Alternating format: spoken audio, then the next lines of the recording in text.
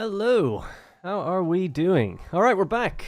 Another live stream. It's been a little while, and today we're going to be pretty much working on the Iron Factory that I just did a video on just recently. Thanks for all the support in that video, by the way. It seems to be doing really well. People seem to really like it. There was a few changes that had to be made along the way. And apologies for being late. I was trying to set something up at the stream. It seems like the alerts just aren't working. Like, I can see them, but they're just not popping up. And I had this problem on the previous stream. And I spent like 30 or 40 minutes just beforehand trying to get it to work, and it's just not working. I have no idea why. None of the alerts are working, even default ones. So I'll have to try and look into that, obviously, pretty much after this stream. If I want to do any in the future, I want to make sure I have that right. Alright, just getting settled in here. Time to study with Darren on the second monitor, and hello and welcome Aaron and Fred. Shout out, Technotone. Yes, that's the correct name. I was wondering if it was Techno1. Cool name, actually, Technotone. You feel better than I do? Oh, sad to hear that. Well, hopefully you can take your mind off things and relax on this stream here, Carrington. And hello, Nicola. Sorry, there's a lot of names. I'm not going to call out absolutely everybody, but welcome one, welcome all. So, the Iron Factory. So, if you haven't watched the video on this, I recommend you do before watching the stream, if you're curious as to how we got to this stage. But at this point now, we're pretty much free to do the cosmetics. I have a little to-do list over on the right-hand side. A couple things I need to adjust and change with the factory, just very small things. And then the idea is to put in some truck stations, do the cosmetics. Maybe if we have any time left, upgrade the coal power plant or a few other things. Now that we've got Mark IV. This is just the save file that I gave out to people, so I dump all my stuff on the ground so people can just grab it right outside the hub. Just re-equip that. We should be good to go. Alright, we're looking good. We're feeling good, smelling good, sounding good. Another live show. I'll have to come back once I finish teaching. Please do. Yeah, the good thing with these, people often ask, is they do stay up as videos after the fact as well. So even if you miss them, you can always check back in. I'm going to try and stay as focused as I can, because I often do get like really sidetracked and go off on random tangents to do weird things in the game. I really just want to focus on getting as much done with the Iron Factory as we can. One last thing I want to do is pull up the production graph document so I can just check against that every now and then and show it to people who are curious how things are working here. Here we go. I'll just need to change the color of it so that's a little easier on the eyes for you guys. One sec. And maybe tone that music down just a bit. There we go. Alright. That was just on my other screen. And the music, just tone it down just slightly. Before Notch comes in and kicks my door down. Copyright. Alright, are we good? Good. Okay. I wanted to apologize that I can't keep paying the membership. Dude, don't apologize. If someone becomes a member for 1 month, in my view, you've paid your way for the whole year. But truly, because a membership, even if you're at tier 1, the Tribune level, which is like $2 or something, around $2 depending on your currency, that's like 2,000 views. A bit less than that, about 1,500 views. Think of, you know, you'd have to have watched all my videos several times over to kind of contribute that much. So you've done your part, as far as I'm concerned. You ready for another awesome stream? Thank you, Errol O'Connor. And hopefully this doesn't break your concentration, but is there a reason why you would severely underclock one machine versus underclocking all of them just one little bit? Yeah, some people asked that in the comments of the last video. So the way I've done this is that all of these machines are at 100%, and the one on the end is at 57. Now, I did explain this in the video. I'm not sure what didn't come across well, because I tried to really emphasize why I did that.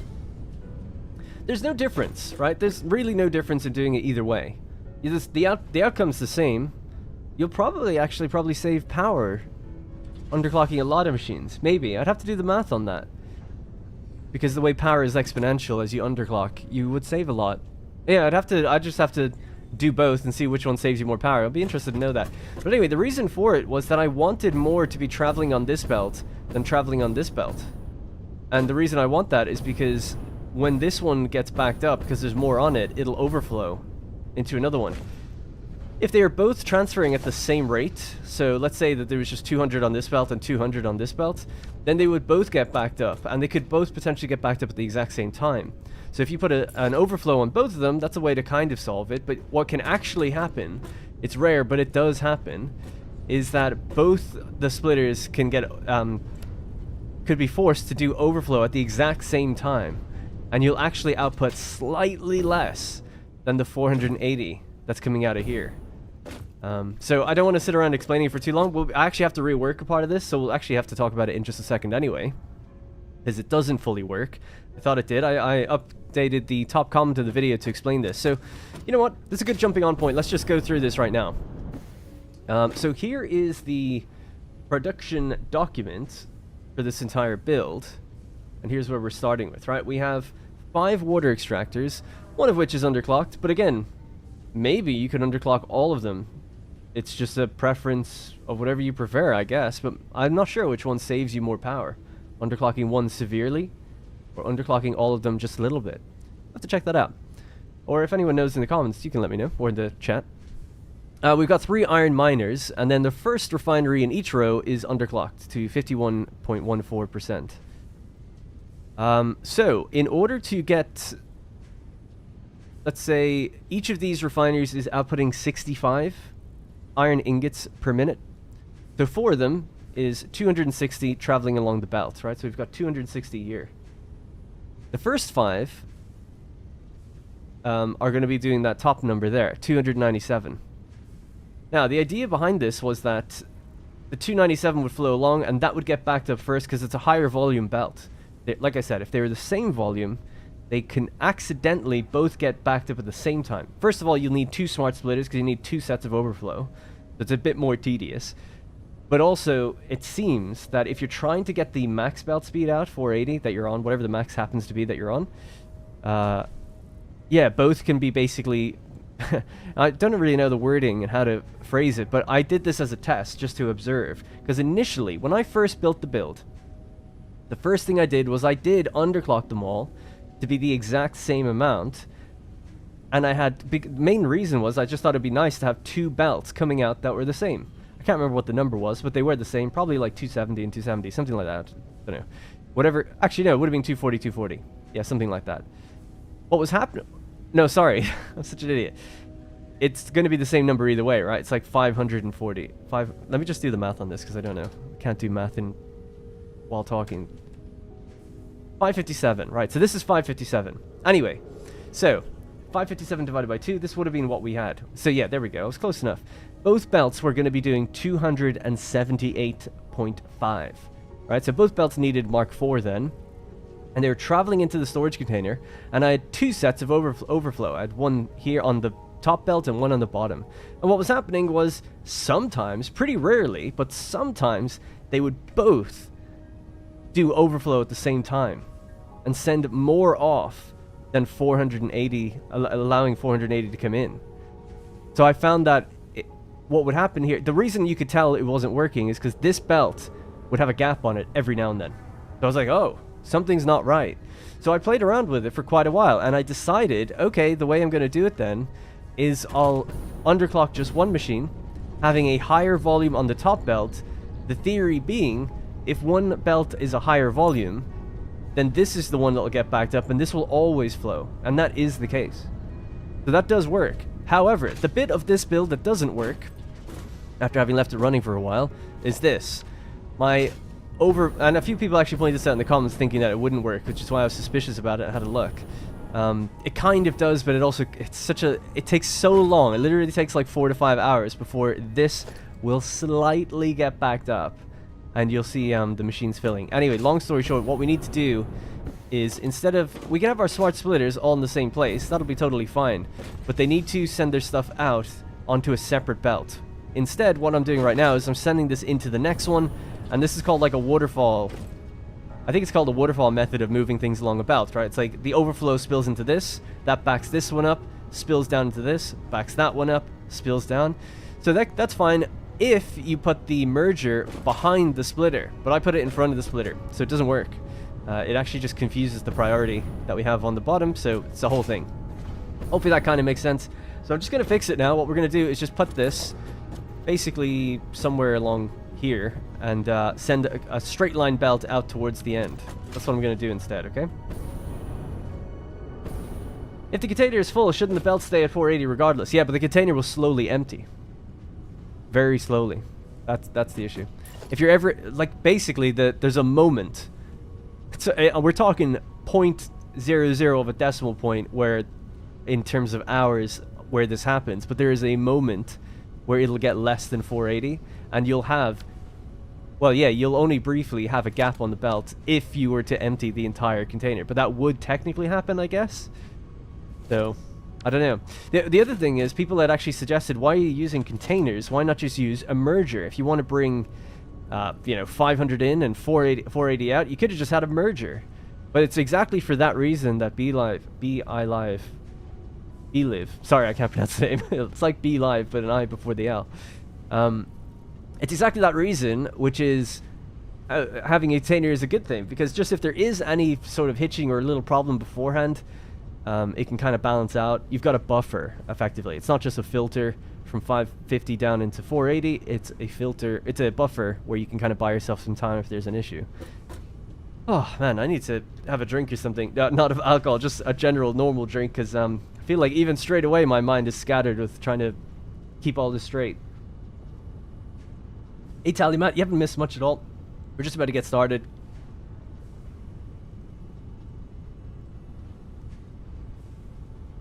You're making 1560 black powder. Absolutely no idea what I'm going to do with such an absurd volume just yet. Been there. And hello, Peacekeeper. And what was the one above that? Glad to finally catch a string. Your videos have helped me so much on this game. I put loads of hours in before seeing your stuff and realized how... Nah, don't say that. I was a new player once before as well. And I still feel like I'm not... By no means am I the expert on this game. There are people far better at it than me. And I learn things from the comments all the time. Like for instance, right now we have to make a change to this setup. So this will get it running totally fine. Okay, so this will fix it. Alright, so just going to pop another container here in line. And do I have what I need for these? Yep, I've got enough material to make a few of them. I'm just going to make a regular splitter somewhere along here. And does it need to aim in? It needs to aim this way. 1, 2, 3. Line that up. Alright, so our new overflow line is going to go there. I think, yeah. Copy that setting, paste it here. Yep, alright. And we're going to send that down to the next one. But we have to send it up and over onto its own unique belt, basically. So we'll grab our stackable pole. I think here is good. Might have to go higher than that.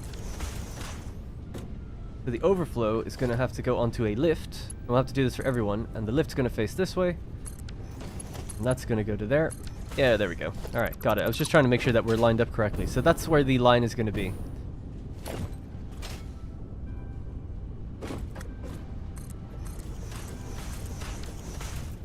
Alright. So this one, conveniently, is actually in the same place. That was just coincidence. We'll just cut that away for a moment.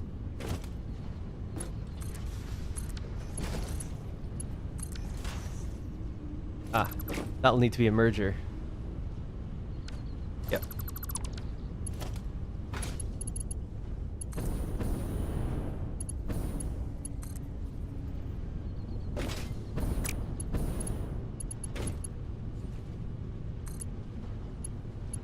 There we go.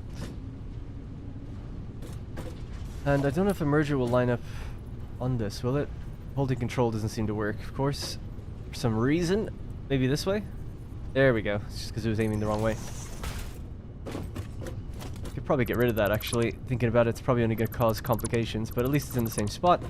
And then this just needs to travel down and do the same thing, but over on this side. So how far in were we there? Okay.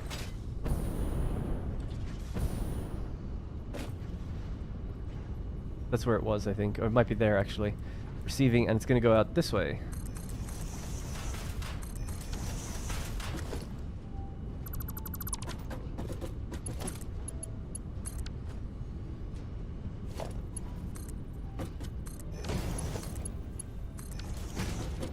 Cool. Ah, why how the hell is this so off?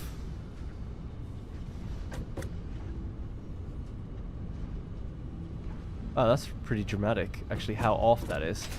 I kind of did this in my head before, and I was like, yeah, the center is where it should go. But obviously not. We're way out to this side. Oh, okay, yeah. Alright, let's just do that again. Sorry, I'll catch a chat just after I do it. I did that. Yeah, it's supposed to be on the line.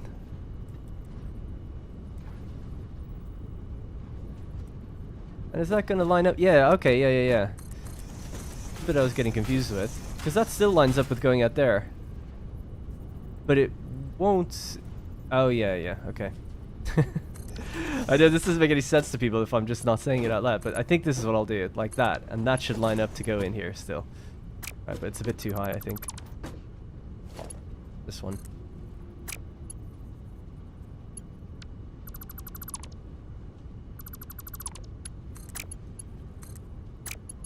Oh, it's gonna drive me mad.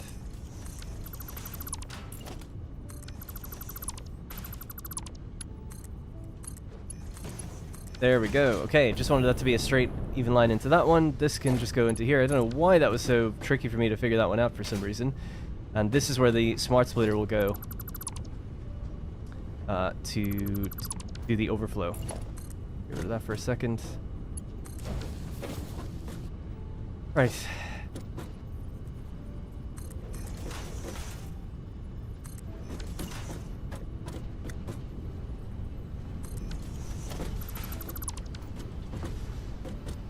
Okay, we'll follow it once it's in place, because then it'll just make sense. Right, so I can get rid of all the original stuff now. Get rid of that. Get rid of this. This is gone. Gone. And just to keep the consistency with the other layers, because we have this on the other side. And then I'll upgrade all the belts. Of course, they're just Mark 1 at the moment. I'm gonna go that way. So the overflow is going out to the left. It's gonna fly up that way, join onto a merger, and go back down out into this container. So now the 4 containers are back, excuse me, in aligned with each other, where they should be. Get rid of some of this old stuff now. That doesn't need to go there anymore. That doesn't need to be there. Right, so that's intact. These are back intact. Alright, so they're gonna have to be, we're sending 77 as an overflow, so it'll have to be Mark 2. Anything that's coming out of the overflow, which would be here, so that's going to be Mark 2. Not that it matters really, we could just make it all Mark 4, but Mark 2 to there. Make it Mark 4 from then on.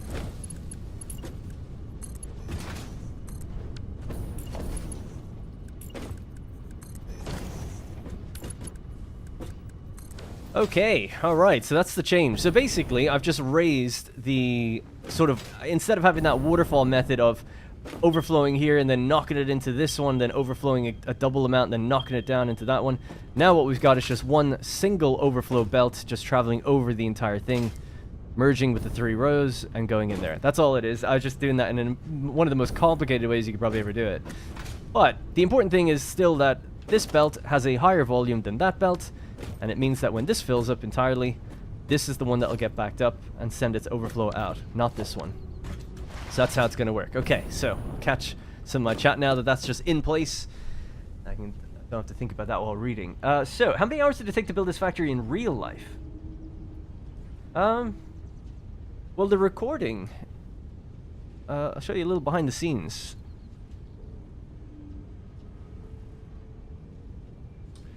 To my recordings. So, Satisfactory...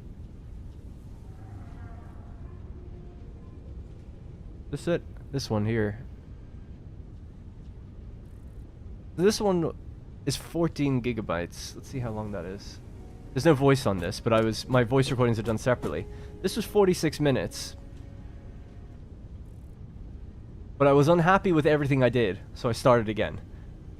So that it's 4 hours 49 minutes, and this is the actual recording that was then edited after the fact. So 4 hours 49. This was after the game crashed for me at the very end. People may have seen that in the video. So it just crashed right around here at the last few seconds. I think. Yeah, because I was saving a blueprint or something, I think, and it just crashed on me. Anyway, it crashed. So then I had to go back reload, do a few extra things, get back to where I was, and then do this. And this was 2 hours 58. So 2 hours 58 plus the 4 hour 49. That's the actual usable recording for the video. Unusable 49 minutes of me failing to be able to kind of explain what I'm doing correctly. Then there was all the time before the episode where I cleared away all of this, right? So all of my starter base had to be cleared. So I, obviously did that, and I recorded it thinking like, well, maybe I'll include snippets of that in the video or something to show people like, yeah, I got rid of everything. So yeah, and then there was all the time spent, put into things like this, where I wanted to look around the map, find out where I'm going to build, find out what I'm going to build, what I can use without making it too complicated. Didn't want to do another copper factory style insane build. Just wanted something that we can replace the starter base with relatively, like in one video. So all that had to be worked out and then put down. So yeah, man, I don't know. A lot of time went into it. Few days work. And then the edit as well takes a lot of time. The more footage you have, editing 6 hours of footage takes at least 6 hours, because you have to watch through it. I try to watch through it like 2 or 3 times speed and try to just be more efficient. But when you're watching the final video, you really do have to just spend the time to watch it, and it is an hour and 30 long. So you kind of have to, at certain points, watch through those 10-minute segments just to make sure, okay, that's good, that's locked off, put that away. Not going to change that bit, and then keep going. But then as you see the time getting really long, it's like, okay, what can I maybe trim out from the earlier part of the video that's really not necessary anymore? Or we can get away with skipping over. So if you ever see me skipping over something, you're like, oh, kind of would like to see that. It's because the videos are so long, And not just that, but it's also, I find that I'll often explain things, or if I do a certain layout, and then later I realize that, oh, no, this is going to be wrong, I don't show the first bit.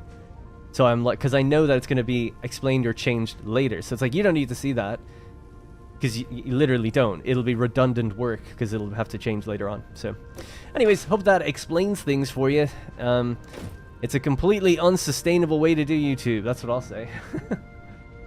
Turn off that now. All right. Anyway, are you going to scrap your world and restart when 1.0 comes out? It depends how different 1.0 is, and I don't think it's going to be that different, so we'll see. But probably not. I don't know. It just depends how different the game is going to be. If progression is completely different, then yeah, we'll play a new playthrough. Although just in speaking of YouTube terms, it's probably just a good idea to start some sort of new series anyway, just to capitalize on people checking out the game, I guess. But I don't know. I really need to see what's going to go into it, Don't know if we'll ever get that information before it just drops, so it's hard to plan. I don't, Coffee Stain hasn't reached out to me. I don't get anything early or talk with them ever. So I don't know. Anyway, is there a folder with all the blueprints, or are they only split into all episodes? So initially, I was doing it based on a folder with everything in there. But it became huge. There was like 400 blueprints or something. So I started breaking it into per episode. So for the first 10 episodes of blueprints, it is just a massive folder with all the ones I ever used. But then now I'm just doing it based on, I'll add the blueprints that you saw in that episode. Because that's just, it seems like better that way. Also, some of my blueprints change over time. So it's better just to keep it segmented to the episode. It's like, hey, this is what you saw in that episode, there you go. Rather than having some master folder with everything I've ever made. Just because I'll change it. I've changed the refinery blueprint a couple of times now, that one. So yeah.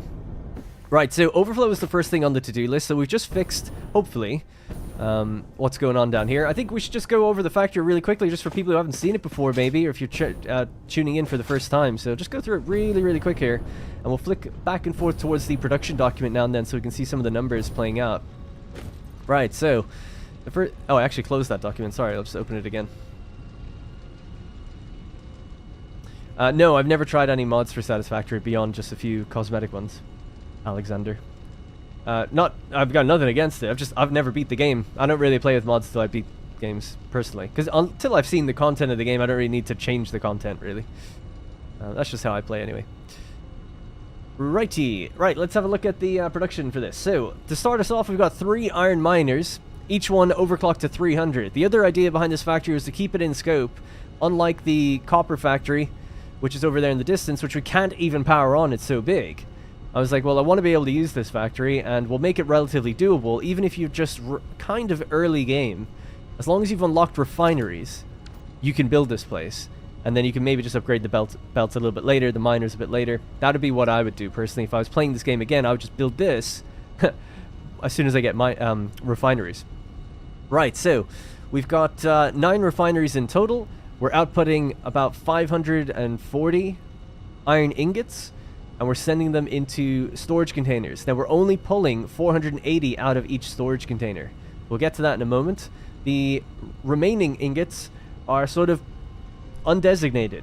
I never decided what to do with 230 ingots, and that's kind of for the future. We can build more onto the factory or send them somewhere if we want. Excuse me, all these numbers are per minute. Thomas Oakley, appreciate you becoming a senator. Tier 2 member. Appreciate that a lot. Unfortunately, guys, I've mentioned it, but my alerts aren't working. I'm definitely going to get on that for the next stream anyway, but I was trying beforehand and I just couldn't, I don't know what's wrong. They're just not appearing. I see them. They're obviously working behind the scenes, but I mean, they're not appearing on the stream. Don't know why. So thank you, Thomas. Anyway, we've got 5 water extractors as well. So the water extractor is just over the hill.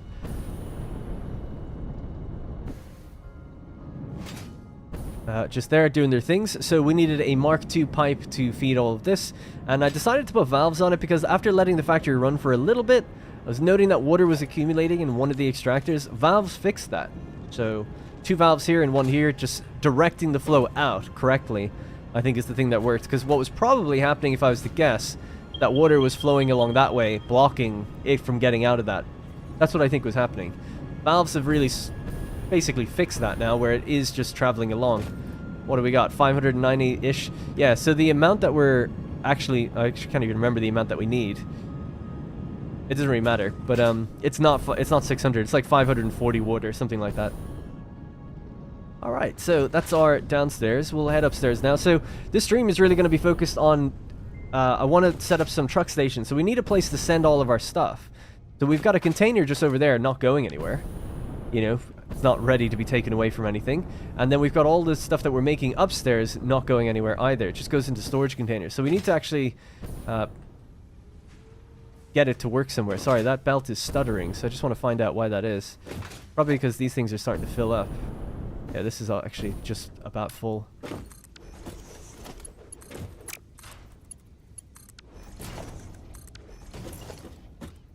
Thank you for the 5 gifted memberships from Jamie Kell. Appreciate that as well. Thank you very much, Jamie Kell Burns. 5 memberships gone to Funky, Rude Dude, Duck Barrel, John Duncan, Spaghetti P, and Davos Seaworth. Thank you very much, Jamie Kell. Really do appreciate it, man. 5 gifted memberships. Jamie's been a very generous supporter in the past as well, so thank you. Alright, just gonna buy ourselves more time with our storage here.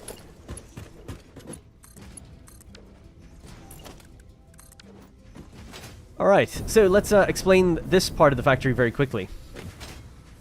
And if you've seen the video, you'll know it, but I'll just very quickly explain it from the top here. So those 3 480 ingot belts are here, here, and here. That's our general output, right? So the 3 belts that are doing 480 will be these 3 here.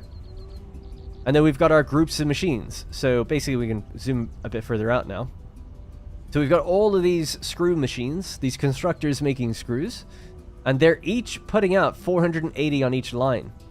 3 of those lines are going into the rotor machines, and 1 of them is going into the reinforced iron plates. So just to get some perspective, these are all the screw machines here. They're stacked on top of each other, so it's 4 and then 4 on top, so we have 8 per group, 4 groups. So we know that these belts at 100% should be totally full, and it looks pretty good. I think they are, based on what I'm seeing right now. It looks like we've got a clean 480 screw belt moving across, a clean 480 in the distance. As long as it's constantly moving like that, that's how we know we're doing good. If we see any gaps, something's gone wrong somewhere along the line, but I wouldn't worry about it too much right now. Anyways, they all make their way into the purple is the reinforced iron plates, and the red is the rotors. So this is a stacked blueprint of 4 assemblers, so we have 2 groups of those, and then we have stacked blueprints of 6 assemblers, and we have 3 groups of those for the rotors. So in the end, what we get out of the rotors are 57.6 per minute. Out of the reinforced iron plates, we get 40 per minute. And then finally, we have the groups of iron rods and iron plates. Some of the rods we save up, so 96 and 96. I can't remember what that is. 190 or something? Can't remember. And then we have 80, because these ones are colored blue. These 4 make 80 per minute going into a storage container. So these are the ones that are actually contributing to the 120 to go into the reinforced iron plates. So that's the layout. Pretty simple. The orange is the iron plates. The green is the iron rods. Purple reinforced iron plates, red rotors, and blue screws. That's it. As complicated as it gets. All sorted and done for us now. Part of the build today is going to be doing the cosmetics. I want to go around and paint a few things. We want to change the floors so they look better, things like that. Put some walls and a ceiling on. But before we do, we have to basically design a sort of truck station. So we're going to get to doing that just now. Robert B. dropped a 25 super chat. Appreciate that a lot, man. Thank you so much. Oh, people can like your super chat? That's pretty cool. I'll like it as well. I didn't know you could do that. Got 6 likes on it. Shout out to Robert. He says, I'm a new viewer, but I've watched a lot of your content in the last week or so. I feel like back rent is due. Hey, I appreciate that. Thank you. Will this be a video later on? Yes, it will. Yeah, everything stays up as a video later on. Yeah, so thanks again, Robert. Nobody owes me anything, but I appreciate the sentiment. Where are you going to put back the space elevator? I don't know. Yeah, some people want me to make a kind of a dedicated base that kind of looks nice and has some things going on. I've been thinking about it. I don't want to give away too much, but yeah, I've been thinking about making a general area where we have, you know, a dedicated space elevator, and that just stays there. And then also the hub will be there, and we can have a few different rooms and compartments. That the general concept I've been thinking of is, you know, the way like sometimes you just need to make something on the spot, like wherever you are. I kind of want a room that has like a manufacturer in it, and we can just access 4 containers and put something in it, and it just makes something for us without having to make it every time. Another room that will be a blueprint designer room, and then another room that's like a constructor, and another room that's a whatever. And it's just these little dedicated mini rooms for us to do some more manual crafting, and that'll be nearby to where the space elevator is. So I'm thinking about that, like kind of like, oh, okay, let's start making like a kind of a home base. We're almost at the point in the game where I would consider doing that. I want to get oil up and running first, and then maybe after that we can do that. All right, so hey, another, I won't have any time here, guys, but Sniping 86 gifted 10 memberships. I'm so sorry that the alerts aren't working. It'd be nice to see that stuff pop up on screen. But it's Michael, so that's, and thank you, but that's gone to Michael Dorian, or Michael Do Iron, depending how that's, yeah, because it's not Dorian. Mike Sheward, Christoph De Winter, Asem Bader, T-Sol, Saul Vlaxitov, HDX Tex, Rodney, Dylan Duplachain, Nergal, Richard Brakeman, and that's it. Thank you again for that. That's 10 gifted memberships from Sniping 86. Thank you. And then some people are saying thanks to him or her. How do you calculate how much of a thing do you make with a raw resource? Yeah, so I get the question a lot about how do you plan in this game, and it's you know, it's I don't want to spend too long on it. It'll be the last question I answer before we actually just get to these truck stations, but this is a good one to kind of touch on. So when I was looking at doing this build, for instance, right, just looking at this build, I knew that I wanted to do it roughly here. This is where my starter base used to be, and there are 3 iron deposits. So an iron deposit, that's a normal deposit because they can come in, what is it, impure, normal, and pure. A normal deposit can put out 600 iron ore per minute if you have a Mark III miner and you overclock it completely. So that's the max you can ever get out of it, right? It's 600. Now, Mark III miners don't arrive in the game for a while. That's just something you would have to know, I guess. I've played through the game a little bit before, so I know that just generally we're not gonna get Mark III miners for a while. Actually, I suppose you could look at the milestones and see later where it is, you know, relative to that. Anyway, so I decided, okay, we're gonna go with Mark II miners. So knowing that it's gonna be Mark II, the max we can get out is actually 300 per minute. So this is a 480 belt. That's why you can see gaps on it, because we're sending out 300 constantly on it. So the question then became 300 by 3. That was 900. So it's like, okay, we have 900 iron ore to work with. So from there, it's all up to you with what you want to do, right?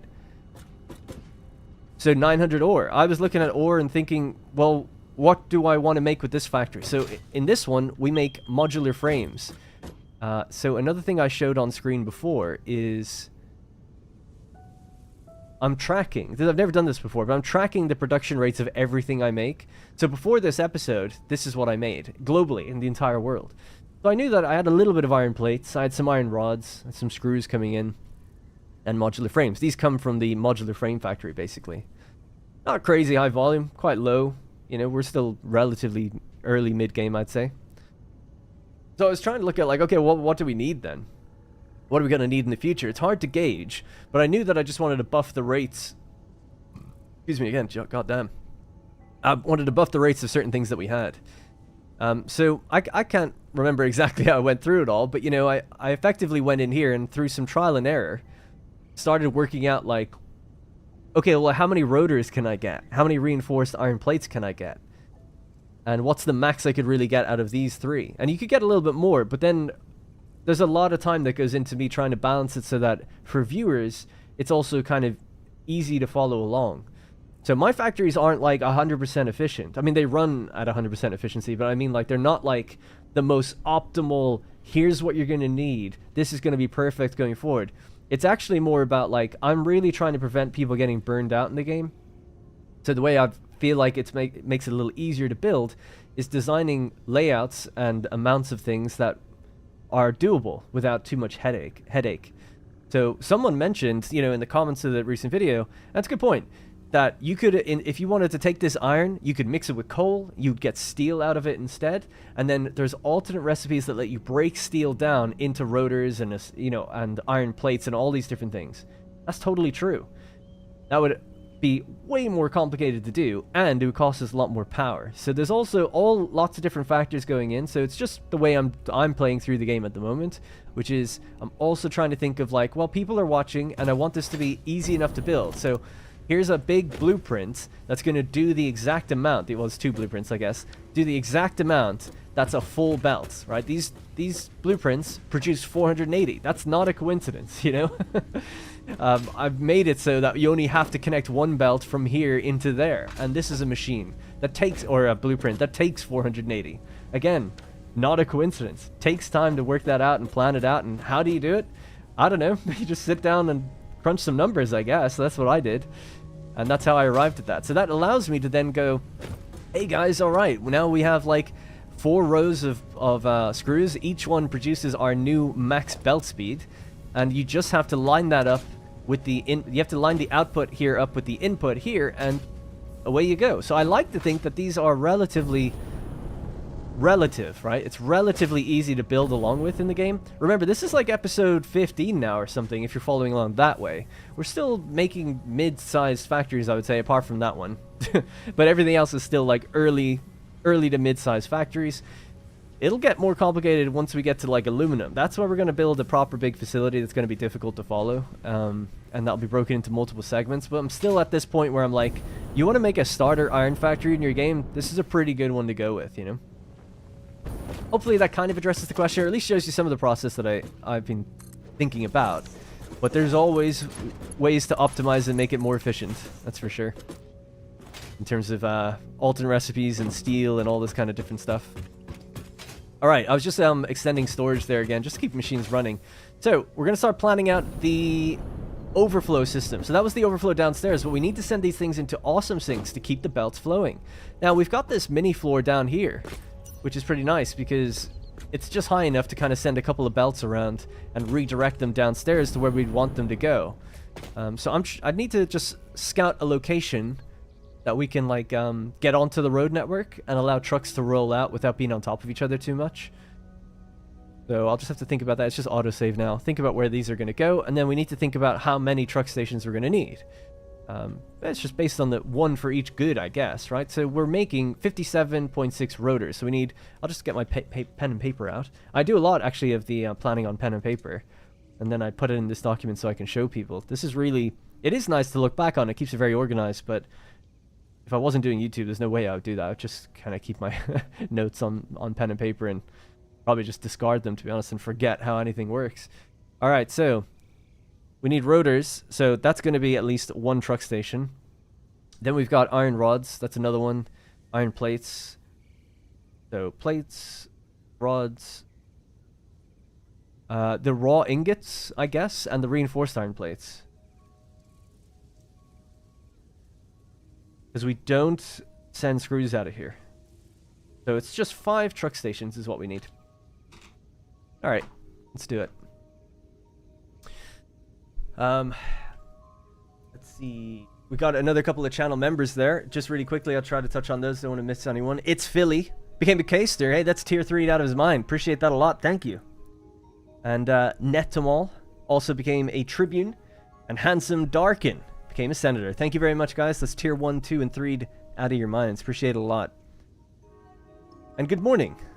It's Philly. Yeah, sorry if I'm missing chat. It's so difficult just to keep going and just try to keep focused.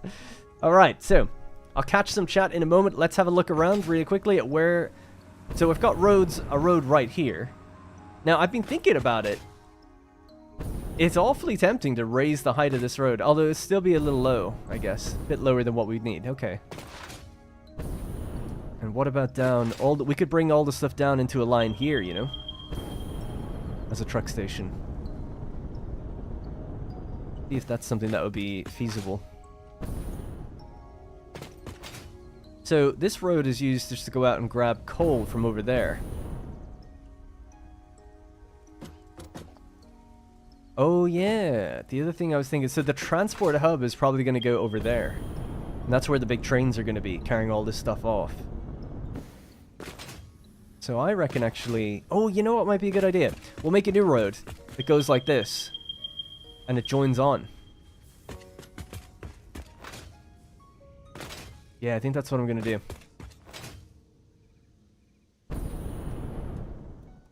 I'm not sure where it's going to go yet, but somewhere there is going to be a big building. That's going to have trains and trucks and roads built into it. Yeah. Alright, I think that's where we're going to go. Always use sloppy and then pure for smelting. Oh, there's so many containers there. Well, this used to be my starter base. Just here. And I destroyed it all. And all the stuff I destroyed went into those. So I'll slowly get through them over time. That's why. Alright, I think I got the idea then. So, what we'll have to do is head downstairs. And extend our floors out, and then look to see where this station's gonna go. We need to move around that rock. And then we'll cut away some of the floors that we don't need.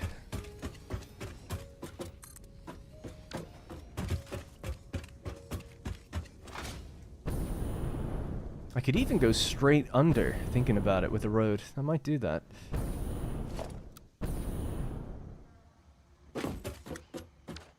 I needed iron plates.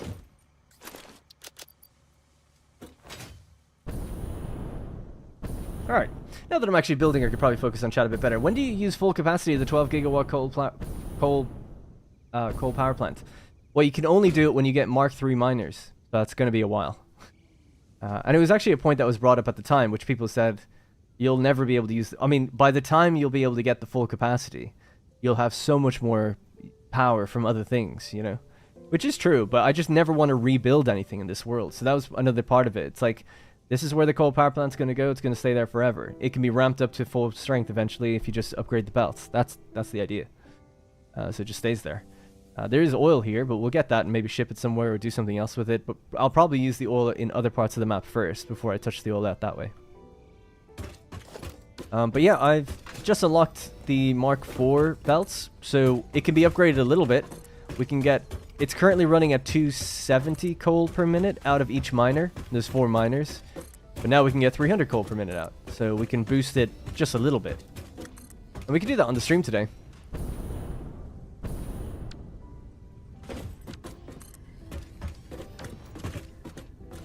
I'll get rid of that one. Flipping through too much.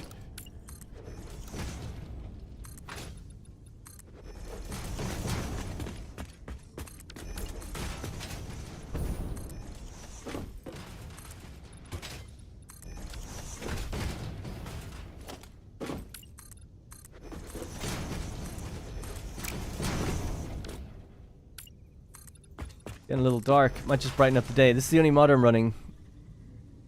This and Pack Utility mod. This one just allows us to change the day-night cycle. Called Sky UI. Sky UI. to really empty some of the stuff out that I don't need. We're just expanding the floors right now. Need to see... We need... How many truck stations was it? It's 5.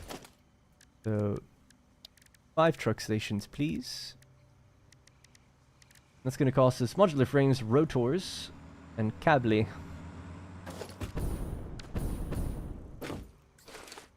So just going to put away some of the stuff I'm not going to need for a bit.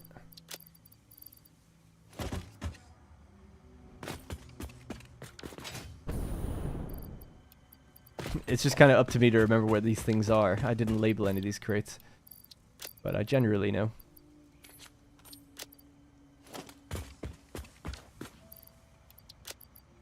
And then steel. Alright, it gives me some space. We can grab some concrete now, maybe.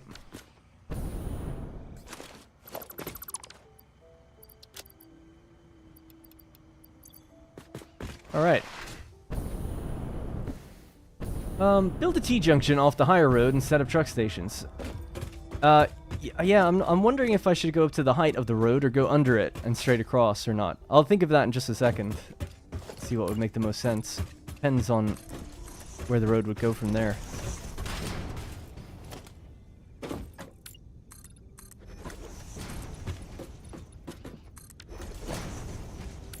Just wanted to extend the floor out first and some of the roof.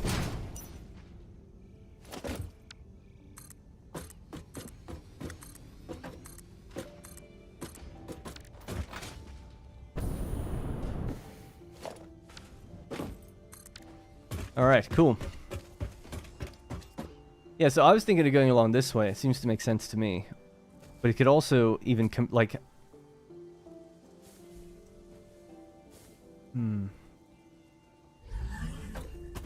Get some height on this place, because the roads are pretty weird here. See you later, Netomol. I find time to play. I was planning on making a central storage where all my resources are transported from each factory, so I have to go to one place to get stuff. Would you do that? A lot of people do that.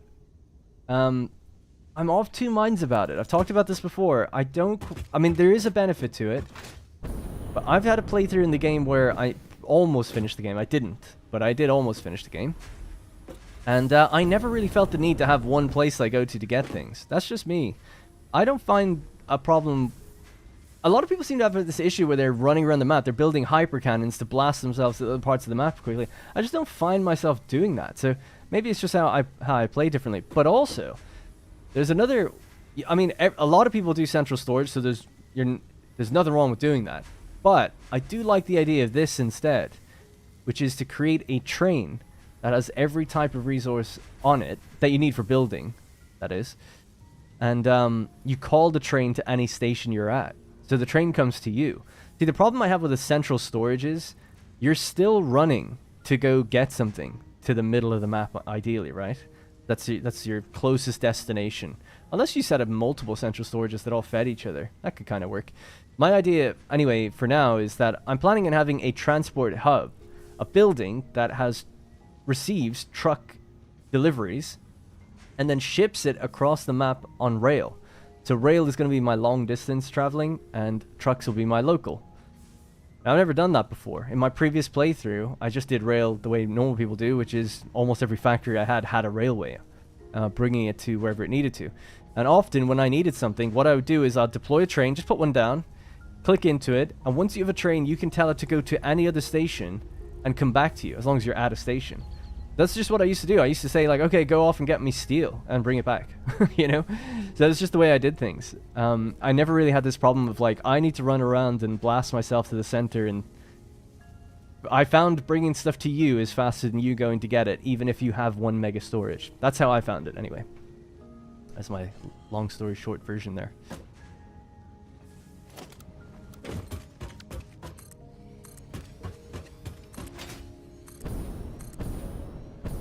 But I feel like I'm in the minority with that, because everybody else seems to do central storage. Yeah, I want to do, Black NYC says to build a sort of New York City style billboard things that go up over the road, right? Yeah, a few people have said that once I made these roads. I'm definitely going to do that with signs telling you where things go, for sure. That'd be fun. Gotta make that blueprint. And And now that we have the bigger signs unlocked in the Awesome Sink, or the Awesome Shop, it's totally doable. Right, I just wanted to get up here and have some perspective on where our roads are currently going.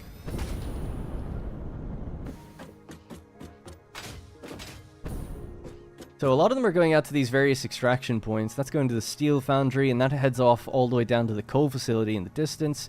That space here is reserved for the transport hub, I think, although I don't know exactly how it's going to even fit in there. It's a massive building, or it will be. You'll have to probably just go over that. Iron factory's here. I'm just trying to think, so and how busy this road is. Yeah, it's not that busy. Trucks could come down here and pull in and then just pull back out. That's the way I'm going to do it, I think. And should we keep it at that height, or should they flow down? This height is pretty nice. Yeah, I don't see why not to keep it at this height, right? So I'm going to have to open up the blueprint designer, and I need to modify these road blueprints because they came with lights, and I've removed all the lights now because I didn't like them in the end. But I never updated the blueprint. I have to get modular frames, sorry.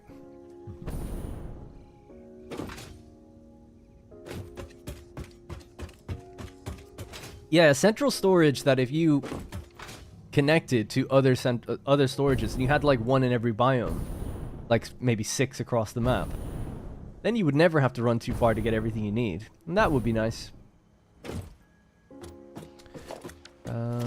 Right, so modular frames, please. Don't know if I have any, actually. Or if I do, I don't know where I put them. We'll just go down here. This is a modular frame factory.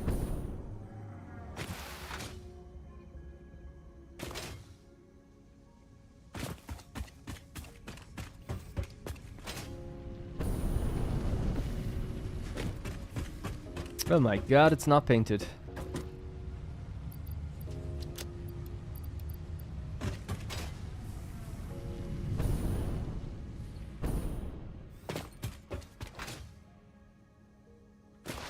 Don't worry about roads. Eventually you use trains. In my playthrough, I'm not going to do that. In this playthrough, I'll be using roads a lot. Basically, I explained this in another video, but the idea is pretty simple. I'll show you in paint very quickly what the idea is.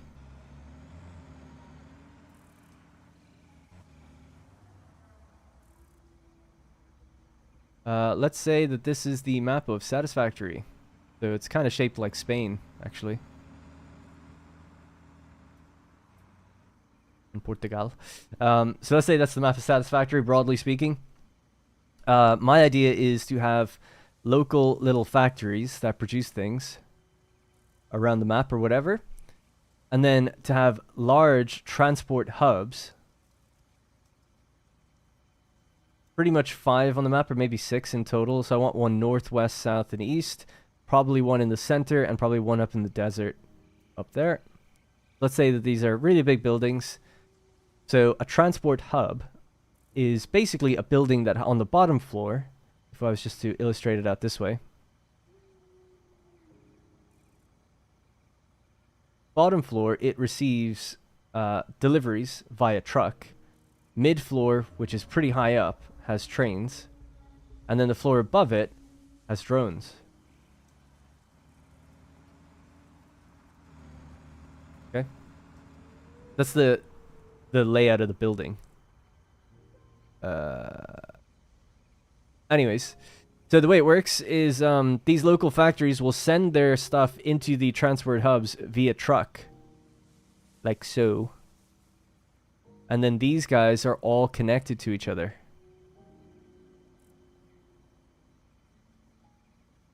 Like that. And each biome has these small factories doing things, sending things around to each other and then into these places. And some factories that will be built here or whatever will also receive stuff back out. They don't just accept deliveries, they send stuff back out. That's the idea. Why? Why am I doing that? Just because I think it's fun. It's fun to use trucks. I think it's a bit... Like, anyone can play the game however they want. Some people never build trains or trucks because belts just do the job anyway. Not a judgment, but I like to use everything kind of as it was designed and intended, and I feel like it seems obvious to me that trucks and tractors and things, they're not something that you're supposed to throw away once you get past them. I think they're supposed to be used for smaller local routes. I think trains are supposed to be used for long distance, large volume. And I think drones are for either hard to reach places or for maybe transporting stuff like uranium. Things that would be hazardous, so you can just fly out of the map. Or above you, away from things. That's at least my plan, so that's what I'll be doing. And that's what I'm setting this place up for. That's the idea. Every factory I've made is connected by a road, but I'm still so far only down in one biome. So once I get oil set up, then the transport hub will be built here, and all of these factories, so it's going to be the steel, the modular frames, the biofuel, the quartz, those are all going to be connected, and the iron that we just built. It's going to be connected by a transport hub down here in the center. The copper and Caterium factory is massive. So the volume doesn't make sense to have trucks deliver things. The volume is insane. So that's just going to have its own built-in train station. So that's fine. Just to send stuff out. So it'll probably just make its way to the transport hub itself with a train or something, you know? Because the volume is just... I can't even remember. It's like tens of thousands per minute of stuff. So it'd be pointless having so many trucks.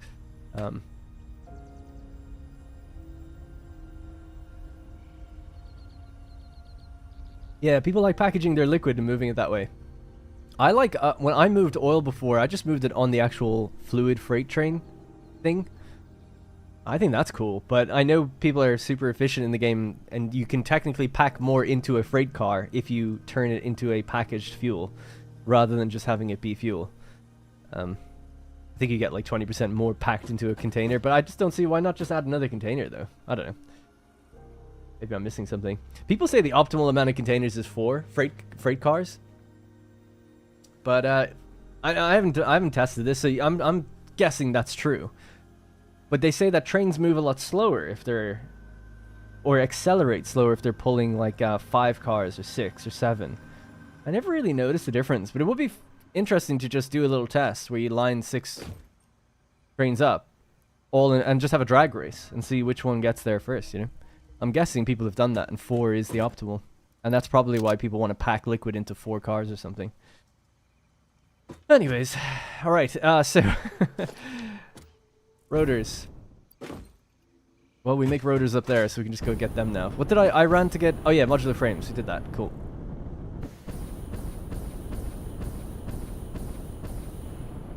Oh, you might wonder, the very last thing is, what are these little smaller things, right? So all the trucks that are currently running around, they're gathering copper ore and bringing it into the copper and Caterium factory. This one here is just one that I've left for me to use later. I don't like it blinking on the map, so I might just remove it soon. Rotors, please. So we already have a few thousand rotors. Right.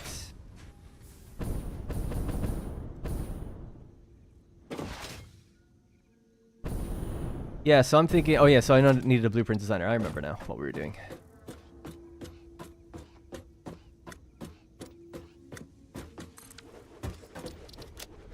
So we want to load some roads and resave them without the lights on it. Ah, I need color cartridges to do that. Yeah, because there's patterns on the road, of course. Alright, we're gonna have to get some color cartridges. They used to be down in my starter base, but I used them all up recently. Oh, actually, while I'm making the trip, this is an example of where I'm actually having to go run a bit of distance, actually. Do something. But there's some biomass and things in here. We can dump that into our liquid biofuel factory, make some more jetpack fuel. I'm kind of running low on that anyway. Do we want to get rid of my cilia? No, I want to keep that. Give me anything that's... Yeah, that stuff's good. Alright. Sorry about all the running back and forth. I'm pretty focused now. I think I know what we need to do. So first protocol is blueprint designer. Got to load up the roads. Got to make a couple small little edits to the roads. Then I can put down the road going through the factory. We're going to have 2 roads. One coming in. Well, actually, we're only delivering things. We're not receiving anything. So I guess we only need 1 road going out. But a way in and a way out, I guess. And then once that's done, we can put the kind of shell on the building.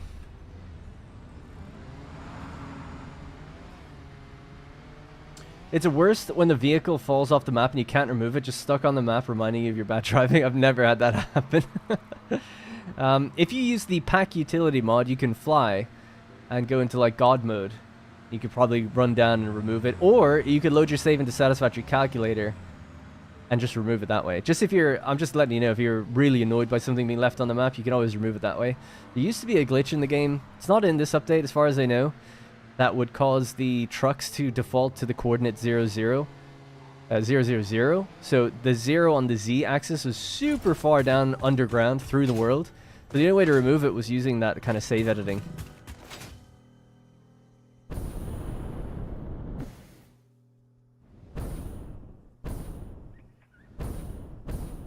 Yeah, I just haven't built a road to the biofuel bunker yet. Just haven't gotten around to it. I'll definitely need some sort of... The idea was it's supposed to be kind of hidden away. But it definitely needs to be a bit more accessible somehow. I just haven't gotten around to it yet. There's only so much hours in the day, you know? People were asking at the beginning of the stream, how long did it take you to do that video? And I showed something like 8 hours of recordings. So why haven't I done it? Just time. Alright, bio-organic material.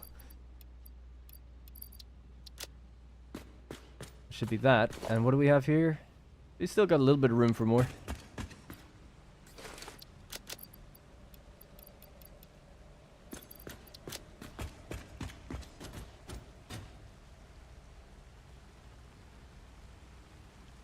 The chat on my left window is not updating. And there we go. Good lord, it's so satisfying to watch you drive around on the roads you made yourself. Yeah, it's nice, isn't it? Thank you. And it's going well. Thanks for asking. AVAC. Sorry if I said the name wrong. If you really want, you can have more engines on the same train. So I find if they're that long, they take up multiple blocks and slow down other trains. Yeah, so in my previous playthrough, I had a train that was 14 carriages. It was carrying oil. It was all the oil made in Blue Crater.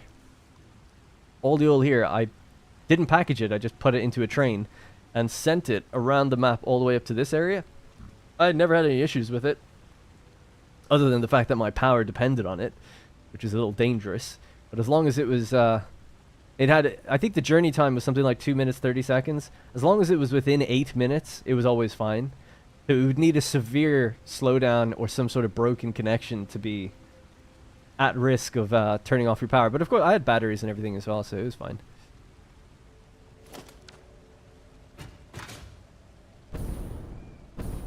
There we go, we're pumping. That needs to be colored. Always something to be done. Anyway, I didn't need to sit here and wait for anything. We just dumped what we didn't need and got what we do. So there is our color cartridges. So we'll take a few of those bad boys for our patterns for the roads. So yeah, if you haven't seen that video for this factory, it's called a liquid biofuel factory. It's in the playlist that I have for Satisfactory Update 8. And it's basically a factory where we just throw in organic material. The factory sorts it out, and then it spits back out liquid biofuel and also color cartridges. That's pretty much it. It takes in animal remains, grass, wood, flower petals, biofuel, solid biofuel. I think the only thing it doesn't do anything with is the consumables like berries and stuff. Which it would be nice to make a little medicinal inhaler thing. But I'll probably do that at like some sort of home base in the future. Oh, I ran away from my vehicle.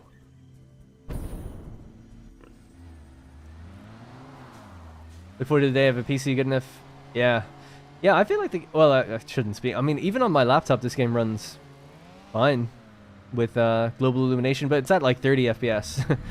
So it's not a slideshow, but it's not like it's not the worst thing ever. It does work.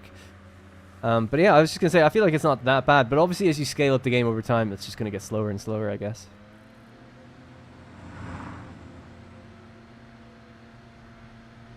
Just gonna drive around to the other side of it and hop up.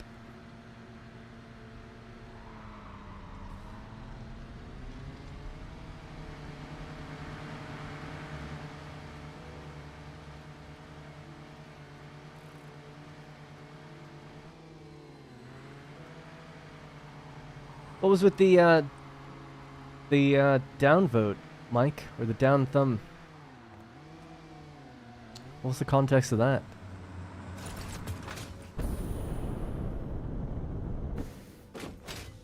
be happy if the game not crashing. If you look at trains too long. Right, let's go. So, road infrastructure, road segments. We're gonna get rid of those nasty lights. I'm just gonna save the same blueprints out without the lights on them.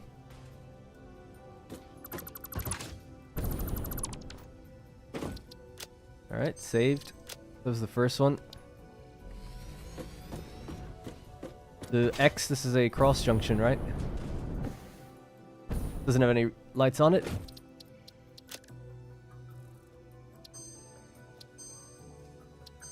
Okay.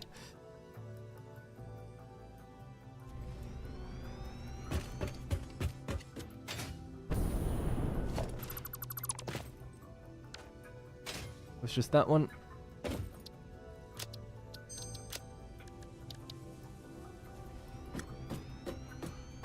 I thought it said yep.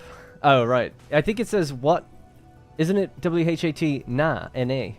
And then there's WHAT-YA. It's like nah and yeah. What are your thoughts on the upcoming 1.0 version? I don't really have, not to be boring, but I just don't really have many thoughts on it because we don't know anything about it. I'm keeping my expectations really low though. That's just, I'm a cynic. So, I'm really not expecting much to change at all, to be quite honest.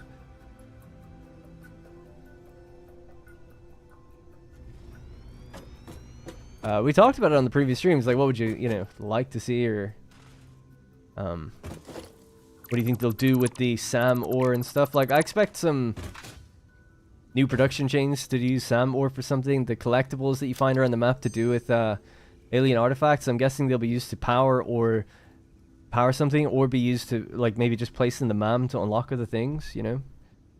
I'm really not expecting, like, any major changes or overhaul, but maybe there will be. That'd be really nice, but I'm not getting my hopes up.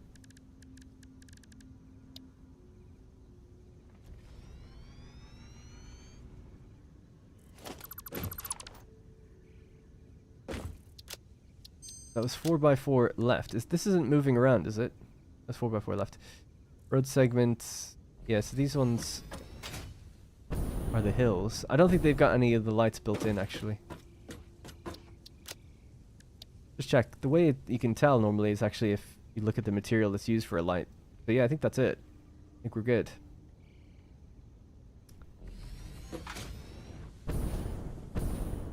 Alright. Seems fine.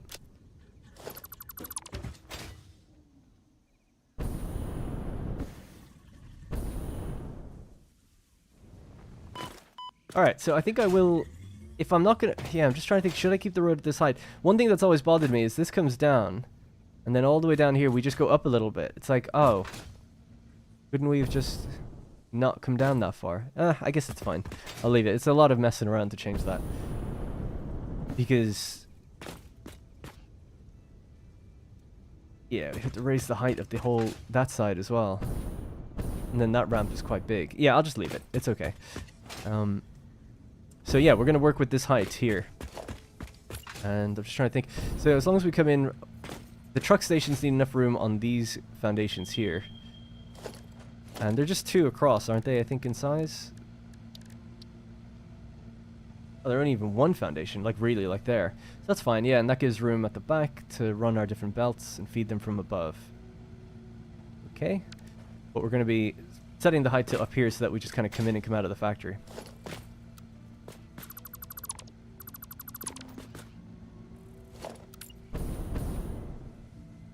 So, I'll need the blueprint for another road. Hang on, let me just move this car.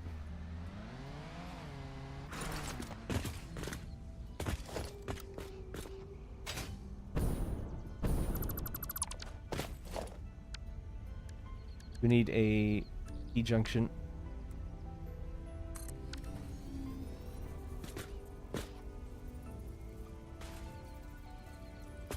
Right, so that's going to be like our entrance, I guess.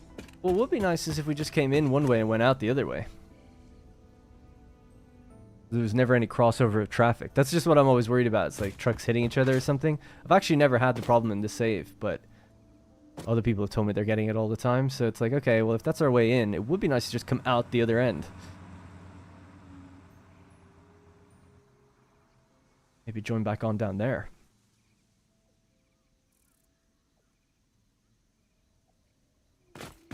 Yeah, let me drive it and see. This is the Iron Factory. The video just went up for it yesterday. And we're doing the cosmetics of it today. And just doing the truck stations right now for it.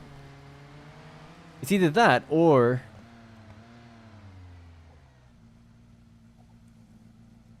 Or this could be the entrance. Yeah. Okay, I know what I'll do. We'll create a closed loop inside. Okay, that's what we'll do. That way I can keep the roads at the same height. Don't have to mess around that way.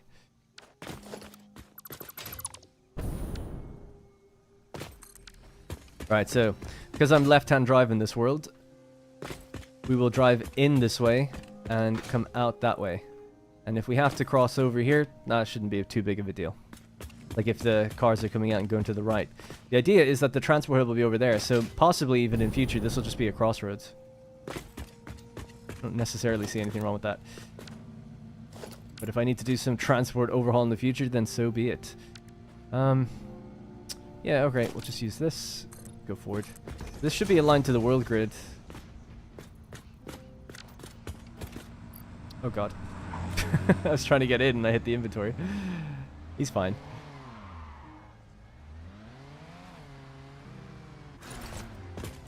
Is it? Yeah, there we go. I was just trying to make sure it was, because I've used half foundations here every now and then, so just making sure.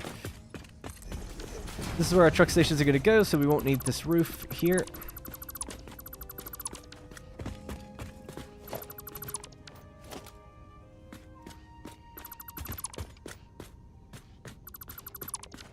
And there's nothing here for a while, actually. Yeah, sorry, I can get rid of even more of that.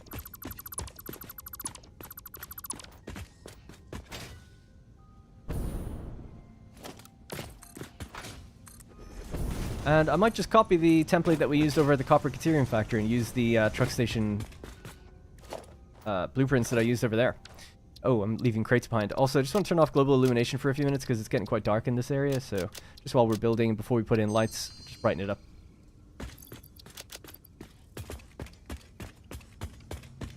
Terry's back. Yeah. That's funny.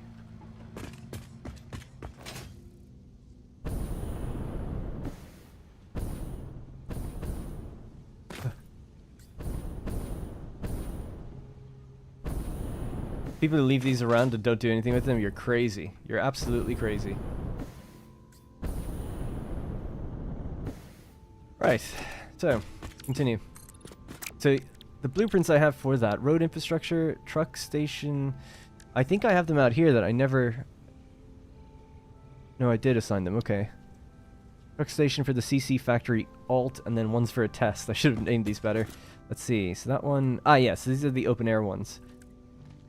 The alternate. What's the difference there? And then those are the enclosed ones. But really, that's just what we want. And to be in line with down here. Okay.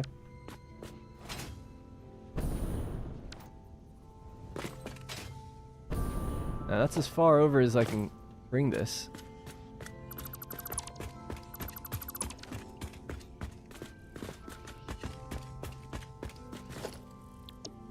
Let me just hotkey this because I'm going to need it.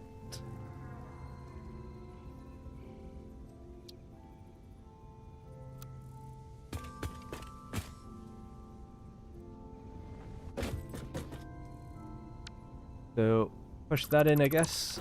Bring this down that way. I'll need to get just concrete or steel or something. Just some other type of foundation's fine. Right, so let's see. Turning off blueprint mode. Bring it down.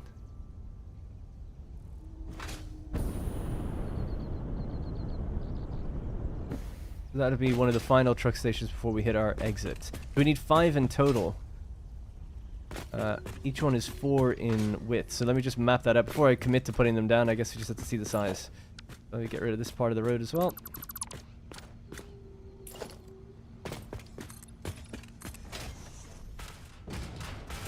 Just using this because it's easier to count as well. Bring that all the way down. Oh, sorry. I'll read the chat down in just a second. I mean, I've been meaning to read it.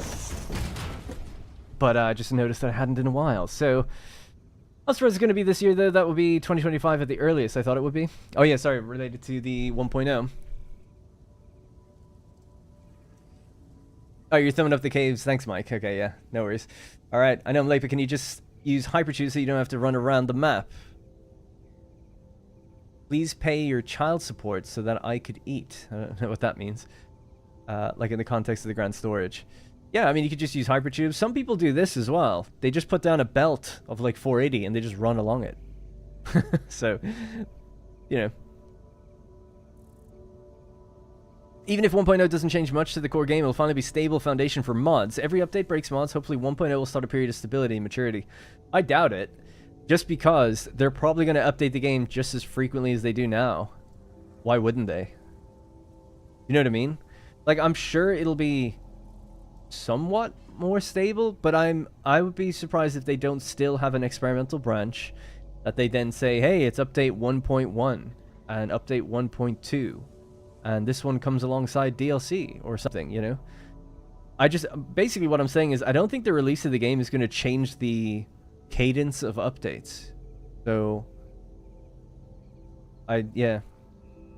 Updates always break mods, whether it's early access or not. And I think the game will keep getting updates beyond early access, so that's just my take on that. You have a series for this world I can binge. Yeah. Got let me post that to you. Drop it in the chat there. So, there are 15 videos at the moment. Some of them are quite long. I'll show you just really quickly on my channel, actually. Bonk. So if you just go to playlists, or if you just scroll down on the What Darren Plays channel, so there's City Skylines 2, there's this one. Satisfactory Let's Play Update 8 Early Access.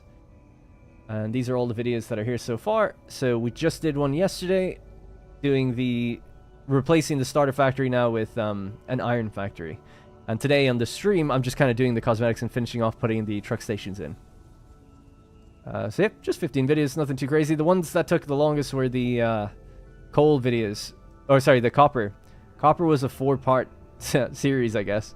And each one's like an hour and a half long, because it just ended up being insane for how long it took. But then back to smaller kind of factories. The quartz factory is one I'm really, really proud of. I think it looks great. Super happy with its aesthetic. And how it looks inside, I think it's quite cool as well. YouTube doesn't want to load, I guess, yeah. Yeah, quite happy with how that one looks, and I've gone around and painted it a little bit better and stuff now as well. I was running my music, so put that back on.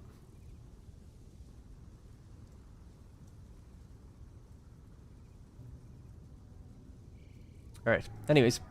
Okay, so I needed to map out, we need a 5x4, so 20 foundations reserved for all the truck stations.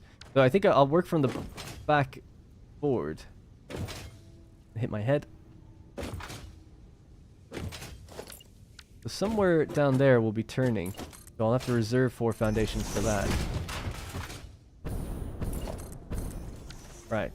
So basically, you can imagine 1, 2, 3, and 4. That's for like the turning of trucks to come around this way, and then it's like the road up, basically. So you don't want to do it at the very beginning, but maybe here. Let's just paint these to be different. So 1, 2, 3, 4. So that's 1 truck station. 1, 2, 3, 4. Another one. 1, 2, 3, 4. Another one. 4. 4. All right. So the last truck station would fit in there. Yeah, that fits then. They all fit. Question is it awkward for getting in and out? No, it should be fine. Because everyone's just pulling out to the left. Yep. All right. Great. Okay, so now that I know what I'm doing, somewhat, how far in do we start these blueprints? I'm just trying to think. They have 2 asphalt bits counted already, and we can't go any further back than there. Okay, we're starting here.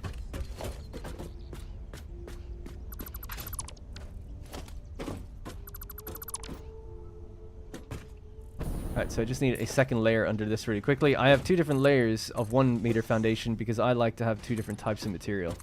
This is something crazy I do. Aaron, thank you very much for the updated membership. Appreciate that a lot. Use your blueprint for quartz on copper and caterium. Use my blueprint for quartz on copper and caterium. Oh, are you talking about the lights? The fluorescent ceiling lights? Which blueprint for the ports, I guess, is what I'm asking.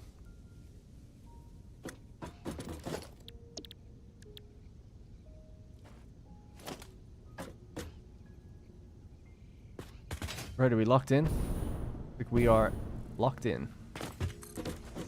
It looks like just some of the power line or whatever is going upstairs a bit. That's fine. We'll just get rid of those. It's going up that... Oh, there was a ceiling built into this. You know what? Let's update that then. Make a version without a ceiling on it.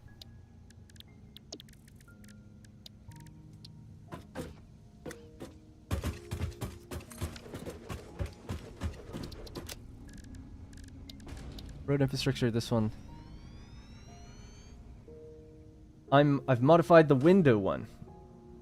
Yeah, so I guess I'm wondering what you're asking specifically, or saying, advising specifically, right? So the copper Caterium factory has like all of its walls, and a lot of the lights and stuff are already done. So you'd have to tell me specifically which blueprint from the quartz factory are you talking about that you'd want to have placed in there? Or are you saying to redo like how it looks to look like that brutalist concrete type build? Because obviously that's going to be way too much work. But in terms of the fluorescent ceiling light, those ceiling lights we used inside, they would be really good actually in there. So I could see myself doing that for sure.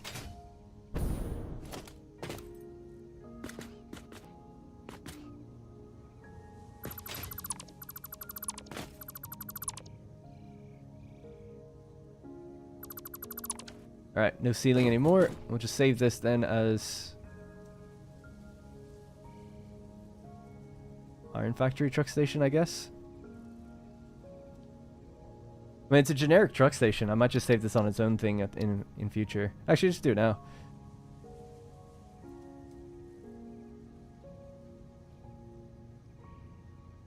What the hell? Open plan truck station.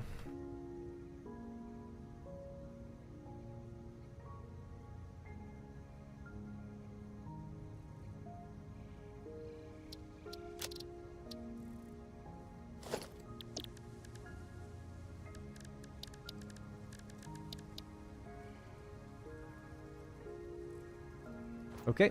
Alright, so got that. Get rid of this now. Go back down. Already placed it. I modified it. Looks so good from the outside. But which one? I modified the window one. So you've made the whole outside all windows and concrete? If you have a screenshot, you can post it in my Discord and I'll pop it on the stream or just have a look at it myself. Be kind of curious to see what it looks like. Alright, cool. So now we can get rid of all this. And just lay out these next to each other. It should be nice and quick.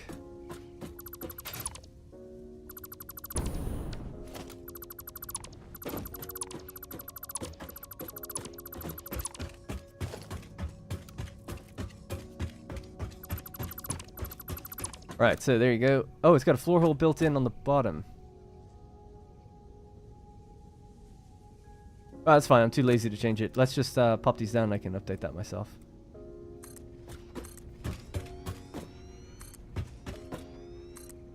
Alright, so that's all 5 placed like that.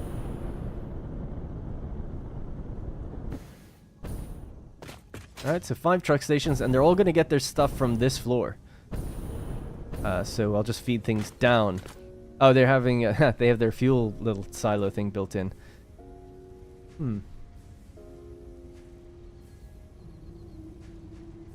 Oh yeah, and we need the recycling. So before each of these is going to be an awesome sink, I guess. Yeah. Or we could also look at the rates of every machine and pile it into one awesome sink, because I don't think anything makes all this stuff that's going into these truck stations. It's like 60 rotors, 40 reinforced iron plates, about 200 iron rods, and 80 iron plates. That's and then 230 ingots. So we'll need at least 2 awesome sinks. Just don't want to have an awesome sink for each station because it would be a bit of a waste of power. You wouldn't need it.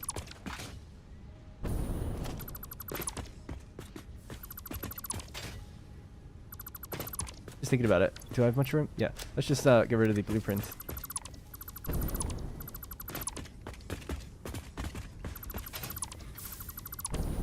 And then we'll just create a mini floor for awesome things to kind of go down to.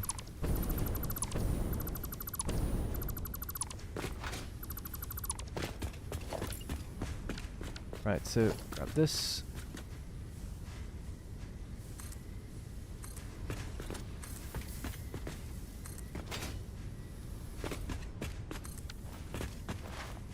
All right. Yeah, I was trying to think, are they going to actually receive fuel from here? No, probably not. There is coal right over there. But I reckon I'll just have the coal delivery truck, that guy right there, just come in here and maybe make a delivery of coal. And that would keep all the trucks going. But in reality, these guys are all just going to be driving over to right over there. Not that far, really. Just somewhere over there, and that's where they'll get their fuel anyway. So I don't think we'll actually need to supply this place with fuel.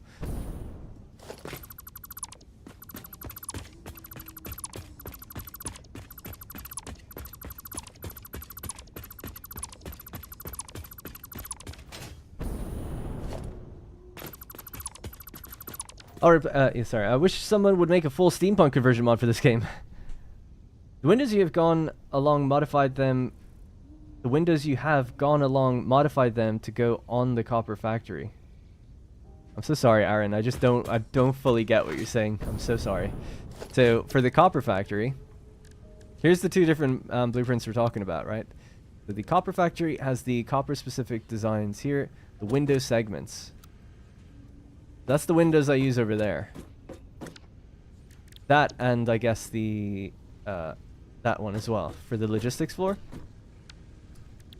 For the quartz factory, I used brutalist windows, right? So I've got windows with beams that sit inside of big concrete areas. And then I've also got the... Which ones was it?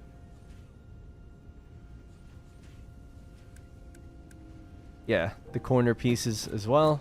That's pretty standard. That's not the one I'm looking for, though. Is it the layer above? Oh, yeah. Yeah, there we go. Those ones. That's the one that people really liked, because these had lights built in. So if you've placed that all around that factory, Godspeed, because that would be so much stuff to place. and for me, anyway, to redo. But it would look awesome. It would be this massive... It would just be like the quartz factory, which you can see up in the distance there. There it is. It'd just be like that, but it would be like massive over there. I might alter your roads to make a hybrid truck hypertube rail type. Any thought on that? I mean, yeah. Some people had mentioned that. Why don't you make a hypertube flow underneath the roads or something? You could totally do that. I hate hypertubes personally. I'll just drive on the road. I'm good. But yeah, you do you, you know. There's if you build them high enough as well, there is actually like these pillars that go underneath with a hole through them. And a lot of people are like, oh, that'd be perfect for sending like liquid, or because you could also make the roads have transport resources. Some people say like what they'll do is they'll have kind of the road on top, sorry, the trains on top, and then the road underneath, and then the logistics underneath that. So you can connect everything that way.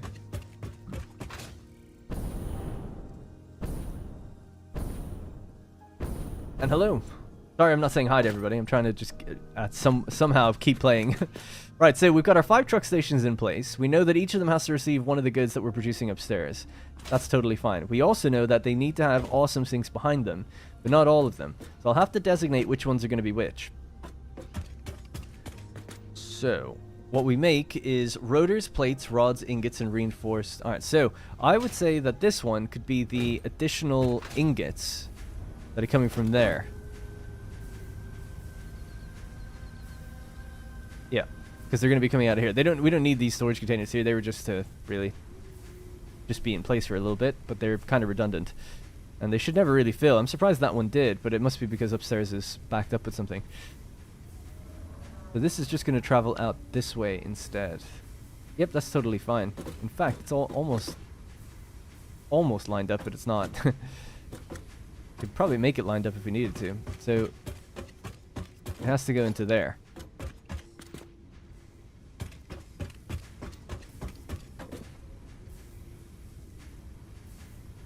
Yeah, I can line it up actually. So we can actually just do this right now.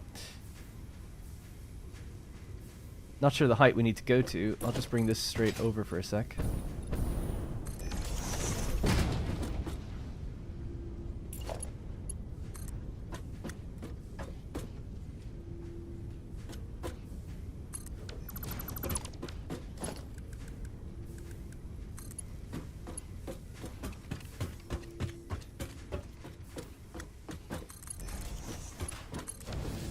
Alright, so that's one truck station fed, but we'll need an awesome sink up here for probably this one and this one. So what should that be? If that's going to be 200, that's roughly 230 per minute. Hey, what's your problem? Oh, it needs to be powered to receive, does it? Oh, yeah.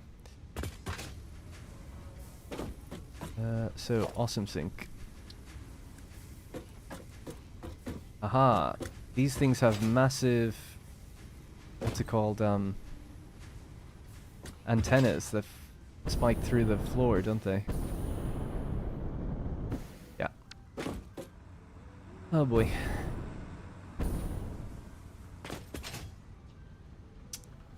Right, it's not lined up anyway. Okay, gonna have to rethink that. So the awesome sinks might have to be downstairs.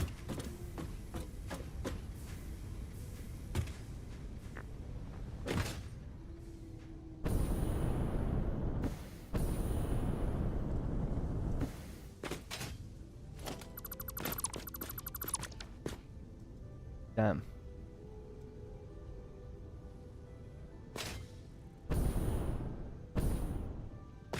Alright, okay, so the way I gotta do this is I gotta move these all out by one.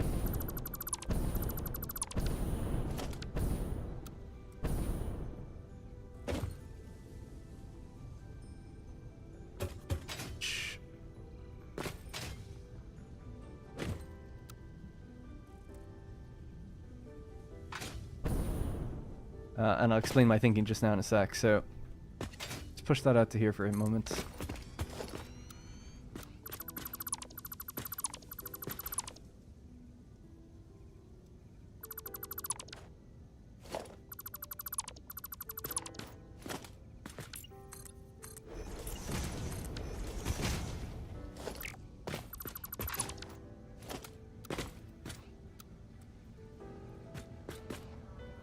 Hello? Connect? No? Don't want to do it? Why not? The vehicle's in the way, okay.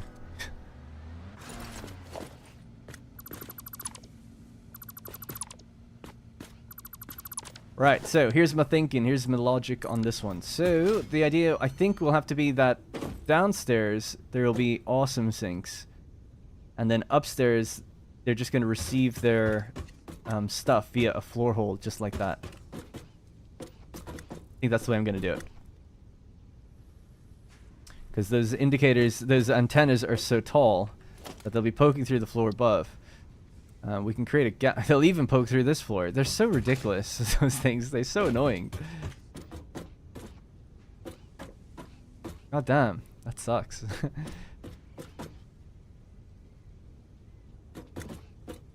Oh, it's so frustrating. I'm trying to think, do I go down even lower? Because you can go down lower than this. There's nothing underneath here.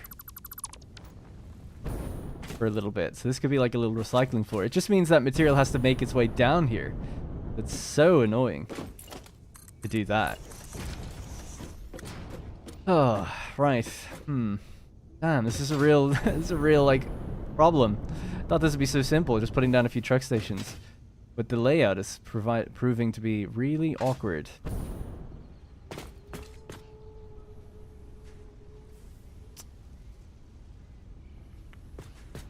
Like, I know how to line it up, I'm just trying to think, what's the best, most elegant way we can do it without it being, like, super annoying.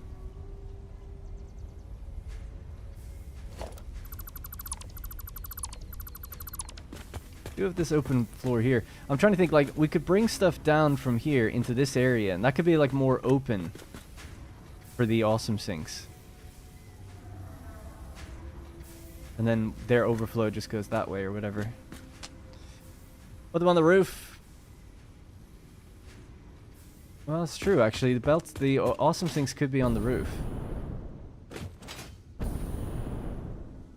That is true.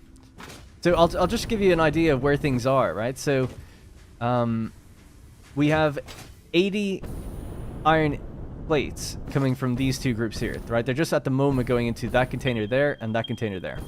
That's 80. So we have to find a place for that. The same is true then for the iron rods. That just comes out here. We've got like 200 per minute. The reinforced iron plates and rotors go there. So you could bring this down and send it into some awesome sinks here, and then the overflow could continue into the truck stations that are down below. Actually, yeah, I think being on the top floor is the correct thing then. I think you're right. That would make the most sense. Alright, let's go with that. That certainly lines up better, because we do actually have big gaps here anyway, which works out. Yeah. Alright. Yeah, just I don't know why I didn't think that. Just put them on top. Makes sense. Alright, let's get to it.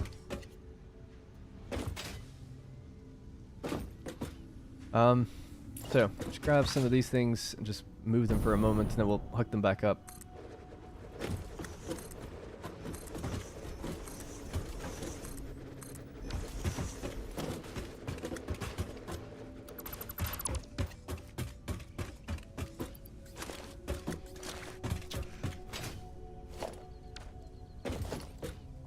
Right, so the machines will turn off for a little bit. Inventory's stacked.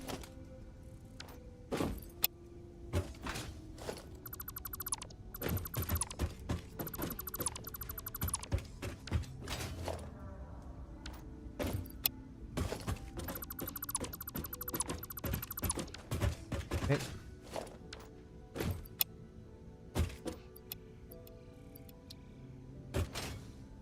Alright, got a clear area. So, it's here. So that's on its own, so that's totally fine.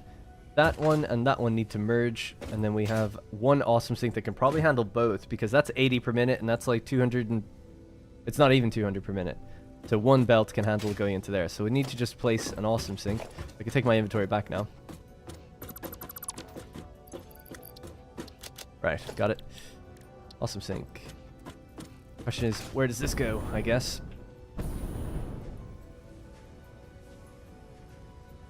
And then they need to go downstairs into their various things. And the only other awkward issue is the issue of the leftover iron ingots here that need to go upstairs somewhere. So, I mean, they could just come up this way.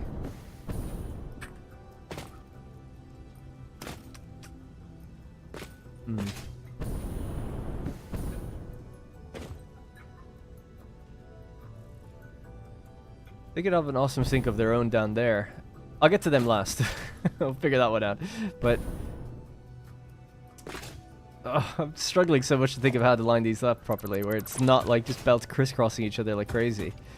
So the 230 whatever that's here could have an awesome sink even just locally here, I guess.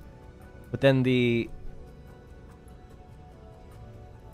yeah, how does the belt get? It has to get over to there, I guess. Okay, yeah, that's actually okay. Yeah, sure. You can just go around the back and feed up to that one. So that's reserved for the iron ingots. Got it. All right.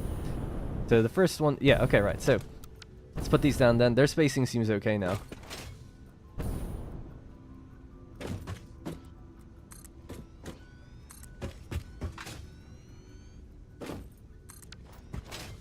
That means then that this is going to be iron plates, that's going to be iron rods, and these are going to be reinforced iron plates and rotors.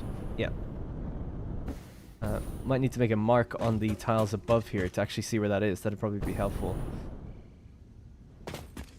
So you're receiving things here.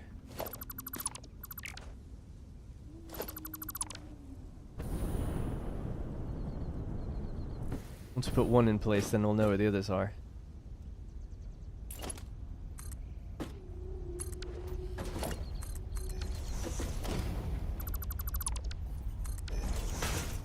Right, so it'll have to be like that, or at least in that spot.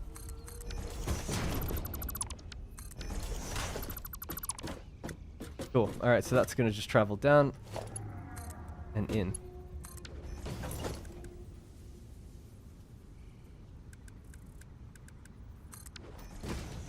Okay. So this is then waiting for its iron plates that are going to be coming from there. So we'll just need some sort of like, yeah, overflow position around here to take it away. So conveyor splitter, smart splitter. Let's just put a regular one now, but we'll know that it'll be a smart splitter in a minute.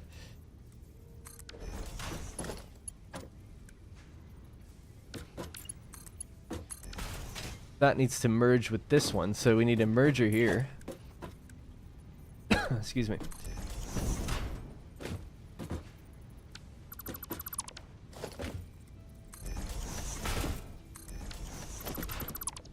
Right, so 40 iron plates are coming out of here.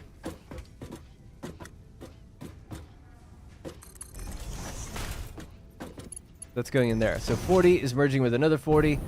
Smart splitter will then say send your overflow like straight into the awesome sink, which is going to be somewhere here, maybe like right around here, and that's going to go down.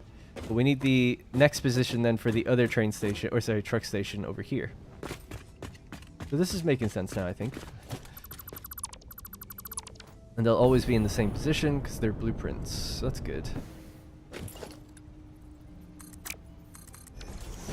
That makes sense to everybody?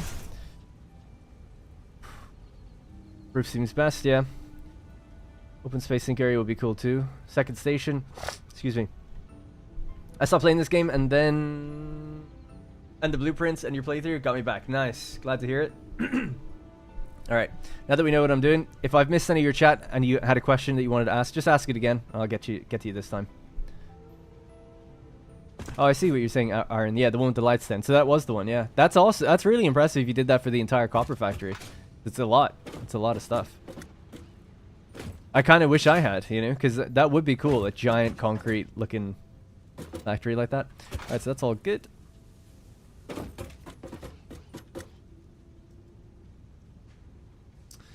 Okay then, so that means maybe awesome sink here.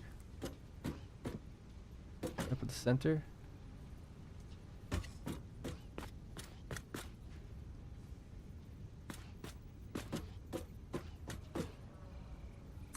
Let's just see. So if the overflow is going out to the right, we'll need a merger then that's going into there.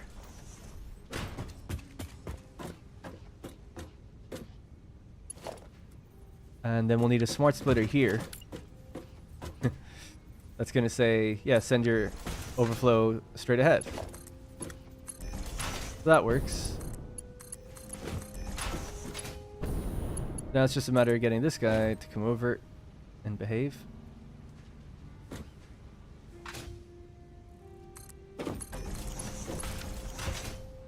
Okay.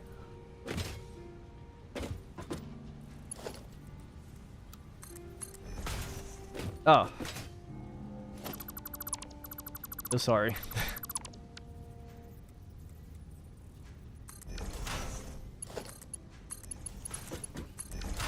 Now why don't I have... Oh, I threw away my AI limiters, so I'll just grab them really quickly. That's what I need to make them smart splitters. So then we'll just see the overflow going straight into those awesome sinks in a moment.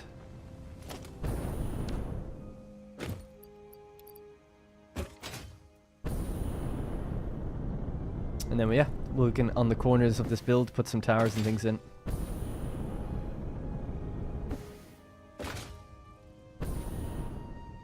Right, so smart splitter, hold control, bonk. Aim to the right, overflow.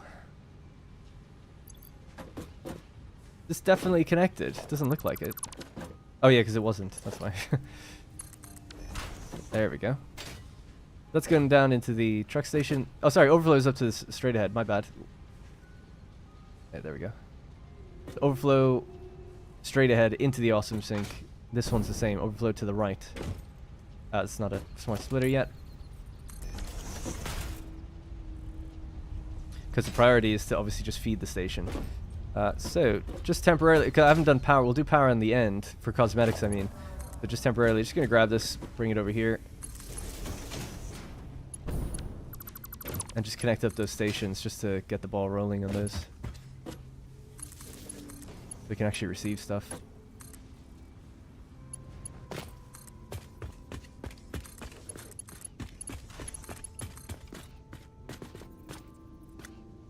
Oh.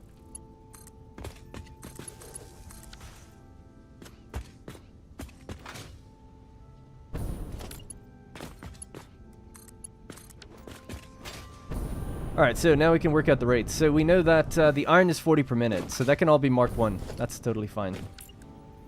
Oh, sorry, it's 40 and 40. It's 80. So yeah, Mark 2. Mark 2. That's Mark 2. Okay, so that should be fine. Mark 1 for the 40, Mark 1 for the 40. So this needs to be Mark 2. Mark 2. Let's make that 480 anyway. We can turn this on now. Although it shouldn't fill up until we see the truck stations totally full.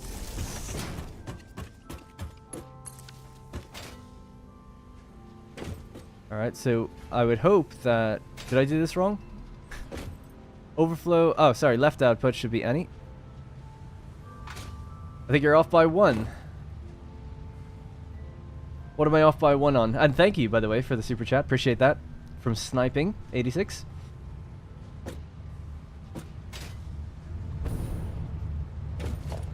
And this is 96 plus 96. That's going to be 192, so the belt for that's going to be a Mark 3. Was this a Mark 3? Yeah. Just making sure. Alright, so Mark 3. Mark 3.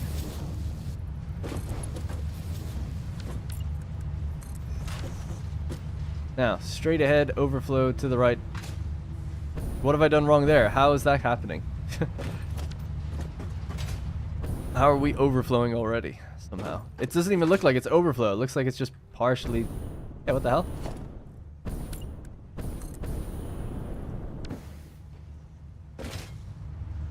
There we go. It's just because the belt is Mark 2 getting backed up slightly. Good. Alright, so that's overflow done for iron plates and for iron rods. Next, we just have the 2 that are down here. Excuse me. Needed to... You started with plate... Oh, I'm off by 1 in terms of which station I fed? Oh, you're right. I'll tell you what. That lines up really well. I don't want to redo that. So maybe... Could we bring this up further, or would that be too far over then? That'd be too far over. Damn it. I quite liked how that lined up. It would have to move quite far down. Otherwise.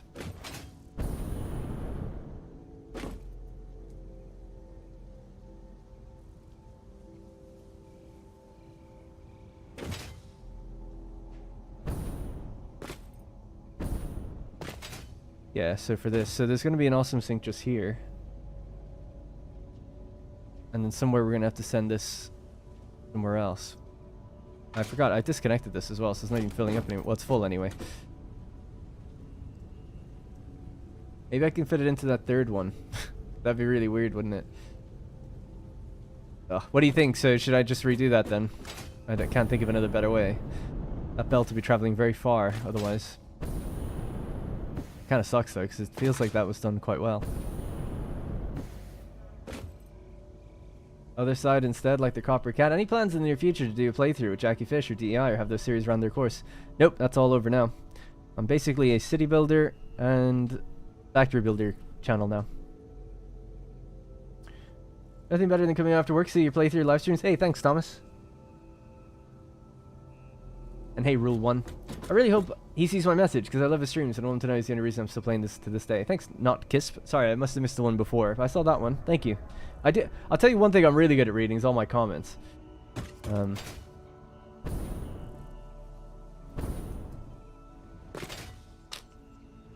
But chat, I often miss chat. It's very difficult to read and have math on the brain at the same time. Okay, so the problem is we've got 5 truck stations. The goal was to actually send this container into that one, but I messed it up by doing something else with it. And I'm wondering now to myself if I should bring this up, bring it along, and just send it into there. Or if I could do that cleanly. The alternative... Because this lines up really nicely with where these outputs are. Yeah, I'm not going to change that. It's too much of this would have to change. Whereas I think just moving one belt that's a bit obscure to a different direction isn't the worst thing. And if... Oh! What we could do, and someone might have suggested this, is reverse this belt. These are... This is all the overflow being merged and being sent out this way, but why not just send it down that way? And pop it into the one on the end? There's our solution. We figured it, right? So that's going to go the other way now. But we'll do that at the end, okay? That works out. In fact, if we did want to aim for this one, which I still kind of do, because the rotors and reinforced plates are more suited to going straight in there. Somewhere here, we could just send it straight along this way. Why not? Why shouldn't I do that? And just put the awesome sink somewhere in the center there. Yeah?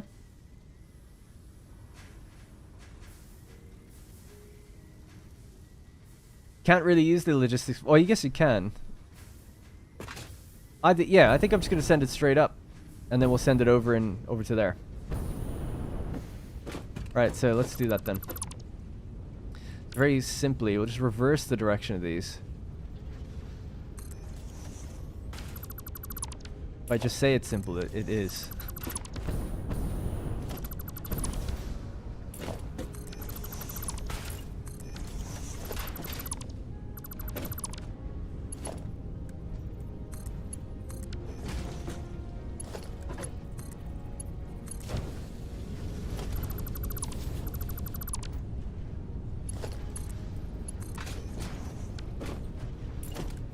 Okay.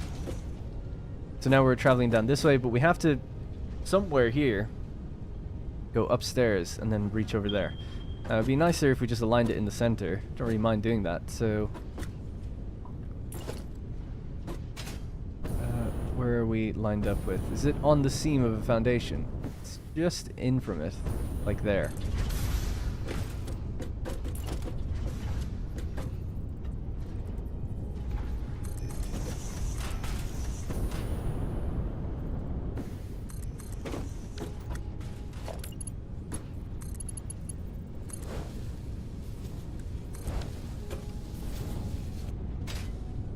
Alright.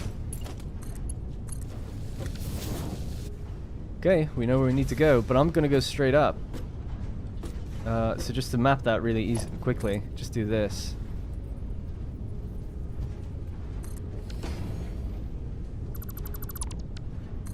Alright, so that's where we're aiming. This might be oh, it is a 2-meter foundation, so that's good. It goes all the way through. That needs to be a Mark IV. That's all of our 231 ingots per minute. Oh, I made a mistake though. It's got to go into the awesome sink first, doesn't it? Yeah, so it's going to have to be a smart splitter like here.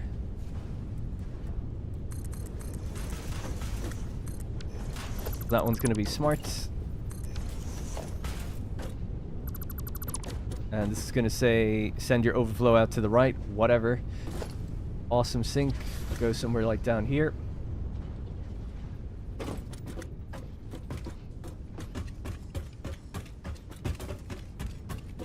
Okay, the antenna is okay. This will be the overflow.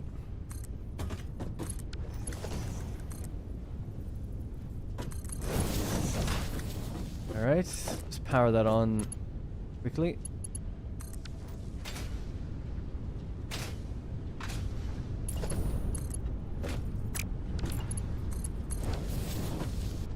Right, anyways, so similarly, we need to go up here again, but from this angle now.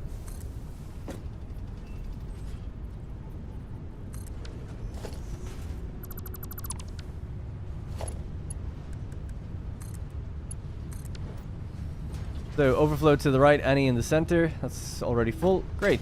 Alright, so we did it. Yep. Good.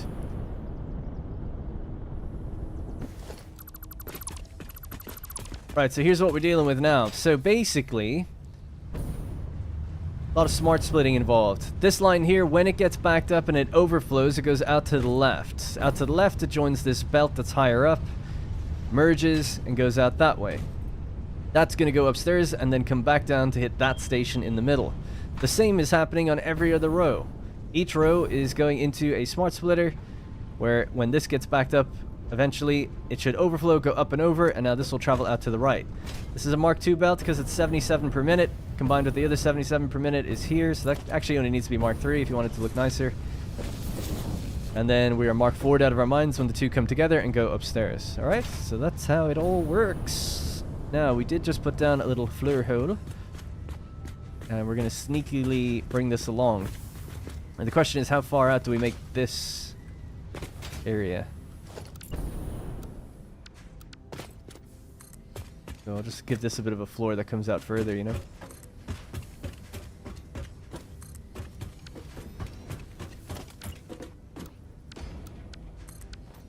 Auto-saved, out of my mind. Why aren't you snapping the mergers on the belts directly?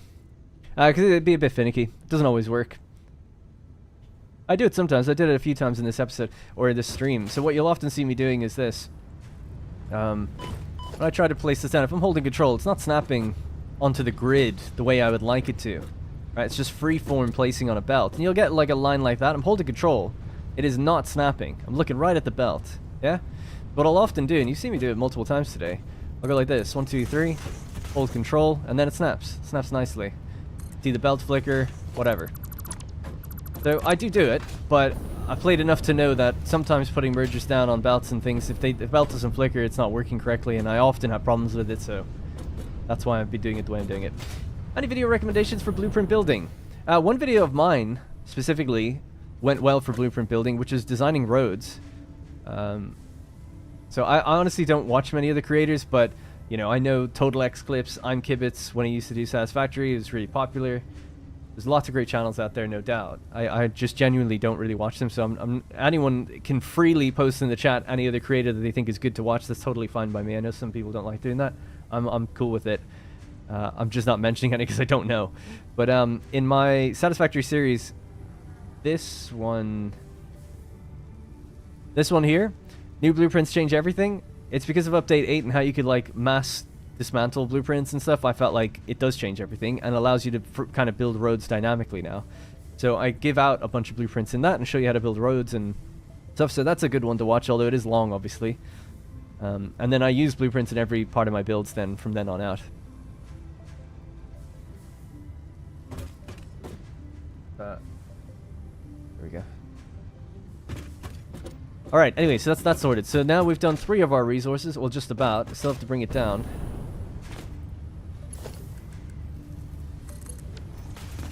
Somewhere here. I guess like that seems like a lot of a pretty big walkway. Although, yeah, no, I'm happy with that. I think it would start one more tile over. Because that would line up with the glass case that's going to be here.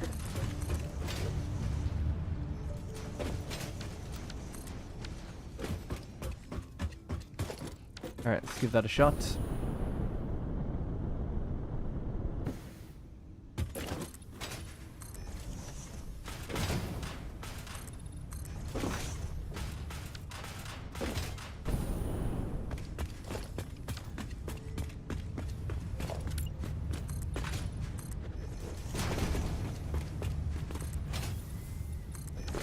Okay, so that's where the truck station room begins, right? So there'll be a wall here, I guess.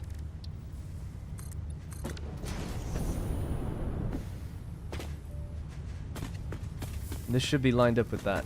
Nice. Alright, so let's go.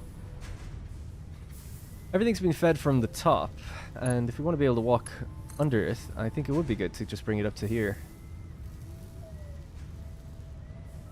And does that allow for ceiling mounts, actually? At height, let's see.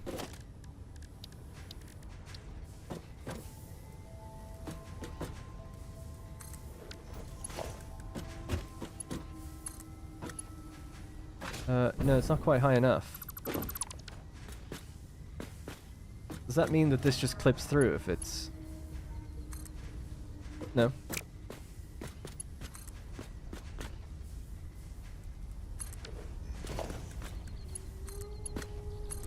Oh, there we go. Alright, cool. That does work. So then, this can go all the way up to the top then.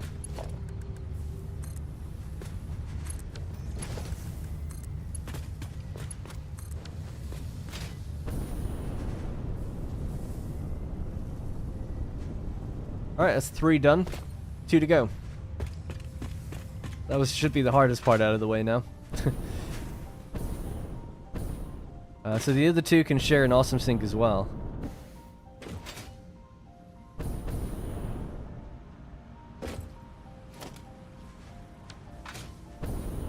That's just 40 per minute. Yeah, the machines are probably just a little bit backed up right now, I guess.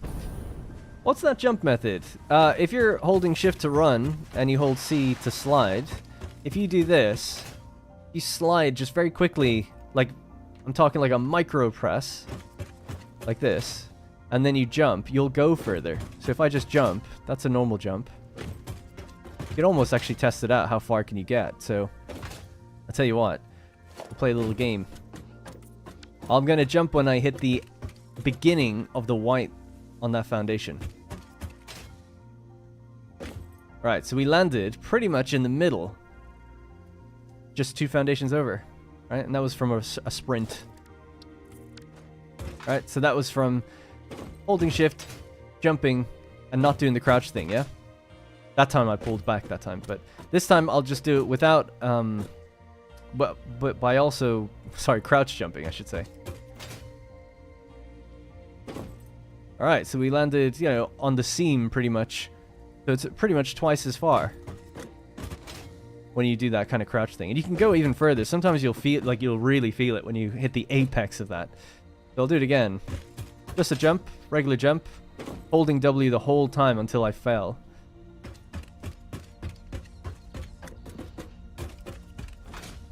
Yeah, so it is way further. I've never done that before, but it's kind of cool to actually see it. No way. There's no way he's going out of his way to show how far you can jump. This dude deserves an award. I'm probably wasting everybody's time who knows how to do it. If there's no clean factory, it will not be coming back. Oh, it's going to be clean. Super clean. It's already taken shape. Don't worry. Sorry, yeah, so upstairs. Another awesome sink. And then we need to bring those 2 down to that area. Oh, that's why I jumped down, actually, because we have to, just want to map out the corner piece for these guys again. So that can go. That can go.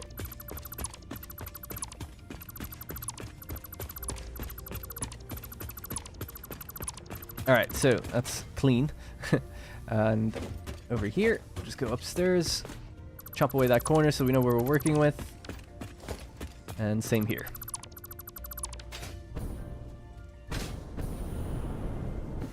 Alright, so we have to use a Mark II foundation if we want to get our floor hole to be in the right spot. Oh no!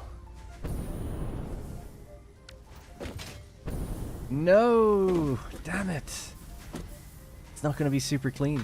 Alright, that's okay though. We'll just have to feed it in from this one. So 2 floor holes here maybe, and one will just loop around to the other thing. That's fine. We'll go there. I'll do another one like here maybe.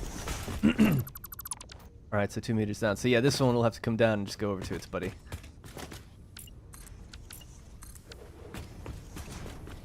We'll do it the same way, which is to keep it on the roof, basically. But we know that if we get a bit of clipping, we're at the right height.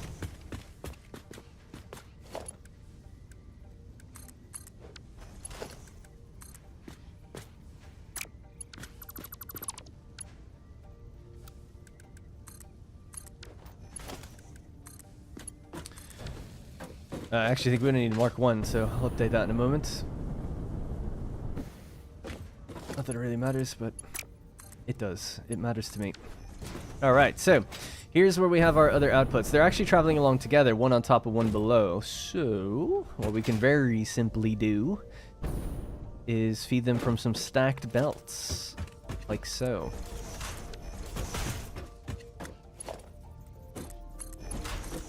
One, 2, 3, 4.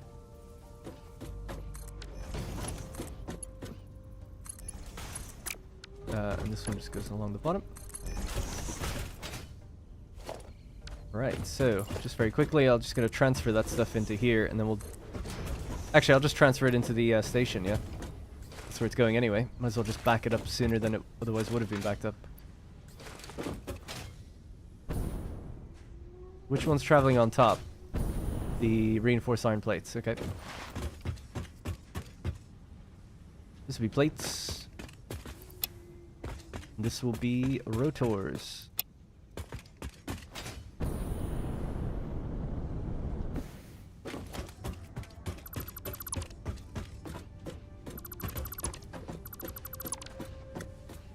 Okay.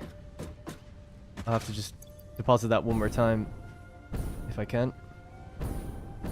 Yeah, we'll need the awesome sink. I haven't forgotten. That has to go in first as well. Hi there, first time I managed to catch you live. Love your content, and especially enjoying the white with a splash of color. Yeah, that's the idea with this. That's why the video is called Designing a Clean Factory. We haven't even gotten to that part yet, but we will soon. Yeah, don't you worry. It's going to be real clean. And we're going to use that white and color kind of combination to make it look hopefully quite good. And be able to trace every belt to know where everything comes from. That's the idea.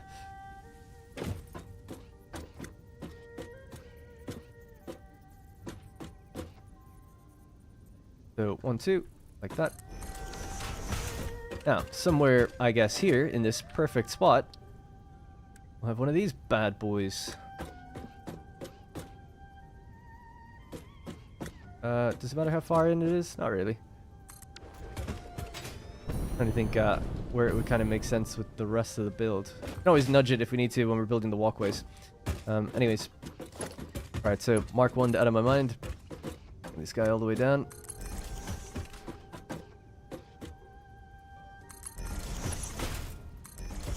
Done. Yeah, we're gonna need a stacked belt here.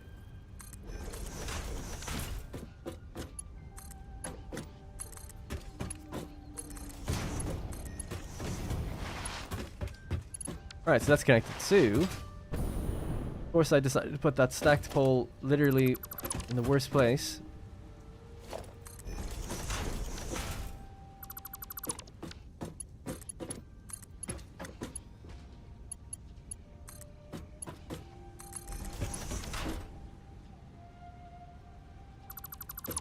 Right, so we need our overflow splitter here, so smart splitter.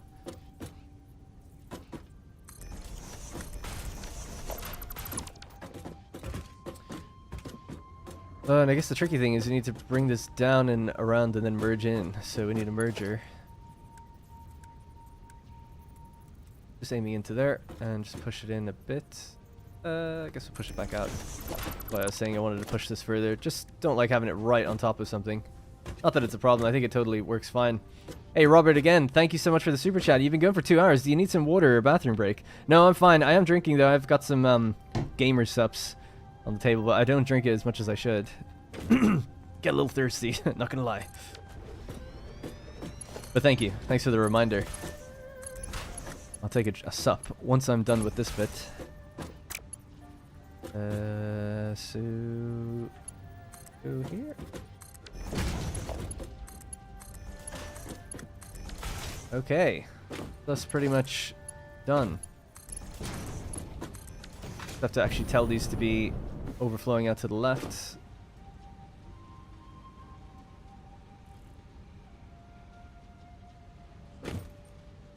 Alright, so once the truck stations downstairs get backed up, they should overflow into here.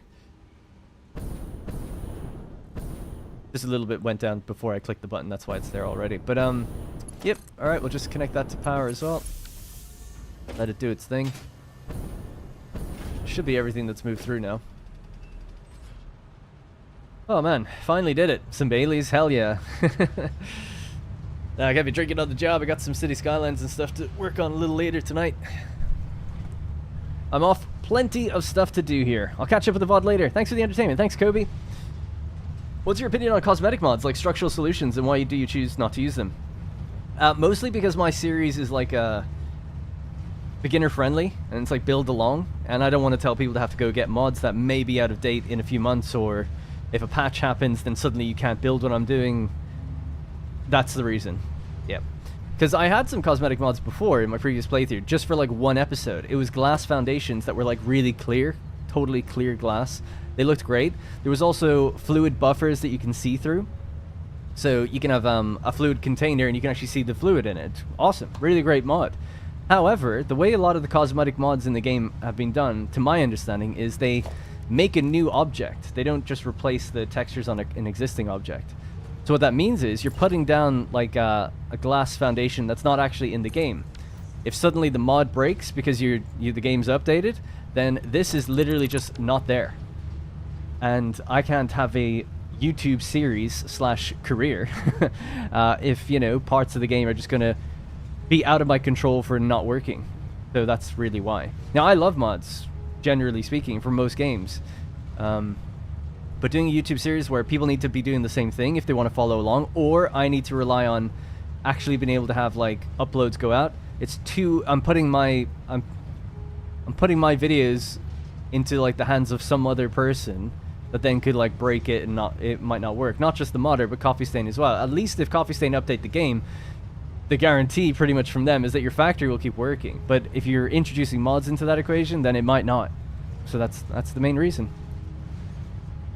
But it'd be cool to do a series in future, like a separate one that's focused on mods. And it's like, look, if the mods are broken or something, it's like, well, we gotta just wait for another update before I can release another video, you know?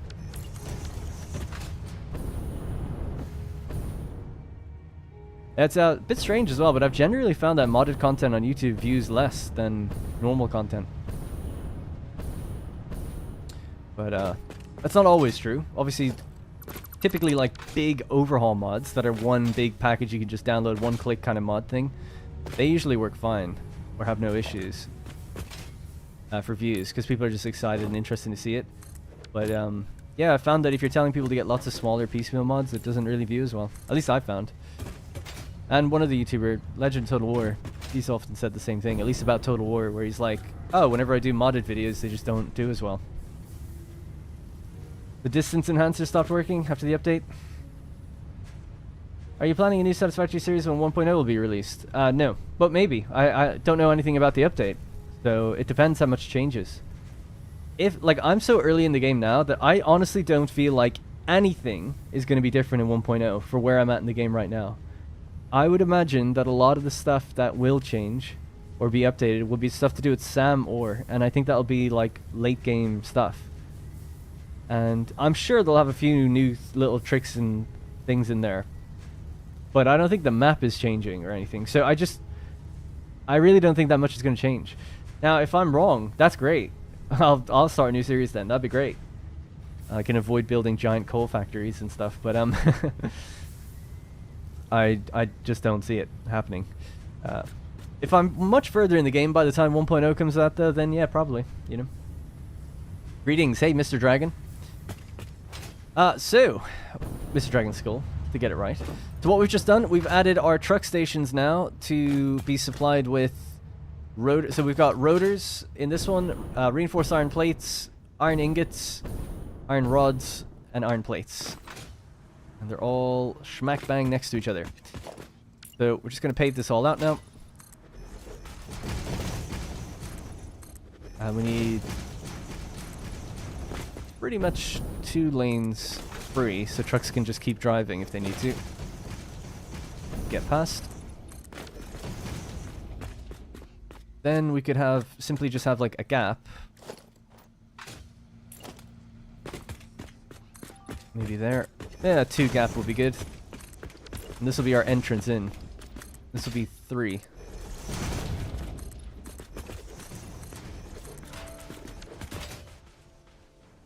Yeah, so I'll change where this comes in.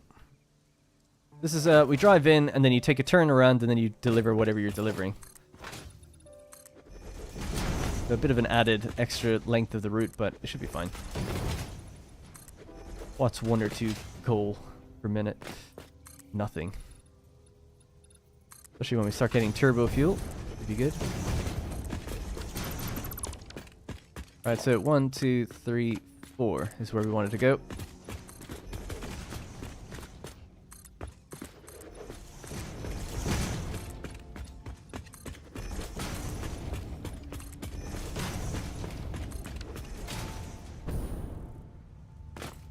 Even less than that, actually. I'll make that one concrete so we can walk around the edge.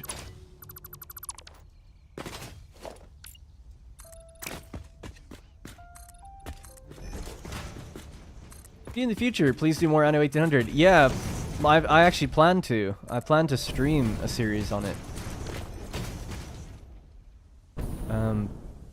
Just don't know when I'll be starting that yet. I'd love to do more things. It's just this series takes so much time. But I do need to just get a better consistent schedule going, and I want to be able to start streaming other games and also just doing videos for the games too, but difficult just for the amount of time that this game takes.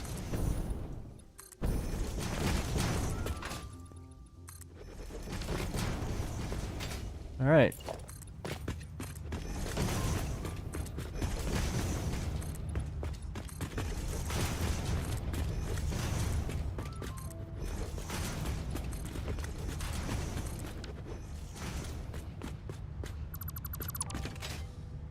Okay, so a little bit cleaner now, just a little bit, before we can then start running around with the material we want. So, got 3 lanes in, and then we have 3 lanes kind of reserved for going out, sort of. It's really more like 2.5, because the distance that this comes over. That's okay. This will be asphalt as well. It'll just have, what's it called, like, stamps and signs on the middle. The Bearded Cobra, hey, tier 3'd out of his mind. I mean, a caster. Thank you very much. And apologies, I've mentioned it before, but the alerts for the stream are broken today, so apologies for that. Try to get them working for the next time. It seems like stream elements, like I couldn't get any of the ones working, even just default ones, just not appearing for some reason. Not even on their website, so bit odd. So with overflow in place now, this factory should always continuously run, right? We shouldn't really ever have anything back up and get any problems again. I take all this. I want to dump all that material out, so I'll have to just send it into... That's full already. Ugh. I'll just set up a temporary awesome sink down here just to drain any crap away that we don't want anymore.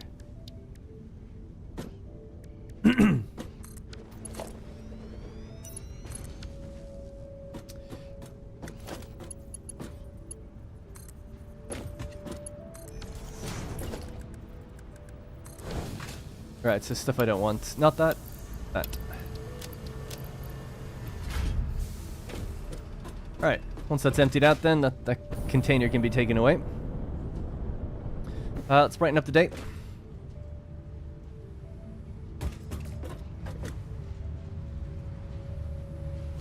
How are we looking? These containers are full, which they're supposed to be, if this is a factory that's working. And I've seen some flickering yellow lights down there, which you don't like to see. That means that stuff is getting backed up more than it should be. But it could just be a latent effect from earlier. So I'm just going to manually pull that out for a minute. And we'll see if they get backed up again, given some time now that we have everything ready for overflow.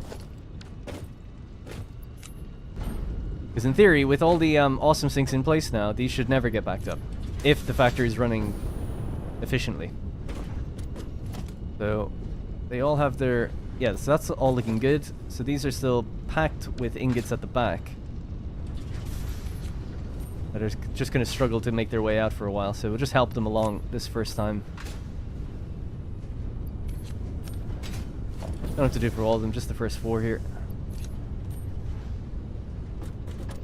Okay, and then these ones probably have the same issue. Oh no, they're okay actually.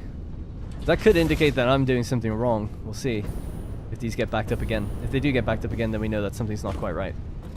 But it should just be 77 flowing over on this, so a Mark II bell should be fine. Yeah, and the priority is always on the bottom, so that's good. So the first machine should never get anything backed up. They make batches of 13, by the way, so we'll always see like 10 or 11 or whatever in them, but if they start going up to 30, 40, it means something's gone wrong. And the fact that that's stuttering and slowing, that means there's something wrong upstairs. So let's check on that really quickly as well, before we get back to the cosmetic part. So you're having a problem. So you're coming all the way down here. The right side intentionally is supposed to get backed up, but not this side. So what's the deal? There's iron rods, and the rods are having trouble getting out. They come out and go up this way to go over to the rotors. And the rotors, is it just that they're all just completely full up right now? I think so. Because we make 57 point something, so it's a belt of 60 is fine. We make 40 of reinforced iron plates. Ah, the two combined though need to be more than Mark 1. That's the issue.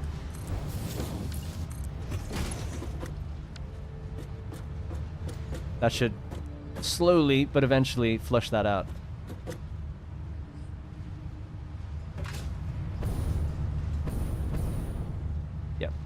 Alright, cool. Anyone know how to get the jetpack? There's a milestone for it on the hub. So you just unlock it at the hub. And then you... So once you've unlocked it at the hub, then you build the equipment workshop and you craft it as a piece of equipment.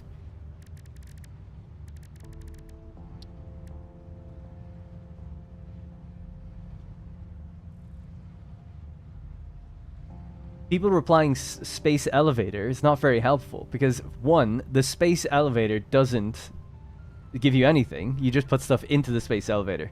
I know what you guys mean, but, you know, if someone doesn't know something, you got to be really clear. So you need a hub, right? So you place down your hub building.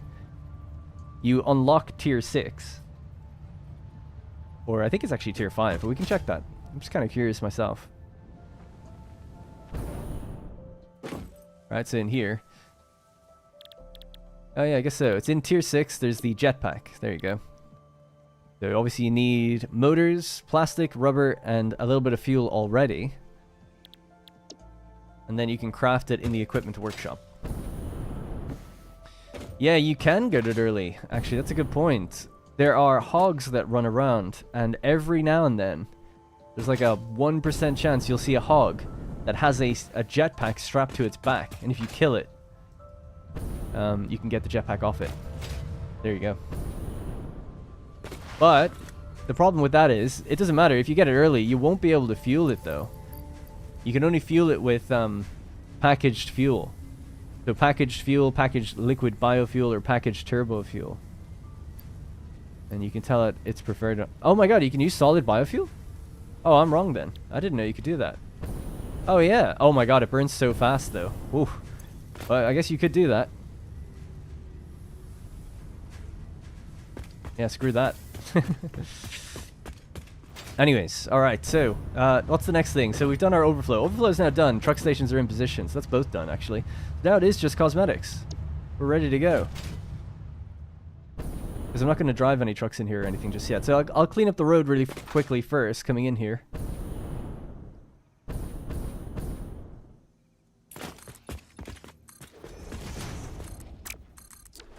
Alright, so we get rid of the barrier. Get rid of the railing. Honestly, just get rid of that, I guess.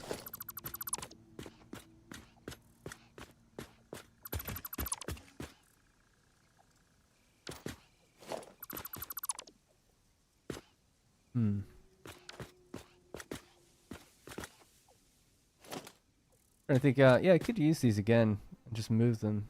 Nah, it's too much effort. Don't really need to do that. For very little gain. It's not worth it. Alright, so this will be your way in. And it's best to have a gate of 3, a gap of 3 to get in. I mean, the gate will be 2 across, but you need a bit of a gap, and then the gate will be a bit further in, because you don't want to put the gate on the turn. That could be really difficult for the trucks to figure it out. Right, so just bring that all the way up. Not to here.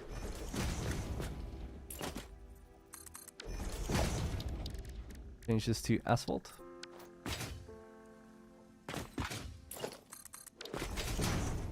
Alright, cool.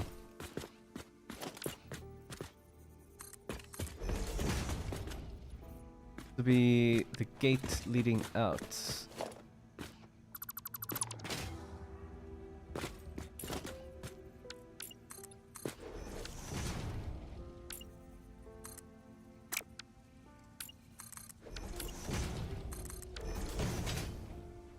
Right, so automated gate. It'll need to be pushed in by 2, ideally. Does mean the trucks that are coming from here that need to go that way might struggle a bit.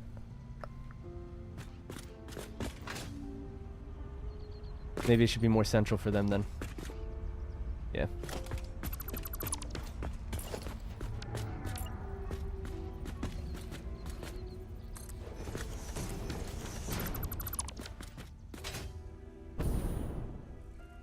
Okay, fine.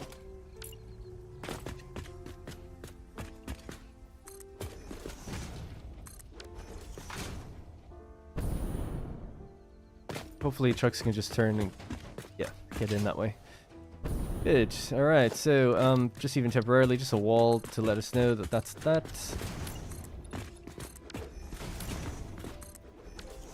There's a mistake. Alright.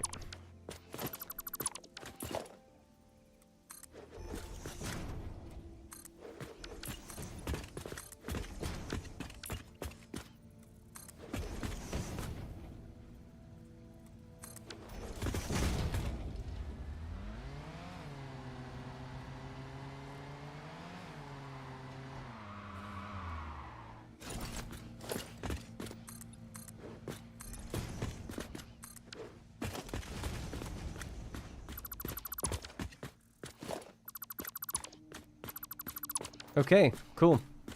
Taking shape. The idea is that trucks will just drive down like this. Because there could be 4 or 5 in here at one time, potentially. Take their turn. And then the ones that need to pull in stay on the left. The ones that just keep going go to the right, and then they just pull in where they need to.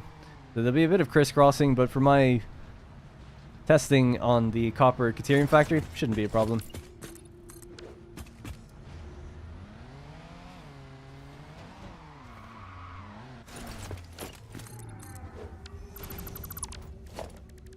So what we could do here is have a little side door. And this could be concrete.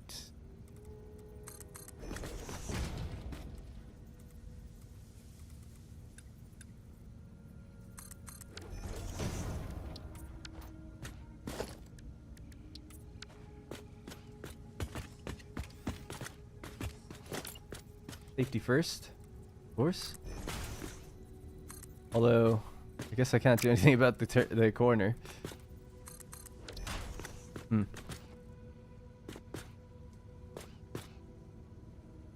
Oh, that's fine, I guess. I don't actually have it. I have it open the whole way. So, screw safety first. Change my mind. Convenience first. Should be clear enough from the roads. We'll put some signs down to make sure these trucks don't go crazy. They don't go AWOL. Anyways. Alright, so. Missed my chat there a bit. Wait a minute. In the mom, it says I can get packaged turbo fuel. What's that for? Can it work in the jetpack? Yep. Yeah, packaged turbo fuel is really good in the jetpack. It makes you go super far, but it burns quite quickly. Biofuel, liquid biofuel, in my opinion, is the best. I think a lot of people consider liquid biofuel the best fuel for the jetpack just because it burns the slowest, so you go the furthest. Like, you overall go the furthest. But the acceleration of the turbo fuel, like if you wanted to just boost yourself somewhere, that would be the one to use. But this one's the best for just general traversal, I think. Which is why I set up a liquid biofuel factory. So in that video, at the very beginning, I show you how to unlock the jetpack, and then I show you how to build biofuel, where to build it. That's kind of cool, and yeah, why as well for the jetpack and the reasons for that.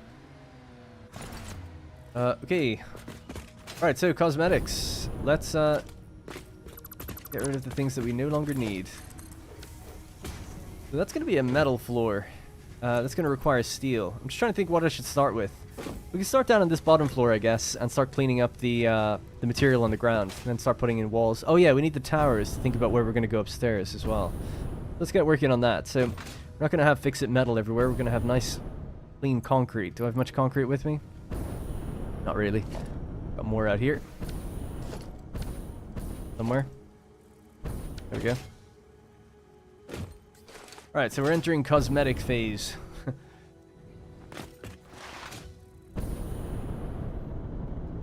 Oh yeah, coated concrete is actually really what we need. So I've got some plastic.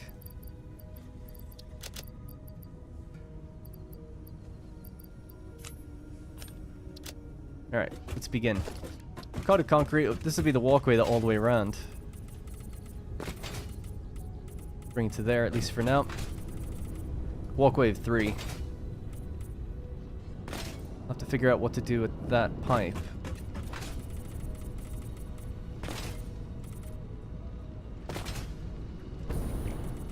And then we're going to hide all the wires. Well, not hide them completely, but like at least tuck them away. Now, this looks like a good place for a tower because there's so much empty space. I'll need to go get some plastic. Plastic is one of those resources I really don't have much of. And it's pretty far away, so I'll have to make a drive out to get that. Is this done, by the way? This was a temporary awesome sink, wasn't it? Yeah. Alright, so that's gone. Sweet. Turbo fuel is not worth of a regular fuel, in my opinion, for the jetpack. I'm giving it to use both. Yeah, I love turbo fuel, but I would just use every bit of turbo fuel I have in, what's it called? Fuel generators. In my last series, I was actually supplying vehicles with turbo fuel, but that seems like an awful waste. Because it didn't make any difference to vehicles, so... Probably just go with regular fuel, yeah. Have you seen the video from Let's Game It Out in a Satisfactory world? I've seen a couple, yeah. I've only seen bits of them. They're okay. I'm not... I always... I feel like I sound salty or something when I talk about this, but I'm really not into that type of content where it's like, hey, I'm just going to do like the most extreme wacky thing. It's like, okay, that's fine. Kind of interesting, I guess, but it's not really for me. It's the same with people that exploit games. Like, it's interesting. I can see from afar, like the Spiffing Brit and stuff, who, you know, I used to watch his channel before he even, like, he had like 50,000 subs. Now he's got millions or something. But I'm just not that impressed with people that, like, oh, okay, you can break a game and then the numbers go crazy and so on and so forth. It's like, okay, that's fine. I think it's because I have a degree in game development. So I'm well aware that you can break games and things like that. Now, I'll be the first to admit, they do it in ways I never would have thought of. It is interesting, don't get me wrong, but after like a minute of seeing what they do, it's like, okay, I get it. You know, I'm done. It's the same with Legend of Total War. Personal friend of mine, really like him, but he'll sit there and exploit the AI of a Total War game. It's like, cool, man. Like, yeah, you can break the game. I like to get immersed in games, so it's totally the antithesis of what I'm enjoying games for. Is to see the numbers go up and to see unexpected, like, things happen that aren't supposed to happen, or cheese things, or, you know, it's just not really the type of thing I go for in games, personally.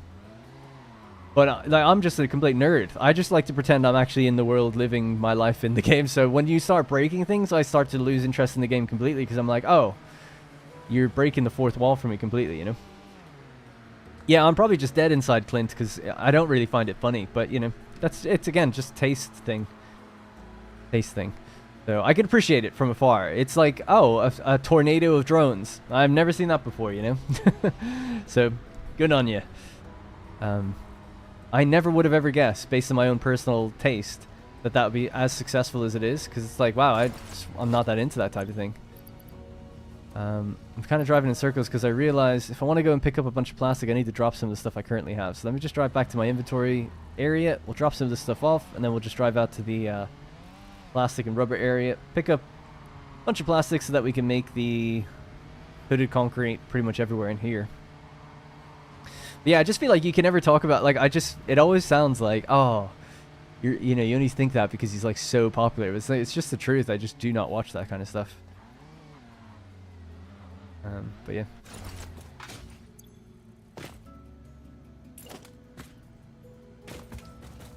Just gonna put most of my inventory back here for now. Yeah, that's fine. Alright, let's go get some plastic. I don't want to change the color of this car. There we go. Yeah, it's all good. Good. Yeah. You fuel your trucks with plutonium fuel rods. Goddamn. Yeah, I've never actually made it to nuclear in the game. My last series, I did 60 episodes, but the views started dropping off towards the end. So I was like, oh, and a new update was coming. So I was like, I'm going to start again. and you know, base the series off a bunch of the feedback I got, which is people wanted to build along. They wanted to be able to see a lot more stuff. A lot of people say, like, why don't you make your videos shorter? It's because in my previous series, people asked me to make them longer. So that's why I make really long videos now. And for the most part, it's worked out.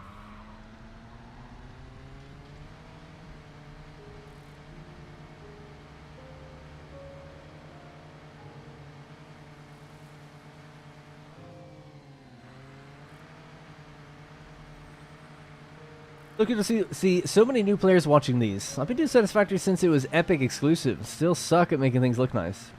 Thanks, FireEth. Yeah, it's interesting how just people find the game all the time, you know? And thanks, Mark. Sorry, I'm reading when people say they love the videos and things. It's a little awkward for me just saying thank you. But I see it. Thank you. I do appreciate it. What's the first priority factory in every new playthrough?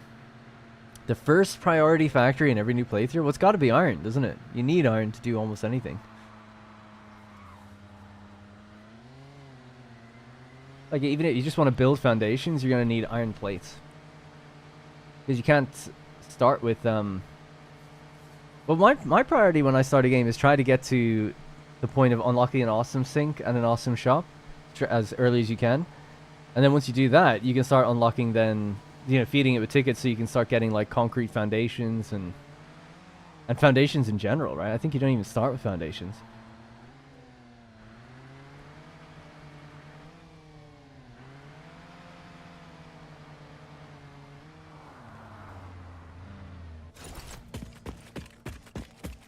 Oh, you know what I should have done while I was here? I guess it would just take more time, but upgrade this place. I didn't bring any of my beams with me, but we can handle Mark IV belts now, and everything's in place for it just to be literally just upgrade the belts and get more power. That's all we have to do. Oh, the steel factory is actually close by. If people want me to do that, just let me know. But if you'd rather me just get back to the cosmetics, let me know as well. So say upgrade or type cosmetics. Whatever your preference is, if you have one. If you don't have one, you don't have to say anything.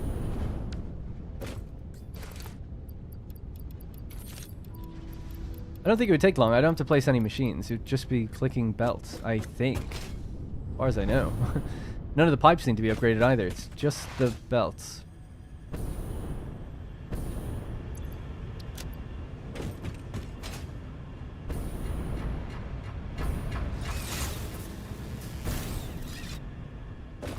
I vote upgrade.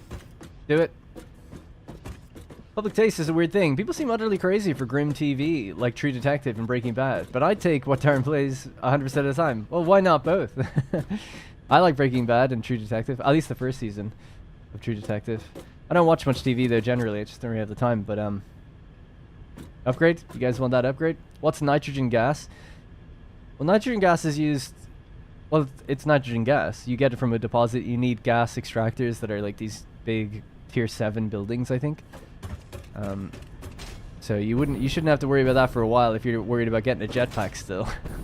That's like late game stuff. Yeah, I was just checking here. So yeah, all I have to do is connect these across. Do they have their water already? Oh, they might do. Do I have cable? Oh, I don't have cable with me. Alright, let's do it. We can do the upgrade. It shouldn't take too long. I might have to go fetch cable.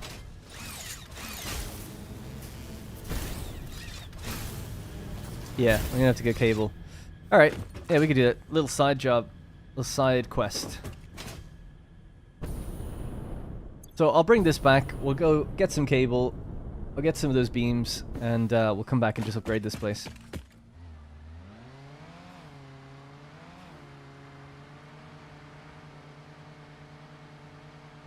I started in the desert, and then I think it broke down... Sorry, hang on. Can't drive and read at the same time. I think I broke it down and rebuilt it to make it more efficient about 10 times. Major coal power plant too, almost across the map. Yeah, one thing I really love about seeing when other people are building along is that they build in the same thing, but in different places. Which I think is super cool. Because some people post screenshots, and it's like my build, but in a different place in the map, and I'm like, that's awesome. And they'll change it a little bit as well, which is nice. Upgrade. Alright.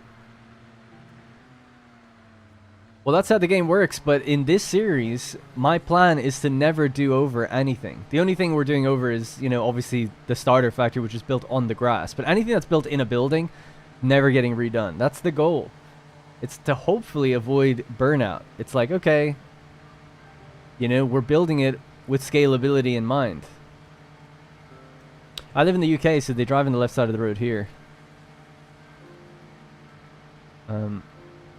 I really don't have a preference either way. I wouldn't care if tomorrow they said it's right side. It doesn't bother me.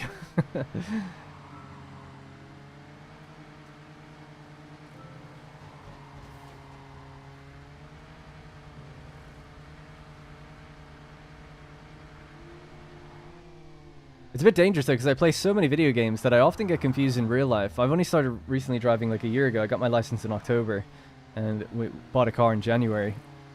And I love driving. I have so much fun with it. Really, really enjoy it. I just go out for drives randomly just because I enjoy it so much.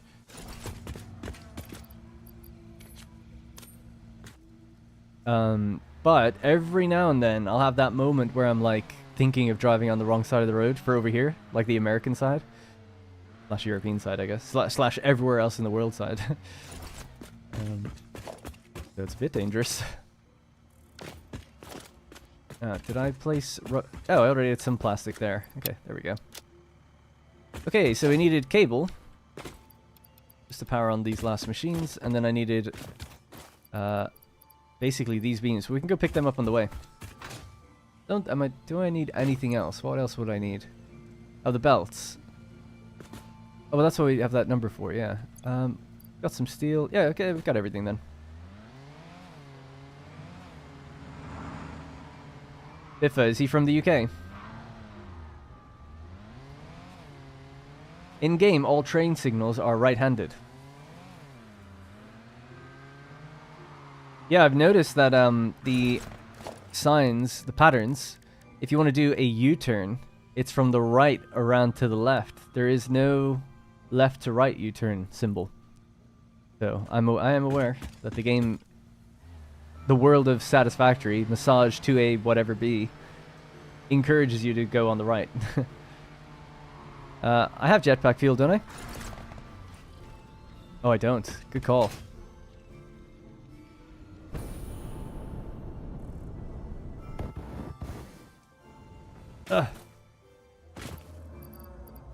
Thank you for that.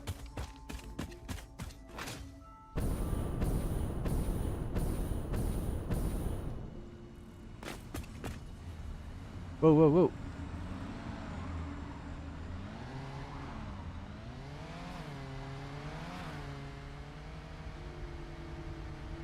Regarding endgame building and no do-overs, how do you determine how much quickwire and copper sheet to produce in your copper and Caterium factory?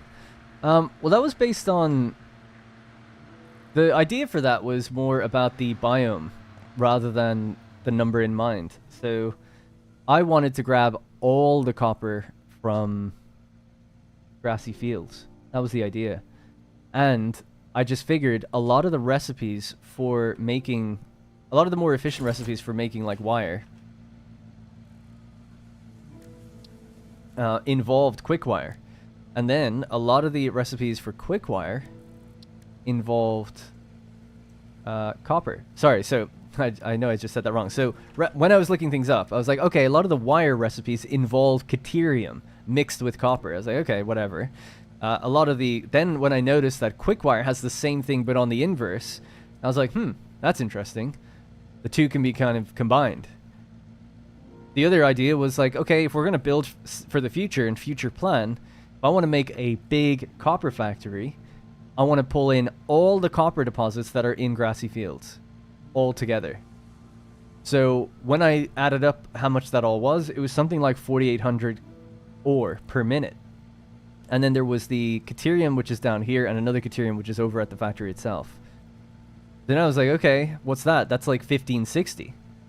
So there's actually a little bit more copper around, but because there isn't any more Caterium, I decided to kind of limit it to around, I think, 5,400 copper ore. I was like, okay, so how do we get all that ore into a factory? And this factory needs refineries.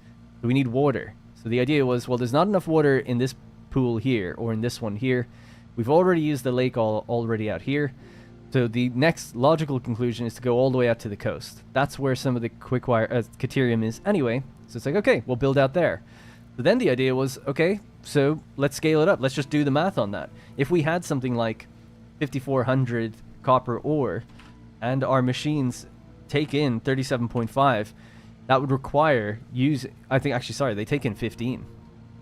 That's going to give us 360 refineries, and they put out 37.5.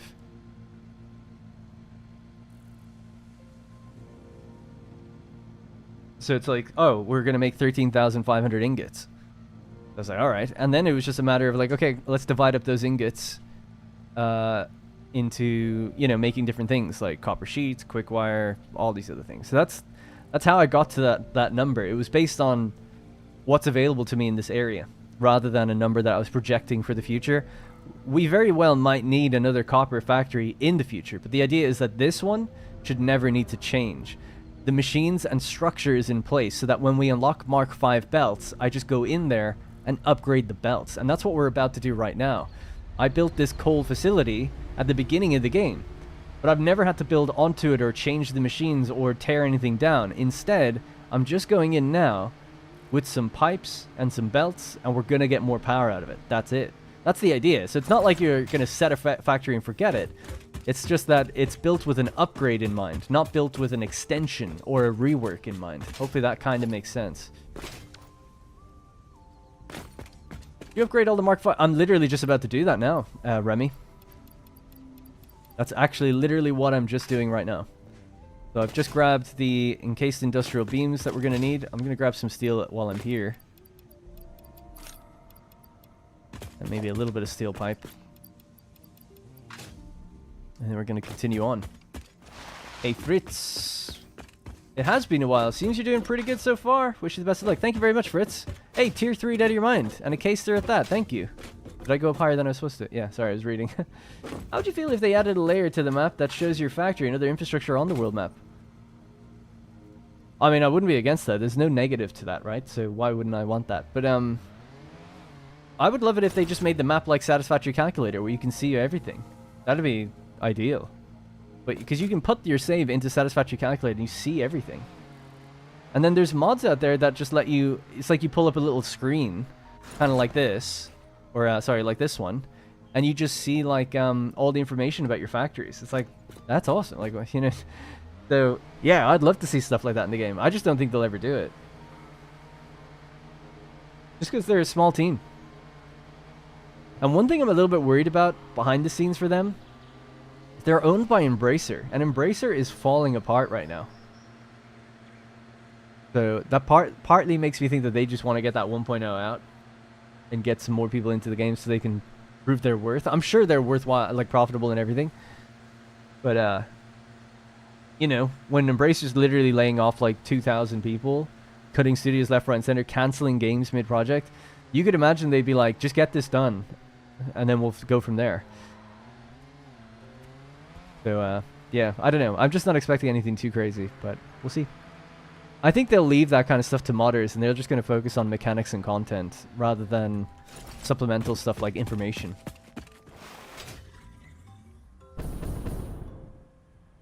Do I have a power factory guide for each biome? Not for each biome, no. I don't even really know what that means. I just made one power factory. This is providing 4,800 megawatts of power. And, in the future, I'll probably build an oil facility out here. I did that in my previous playthrough, but I don't really know where else to build one. You'd have to go to the Spire Coast if you want to do another one. I'm not going to build an old one down here. It's too cramped with this in the way. So. Right, so just very quickly, as we're doing this upgrade, let's take a look at Milanote, my production document for this. So, sorry to flashbang you. So, this is our power factory.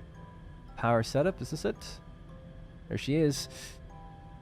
So we have a miner with the potential of doing 600 coal per minute. At the moment, they're doing 270, because that was my best belt speed. So a nice fun fact is that whatever the output of the miner is, it's the same as whatever the water is on the pipeline. So the first thing I'm going to do is, as we're doing this upgrade process, is go downstairs, and we're going to let the water flow up to 300 now.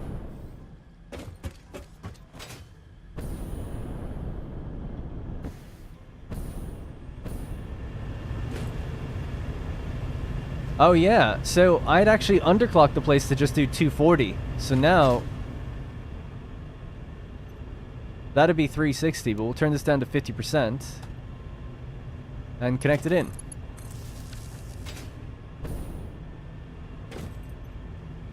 Alright, so that's 60, and it already has some water backed up into it.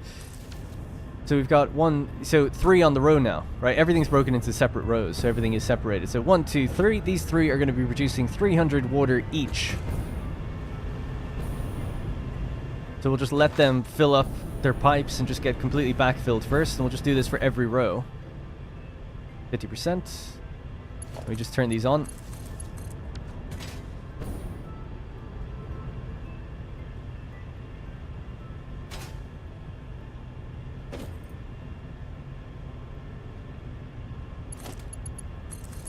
By the way, the save file for this coal power plant is in the description of the video, and it's also all the blueprints and everything that was used in it, and the production document and stuff if you ever wanted to follow and do it yourself. I stand by the fact that this is the best coal power plant you can possibly build. And I love saying that because it drives people wild. But I stand by it. I would build this again if I was doing a new series. I don't think it's that easy to build because of the nature of it going up a floor, but the logic of it is what I think is the best. But anyway. Alright, so that's all of that done. We just have these little rows to do, and then we'll connect the extra generators so that they can at least receive the water, because right now they're not going to receive that extra water. And this is probably the most complicated way to upgrade it, because normally you just add the extra machines, but because we're just upgrading a little bit of extra water, we have to underclock these to 50, but they'll go back to 100% in the future, because it'll be 600 water on the pipes. And there is a save file with it running 600 water, and it works.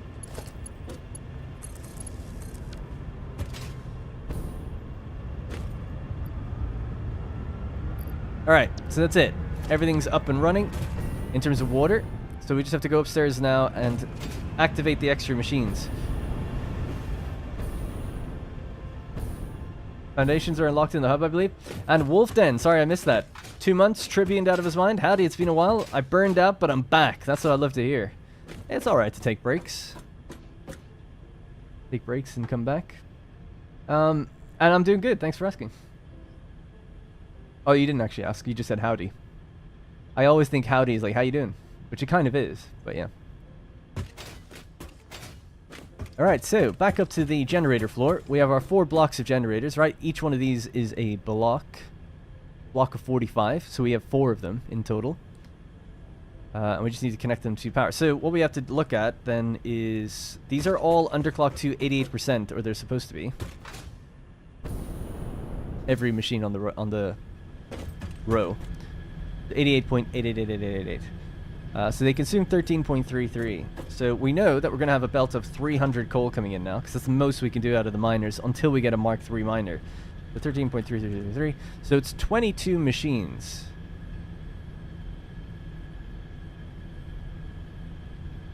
That's 7.5 per row.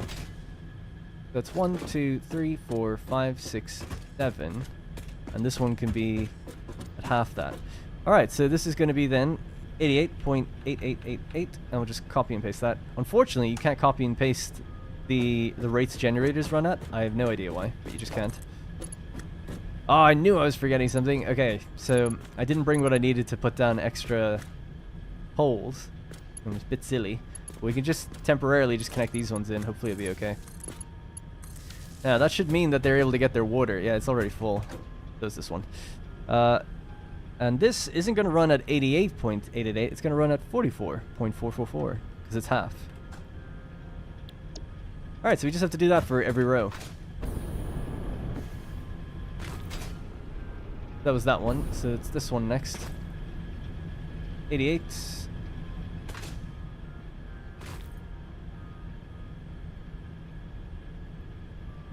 Okay, and then we need to connect these.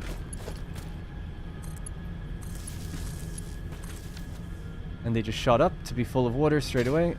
Good. Yeah, this is the problem though. Without a power pole, I don't know how I'm going to connect these two. I guess I'll just have to drag a cable from one of the other ones. So annoying. Not clean, man. It's not clean doing it that way. Can I put it on the ceiling or something? Ugh, iron rods and wire. Why didn't I have that with me?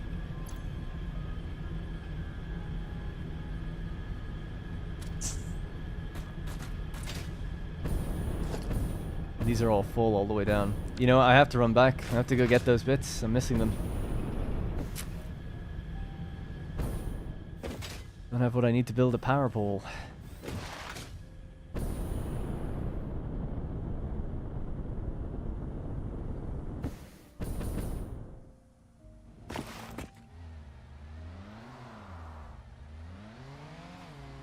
You can't control C and control V on generators. No, I don't know why. You can't. It's one of the things people complained at me the most about, because they were like, you have to clock the generators all manually, and there's like 200 of them. And I'm like, sorry, I didn't know that when I did the math. But yes.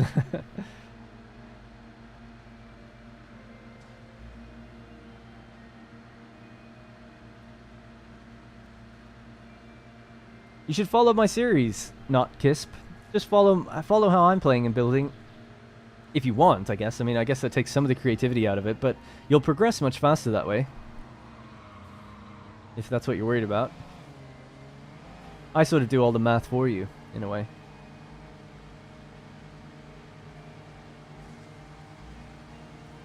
I have not signed up for the 1.0 early access. No, I'm not interested. I'll play it when it comes out. I just want to tell you, what you do, your videos are really great. Keep going. I'm a huge fan. If I could, I'll support you every day. Hey, I appreciate that, and it's okay. You really don't have to do anything. Being here, liking the video, or subscribing, those things really do help. And it's a great free way just to support. So, trust me, your support, just being a viewer and being here and interacting, is just as valuable. I mean, it really is. Because you could have a bunch of people giving you money, which is great. And that does obviously help keep you going. But you need people watching, interacting, and being there regularly as well. So can't really have one without the other. You need both. Yeah, so right, we just needed some, I shouldn't have left it here behind, but some wire. We're quite low on wire. I have to get some more. What else do you need to make poles? Rods.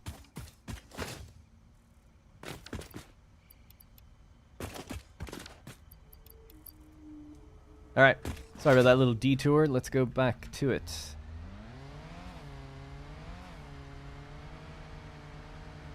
I don't believe you're actually Irish. Do a proper Irish accent. Well, I'm not trying to hide my Irish accent, so it's very difficult for me to do one. I'm just speaking how I normally speak. If people watch the latest video, they will have seen the Manscaped ad at the beginning, and my girlfriend, Rosie, is featured in that.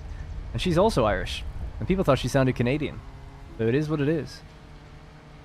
But yeah, I can't do one. If he played me a clip or something from like Colin Farrell or Conor McGregor, I could probably just imitate it, you know? But I could do that for any accent, really, so. I'm Irish. Rather than the accent, I could tell you about things that only Irish people would know. If you have any questions for me to do with, like, I don't know, potato crisps or something. Super Quinn sausages. Kerrygold butter. What it's like going to a Catholic school. I was an altar boy as well. There's loads of little Irish cultural touchstones that I have. I don't hide my accent. I don't hide it, I just don't really have one. I genuinely just don't really have one.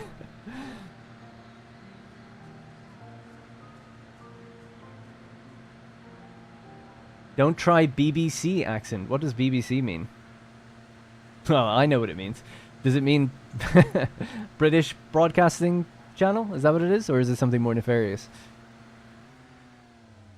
Can you play the bagpipes? No, the bagpipes aren't Irish. The bagpipes would be Scottish, wouldn't they? I don't know what an Irish instrument would be. The recorder? Probably. Or like the flute or something. Tin whistle, I think, probably.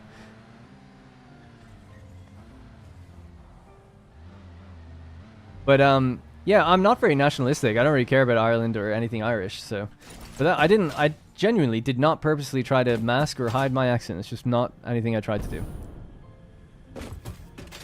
I just don't really have a strong one. And my girlfriend doesn't have one either.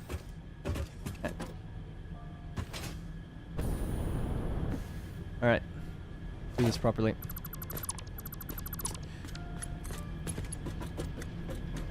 And not everyone does in Ireland either. That's my point, I guess.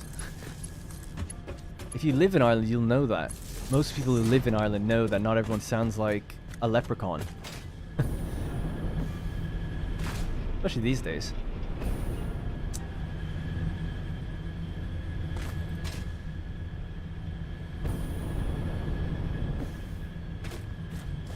Oh yeah, Gaelic football and hurling. That'd be the real Irish stuff, right?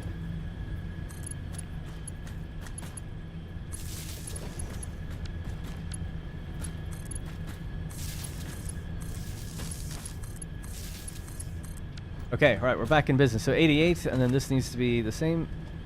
That'll need to be 44. Alright, almost done. Over to the last 3. Oh, we still have to do those ones actually as well. There is quite a bit to do. I guess I should have had the power kind of ready to go. Not that it's that bad though.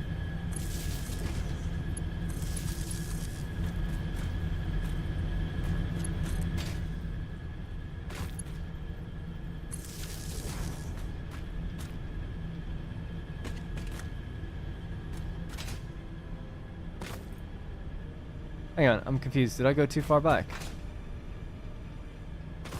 No, okay. Those ones are already done for me.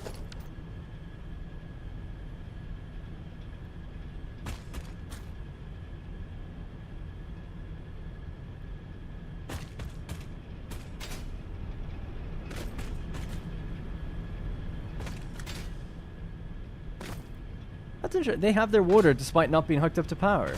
I thought they needed to be hooked up to power to get water. Isn't that like the whole... Well, refineries definitely do, but maybe generators don't. That'd be interesting.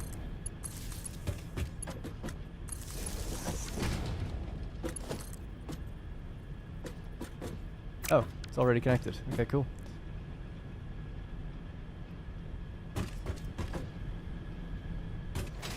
Alright, so you just have to do that again just for this other half of the factory. Then we can release the coal, and all of these should get fed just fine.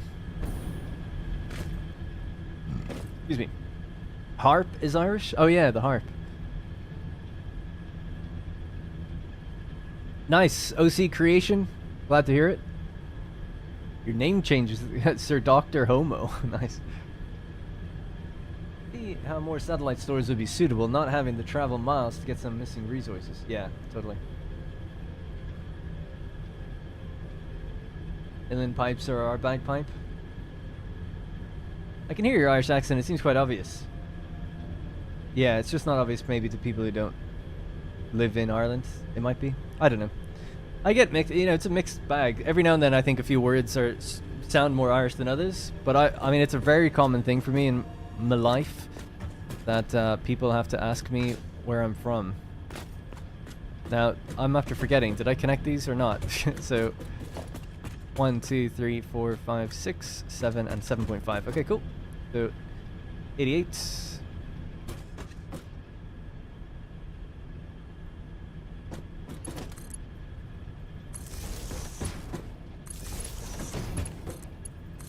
Alright, so those are hooked up.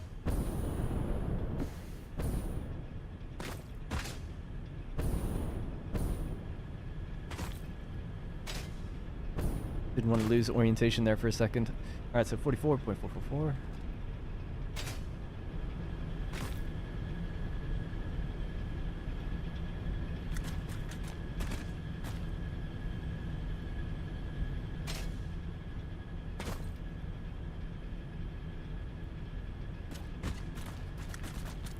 And there was me saying how easy it is to upgrade this place, and here I am forgetting that I hadn't done the overclocking or put in the power poles, but oh well.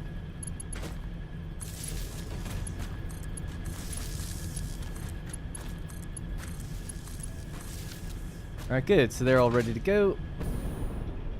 Home stretch now.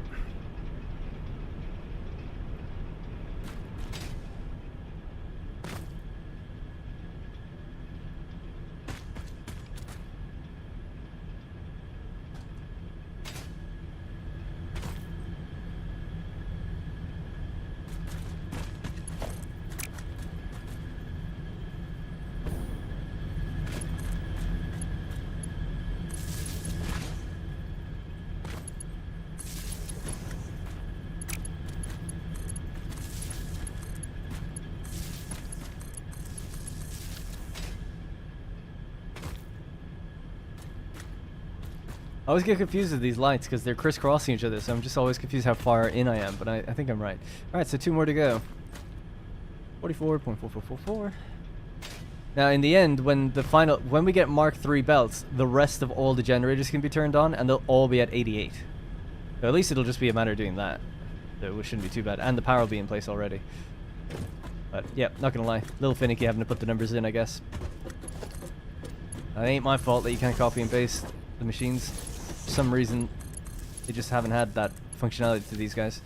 Okay, so with all of that said... Oh, free stuff. With all of that done, we now need to just upgrade the belts to be Mark IV. And then release the ore from the miners. Hey, Marnus. I'm English, but half my family is Irish. Still took me ages to figure out where he was from. Oh, me? Yeah. I was in Carrickfergus, Northern Ireland last year for the first time visiting the birthplace of my late Nana. Oh yeah, Northern Ireland is like the strongest accent ever. Like Northern Ireland and Cork have quite strong accents. For the very south and the very north. But, you know, I'm from outer Dublin. Not the city, but like the county. And I lived in a very rural village. You think actually being in a rural village, you'd have a very strong accent. But I think, anyway, why I don't have a strong accent is mostly just down to the fact that I played and lived my life in a video game. And podcasts and things like that. Because I lived really rurally. I had 3 friends growing up. In my primary school had 7 people in it. 7 people in my class. Obviously 50 people in the entire building or whatever. So I just feel like I spent a lot of time. I was surrounded by fields. I had hay fever. I was a nerd, basically. Well, I wasn't actually that much of a nerd. But, you know, I was basically somebody who just stayed in playing video games all the time. And I think consuming all that American media, American TV, and British TV just is what did it. Just neutralized my accent. My dad also has a similar sort of neutral accent. So that's also part of it, I guess.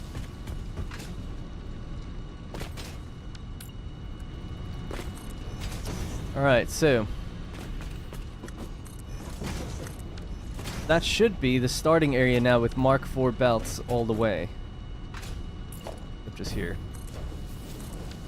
I'm just going to double check that before we run and do them all further out. So this is the most awkward part to do. So we're Mark IV out of our minds all the way. That's a Mark IV thing there. These are both Mark IV. Just check this one all the way back. Yep, that's good. I haven't overclocked them just yet. These are both Mark IV. Good. And that's Mark IV, and that is even all the way to that little segment there. Great. So now, just a matter of standing in the middle of these and just doing this.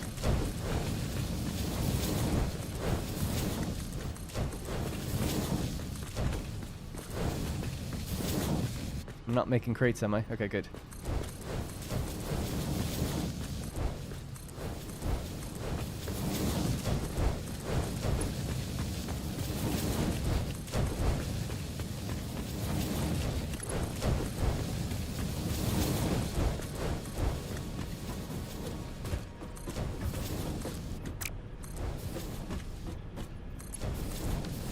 Now, I could be wrong, but I don't think I have to do anything else.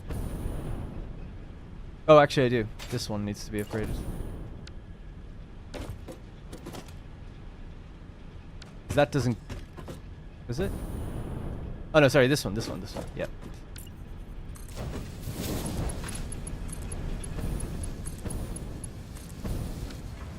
There we go, hits the splitter there.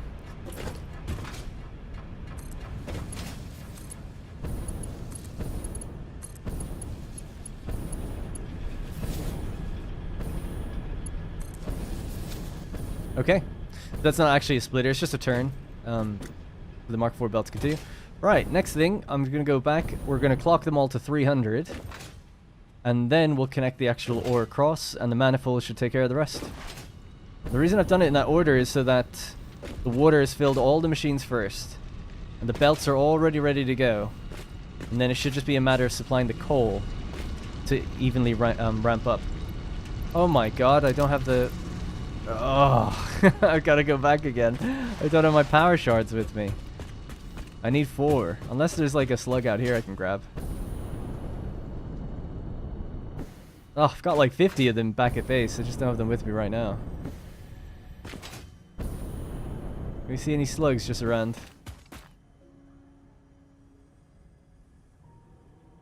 Damn, I'm going to have to make another run. So anticlimactic having to do that. There is usually a bunch over there.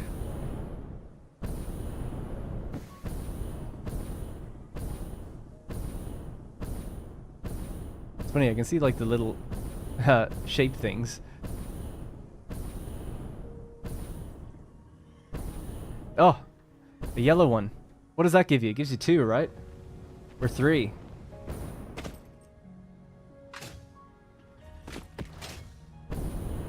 Yeah, some of them, I have noticed that they've been popping up again. So that's definitely true.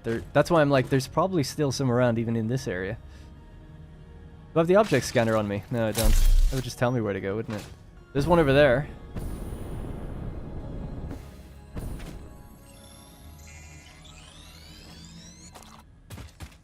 I can't actually remember. What does this give you? Is it 2 or is it 3? Because the purple one gives you 5, doesn't it? 2. All right, and then there's... Oh, yeah, we need 2 more. So the blue one there...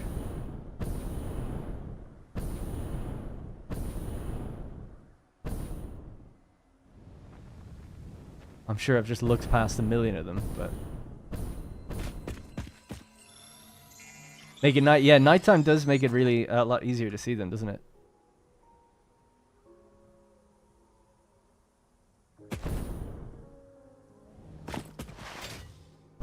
Yellow's 2. There's one right there. And another one there. I only need the blue one, actually, so I might just go for that. Oh, there's loads over there. Yeah, loads over there now. Duh.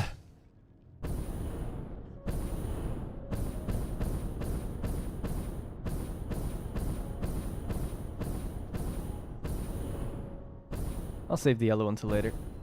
Get this one.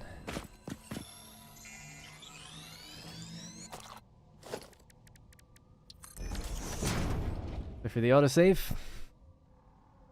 Preston and I have the same thing in brain thoughts. Glad to catch you live. Took some time off work over St. Patrick's Day. And plan to get it back into Satisfactory. St. Patrick's Day isn't for like 3 more weeks though. Oh, sorry. You mean you plan to get... Oh, I see. Yeah, nice. Yeah, sweet. And you should get drunk while doing it. That could be fun. Although very difficult. Oh, there's a yellow one right there as well. I'm hesitant to blow these things up because they take out a lot of the terrain around them. Like some of these big plates, these mushroom plate things, get completely removed. I don't quite like that. Alright, so now all we have to do is just upgrade the miners, and then we should see our power rise.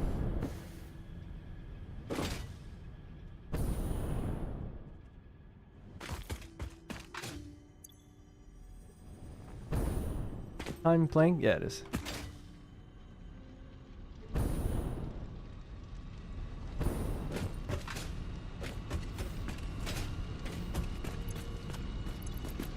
Sorry, did I just built that and then I didn't even do it.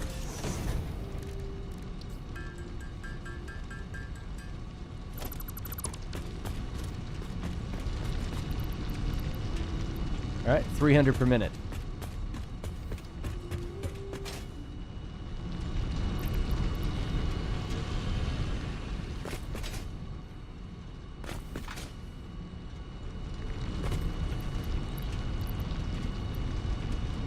Can't copy and paste those settings either on the miners. Alright, we're at 300 per minute. So now we'll just follow these belts and we'll connect those 2 extra machines on each row.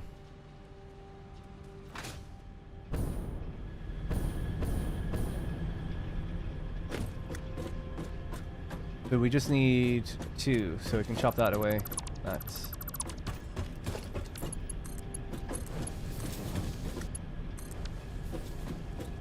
That should be it.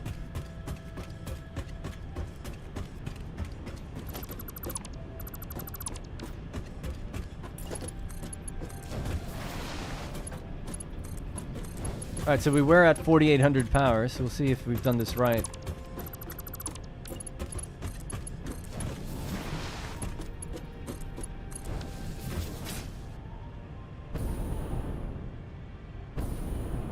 I think Mark II belt is okay for all this.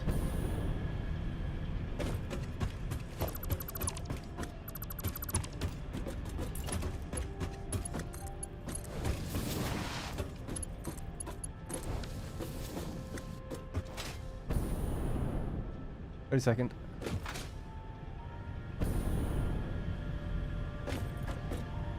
How did I just do that? Did I just reconnect the gap that I just made? Yeah, I think so. 1, 2. Sorry, 1 and 2. So this is the gap.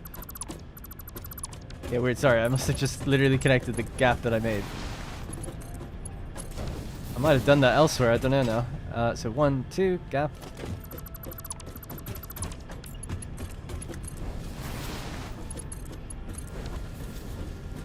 There we go. Oh, this already has a gap for some reason. I probably just ran out of material. So there, that's okay. Then there's a gap. Oh yeah, I did. Clearly you can see that I have. Leave it though. 1, 2. Alright, let's connect these guys. Alright, so they're all getting fed now. So there might be a little sputtering and stuttering for a little bit, but it should generally be okay once it gets the coal it needs. There we were. So we were at 4,800 capacity. We're already up to 5,933. 5,933. Is that right? I guess it's just a bit odd that it's an uneven number, I think. So an 88%. Oh, we are using one that's underclocked even further, aren't we? But let me just check it. So 66.7. So it's 7.5 times 4. 30. The 30 machines are active right now. 30 times... Hang on. That can't be right. 1 sec. Oh, it's 7.5 per row. So it's 7.5 times 3. Times 4 for the 4 blocks that we have, so that's 90. So 90 machines are active. 90 times 66.7, right? 2003. But that's because this one is underclocked. So we get half out. So it's more like 86 times 66.7 plus 4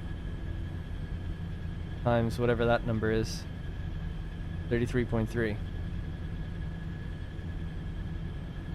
5869.4. Am I doing something wrong? Because we're making 5933.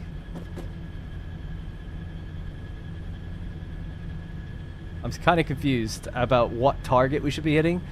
I'm glad to see that it's just a consistent line, but I feel like that number seems like a bit lower than it should be. Or, not lower, but inconsistent.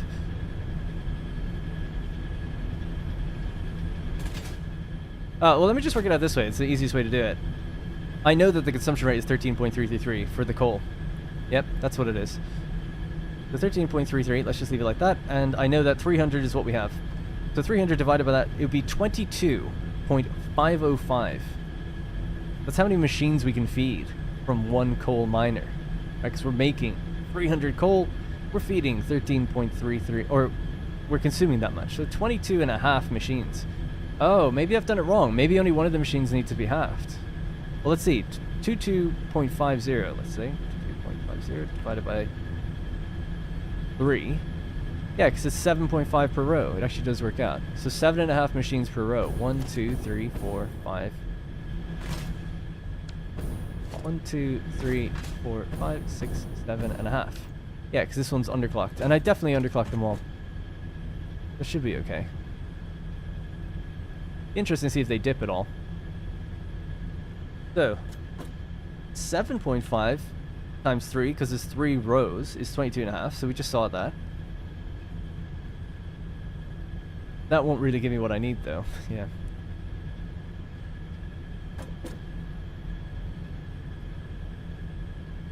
So 7 times 60... I keep forgetting what the numbers are. 66.7. 66.7. That's how much power we get out of one row. Plus the 33.3. Right? That's our 7 machines that are doing 66.7 plus the 33.3, which gives us 500. That's why I'm thinking, yeah, it's supposed to be an even number. That's just one row. So it should be, you know, times 6 then. Or how many rows do we have, actually?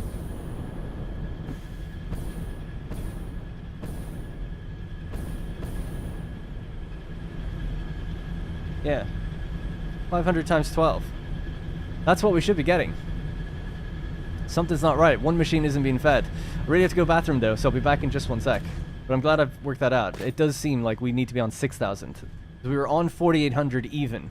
There's one machine somewhere that's not on. I'll just check it in a second. Gotta go bathroom, back in just 1 minute.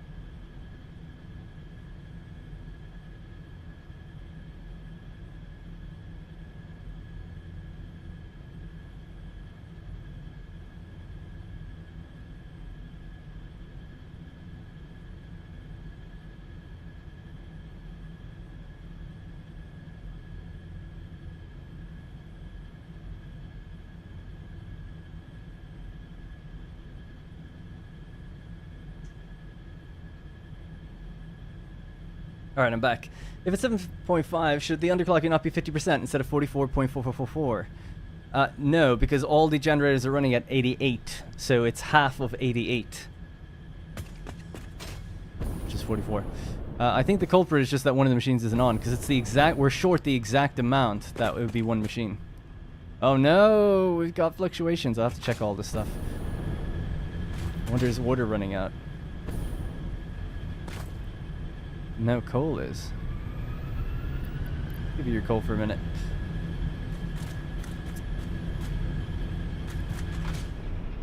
Well, if they're going to be flickering on and off, I'm glad to see it's not the water anyway, because the water is the most awkward thing to do.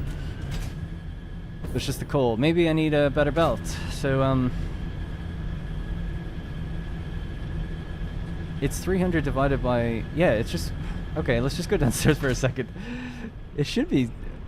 The Mark II belt should be more than enough.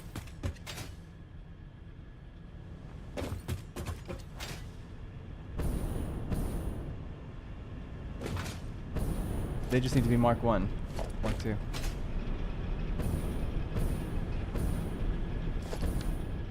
So basically, we've got 300 on a belt being split. The belts never get split more than just 3 ways. So we got one going out that way, one going out that way, and one going straight ahead. This one. Right, so from this bottom splitter, so it's basically, this is happening on every side, right? So 300 comes in, bottom splitter, it gets split 3 ways. So if it's a belt of 120, a Mark II belt, we're totally fine there, because we only need 100 on each belt. That should be right. Now it is just manifold. It could just be the case that it's taking a while, but...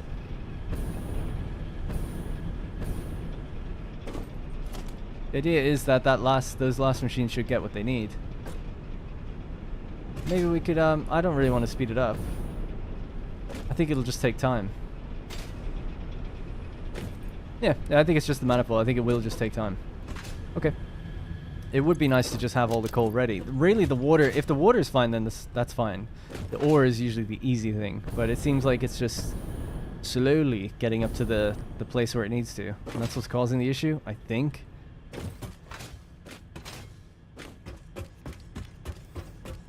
Yeah. Yeah, it's all Mark II, so I think that's okay. But yeah, anyway, the last thing I'm going to do is just very quickly check each line. So just to make sure they're all possibly on. So 1, 2, 3, 4, 5, 6, 7.5. So that's correct. I'll just do that down this way. I want to see if I didn't hook up one of the machines, because it did seem coincidence that was perfectly like one machine was off. 1, 2, 3, 4, 5, 6, 7.5. Okay. 1, 2, 3, 4, 5, 6, 7. That one's off and a half. That's off just because it lacked fuel for a second. That's okay. Just as long as they're connected, I'm happy. This one's on. 1, 2, 3, 4, 5, 6, 7. Yep, they're all good. 2, 3, 4, 5, 6, 7 and a half. Yep, they're all good. And they're all good, okay. And just to check the ones on the end. That's 44. Alright.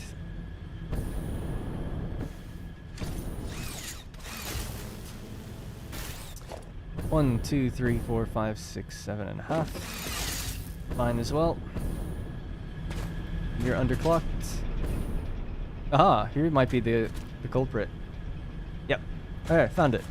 I'm glad I wasn't totally crazy.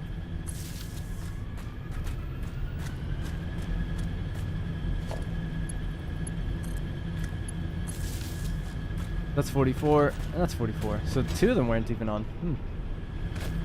Oh, that makes sense, because we were short a normal one. But that's because the 2 half-strength ones were off. So that's good. I did find that problem then. So I'm happy about that. Okay, so yeah, I do think it's just a matter of the manifold catching up. So this actually already has all of its coal.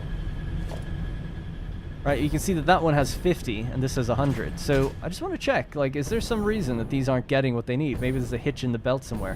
100, 100, 100. We should see that the second to last one has less than the one in the end. 23 and 34. Yeah, that's okay. They're all right. This one has none. And that is 9,500 all the way. So there could be something going on with this one. In terms of how it's being fed. So let me just hop downstairs real quickly.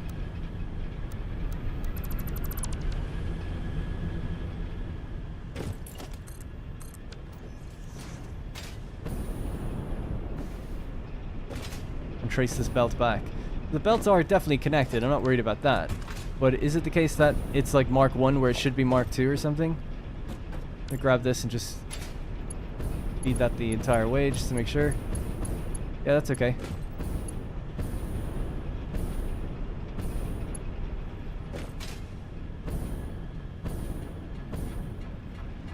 Yeah, that's kind of odd, but I don't see any issue. Yeah, they're Mark 2'd all the way down. I'll just trace it back to the splitter, but it looks good. I mean, this looks like 300. If it was a Mark 2 belt or a Mark 3 belt, we'd see much bigger gaps.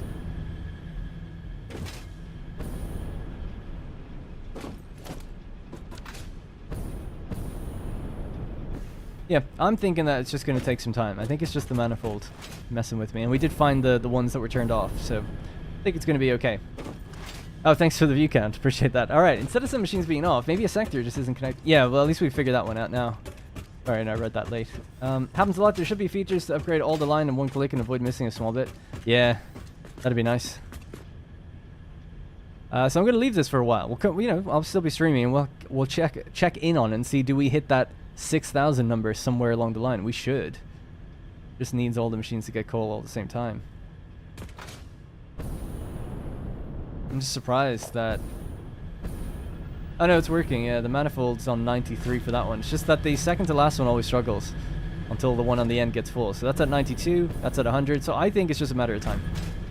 Alright, let's get back to the task at hand, which is doing cosmetics for the other factory. We came down here originally to get plastic. We've upgraded everything now. And I'm holding out hope that my designs are good and that I haven't made any mistakes, and that should ramp up to an even 6,000, which means that we gained 1,200 megawatts of power out of it, if it was done correctly. Where's that car? It's all the way over there. Might lower the jetpack volume. It's getting a bit loud. I don't know how long I'm streaming for. Whoa.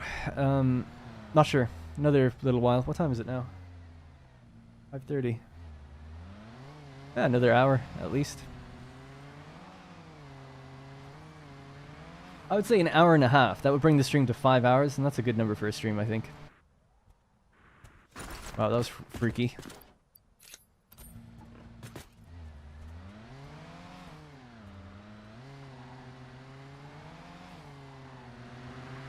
The other thing we could upgrade as well, if we get some time, is go up to the quartz factory and ramp it up as well now.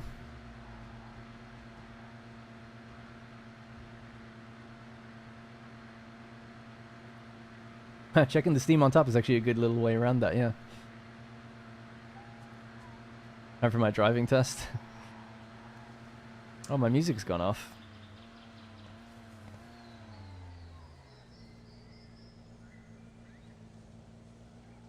I'd say hide the screen. It's really, actually, it runs smoother if I hide it for you.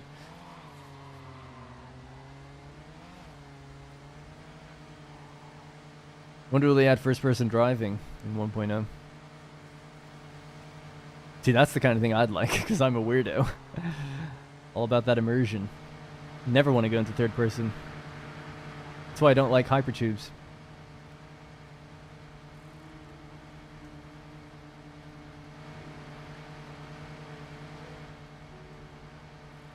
Alright.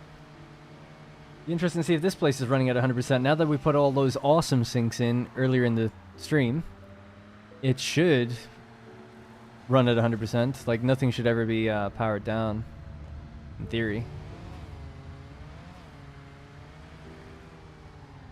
So if we see yellow lights flickering, something's wrong.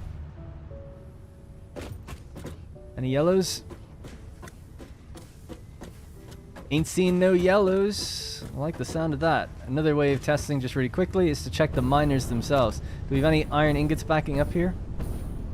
No. Excellent. Oh, we do here. 70, that's not good. Yeah, it's at 98%. Something's not right in that one. How could that be? Because they're all done the same way.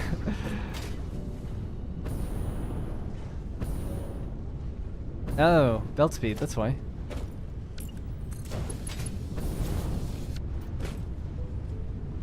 I think.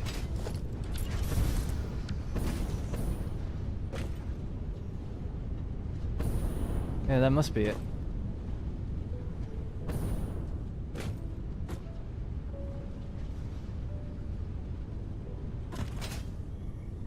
Just check that as well. Oh, they're getting backed up too. I thought they only get backed up by 77 per minute, so it's a bit worrying that a Mark II belt wasn't taking care of that. Let's just make everything Mark IV. That's what people tell me to do anyway. The numbers are all the same.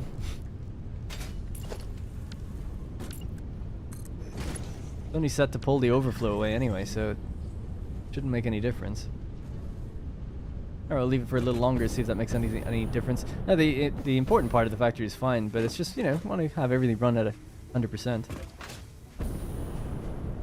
Alright, so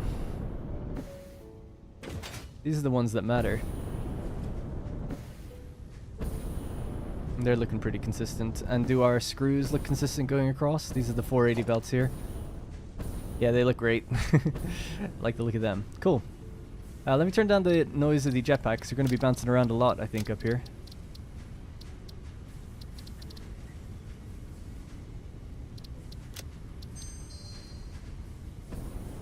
Bit better. What about your driving license? Oh yeah, no, I passed it. I passed it in October. And we bought a car in January. We had a car before then, but let's say I bought a car. We sold the old one and got one that I liked. And it's awesome. I've been loving it.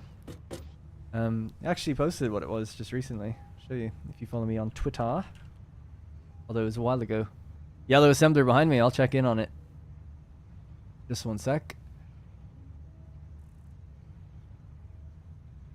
I post like a Lamborghini and people are like, factory video's doing well then, eh? No, this was it.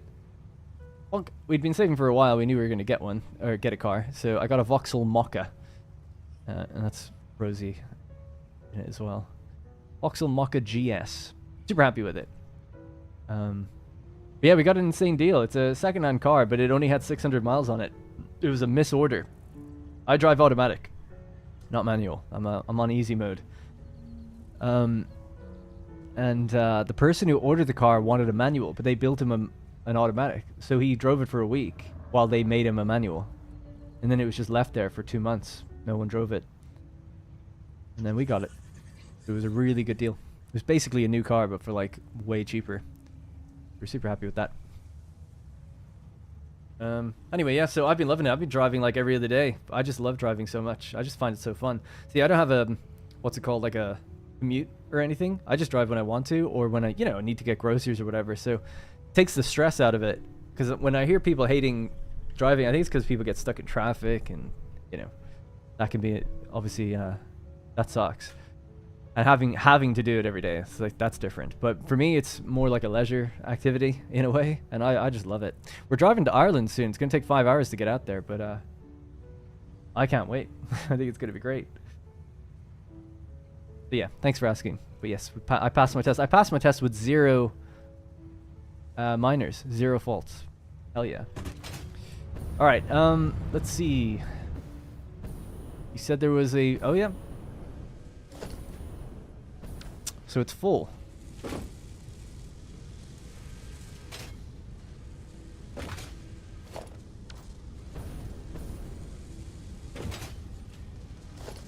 Again, not sure how that can happen, because we only make 57 rotors per minute. So how is a Mark 1 belt not good enough?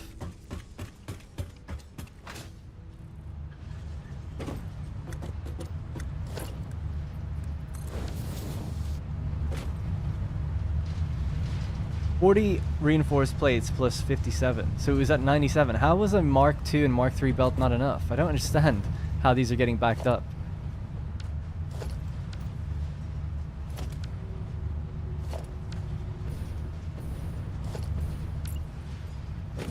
Well, that doesn't matter anyway, for sure.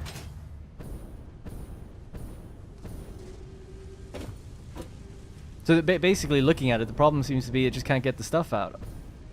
But this is at 3 per minute. But they're so full. They're all so full.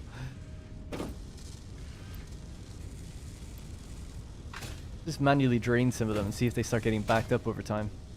A little maintenance on these guys. These ones on the bottom are empty.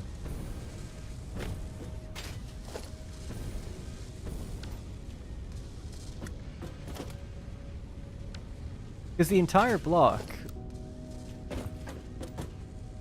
you know, it's 3, 6, 9. It's about 20 rotors in total when you include the decimal point. 20 rotors, all traveling down onto this belt. And they're struggling to get out. This is another 20 coming down here.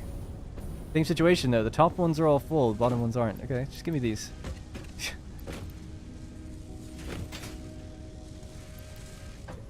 Not 100% actually, so they must have just been filling up now or something.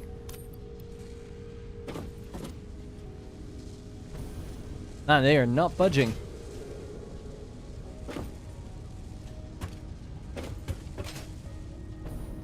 I don't want to make it like a faster belt. I want them to be running at 57 the way they're supposed to be on a 60 belt, which would look great, you know? No gaps. It'd just be like a really even movement. But yeah, I mean, I just pulled a lot of the rotors off those, so it should start moving again properly, because they shouldn't have time to really get too backed up now. At least you'd think. No, I'm not upgrading all the belts, you're crazy. Crazy. I want this kind of thing. This is what we should have, you know, like, it's done, well, you don't want it to stop really ever, but it's the same with the screws down here, right? It's like, oh, it's a 480 belt, and we're traveling 480. I've got basically 60 rotors, just under, and I want them to be on a 60 belt because there'll be a nice full belt moving consistently, just like this. I'd love to see it. But when you start having belts with massive gaps, I mean, it's fine. Factory runs, right? Doesn't look as nice. You want that clean swivel, clean movement.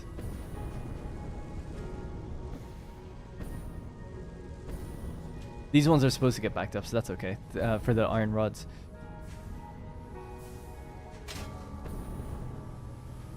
But yeah, seeing like the rotors not making it out, that was just a bit weird. Because there's no way we produce more than 60. And so I don't get it. I don't get how they can be getting backed up.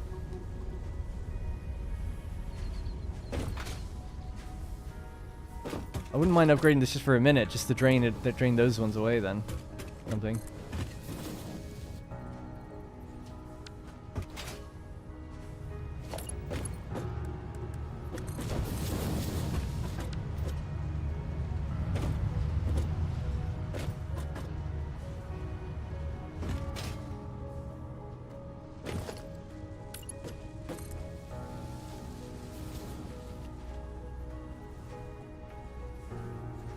Okay, so now I'm just gonna put it back. And hopefully I've given enough clearance for them to kind of get out now.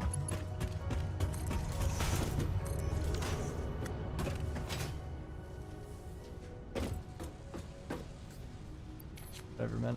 Okay, anyways. Bit of a distraction. So, yeah, we'll just leave things for a little bit, and then we'll check on it in a moment. Let's just continue doing. So what I actually... All that detour was to go grab some materials in order to get plastic so we can put down more coated concrete. It was a massive detour. We can put all this away. We can grab our plastic now. Put some of that back. Put some of the pipes back. And then we just need concrete, and we're just going to make the place look pretty now. We're into full cosmetic mode. Where is my concrete? There we are. Alright.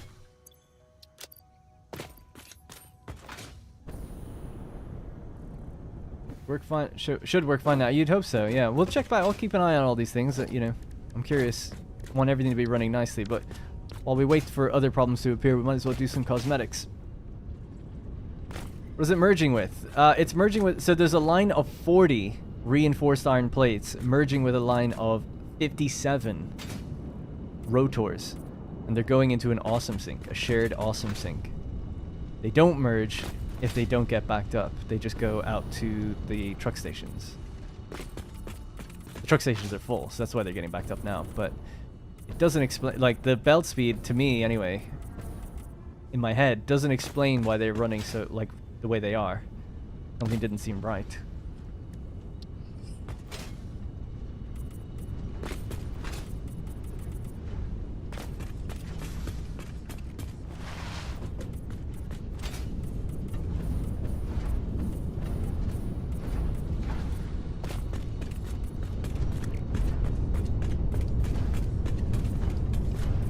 On a Mark 1 belt? No. It was on a Mark 2 belt.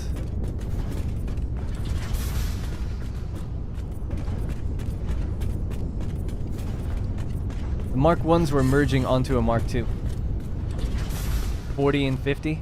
40 and 57? That's why I was like, this... Hey. That's why I'm so confused about it. Smart displays would be good.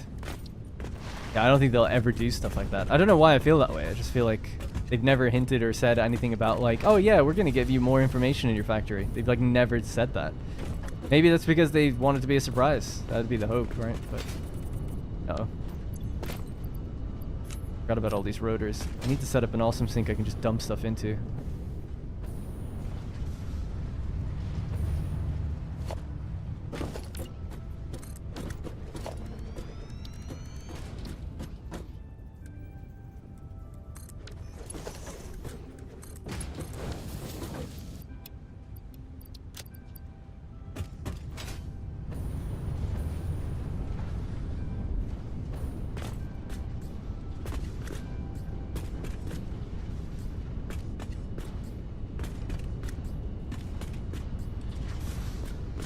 Still some crates over there apparently, but we'll get to them. Alright, let's keep going. So yeah, I'm just gonna make all the machines are gonna sit on asphalt, at least on this floor. Upstairs are gonna do things a little differently. And we'll put patterns and things on the floors to make them look a bit nicer too. And then we have to color all the belts. Hey, the Great. My game crashed. Oh no.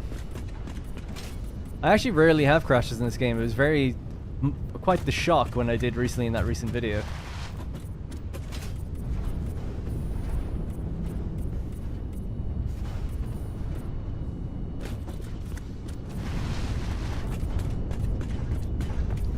Sometimes I use the efficiency mod you can put on a belt or pipe to have that info. I don't want to use any mods, but thank you. It's not, I just don't plan on using any.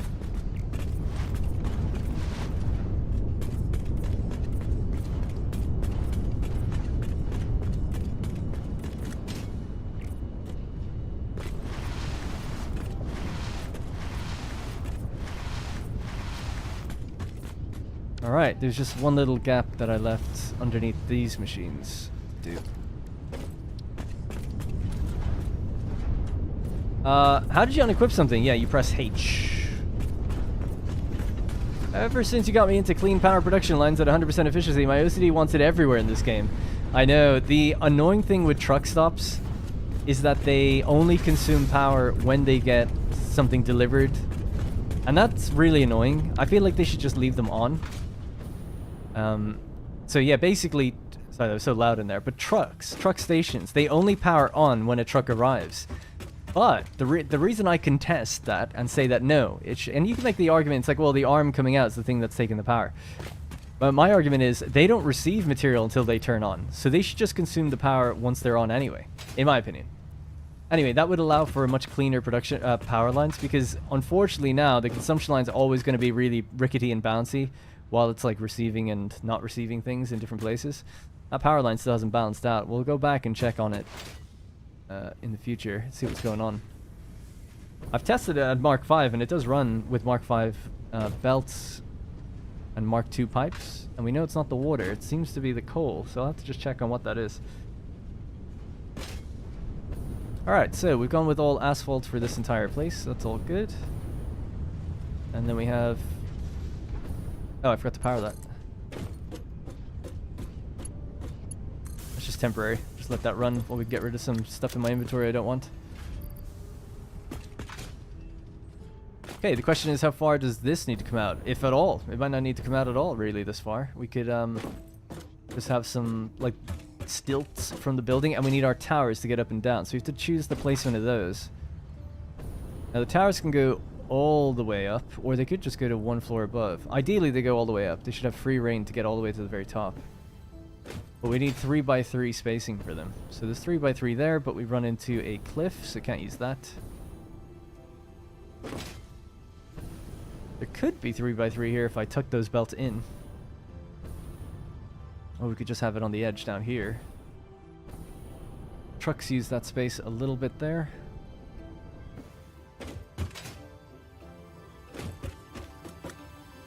Maybe there was a Mark I between those two mergers that were next to each other. I don't know, there's something still not right with it, because it's just backed up again. Like, what's going on? That's a Mark I. This is the merger. And then it goes into a Mark IV. This only needs to even be a Mark I if it wanted to be. You know? So again, just for reference, this is a 40 per minute belt. And this is a 57 per minute belt. And yet, we seem to just be producing way too many. Somehow. Wonder, is it anything to do with the clock speed of the machines? Are they not? They should all be at 80, doing 3.2 per minute.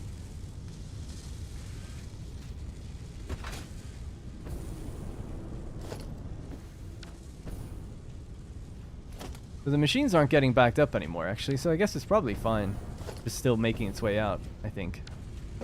Seems to be the case.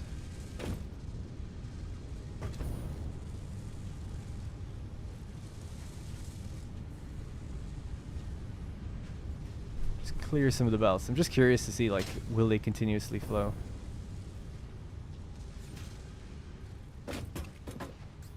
That's basically what we should have. It should just be always moving like that. That's the goal. And the same with this. This is 40 per minute, so yeah, you expect to have batches and then like little gaps. That's okay.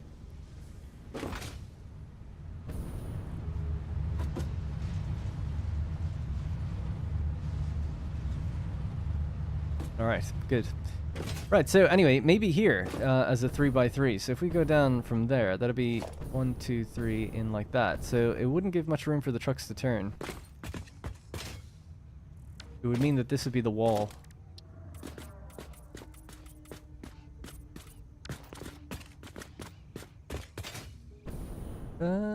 Trucks might be okay actually to turn there. Yeah, why not? Alright, so we'll make that one of the towers. Is that okay to go down even below? Nothing down that way. We'd have to come out quite far really for that bit, but yeah. It could be fine. It's either that or I push that further back in and I bring these belts down along this way. And that might make more sense actually. Space-wise, because it does seem like we're pushing really far out for no real reason. How can you change the lift color for both sides?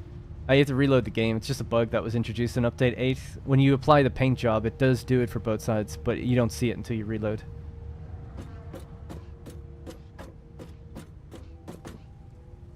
But the power storage system at the truck stations help keep it balanced. No. Nope. Because power consumption...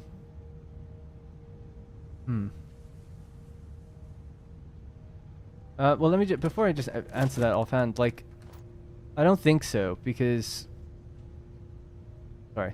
Let's say that this is a battery, right? Power storage. And this is our truck station. Right, so this is consuming power. Actually, I don't know why I'm using those. Let's just pretend with this. So just to make it look different. Right, that's our power storage. Right, there's our power storage. We can imagine it's a battery. And this is connected out to our main grid. Right? This is our truck station, which will only activate... Which will only activate when a truck goes near it. Is there a way to have this? No, see, the problem is the battery will fill up full 100%, and then it'll just drain a little bit when the truck gets activated. So it's the same thing, right? I don't think there's a way to say, like, democratize your power consumption onto the network somehow through batteries. That'd be cool, but I just don't think you can do that, unless I'm not thinking of something. So you guys let me know, but I can't picture it right now. That's an interesting thing you could do. Yeah, use a second power grid for all the truck stations. That would keep it clean. That's an interesting idea to try and achieve that.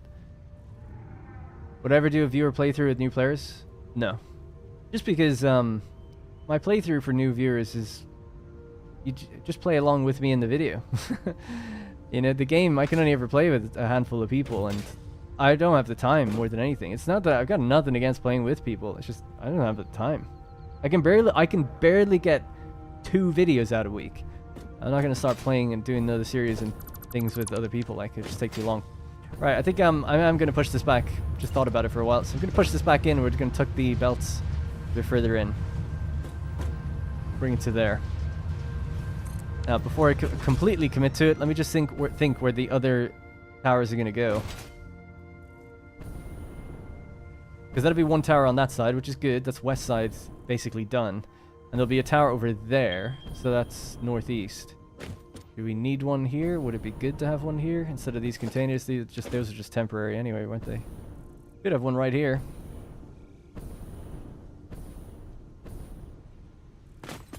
That could be part of the tower, actually. Yeah, that could be interesting. Might do that.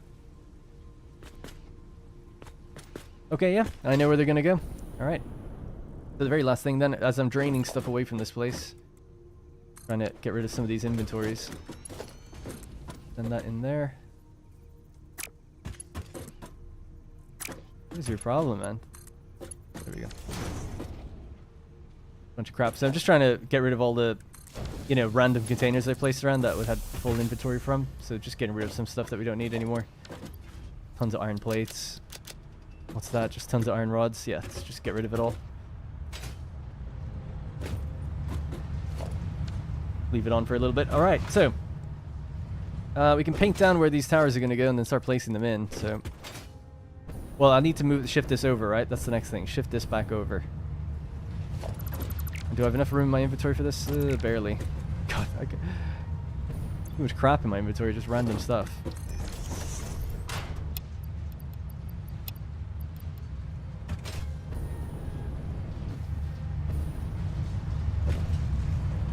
At least the rotors are all moving, just about, so that's good. Yeah, that actually looks right. It's a consistent belt. As long as it's not getting backed up in the machines, then we're okay. But sadly, I'm going to have to just move the... I'm going to turn this in here instead.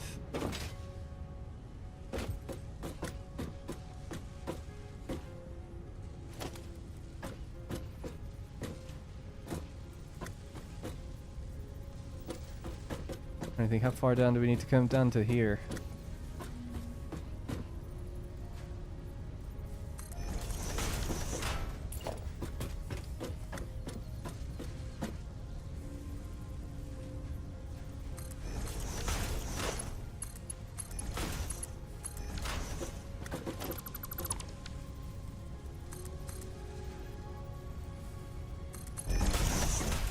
Alright.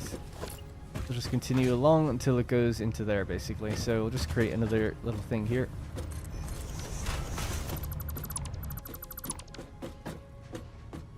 Alright, we just need to do that setup. But further down. This is just to get this stuff out of the way so we have staircase that can come down and look okay. What was it? It's a smart splitter in line with the thing itself, so we just have to remove these. Good night.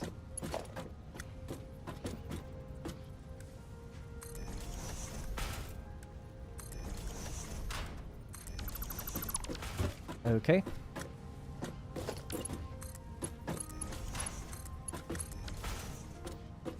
And we just have a merger, right? So the merger is going to go somewhere here in the middle.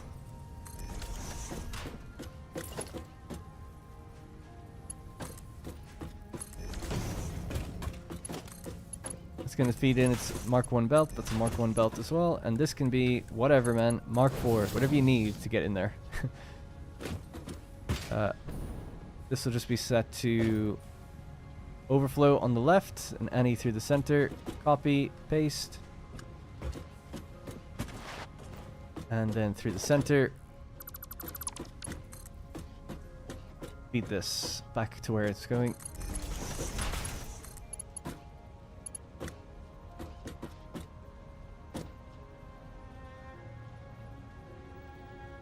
It's not letting me. There we go.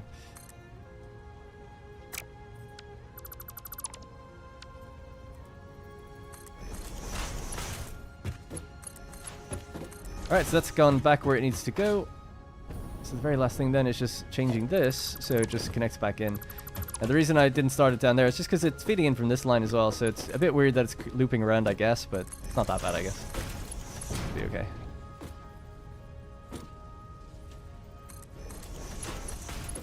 Our machines are going to get more backed up though, because we just stalled them for a minute there. Okay, but now we're free to remove this and this. All this crap that was done before. And then we have to just power on the awesome sink.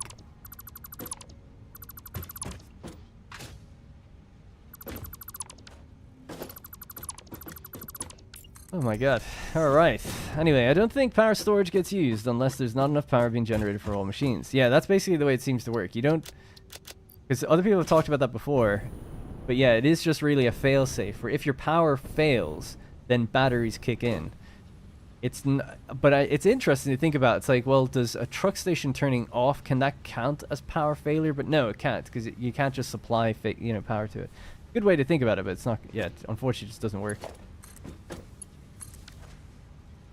All right. Anyways, these guys have made their way back. So we've now cleared the area for. I really still have more stuff. I guess I picked up all those rotors. Let me just drop some of it downstairs again.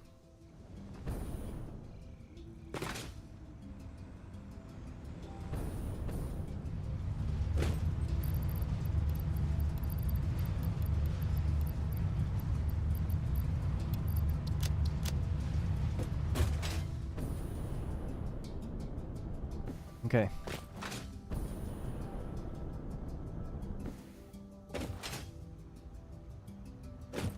So I'd like the tower to be in line with the other one, if possible. That would look nice. Whoops.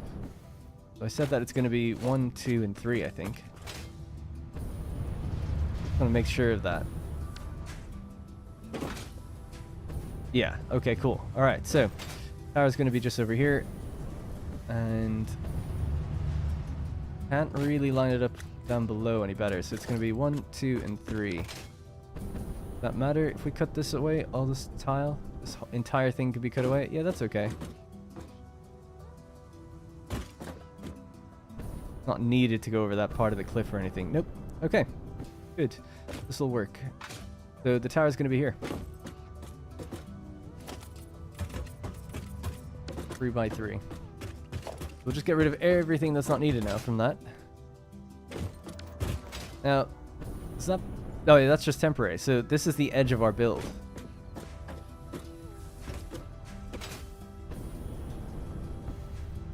Okay. That's the edge of the build right here. Yeah. Alright, that's fine. This means that all of this can be taken away. This is the roof of the truck stations, I guess. It'll be put down again, but differently in the future.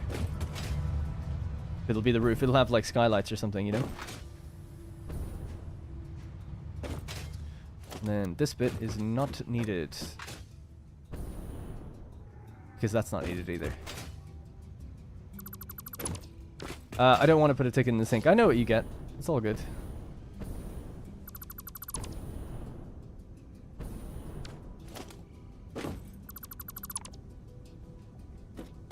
I do have to say, your rule of 2 has saved me from a life of sketty. Nice, yeah. The rule of 2.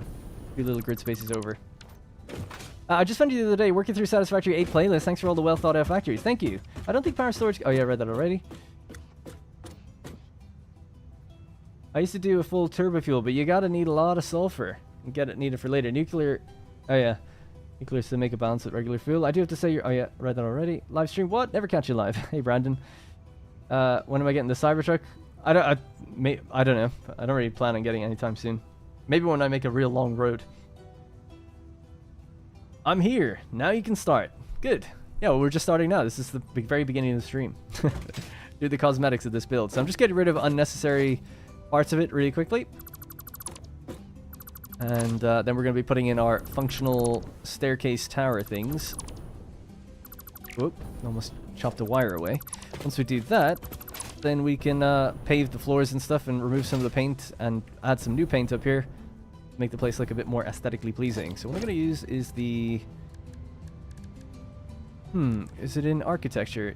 Yeah, tower wall with glass. Glass might be kind of cool to have on the side of the corner, if it's the corner of the building. Which is it? Actually not the corner of the building. But that's going to be a roof anyway. So I guess it kind of is. Alright, so let's move that over. But I need silica and steel beams. Alright, let's go fetch what we need.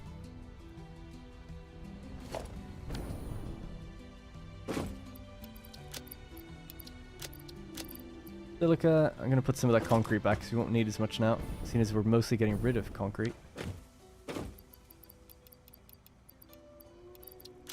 A lot of the plastic can go back just for a while.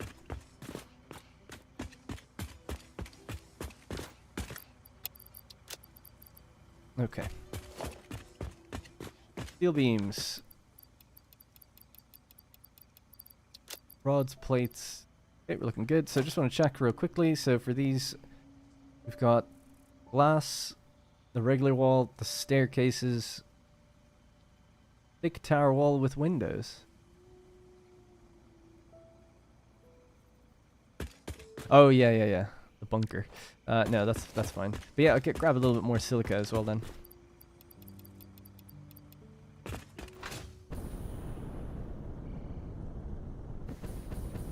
Can you confirm that to rename a blueprint, you have to do it in the Windows file? You can do it directly in game. Yeah, you can. Well, I guess technically you're right. But in game, what I do is... You're right, you cannot rename a blueprint in the game, but if you just load an existing blueprint and name it differently and save it, you've saved a new one, and then you just delete the old one. So you can do it without ever leaving the game, if you know what I mean. Just copy the blueprint and give it a new name. So you've technically made a new version of it, even if it's the exact same, just has a new name, and then remove the old one. Will you be able to complete this playthrough before 1.0? I don't know, there's no date on 1.0, so who knows? Probably not, really. I only do one video a week. But I don't know if I'll be restarting or not. It depends how much stuff they add. It could work out that my playthrough is perfectly timed for 1.0 to come out, and all the content is like in tier 7, 8, and 9, or whatever, and they add like a tier 9 and 10, and it's like, sweet. You don't need to change. I doubt anything's going to change from the early game. I just can't believe that. What would change? I just can't imagine they're changing anything there. Other than quality of life stuff, maybe with like how you build and things, but I cannot imagine that you're going to have to be redoing your progression from the... Like, I just don't think that would be a thing. I imagine the game is going to be 90% the same, with 10% quality of life fixes, and then 20% new content, if you know what I mean. So it's like 120% total. You got McDonald's? Oh, man. Shame. McDonald's is garbage. It's just such shit. I eat there every now and then, but it's so trash. The older I get, the more I'm just like, this fucking sucks. I Actually, in Ireland, McDonald's I used to really like. I don't know if it's just from having come here, but I feel like it's so bad over here. Like the meat quality in the UK, I feel like is quite bad compared to in Ireland. And I really don't think much about Ireland's better than England. In fact, pretty much nothing, except maybe that. Is that I guess because it's like such a low population over there that's a lot more local organic food, and I think it actually does make a difference to the quality of stuff. And I never thought that until I came here, and I was like, wow, food is actually different in different parts of the world. Who knew?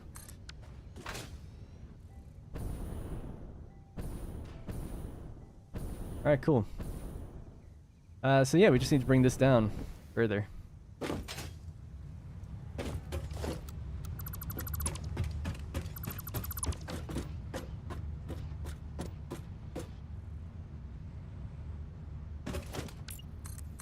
Not sure where the stairs will actually go. Stairs will just... Well, this is the top floor, thinking about it, so we don't really have to go much higher than that. Unless you want to run up to the ceiling, I suppose. So just get rid of this bit now.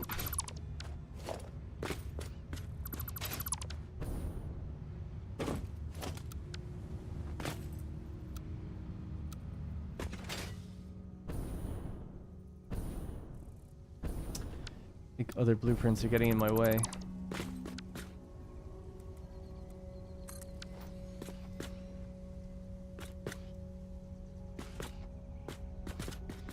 Alright, we're taking shape. We are taking shape. Gotta decide how to like segment off that logistics floor. That was where one of the towers is going. I guess we'll just continue this down even further again. And we'll fill it with the stairs after the fact.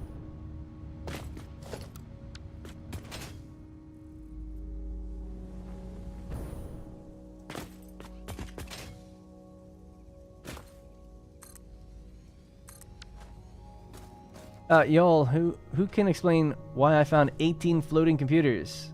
Because the game has some glitches, but you found stackable poles? That's not right.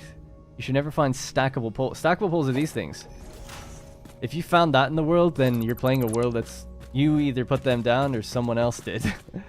But yeah, you can find computers and things around the world because you're near a hard drive site, most likely. Oh, I just realized something about this. We need to start from the bottom. Oh, no, we don't. No, we're good. We're good.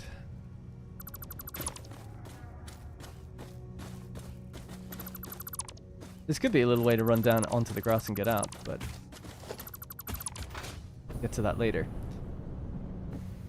Okay, so, do I have some plastic left over? No. Alright, well, next thing is we gotta figure out stairs that's gonna lead all the way up to these places, so... Tower stairs. Put up like this.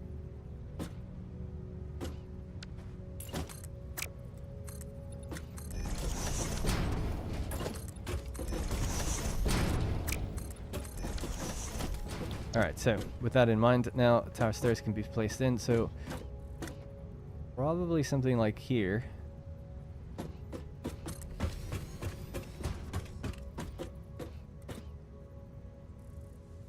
That's where the next group would go, so we just need one set of stairs to get up that high. Okay.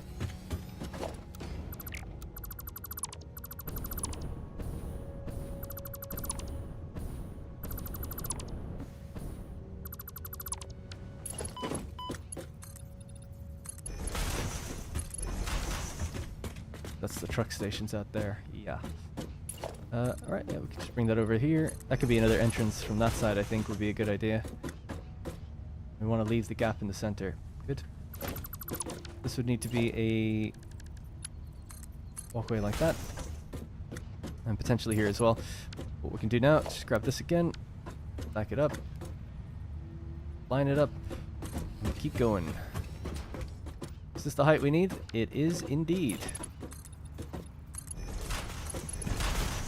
That's it. That's as high as we go. It is a small build, relatively speaking.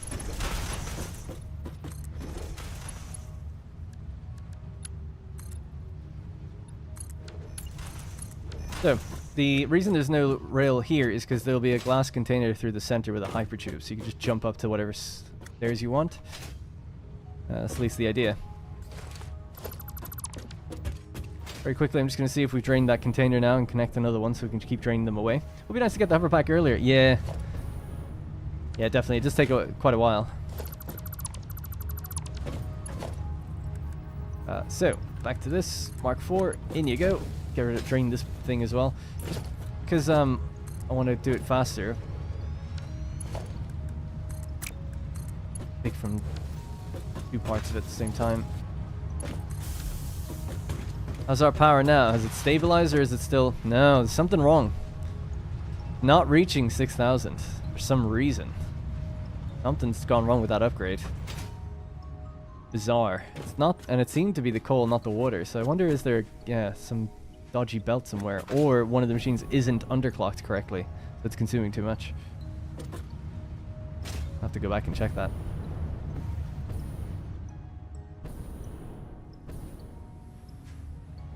Alright, so that's one of our towers. So we need to do another couple of these. I started this one from this height, didn't I? So we could just do that again. So we'll head over to our other 2 towers. There's 2 more towers to be placed in, right? One's going to be in the corner of the build, and one's going to be over by the truck station. We could have one somewhere out here, actually. Somewhere like right there. Yeah, and that would actually make it have 4. 1 on each corner of the build, which would be kind of nice. I was going to put it down somewhere here. Got this open space. So what do we want? 1, 2, 3, 1, 2, 3. So somewhere there. This other tower starts all the way tucked in next to the wall anyway. So I feel like, yeah, we'll just go with it here.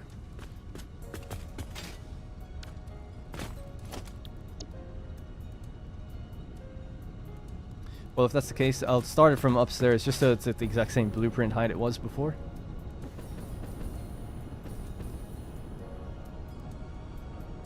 Right. Pop the glass on the corner on the facing out, I suppose. Like so.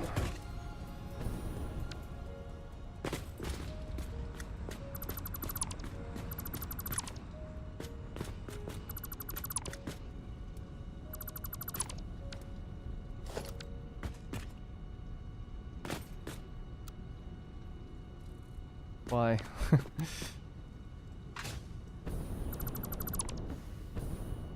Removing blueprints can be a little annoying because when you're in a blueprint, or like I was on a road, which is a blueprint, so I'm within the bounding box of this one, so it can't quite get to the one that I'm aiming at properly. I'll, like, hop out of it basically, and then look away. There we go. Ah.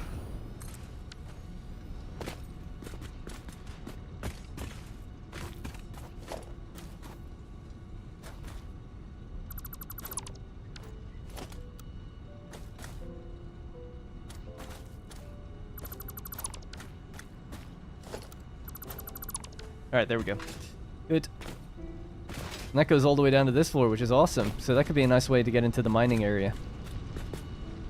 Sweet. Alright, hope you're doing well, been enjoying your Cities 2 series. Thank you. Yeah, we'll be keeping it up. Next video will be City Skylines 2. Are you planning on putting the hypertubes in? Yes, yeah, down the center. Usually that's the way I do it. I haven't really done it in this series at all, but that's what they're designed for, with the gap in the middle on purpose.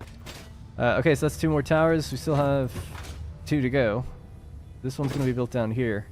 This one's kind of interesting because this is going to be slightly in the way, I guess. Well, I wanted to clear those boxes. How much is left? 6,000. Oh my god. Let me just grab this. Put it here for a second. Dump all my stuff.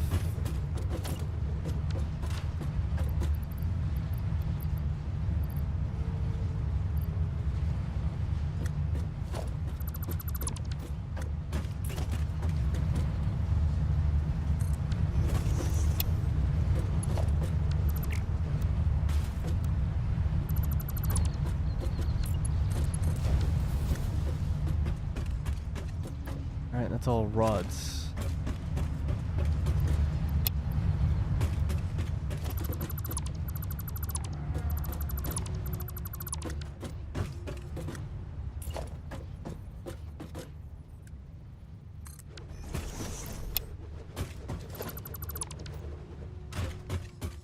Alright, that just leaves us with... I was just moving stuff out of the way. So we're left with space now that we can work with for the tower, which is going to go here.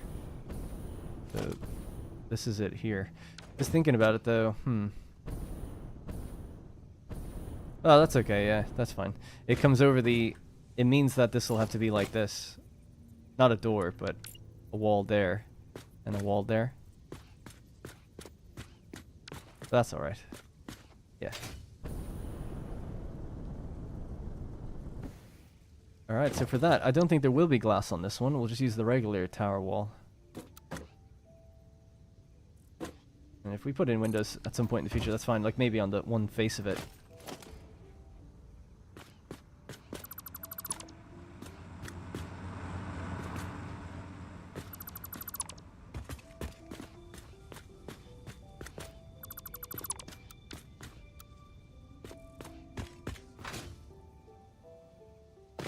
Oh, so annoying, man, to get this right when you're embedded in blueprints.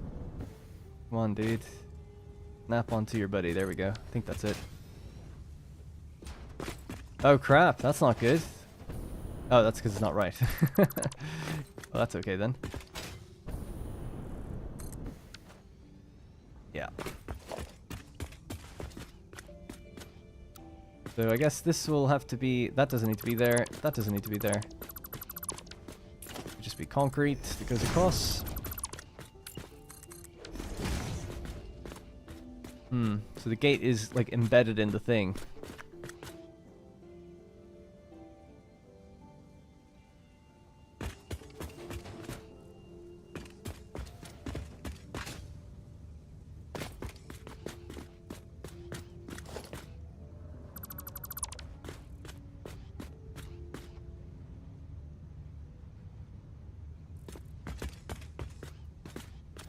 Oh, it's too far over. Yeah, I was thinking, like, why isn't this making any sense? I was like, surely that wasn't the idea.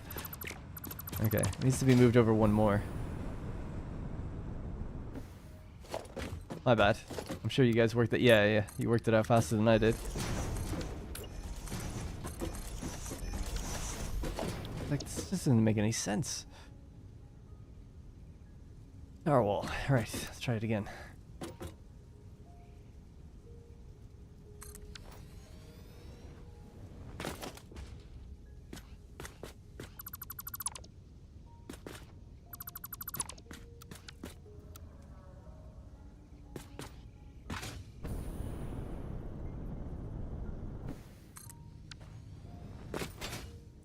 Yeah. Good.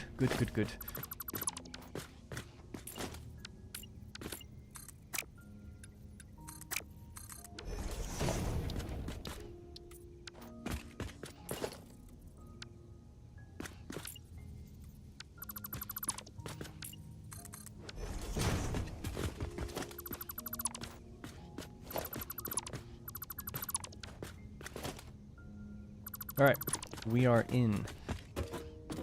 Okay. Continue down again, right? That'll be it. It won't go any lower than that. Close this off like so.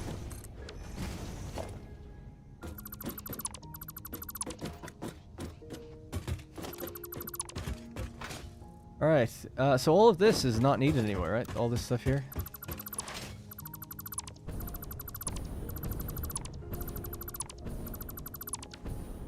Good. Probably going to do something like... Does it even need that? I don't know.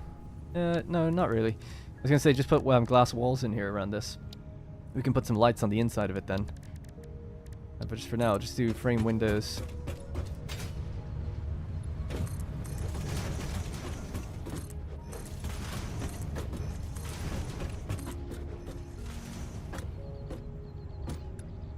Yeah, interesting. So what could that take?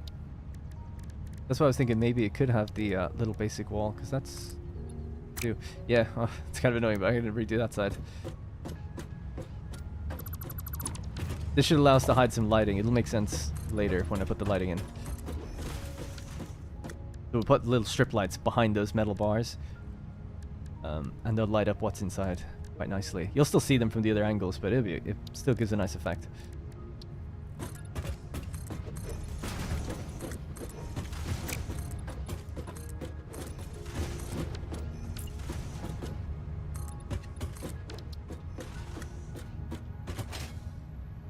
That's around the rock, never mind.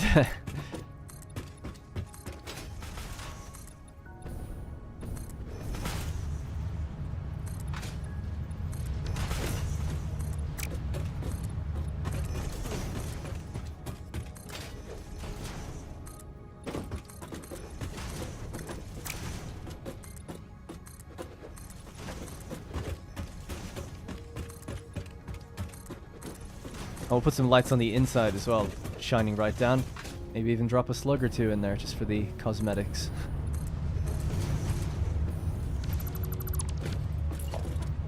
Is there a window there? I couldn't even see it. So clear.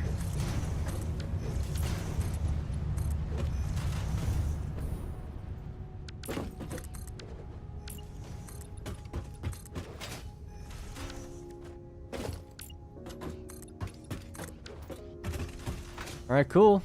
We're taking shape. Taking shape left, right, and center. Got a little bit of plastic now, so let's go put the coated concrete back in our walkway up to our tower.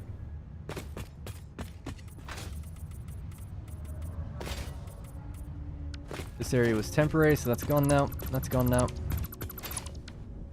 Sweet. A big open space there. That's what I was saying about pushing the tower in further, but I guess the floors upstairs warrant it having to be a little further out. This is the truck station floor, so yeah, let's go get a bit more of that coated concrete, or plastic I should say. Last display so wildlife can come and see what, yeah, what we've turned them into. Exactly.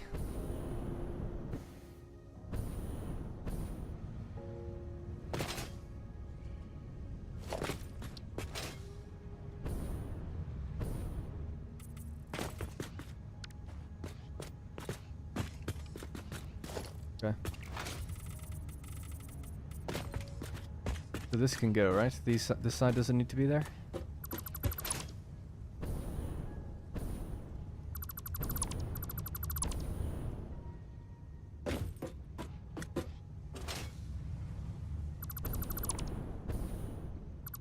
Alright, looking better.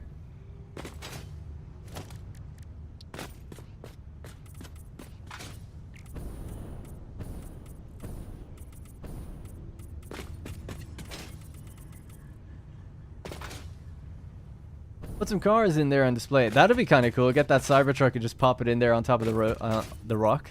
That'd be kind of an interesting use for it. Oh no.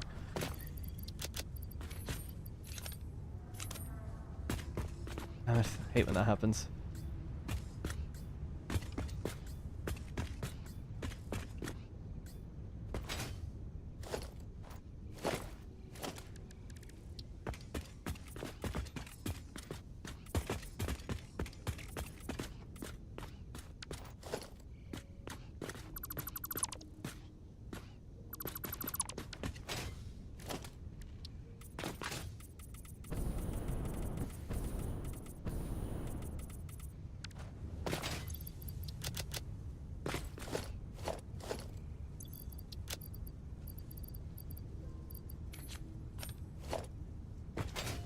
Alright, so that's going to be asphalt pretty much. Actually, this one can stay as coated concrete as well.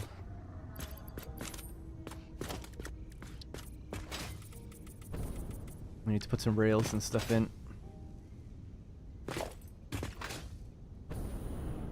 Alright, cool. Yeah, so a combination of grip metal and asphalt and then some railing and stuff. I guess we can start doing the railing now. No, it's just different ways to get in. Well, there's going to be a lot of staircase and, what's it called? Walkways.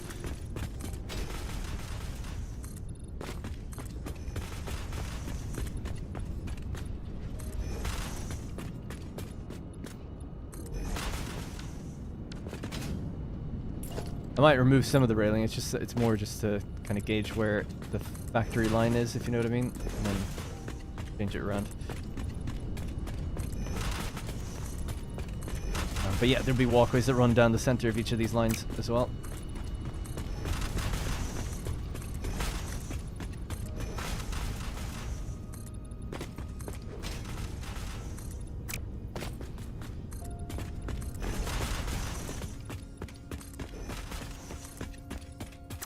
Alright, out of rods. Oh man, this floor is almost done. Almost. Be a mini aquarium without the water. Did you get the plastic shipped there? No, I just ran and got it. Just drove down and got it. I don't have trains in the world yet, so I just have to go get the material that we need.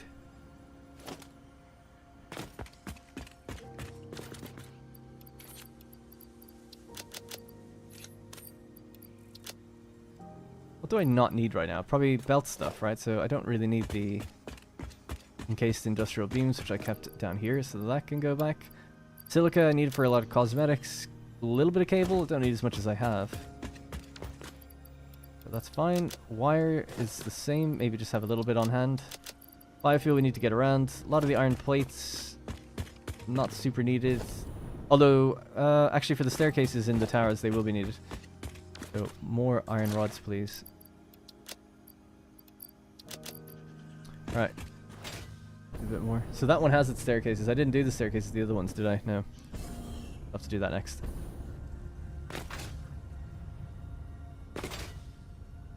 I love this plastic coating. I've never used it until I see. Oh, it's beautiful. Yeah, I love it. When I turn on global illumination, it'll look great.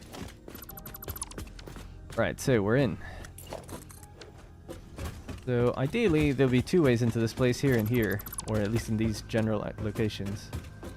So the stairs should probably be orientated this way. Look at the wall, default mode, bring it down, snap. So we have to go to there. We just need 2 sets of stairs, actually, don't need all this.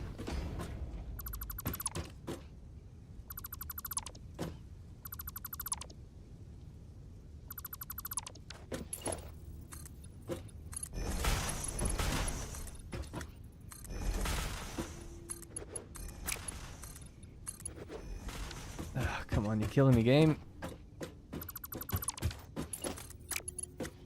What? That happened. Wait for that autosave. Oh my god. Yeah, am I using any mods? Just Sky UI to control the time of day, as Nergal said. Missing 1 tile to plastify. Oh, well, don't worry, I'll get to it. After decoration and upgrading the belts, what is the next project? Electronics. Yeah, it's what I've called a parts factory. So I want to get to oil and building a nice fuel factory next. But to do that, fuel generators cost... do we have it actually in here? Yeah, they cost computers and motors and heavy modular frames. So if I'm going to ask people to build, 100 of these, or whatever it's going to take, you should probably have computers, heavy modular frames, and motors somewhat automated.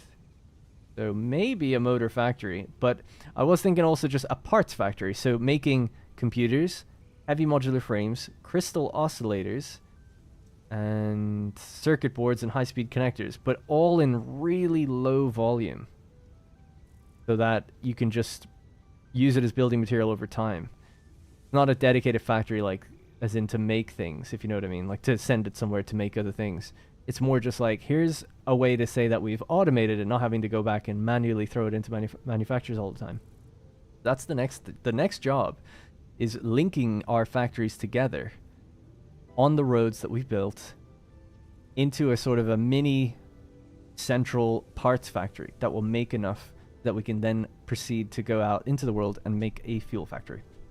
How tall is each floor exactly? I don't know. I can check in a little bit. Don't need to check right now. Oh, actually, there is, when I was doing the initial build, I did outline exactly how high each floor was. I just don't know off the top of my head right now.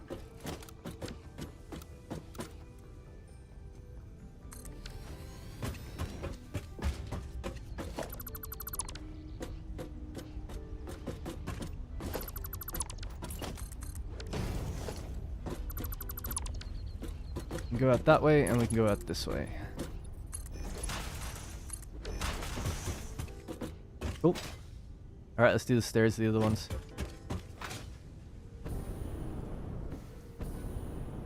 Any yellow lights? Ain't seen no yellows.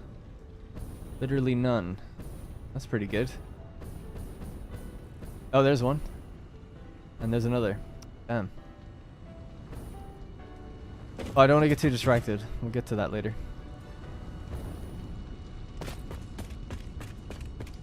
Right, so if you're running along this way, you'd probably come in here. And similarly, you'd go out this way.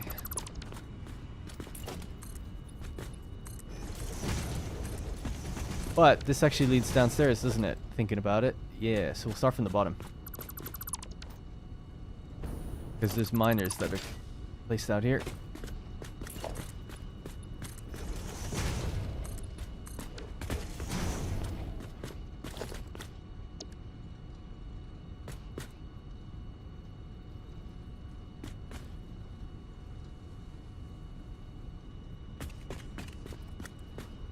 So here, I guess.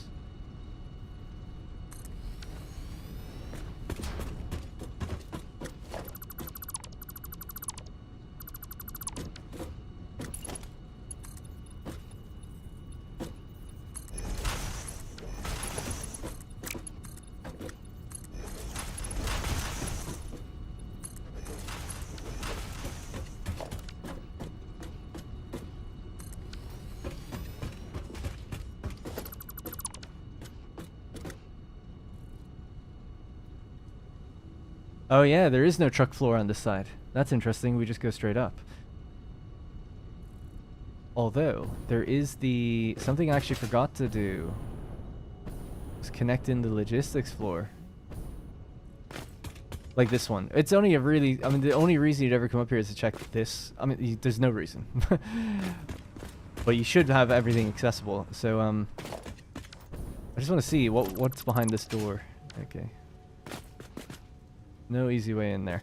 Alright, well, as long as we can get into it from one direction, that's fine. Because it is... I mean, normally I'd like it to be accessible by all staircases, but the fact that it's so not necessary to come in here, we'll make sure we can get in from at least this stairwell. But apart from that, I think we're good. Making things look pretty always takes way more time than the build itself, but when you see the finished products, it's worth it. Yeah, totally. Totally. It takes so much time. It's insane. Thinking about... yeah, that's still orientated the right way, I guess. I just have to get rid of bits here. How much further up is it? Okay.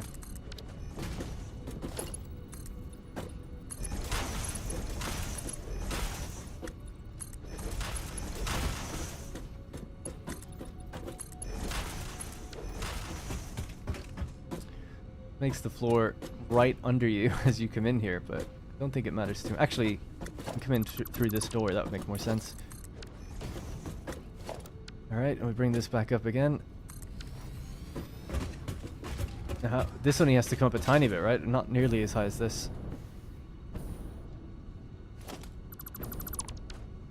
Yes. Alright.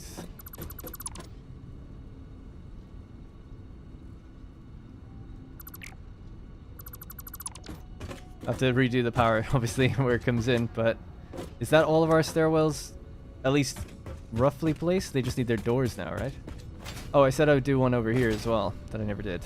So, yeah, somewhere just out here. This is where it turns into the grass kind of meets the concrete, so you can't go out too far, but something like there might be right. That be 3? Comes over the belts a bit there. That could be alright, just do it from here.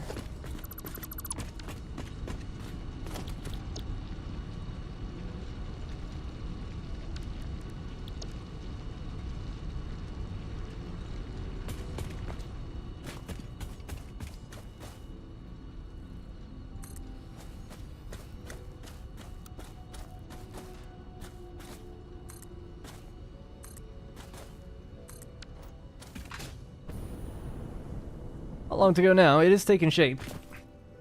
Taking shape. Ugh, just getting uncomfortable. I'm 100% efficiency with 15 smart plating per minute. Is that good? That's pretty good. Yeah, that's pretty good. 15. That's good. Well, for 150 hours though, is it that good? Yeah, that's pretty good.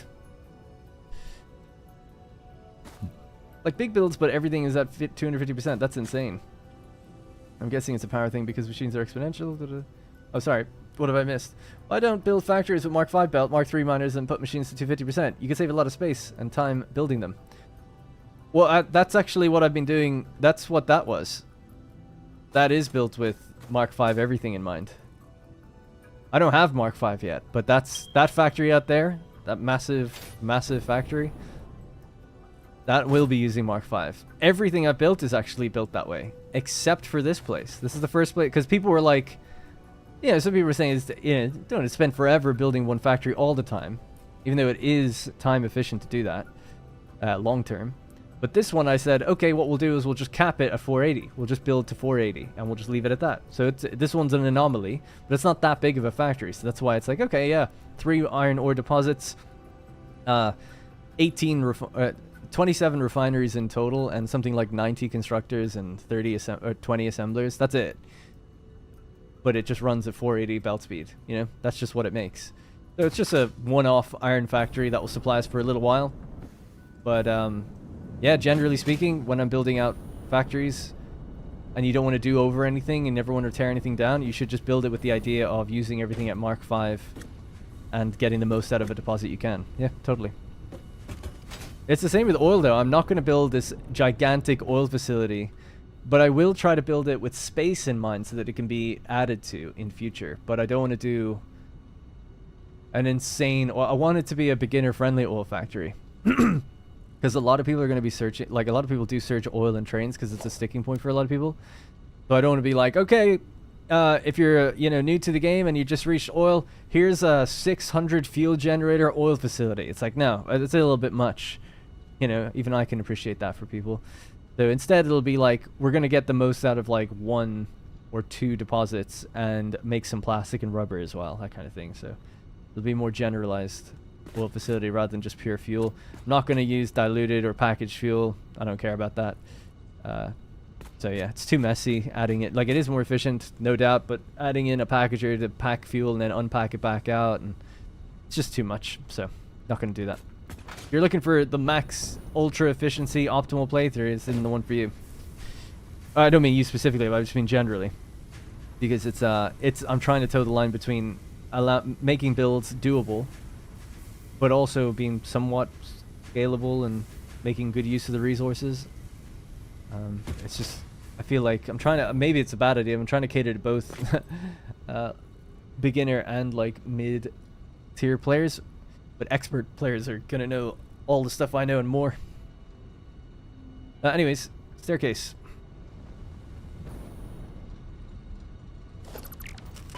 Just realized something, just very quick, I'll just hop out. Back. Probably just make a dent in the wall so I know exactly what floor we're dealing with in these different places. I think that's the one that's going to go to this hidden floor. We're not going to do that with this one. There we go. That'll just give me an idea of where we're aiming for.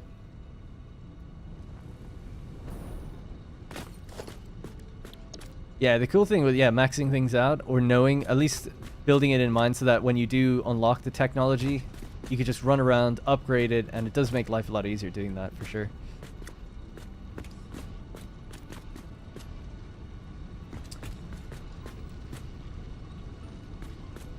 That would be a long curl around, so maybe we'll start it coming in here.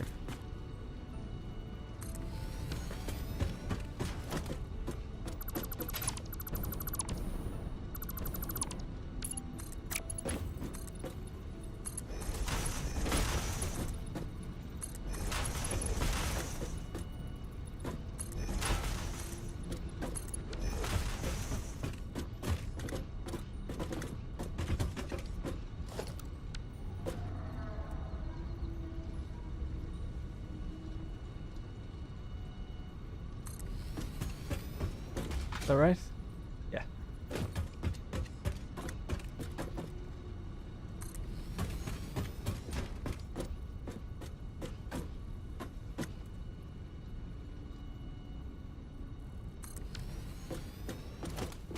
Alright, that's the last stairwell.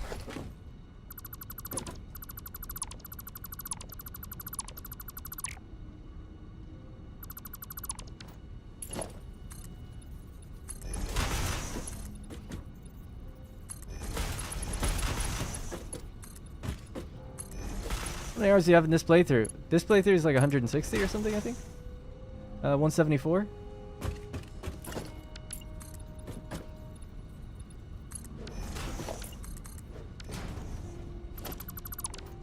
Sorry, I wasn't sure if it did it twice or not.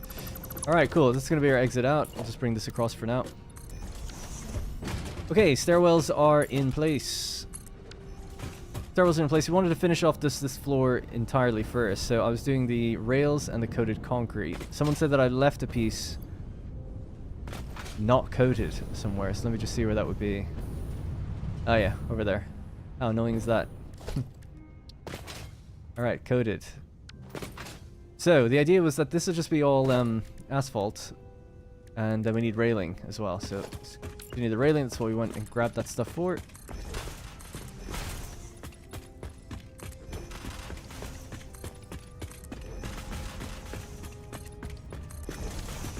Okay. Let's toggle that on as a filter.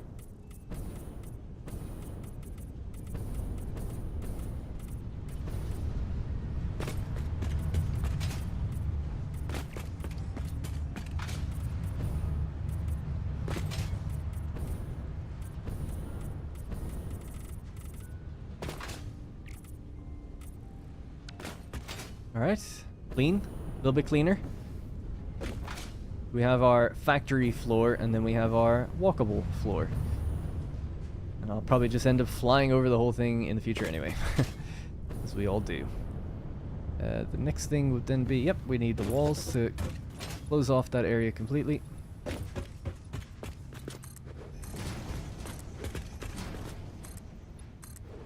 And we'll have a staircase or something that can go up to there from here, just so another way of getting up there. Not too complicated. Might make these reinforced windows, actually, thinking about it. That could look kind of nice. Now, not done with the coated concrete, so we're coming up from that staircase here. This should be a walkable kind of floor as well.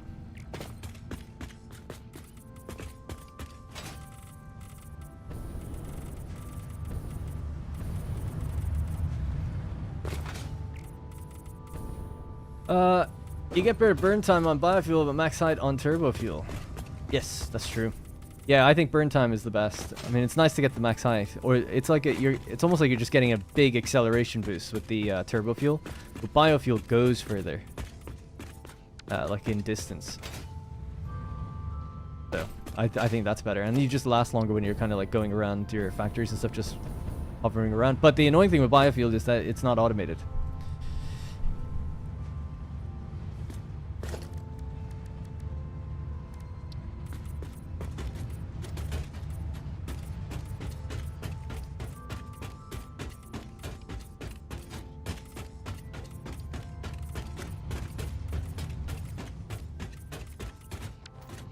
Okay, so this is a stairwell, right? Yeah. Alright, we can pop a door in there. I don't know what I'm going to use for the building, like concrete or metal for the walls. I feel like metal. It is an iron factory, so. And the idea was to have like patterns like this all the way down. This is like a little, little marker to let you know, hey, little danger zone there. Cool, I won't be using yellow.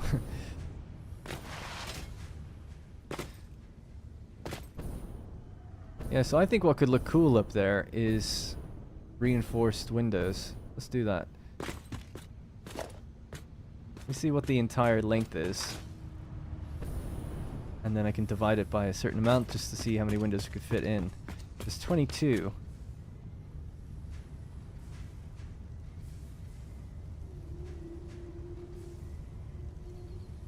Doesn't really go into anything, does it? Alright. Let's see if we just do this. 1, 2.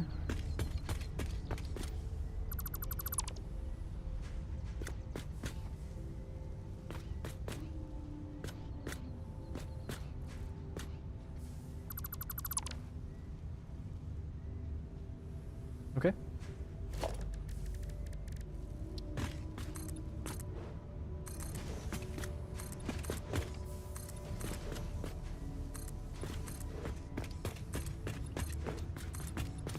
And we'll put some lights and stuff up here that'll be different kind of color from what's downstairs, so that when we are downstairs, some of the bounce lighting should come through there, which should look kind of cool. Hey Darren, thanks for the comfort and peace and your videos offer. Hey, thanks Soul. Thank you.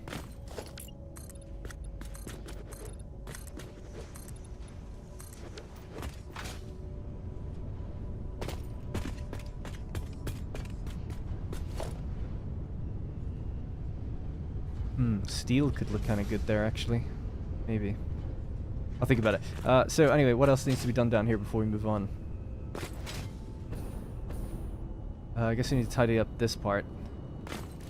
Be more of the asphalt section. Right, so asphalt along the pipeline.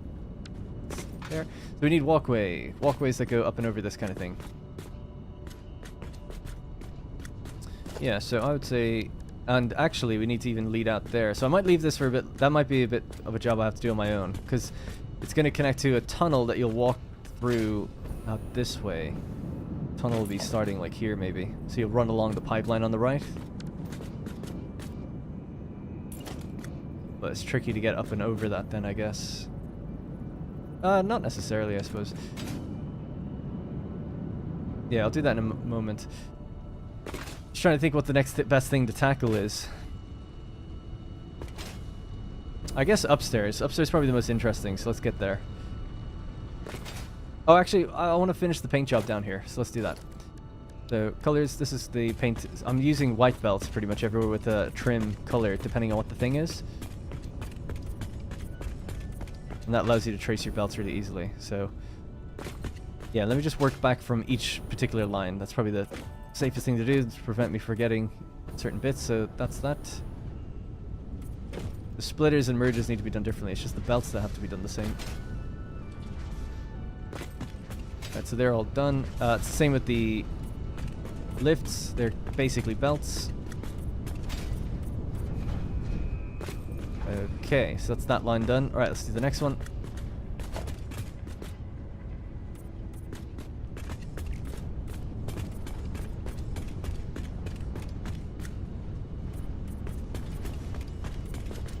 Right, when we reload the game, those lifts will color properly as well.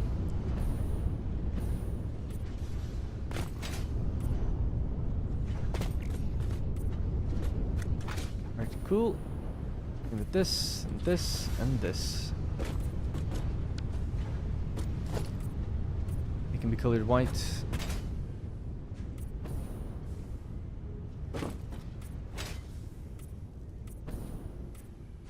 How's your playthrough going? Yeah, it's going good. Sorry, yeah, I feel like I've become quite quiet lately as I'm just focusing in on doing all my little pink jobs. But, no, everything's going good. Although, we do have a problem with power. I want to get over to that power facility and have a look at what that is. It'd be nice to see if we can solve that on the stream, but it could be one of those things that just takes forever to identify the problem. Just, for some reason, we upgraded the power plant. I feel like my numbers are right, but it's bouncing up and down. It's not receiving the coal it should, but the coal should be the easiest thing to do, to supply. It's the, it's normally the water that's difficult to make consistent, but that doesn't seem to be having the issues.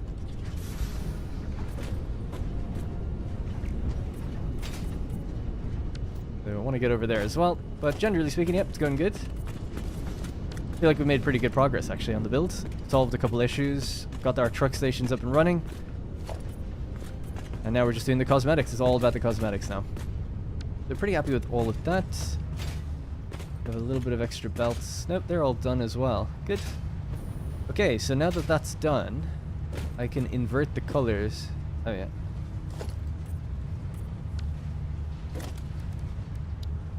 And color the what's it called? The splitters and mergers and everything else. Bonk. Right.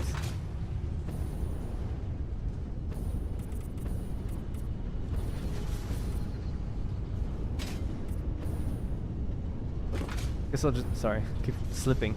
Keep doing all the mergers first.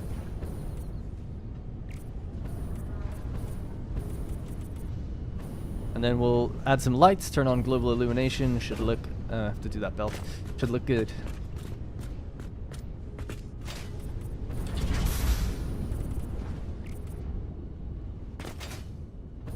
Right.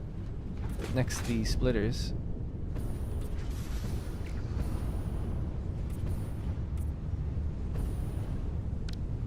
Okay, so let me just reverse that again, real quick.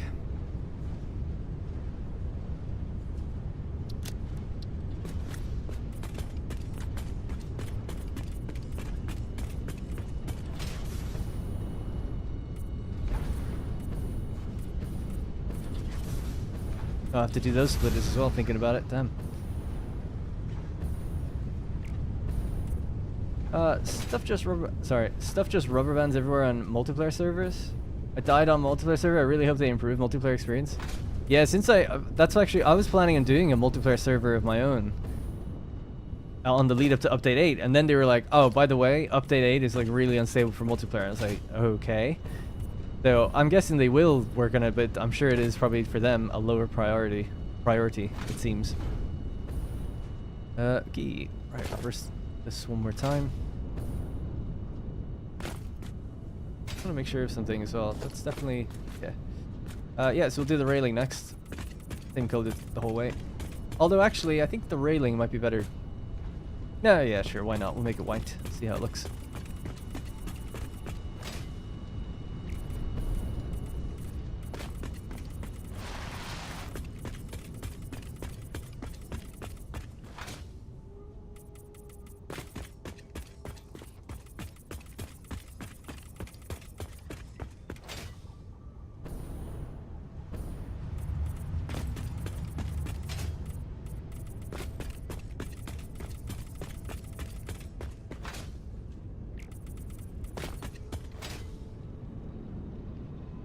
Alright, cool. So, I think sky blue was the color I used for the pipes. Man, I hate this thing, it's so broken. There.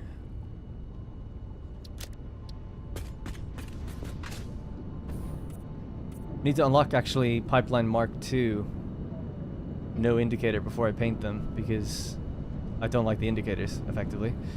I guess I'll just paint the gaps for now.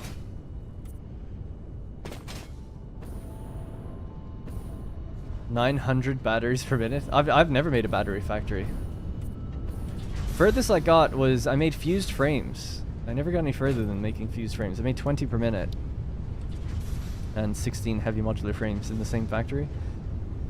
And that was like my biggest one. Then I was making a supercomputer factory. And that's where I burnt out, I guess. But it wasn't necessarily the logic of the build that got me. It was the scale of the cosmetics that I was doing that was kind of ridiculous, basically. I need that blue color, but I didn't save it. So I'll have to go upstairs to get it again. I have to save it into that color document that I have. Basically in the hex values of the signs here. I've been retrieving it. Someone said there's actually a fix on Satisfactory Calculator for the way the colors are broken at the moment when you save them as presets. I've been meaning to implement that. That would make life a lot easier. There for a sec. Alright, cool.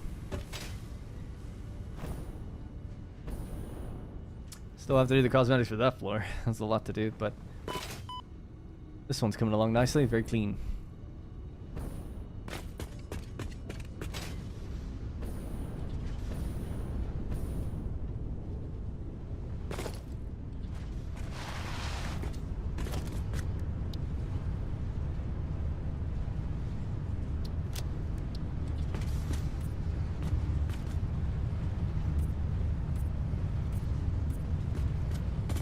Oh man. Hey DJ. Been ages since I managed to catch a stream. I don't stream that regularly, so I don't necessarily blame you, but thank you. Thanks for stopping by. I thought I forgot some other thing somewhere now. Some other belt that I didn't get. I guess that's it. And then we have the walls up there. Yeah, it'd be interesting to see what could we do with the walls up here. Along the road. Again, a similar thing could be done with the reinforced windows or something aiming in this way. I feel like I'm just getting distracted by everything that's in front of me. I'm pretty happy with that. Oh yeah, the walkways. That's what we need to do. Little walkways that kind of climb up and over things. So one here, for instance, would be good. Stairs.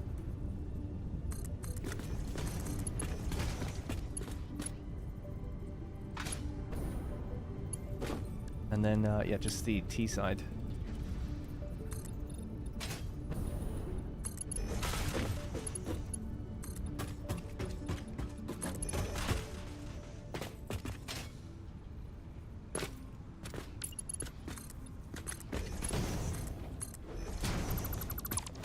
What about... I feel like down the center of those machines and stuff would probably be good. The doctor, just about 5 hours now.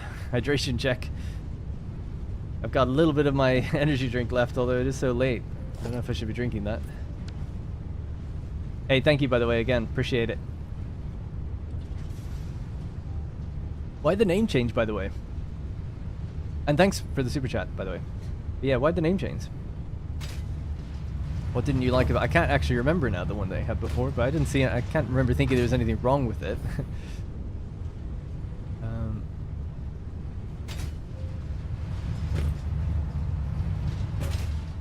I'm just trying to think where the next walkway could go that wouldn't get too in the way of things. Or do we even need one? I don't really think I need one. Maybe just over the pipeline.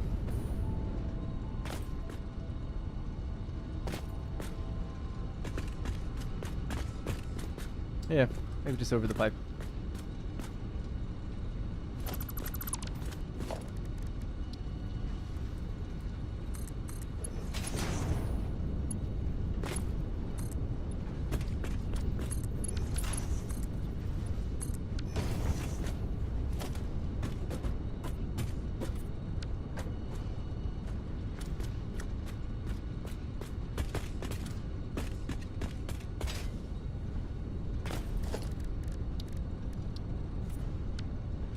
God, my frame rate goes really low when I look into the screen. I think it's because I'm streaming, but man, I never normally have that on my own games.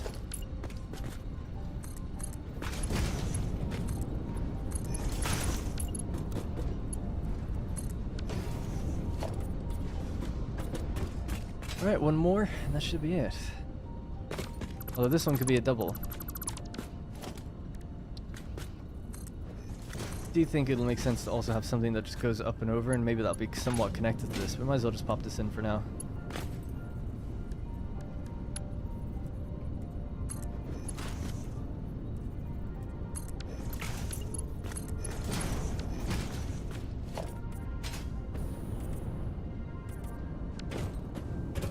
Alright, good. Let me get the awesome Thinks tickets, and then I'll buy that Mark II pipe with no indicator. We can...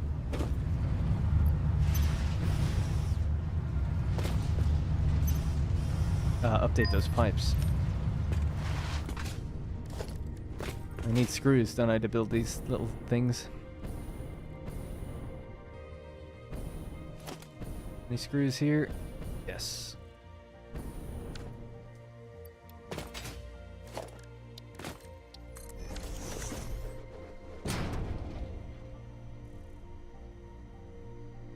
My username on most platforms, I was Robert B. Oh yeah, right. The story around my username is boring. I won't get into it. That's okay.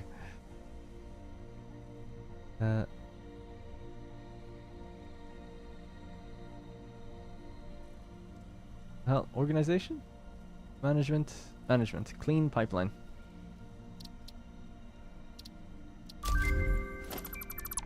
All right, let's put down some clean pipes.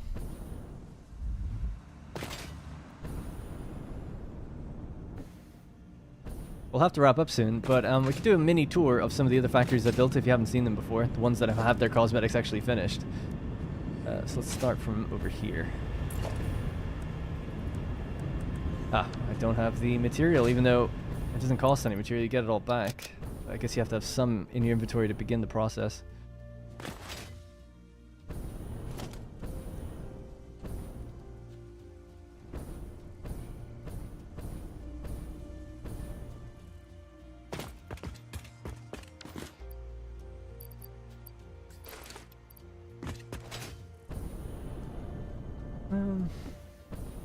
With 1.0 around the corner, I think it's time to upgrade this 1070. When do you think it's going to come out? Because I wasn't expecting it until like the end of the year. What's my favorite factory so far? The liquid biofuel factory is my favorite. Yeah. Also, the quartz is up there, but definitely liquid biofuel. I do like the copper and deuterium one, but I haven't really had the satisfaction of running it fully yet, so I feel like it's a little premature to say that it's my favorite one. It's not fully done yet. Doesn't have a roof or anything, or a train station built into it. In terms of planning, though, I thought it was quite good.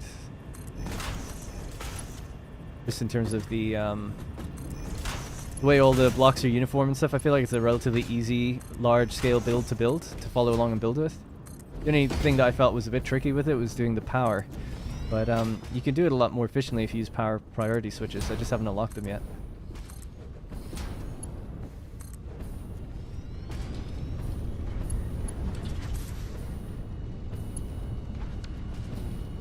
And who knows, this might be my favorite. No, this will never be my favorite because I really had a lot of pain building it. It really, really took a lot out of me on the top floor to get those things to line up the way they do. I'm happy with it now, but it wasn't enjoyable to do. Something about it like really pissed me off, basically.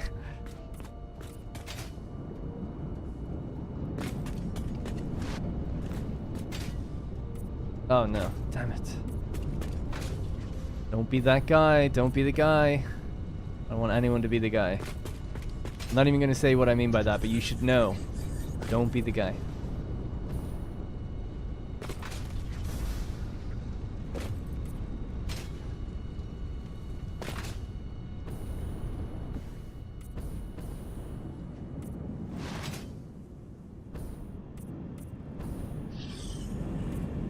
Glad we're all on the same page.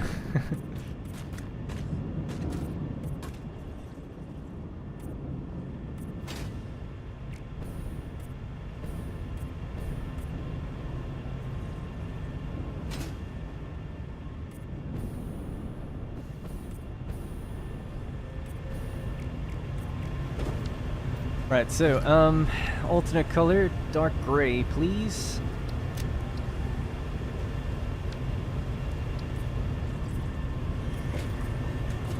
And then we'll use that dark gray here. And color the junctions with it.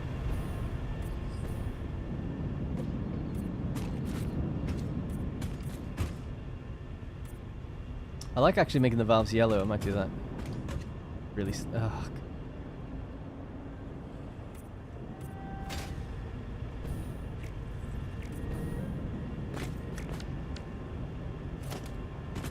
You know what? You know, one of my things I'd request most in this game, the ability to add and remove my own swatches, just like you can do blueprints. That would be a massive game changer. I would just have a hotbar full of all the swatches I want then. Because these, it's no good. Any limit is no good. It needs to be unlimited. So I can just say, this is the color I use for whatever, and then that's the only thing I ever use it for. But having this faffery going back and forth, because if the problem is if I color this, and then for some reason I need to change it, or later on I accidentally change it, and something else happens, then the pipe changes. Screw that. That's never happening. Or just a flip button would be nice, just to flip the colors. But yeah, adding and removing your own would be really ideal. Oof, my frame rate's getting a little rough, man. Might have to reload the game, actually. It's getting pretty bad. Might be a little memory leak or something.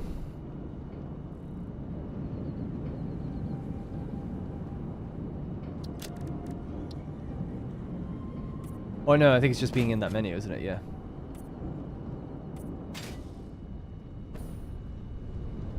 Alright, almost done. I know it's been a bit painful. Not bad, it's just a little kind of tedious. You just have to keep doing it over and over again. Alright, cool. So, last bit is just to color the little segment of pipe that I'm missing, and then this floor can have maybe some lights put into it, and we can turn on global illumination, see what it looks like. That's that done. Oh yeah, that railway needs to be, or railing needs to be done as well. I'll just check the pipes over here. Yep, so those ones are good to go. Those ones are good to go. Alright, so at least that's looking a little bit better.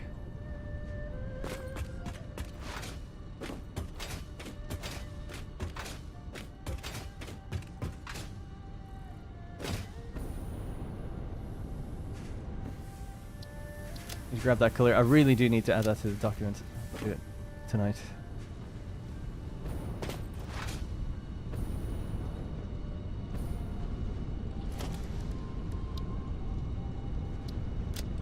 Wait for that autosave. Right, you can catch chat. I want vertical nudge. Oh yeah, definitely. 100%. Biggest thing I want added is golf. It looks like Call of Duty. It's exactly like Call of Duty. I'm watching your videos. Thank you for help with all your tips and tricks. Thank you. Fede Duarte. Using some strong words there. Faffery. The filter when you're coloring things will be more useful if you can add more than just one thing to it. Like valves and... Yeah, exactly, yeah. Yeah. Every time Darren swears, it sounds like it hurts him.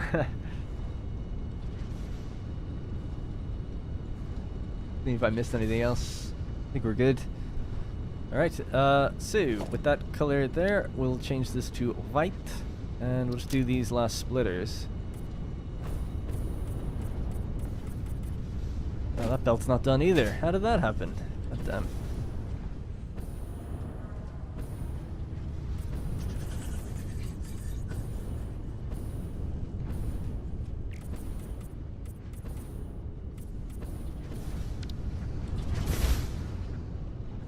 That's easy enough though, just flip those colors. As long as I just keep that blue on hand, we're okay, because white's easy enough. That was down here, right?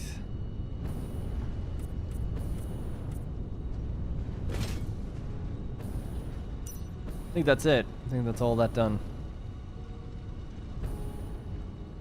Alright, so the railing. Then we can put some lights in.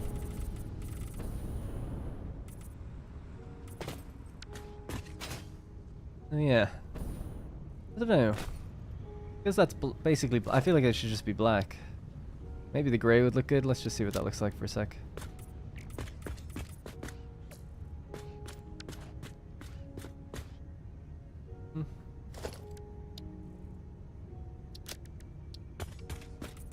Yeah, black's better. Just blends with the actual window better.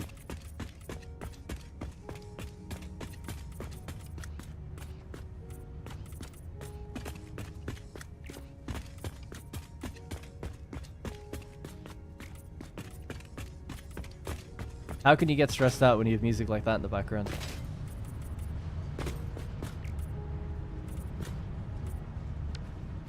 Alright, cool.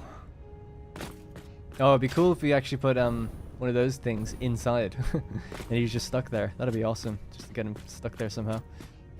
Right, so do I have room in my inventory? Not really. Let me organize inventory. We're gonna build some of these lights and then we'll turn on global illumination to see what it looks like. What app do I use for drawing the floor plans? The floor plans on the kind of blueprint paper, that's just done in Photoshop. Darren, did you mention once that you do not like the light beams of the big lights in the game? So Bed Plays Games has a great solution for that if you didn't already see it. Someone in the commented on a video of mine saying like you can get rid of it with the console command. So if that's what you're talking about, that's good. Yeah, I didn't know that. That's pretty helpful. But I feel like now with global illumination, the new lighting, the way to use lights is just so much better anyway. But for sure, I think it'd be good to use that and remove just the fog lighting every now and then that comes out of those things. Man, I can't believe we spent 5 hours here and this is what we've got. All right, I was gonna just dump some of my inventory back in so we can use other things. So what I need are those ceiling lights for the machine floor. These ones need crystal oscillators, I feel, so we'll get 10 of them. That's for the logistics floor. Let's try grab all these things. So I need 20 crystal oscillators. I'm gonna put my tickets away.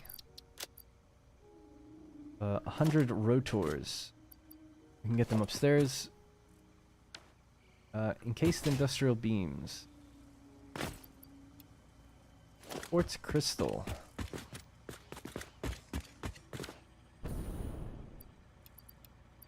So my inventory's full, so I need to just dump some stuff.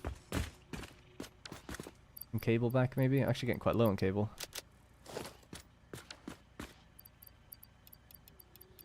Oh yeah, I wonder how my machines upstairs have done now that they've been running for a while to clear out all the inventory. Oh, I actually need some of that cable.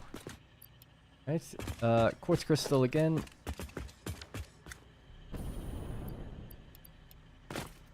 Modular frames and rotors. Don't have either of those. Oh, I do.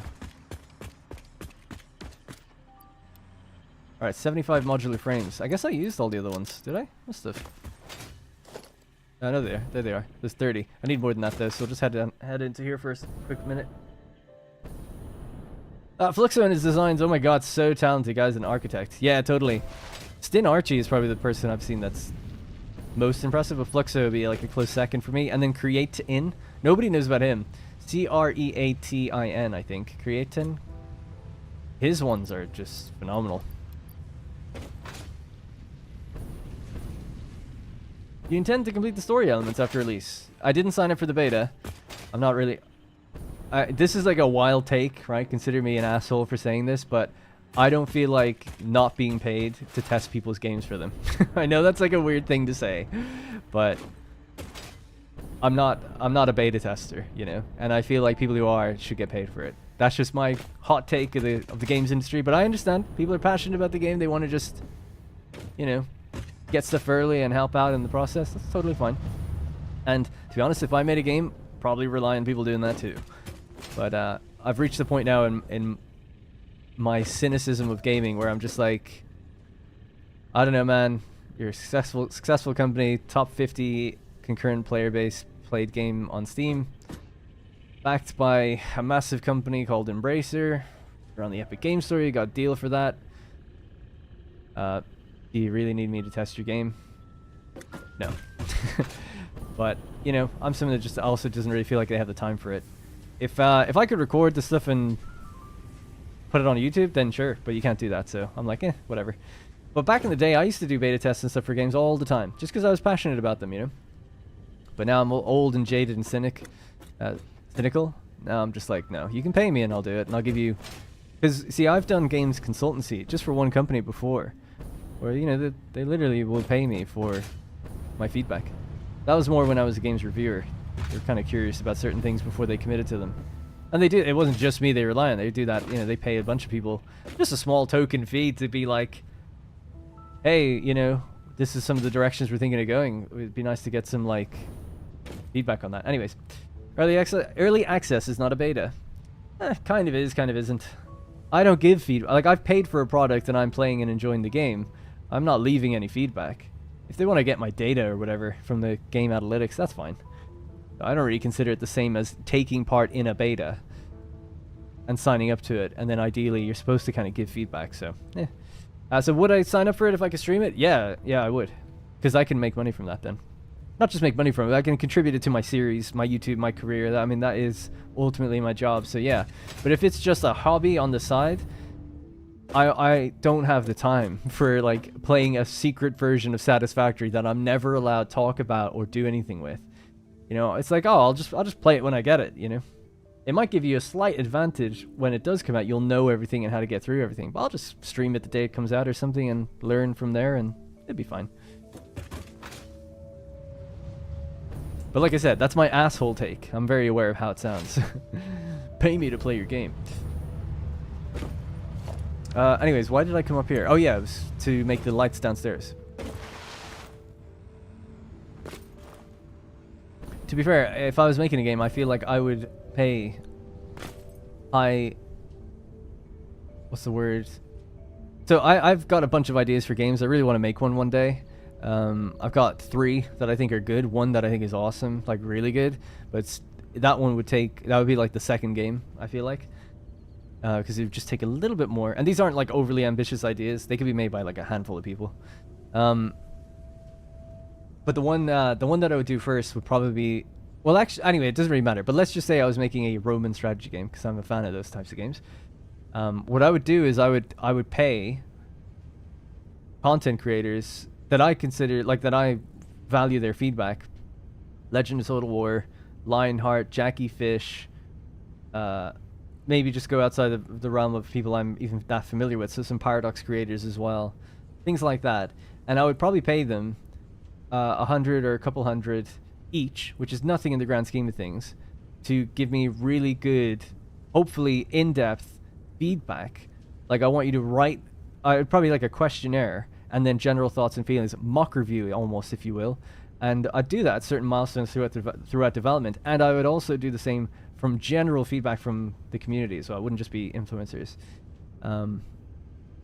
Yeah, just because those are people that play these games all day, every day, and I'd like to know their feedback on that. I think it's really important. That's what I would definitely do that. I can't believe people don't do that more. It seems wild that so many companies and people, I used to work at one, they just go pretty much blindly into a game until release, until they show it, and by the time they show it, it's too late to change anything. I just think that's insane. Because you end up with games like Imperator Rome then and stuff that just fall flat like days after they come out, and they don't do betas because they know they run that risk of souring their that's why I would just like privately, not like these content creators are then recording it. It's like, I'm paying you to, if you want to help do this. Anyway, that's just an idea I have. Anyways.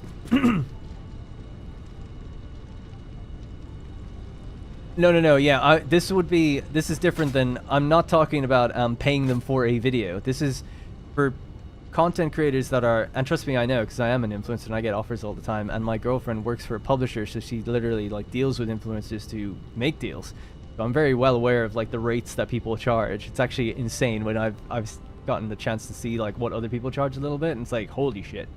So yeah, it's, some people are charging tens of thousands for one video, you know? Insane.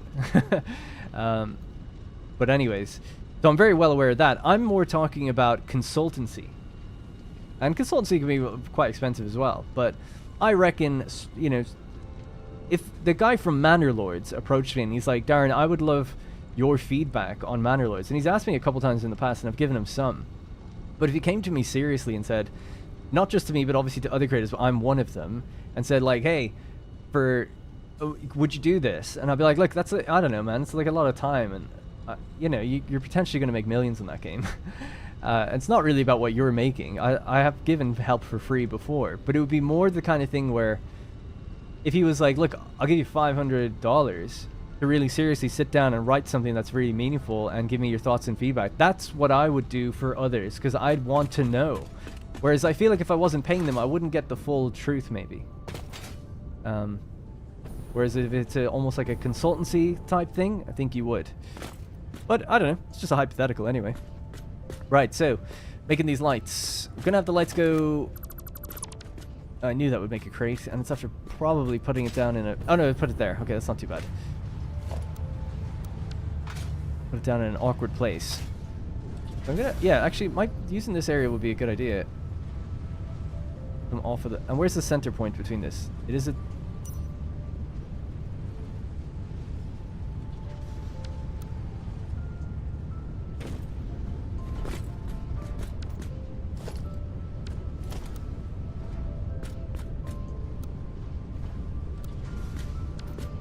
okay, I'm just trying to work out exactly how far they both come over, machine-wise. Blueprint-wise is different, though.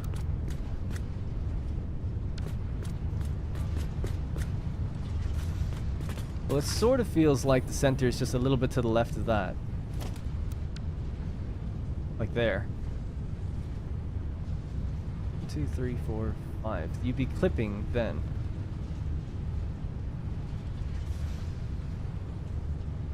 Oh, crap.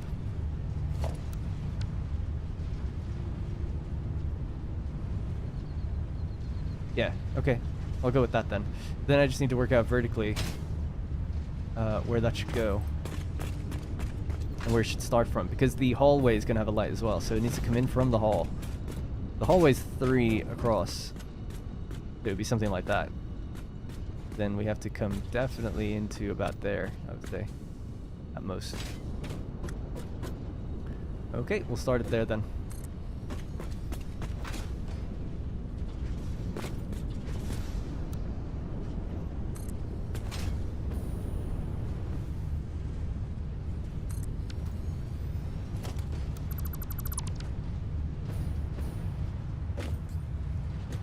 Okay, so now I'll turn on global illumination so we can actually see what this looks like.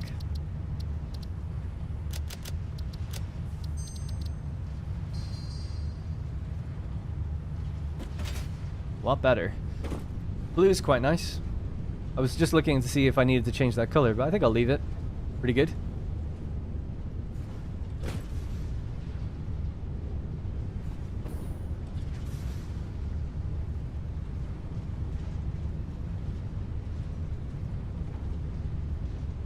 Just want to be sure. None of these are backing up, are they? Oh, damn, I think they are. Yeah, that one on the end. Damn it. I understand why that's happening. That one's getting backed up. These are never getting backed up, so that's correct. And they shouldn't. How the flip is this getting backed up? Just make it all Mark IV, like you guys said earlier. I capitulate.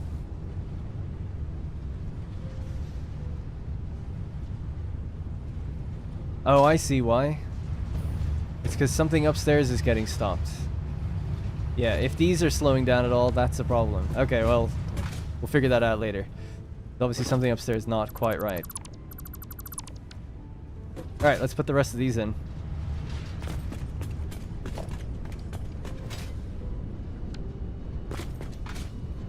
Anyway, with what I just said, is that crazy? Is that a crazy take? You guys can say if it is. I don't have to be the popular guy in the room all the time. It's okay.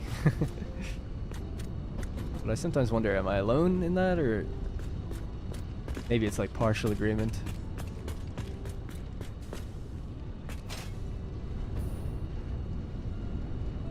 And that's at the halfway mark, that foundation. There we go. Hi, Luna.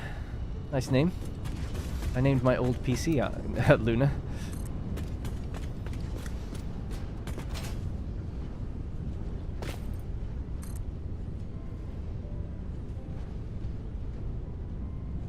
Whoops. Oh, I missed the part of the belt coming out of the elevator.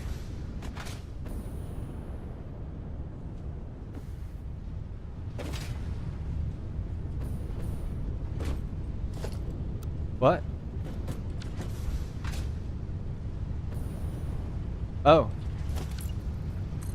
Thank you.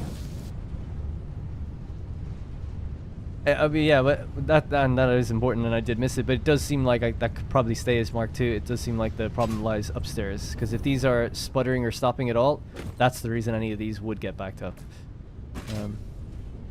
So yeah, I still need to figure that out. And then if that turns out to be the problem, then I can actually change these back to being Mark II.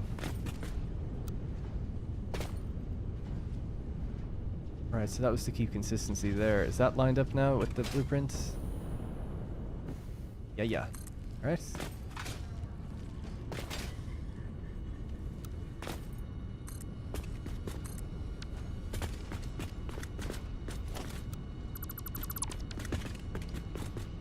How the hell did that not line up? Because that one did. Didn't it? Oh, it's the wrong way around, that's why. Just always started from the same place. Right, so starting here on the right side and like that. There we go.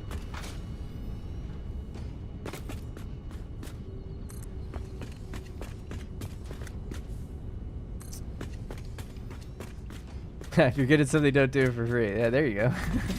That's funny.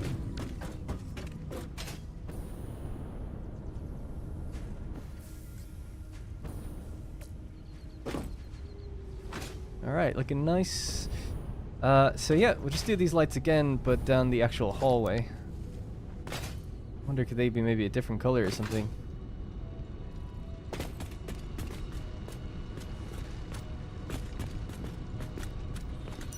These will need to just be in the center. And if that's the one of the towers here, make sure it goes all the way up to the edge. Well, it needs to be turned around. Ah, god damn it. Yeah, like that. Okay, that's lined up.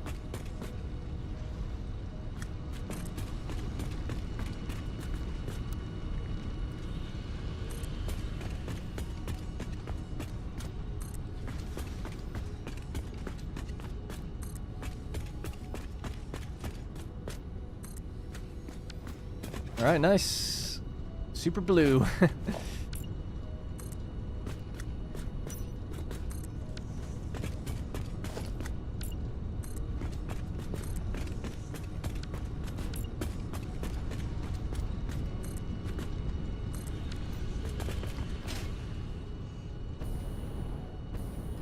Yeah, we're super blue.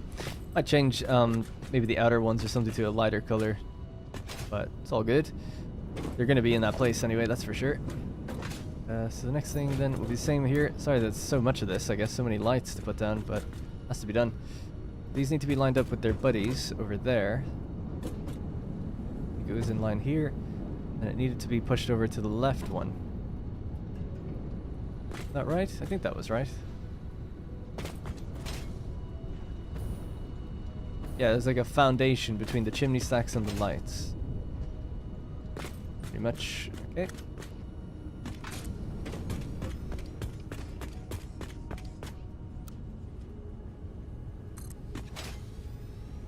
You've been doing the same, doing some cable management too. I don't know if I've got time on the stream, but ideally, yeah, they're going to remove all the power poles. They'll just be running on these metal beams on top, or yeah, just somewhere else that you can't really see them too much. Like they'll just come straight down.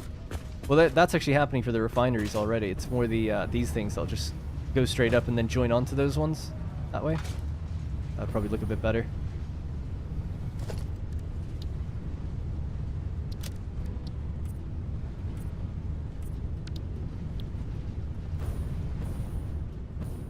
Let's troubleshoot. We've done a little bit of cosmetics now for a while. Let's see what's going on with these machines upstairs.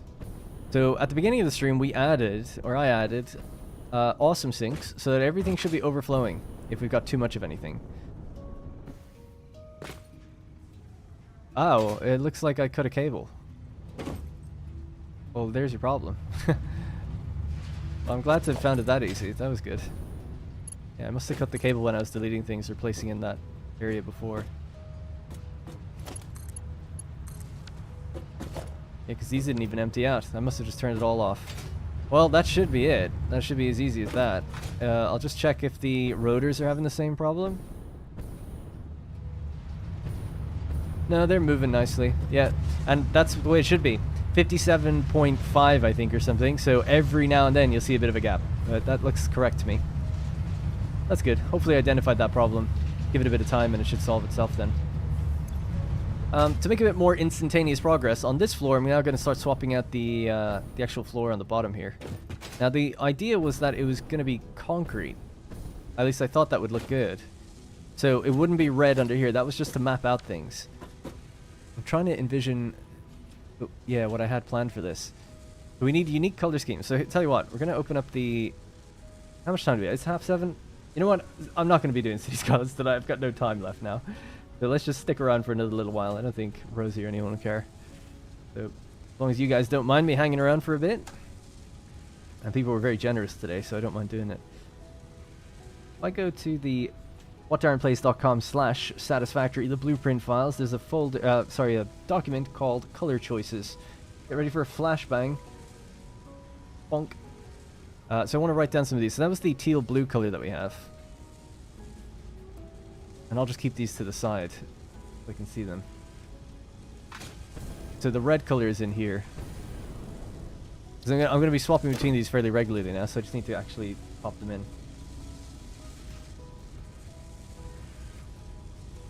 And I need to do a website called Is This Color? Yeah, there's a website called What Is This Color Called? Color Name Finder, and if you just type in the hex value, it'll just give you a name for it, because I'm struggling to think of like what these can even be called. Guardsman Red. Wow, okay.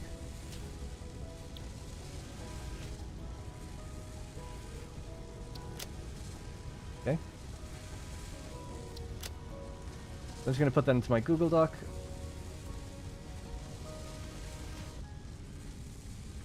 And get back a bit. Sorry that we're just staring at a machine for a second here. The Guardsman Red. There's 4 colors that I need in total to do. Alright, so it's 1 done. Next one's going to be an orange, then a purple, then a green. Okay. Still 300 viewers. Hey, I really appreciate it. I feel like I lost a lot of energy in the second half. I feel good. Everything's great. But just apologies if I went a bit quiet for a while while focusing in on some stuff. You found the login for Discord? Yeah, sorry. Discord.gg/WDP.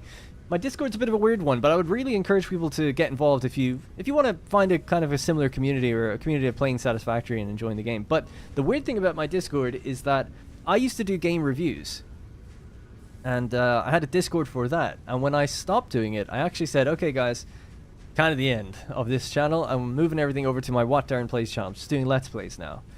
And a bunch of people came with. And I really respect that. They wanted to hang around and follow me as a creator. Because we've been with them for 3 or 4 years. A lot of these names I know deeply and intimately. And a lot of them have came over now to the new Discord. But the thing is... most of the people in there just joined Satisfactory, the channel called Satisfactory, and almost all the other channels are the older crew from my Republic of Play review channel.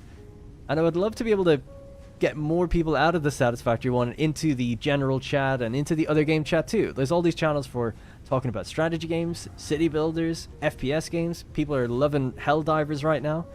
And then we have our own little pocket in the Satisfactory section where we post things and talk about things in there.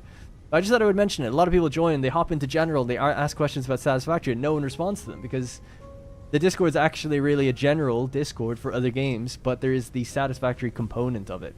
Because my channel, after all, is called What Darren Plays. The idea is that I won't just play Satisfactory here. I do play City Skylines 2 at the moment, planning on going back to Anno 1800, and there's other games on the horizon I want to check out, like Manor Lords and a few other things as well. So I just wanted to clarify and bear all that in mind before anyone joins, just so you know what you're getting into if you want to join it. But I mean, if you join it, there's no reason if you don't want to. You can just stay in Satisfactory, but just yeah, just consider maybe dropping a line in one of the other channels or posting screenshots from other games or something if you have. Alright, so what is this hex color called? Oh my god, I got a Manscaped ad. That's so funny. Just on a website randomly. I guess it makes sense. I've been on the website lately. This one is called... well, that seems weird. Similar names. Dark, Vibrant Purple, Barney Purple, Dark Violet. Let's call it Dark Violet.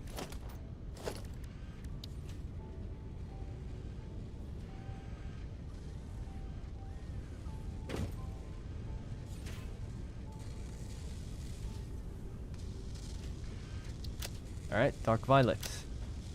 The next one will be the orange color. Make sure that one's updated right.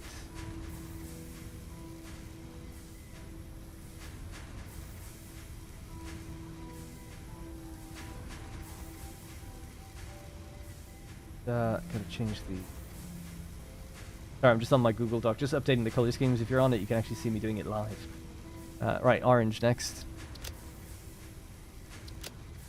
These are just very bold colors that I wouldn't normally use in Satisfactory because they're very, very bold. But they look good on signs and they look good on the idea I have for this factory, which is to have like white walls but colored strips guiding you to these different parts of the factory. I don't know if that's going to work out, but we'll see.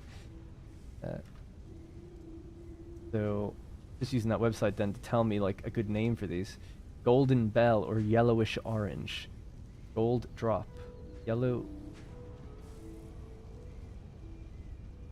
yeah, I would just call it Vibrant Orange, I guess.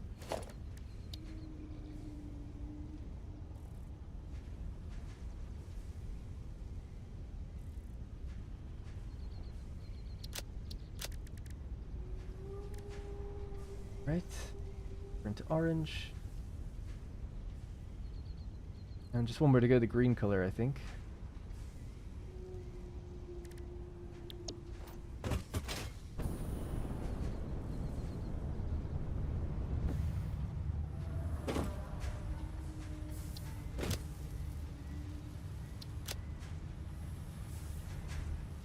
With me as well. I can't read the chat until I get this done. This one's coming up as called yellow green.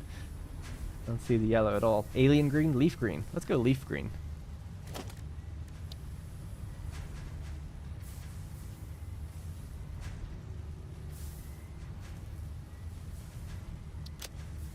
Alright. Should be all of the colors done now.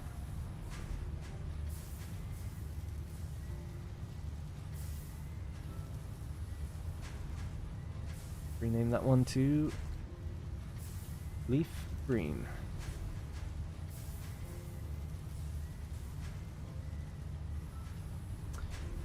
And vibrant orange. Got it. Alright, cool. So basically, this document now is updated with these colors. So the color choices were first developed for the Grassy Field Iron Factory.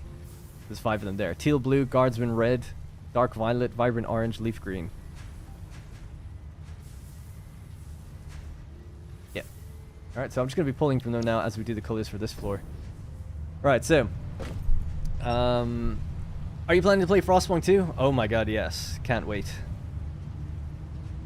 Frostpunk 2 looks awesome, so definitely. ChatGPT is really good at generating color names. I actually don't have ChatGPT or an account for it or anything like that, so I just can't be bothered making one. Can I send a video in Discord? Yeah, totally. Just as long as it's not extreme pornography or something. Someone just finished the game. Oh, nice. Good job. Yeah, I've never done that, so congrats. I just ran your save file and power is 4800. Did you add power earlier in the stream?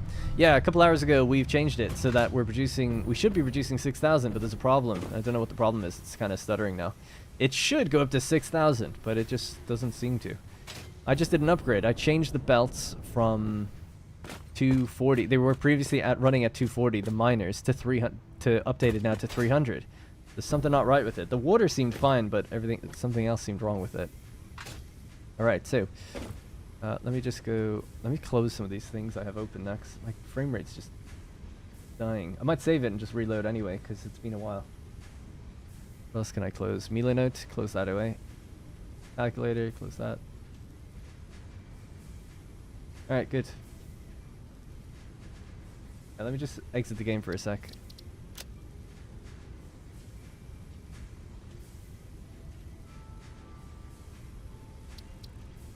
By the way, I had this thing, you see it says advanced game settings. Now I use pack utility mod. If I wanted to cheat, I could cheat anyway, but it's really annoying that advanced game settings is stuck on the save now, because I don't use advanced game settings in the save. And I've never cheated in the save and saved it. It's usually stuff like this, like, oh, I'll fly around now because it's like I want to get cinematic shots or whatever, but the playthrough is 100% legit. But it's so annoying that what happens is because it's part of the same, whatever, folder, I guess. When I was cheating to make the power plant work at like level 5 and unlock everything just to check it and make sure it worked, I saved it so I could send that out to people, you know, put it out on my Google Drive thing.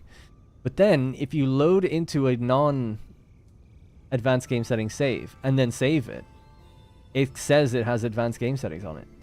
So that's what happened. Just from an OCD perspective, it bothers me.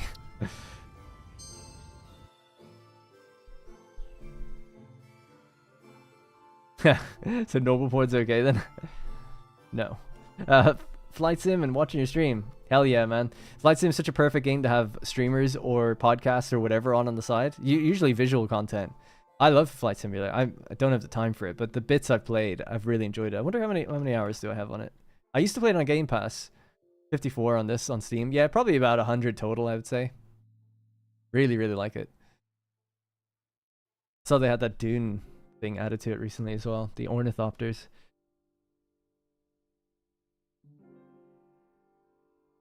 Alright, let's load back in.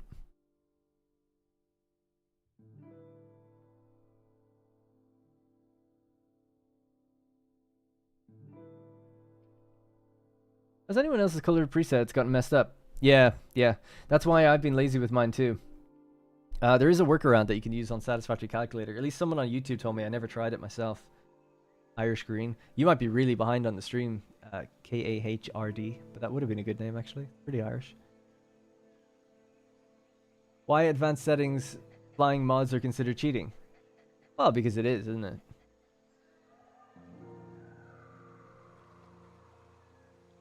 You can unlock everything with advanced game settings. So you can beat the game in a second, if you want to think of it that way. So why is that considered... It's not that I think you shouldn't do it or anything. I think it's great. It's great that it's in the game, that you can play around with that kind of thing. Cheat might be a strong word, but it... What the hell was that? Oh, my smartwatch, my watch or whatever, picked up what I said. Not that I think you shouldn't do it or anything. I think it's great that it's in the game. Wow, it got it right. It got it like totally right. That's so funny. Anyways. Yeah, so anyway, you play however you want, but it is like a creative mode. Yeah, exactly. So I don't mean anything disparaging by it. Whatever playstyle you want to do to enjoy the game, that's totally fine. Yeah, totally. It's definitely more creative than cheating. Cheating, like I said, is a strong word. I didn't, yeah, it's just the one that came to mind. Yeah, I don't know if you can really cheat in a single-player creative sandbox game, really.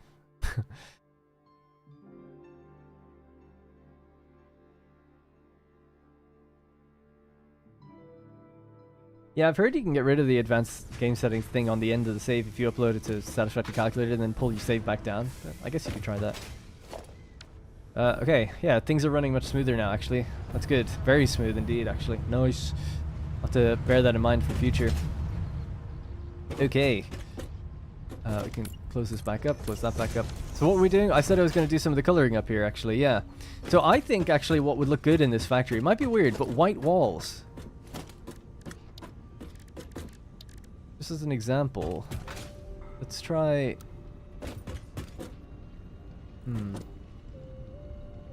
Like I was going to use metal and make it white. But what I was going to do was run a strip along this part of it. Which would have, yeah, the color... So it would be like 4 strips like this. Because it has to be 4 if you wanted to balance out in terms of size. So something like that.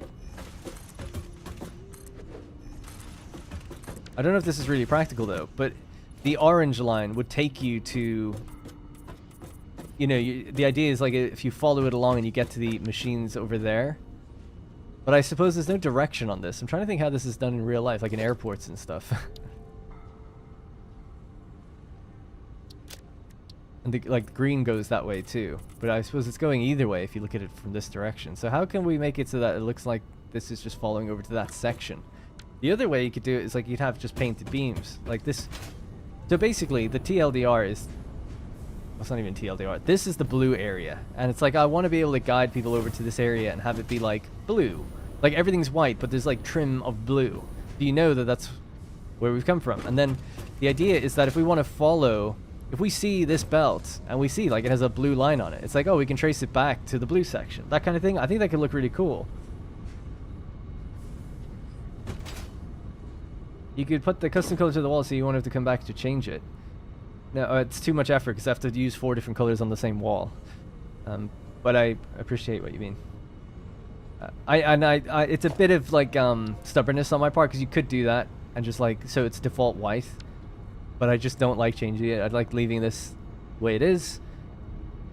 I don't know. Just trust me on it. I just prefer to paint it myself. I just prefer that. It's an OCD thing. If I could put in my own swatches, I would add a swatch, I would call it white walls, I would toggle it to be walls, and I would use it. It just, there's something broken in my brain with that, but it's on me. Anyway, what numbers should I be working with? 3x3, 4x3, is there something that's good base? For what?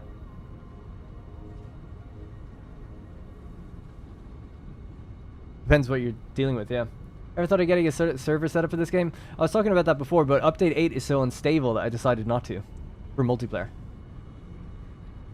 I don't even want more custom swatches. I just want to be able to add my own. Because they could put 50 in the game and I still would be like, probably would never use them. It's more about the idea of like blueprints. Just like, let me just add my own. Why not? I'm not saying it's easy for them to do. I mean, it probably is relatively easy, but it's like one of those things that's low priority, that kind of thing. Now that the functionality is in there for adding stuff and then saving it out to a file, that's the way to go, man. The way to do it. But anyways. So yeah, so we just have like, the idea anyway for me was white walls, like so.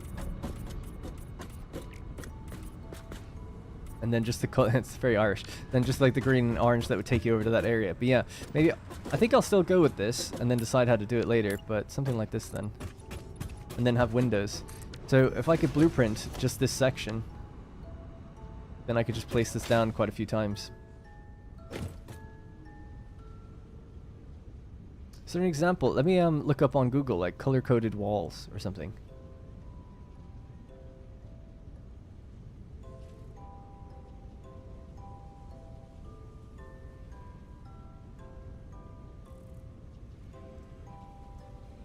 Yeah, this is what I want. This kind of thing. Color coding signage to guide people around, but that's obviously on the floor. I don't know if you can get it like in walls. Maybe it wouldn't work on a wall. And I'm just like thinking of the wrong thing.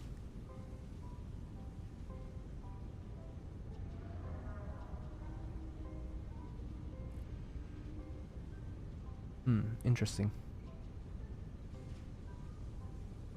I suppose coloring the floor makes sense, but I can't have colors that are that thin. In airports, the colored lines are usually supplemented with signage or arrows, yeah.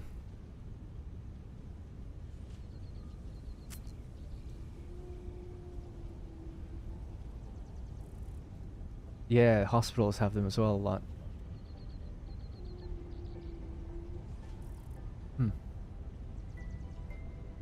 You can get up to 4 lines using half foundations. Well, it depends on the width of the gap that we have. But you're right, there is only... How many colors is there? There's there's purple as well. Yeah, purple, blue, red, green, and orange. So there's 5 in total. But it would... Yeah, I don't know if it would really look that good anyway on concrete. Concrete fades the color, like, dramatically. So it would have to be done on these. Can you color half foundations of these? Probably can, right?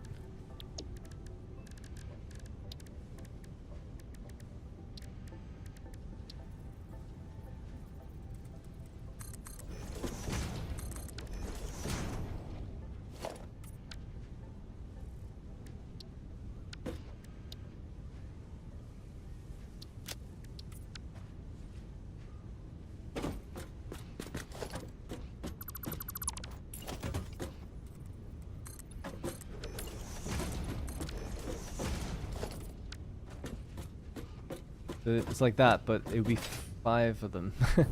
Well, depending on where they're going, right? It's, yeah. If you're coming out of the stairwell, I guess you'd have to have all 5 aiming a certain direction. Can you use a 1 meter wall on the floor? No. I mean, there's probably a way to do that. It seems like people can do anything with these things. You could use colored beams on the floor.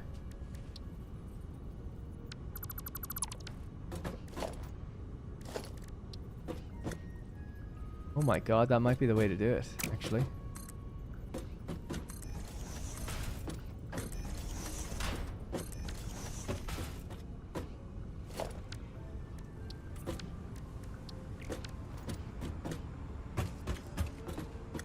That's a lot of effort. But I mean, actually blueprinting that as a foundation and just laying them out one after the other, that could work. And that would be very unique. That's for sure. Should we try it? I think it might be worth trying. If it's blueprinted, it'd be alright. We'll just have 5. And can we fit 5? Yeah, actually it would fit 5 really nicely, because 1 will just go in the center.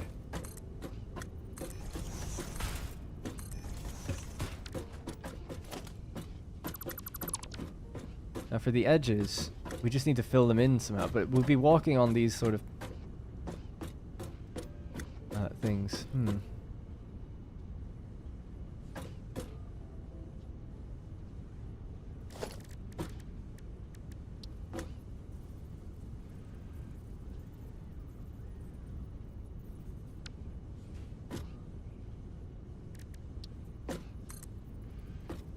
Any issues, like obviously it would be clipping through the foundations, and I'd probably have concrete floors. Would that clip through? It actually doesn't.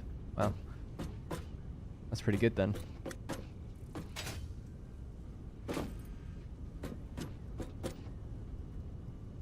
A foundation frame around it? I don't know about that personally, but we can have a look. If you're talking about one of these.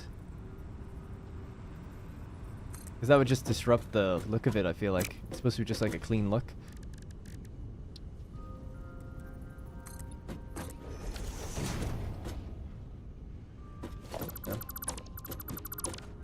And then the other one is the... That's it, isn't it? Yeah. Frame foundation's huge, so it wouldn't do that. The glass? What about... the glass roof?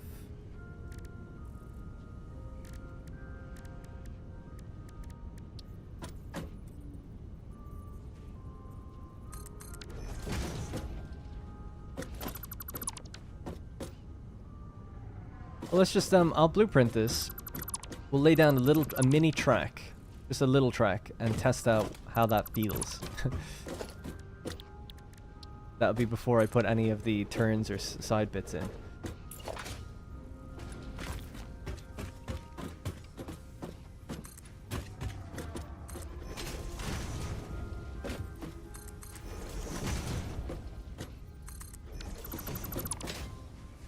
So where's the thing? Aiming this way. Okay.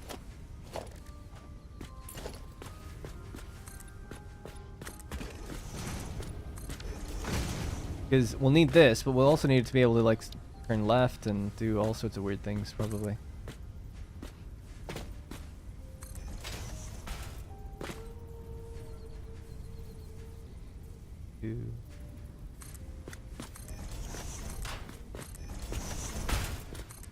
I love that I'm doing this one. It's so unnecessary, really, because it's not like I can't find my way around this factory. But let's see. So I guess the colors can just be put down by me. So maybe just by default they should be white. But just for the aesthetics of it, let's just color them right now to see. So but I know that blue, for if I was coming at this direction, it'd be blue.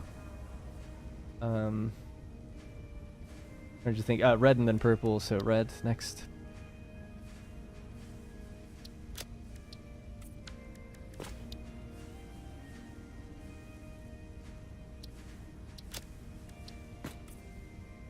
Then it's green. Well, if I was going this way, green and orange wouldn't even be here. You'd be going back. How do you know if you have to go forward to the right? Like, how do you know that you have to go? I suppose signs tell you. Yeah. Because you could just as easily say the purple way is like if you're standing here in the middle of this floor and you're looking at going left or right, you'd have to look at a sign to tell you which way to go. So I guess the colors connect to all the stairwells, probably, right? And ultimately you have to look for the signs to see which direction the color is going. Okay. That makes sense, I suppose. So we can have all 5 colors placed down then, I guess.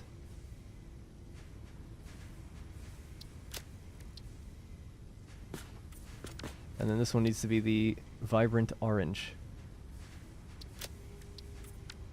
Okay. This can go. This can go.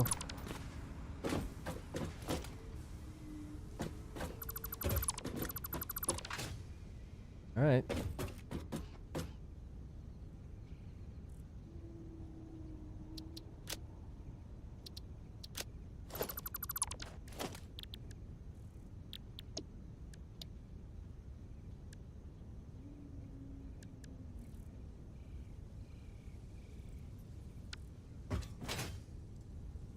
Alright, let's test it out. So we'll pretend like we're coming, well, we're not pretending, we're coming out of here, going all the way down, and then we'll have lanes that go left to let you know where the colors are.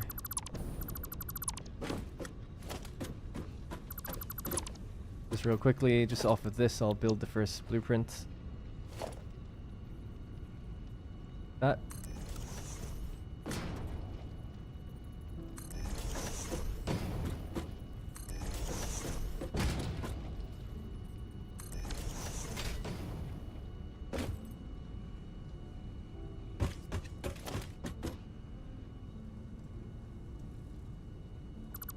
I can already see, I think, what the problem's going to be here, which is how do I cross the colors? Is that something you're not supposed to do, for instance? Like... Yeah, that's tricky. Blue breaks away to go out that way, so that would be gone at this point. But if you wanted to have it come... I don't get this. It's like, if you've only got one way into the place, that's fine. But if you've got 2 ways in, I find this not ideal. Please, game, please just blueprint off of this, please. No? Okay.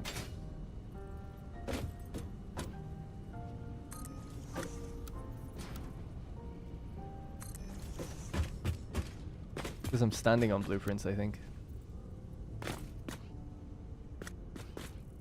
Not holding control or anything, it's just not doing it.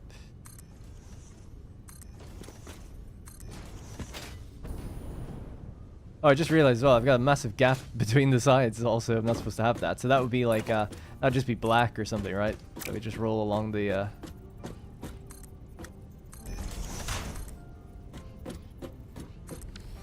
that could be like a black line or something. Still, yeah, I don't know, I'm such an idiot. I forgot to close the gaps on that. Let's first color spell correctly. See you later. Good luck in the dentist. You need to order the color in a way that first out will be the far left side. But the first, my point is this. Let's say this is the blue section. Blue section's right there. Okay? So if you're coming out of this stairwell, which I guess is over there. Let's say you were coming out from here. Blue would take a right there, and you wouldn't have any blue here. It would just be going like that, right? It'd be like down it goes. That's where you go. You follow that hall, and you go down that way. But if you're coming out of this one, don't you need the blue to go along this way and then turn left here? So there is no, like... That's what I don't really get about the image. Which is... If you were coming from this hall and wanted to find the green area, you can't. Right? So yeah, I don't know if this is going to work. Interesting concept. I'm sure you could do it. But maybe we should just keep things a bit more simple. Plus, I don't know about extreme bright rainbow colors anyway.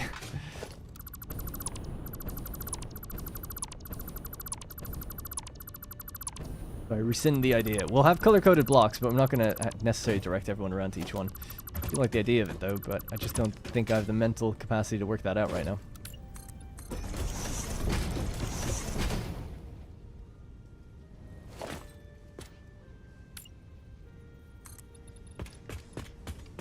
No entrance from that side? Yeah, I'm sure in whatever that was, a hospital or whatever, there isn't one. But I'm saying that's my problem, right? It's like I've got entrances on all four corners. So if you're coming over here, like, it just seems like colors will be everywhere because of that. So instead, it should probably just go with the display signs that are hanging down from the ceiling. Something like that would be kind of cool. I want to use these beams more where they connect across to the different parts of the build. So we'll work it out. I'm still not sure about how this should look. And there's going to be a lot of windows and stuff in here too. But yeah, I'm just not sure. Damn it. Damn my indecisiveness. I did think about it before the stream. I was like, I should really decide on a color scheme or something, or not a color scheme, a layout or that kind of thing that I'm happy with before I commit to it. But one thing I can do right now, although that would take a while actually, it's probably a bit boring to watch color all the belts, because I still need to do that. Change the floor to concrete, I guess, could be something that you get a bit more of a payoff from, even just more immediately. Let's put some stuff down in a box, get rid of it for a second, and then paint the floors. I think concrete would be good. I don't normally use concrete in builds. I usually use coated concrete and stuff, but for this one I think I'm just going to go straight concrete. And maybe in certain places you could have coated concrete, but for the most part. And that gets rid of the color as well for us, yeah. Maybe bits of grip metal and stuff as well. Need an interior designer, yeah, indeed. When it comes to something like that, it's a public entrance versus employee entrance. Yeah, Usually single entrance, you're right, yeah. Hospitals are meant to be one way. Right, yeah. Yeah. Yeah, makes sense, makes sense. Smarter people than I have thought about these things. And I get a fairly nasty little FPS chug there when moving parts of the floor.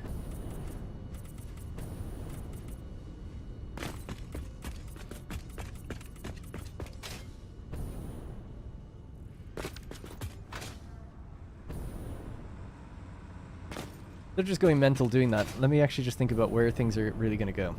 So the other thing I wanted to do is connect some of these walkways across to each other. Do I have what I need? Got some lots of things. Just where it makes sense. And it would be nice to be able to walk down the center of here, be able to see down below. And then connect some of these beams across to each other. Now the beams are at different heights, just for the middle row. The middle row are up higher than these ones, so I don't know how that would really look. The other thing you could do is raise these ones to be the same height as those. That they do just kind of... But they're not actually aligned anyway.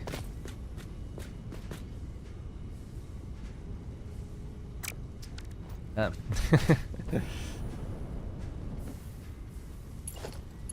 then we need stairs to get up and down. So that's what I was trying to think. It's like, okay, do these connect across? Is there any reason they shouldn't? I can't think of one. So you could close all the blueprints together with this. And then down below I already had lights kind of placed and built in.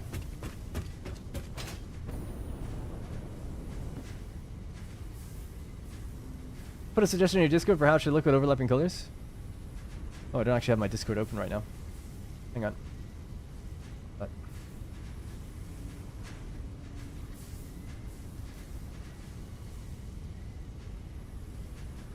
is there a way where you can rate one of my blueprints I've been using? No. Post it in my Discord and maybe I'll look at it later.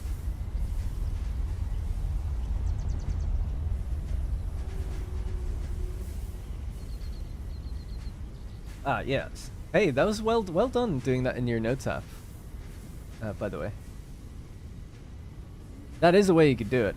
I just feel like there's going to be so much color overlap though. But I might try that. The problem is clipping. I can't prevent clipping. If they're all at the same height, the beams will start clipping into each other actually, so it won't look as nice as that. That would be the way to do it, but I can't do that in the game. Yeah, it's a shame really. Because they'll just clip into each other. Once beams cross paths, one of them will be flickering.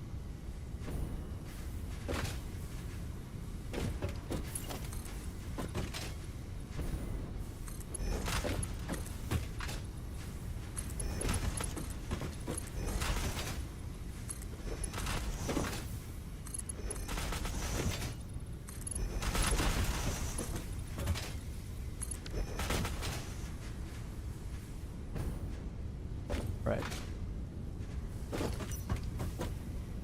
Oh yeah, I forgot about these. So it would be nice to just extend them out, just to give the place a bit more structure.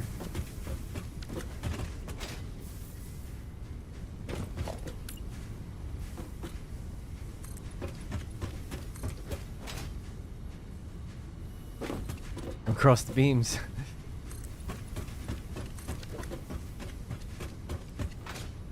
Yeah, so the center, I think I'll have a glass walkway that we can walk over. And then I'll just leave purposeful gaps. So that doesn't work. You could have it in the center, I guess. I think certain places will need railing as well. We want to leave clear... my vision is to leave clear space around the these things on purpose. But also was to add in railing. So I feel like railing won't work if we're going to split down the middle of a thing. And I don't want to clip into them. Although we could just use the floor holes, I guess. I just think it would look better to kind of... The idea... I'm trying to build... I've never built like this before. Normally I hide all my builds. So now I'm trying to like build with them, the idea that we see them in mind and that we want to leave certain parts open and exposed. We build around it like this on purpose. It's like, oh yeah, we're like purposely building around that and like close the gap there or something. And then you have railing that prevents you falling down there. But I guess the problem is it's like right next to it. Does seem like we could maybe get away with going through just a little bit, but I don't know. Need to get more of that material though. So what am I lacking? Rods? Did I put it down here? A little bit. We have rods and beams all the way over here anyway.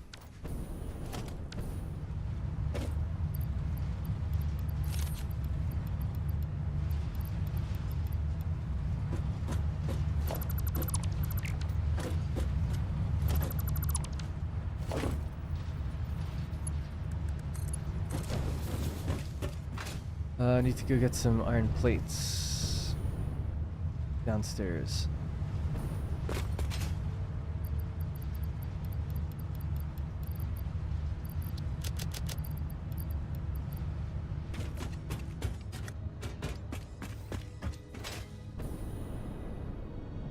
Where would I post a blueprint in the Discord? Just go to the Satisfactory channel and take a picture of it.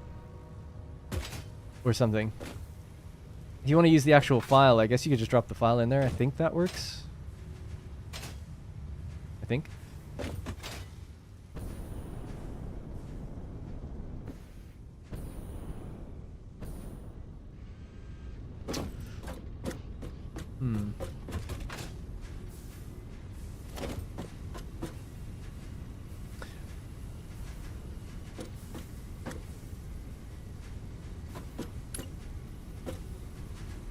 The other thing I was thinking is like connecting the sides across. Maybe they don't need a walkway through the middle, but they could just have the ramp that connects to the other side. So again, that'd be awkward. So going down the center just to test it, something like that, and then it would have to have a ramp here. And that would lead across. This would be just like your standard walkway, I guess.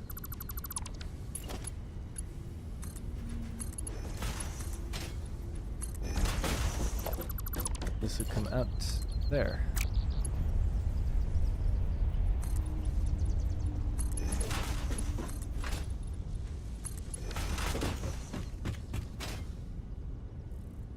That could look kind of cool. Places to kind of go up and over.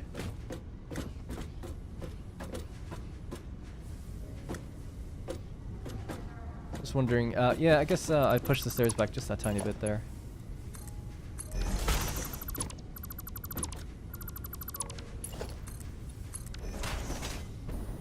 Something like that.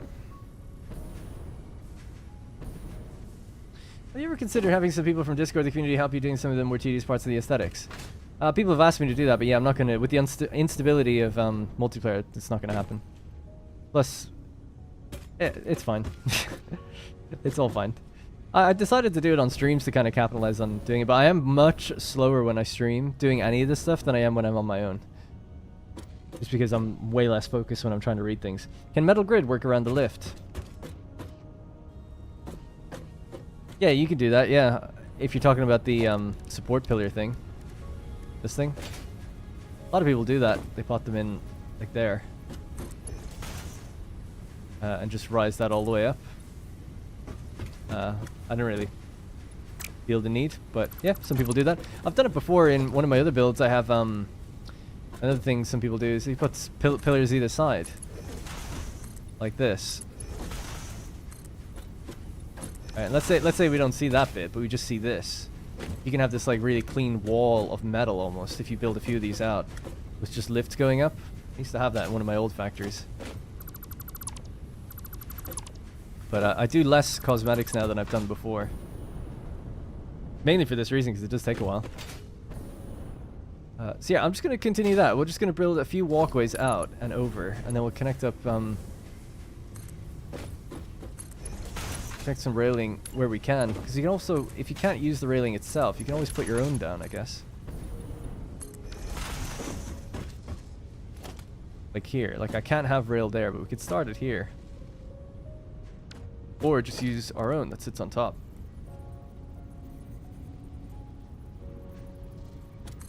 And that would connect with that, right? Because they're evenly offset.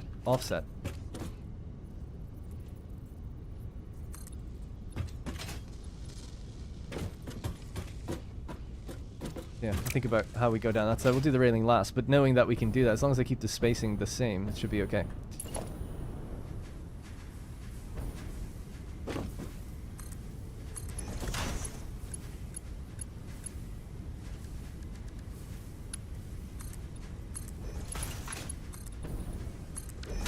How many screws do you produce per minute? 1,920.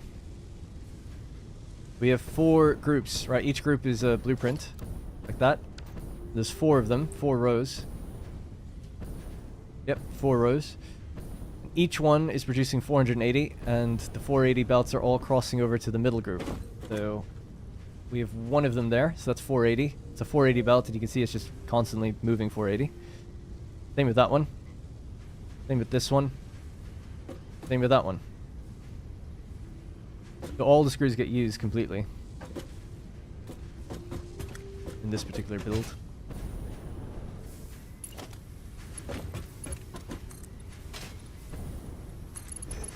I think I'm starting to get an idea for how this is going to go and make some good progress now again. And then once a few of these are down, we can start painting them. Can't nudge it. Why?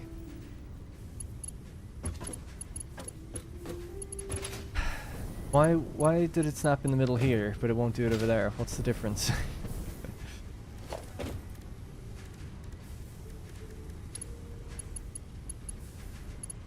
I'm not holding control or anything, should I? I can't be nudged. What? Okay, let's see if I can spoof it.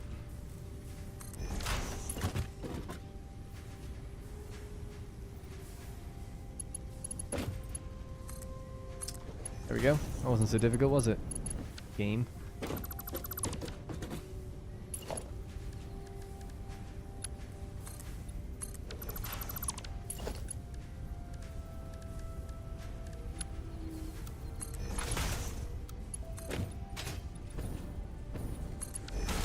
Alright, good. So that's one side done. Just grab some of these. And connect this side up.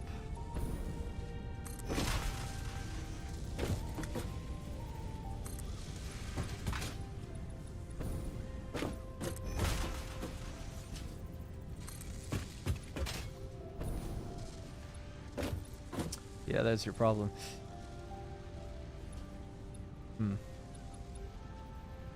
I'll think about that later. A problem for the day, when we're left with like a little half gap.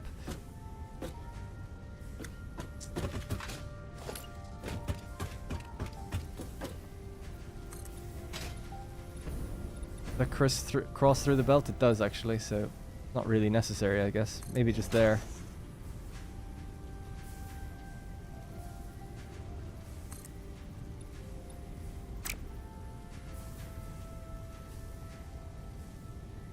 Wow, Hey, I'm vertically nudging, basically, haven't I?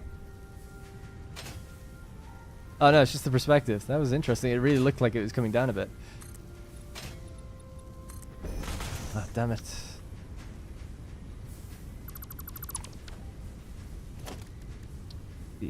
That can go there.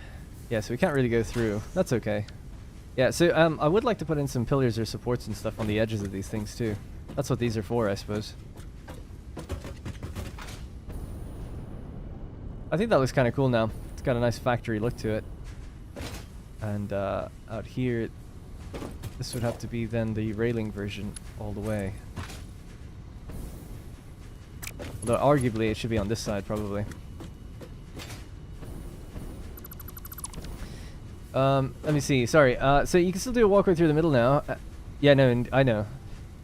How many screws do you produce per minute? 1,000 screws a minute, lol. Okay, I see that I have a little problem in my factory. Is there an optimal number of final product to produce? How do you come up with a certain number? This is a long calculation of how many products you need for everything, and it's a lot. Leave a half gap for the pillar. So, yeah, I get this question a lot, and, you know, I don't really have a definitive answer. No one fully really does, but I'm sure there is one out there. So, if you look at the total production rate of whatever in the game, let's just bring up an example really quickly for people. Let's say we have tier 1, tier 2 of the space elevator, or you know, it's actually in groups of 2, right? And then it's like whatever, tier 10.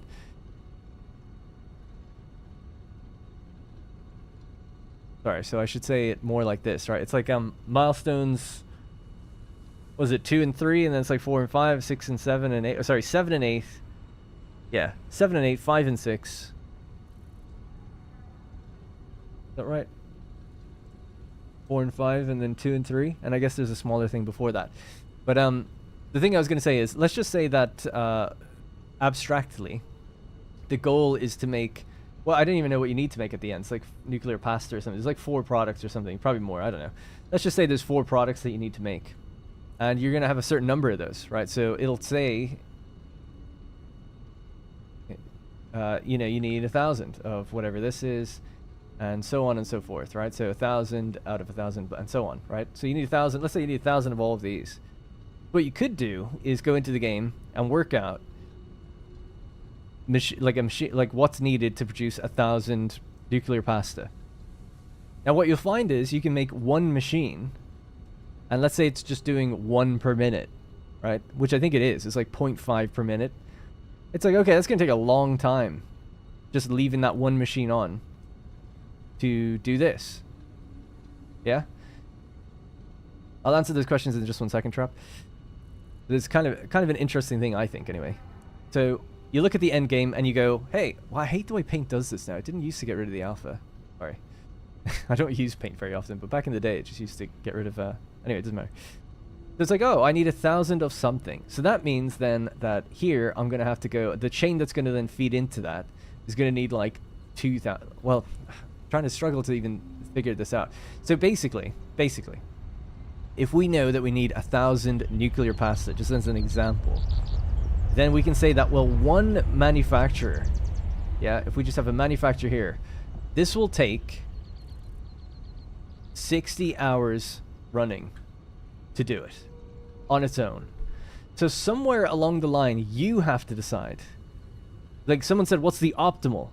The optimal is you only need one machine to make everything, really, right? One machine per resource. And you could do that, but it would take a very long time. So the question is, what's the optimal time for you? You want to beat the game? This needs 1,000. You got to ask yourself this question. If I wanted to do it in twice the amount of time, what's the amount of time I'd have to invest into getting 2 of these machines to be up and running fully, you know? Because whatever they require is obviously a lot. And you have to just keep doing that back and back and back through the tiers. So somewhere down the line, I think if you want to get something like 2 nuclear pasta per minute, you need something like 12,000 copper ingots per minute. Something like that. So you can work this all the way back down the chains and go, okay, maybe at tier 2 I should be building a huge copper factory, or tier 3, or whatever the case might be. So it's up to you to really figure that out. That's why it's like, what's the optimal? Well, unless you're speed running, the optimal is how much time you're willing to put in versus how much you'll save in the long run. So here's an interesting thing. You could spend, let's say that you needed, let's see what a good example would be. Yeah. So let's say to get this 1,000, right? This 1,000 nuclear pasta, or whatever it is, it takes you 120 hours of running, or yeah, just running these machines. Sorry, 60 hours. Both of them will just run for 60 hours. Whatever. Just consider this a new example. So 1,000 nuclear pasta, and it's like, oh, I'm going to need these 2 machines running for 60 hours. Okay. But here's where people will fall into a trap, myself included, and it's the kind of the unknown. Let's say that you're like, you know what? If I build 10 of these, it'll only take 6 hours, right? It's like, okay, cool. That makes sense. Let's do 10 of them. And it's like, there's another group, and so on and so forth. We just paste that over. You've done all this, and it's taking a huge amount of work to get 10 of these machines together, but you've done it, right? And now we're all just, it's all combined, just taking 6 hours. Because we've decided to invest the time. But that's the question. How long did that take you to do? If that took you longer than 60 hours, then you are better off having just left it running for 60 hours to feed the 1,000 at the end. And that's the interesting thing with this game. I've spent an incredible amount of time, probably about 60, 70 hours, building that facility over there in the distance. And I have to wonder, would it have been better just to run a machine and store up lots of copper in crates for 60 hours? You know what I mean? Like, somewhere there's that decision has to be made. If I start investing 100 hours or 200 hours, suddenly it's not making sense for me to do that anymore. So there is some sort of optimal point that you don't want to cross over, but that's based on how long it takes you to make things. Now, if you're like me and you're doing cosmetics, that's completely irrelevant, right? I'm talking about just the raw putting down the machines and getting things together and letting them run. So by producing more, you're saving time. But by building more, you're spending time. And you have to ultimately find the middle ground between the two. That's the, quote, optimal place to do it. Yep. Yeah, it's only true if if I could have made that same, that's my point though. It's like if you could make the space elevator thing in that time. But that's the fun of the game. So ultimately, I'm trying to put in big investments early game with some of these factories so that later on, I'll hopefully save myself time. But I have the niggling question of, am I putting too much time in? You know, I don't know. But at least one of the things I've been trying to do is build with scale in mind so that we can easily upgrade factories. This isn't a factory that we can't do that, but all my other ones are, or have been, except for steel actually as well. But the coal plant, the quartz factory, like I can just upgrade that right away now because we have better belts, so we can just ramp it up, and it'll just produce more without putting down a single extra machine. Just the belts, totally just the belts. It's a very simple build. Anyways, hopefully that all makes sense anyway. Wouldn't recommend that with aluminum factory. Space elevator parts are better off trickling over time. Yeah, so that's the goal. The idea behind the game, and you can tell, is that a space elevator has inputs, and they want you to put it down and just make things over time and slowly feed it and keep track of it up on the top right of your screen, because it does tell you. That's the way it's supposed to be played. But most people, I feel, who play the game don't trickle it up over time. Instead, they'll build all this infrastructure, myself included, and then they can basically bang out the space elevator in like 20 minutes because they've put hundreds of hours into getting it ready. But really, if you just maybe set up a very basic chain and just fed it in, maybe that would be good enough, because you know, and you could work on the next tier while it's filling up that tier. Work on what you know is going to be coming. Maybe. I don't know. That's the fun of the game, though, figuring that stuff out, I guess.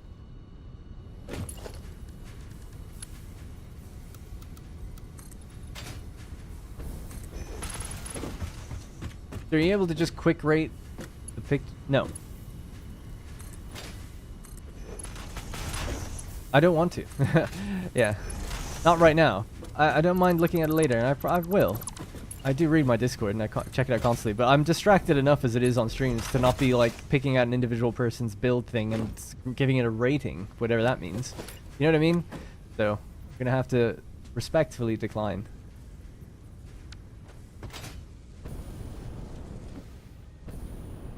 Mostly for the other 290 odd or whatever people who are here, whatever it is.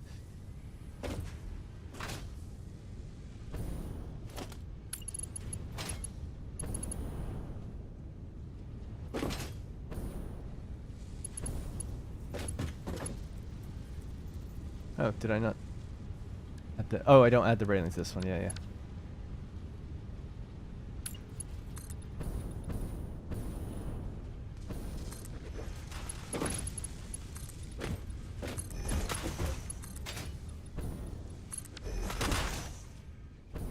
Alright, this is what we've got. So I am worried about that little half step. It might just have to be a gap there. Maybe I could put a ladder there, and that would at least fake it to make it look like I thought of that. It's like, oh yeah, that's there on purpose. The gap in the railing. Solved. Does this mean I'm a genius? I didn't want to say it, but I think so.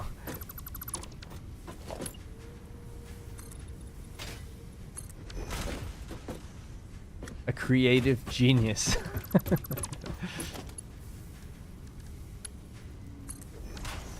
Alright, so we have our little plateau now. We have our ladder to get up and down. All good. Not climbing up that place, but you also don't need railings. That's fine.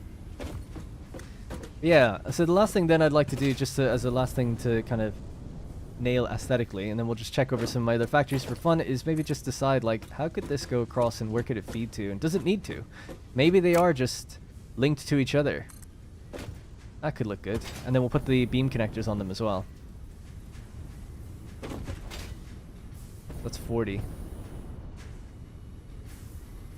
Okay, 40.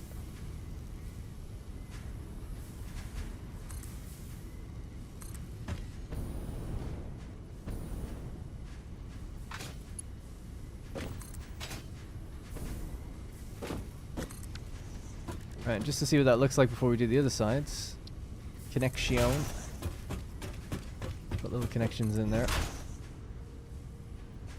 Adding some lights to the edges of these might like be, man, might be a bit too much.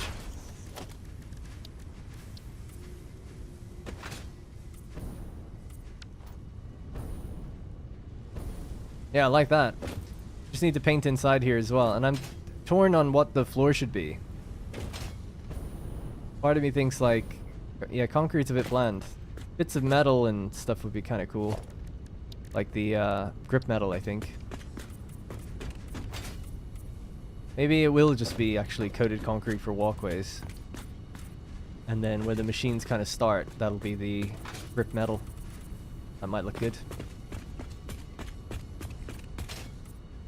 Something like that, and then grip metal on this way. Sorry about the frame rate, but it seems like changing that material is very taxing.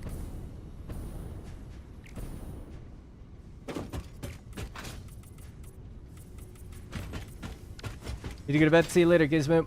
And thanks for stopping by. Hanging out.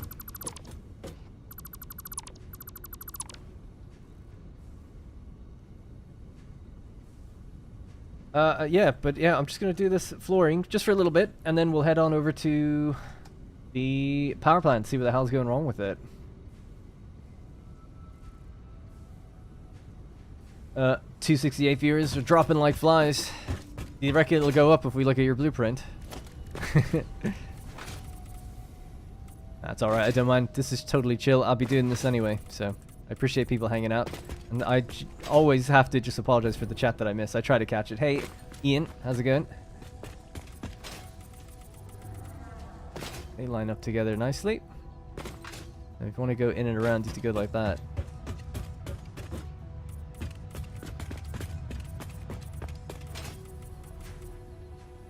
So yeah, that'll have a walkway that goes further out by one tile, and then we'll have some, yeah, cool skywalks, or not skywalks, skylights.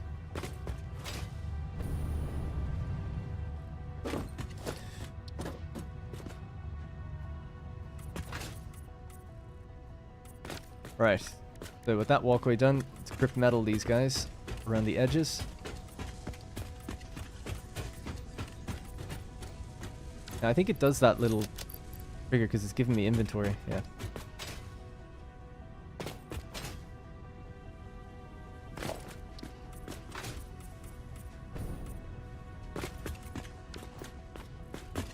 Yeah, cool. It's taking shape. It's taking shape. It's taking a while, but it's taking shape. Alright, so that's done all the way down. Right, we gotta go row by row.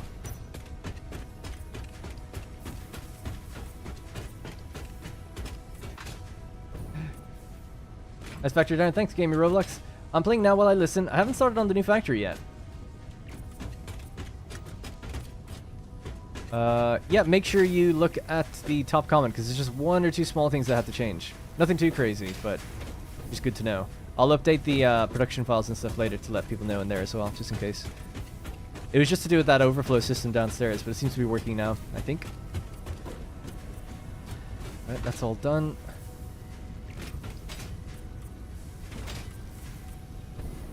Tricky, you can't really color the ones that the machines are on. That's super annoying. I say color, it's not really about coloring them, it's about changing their material.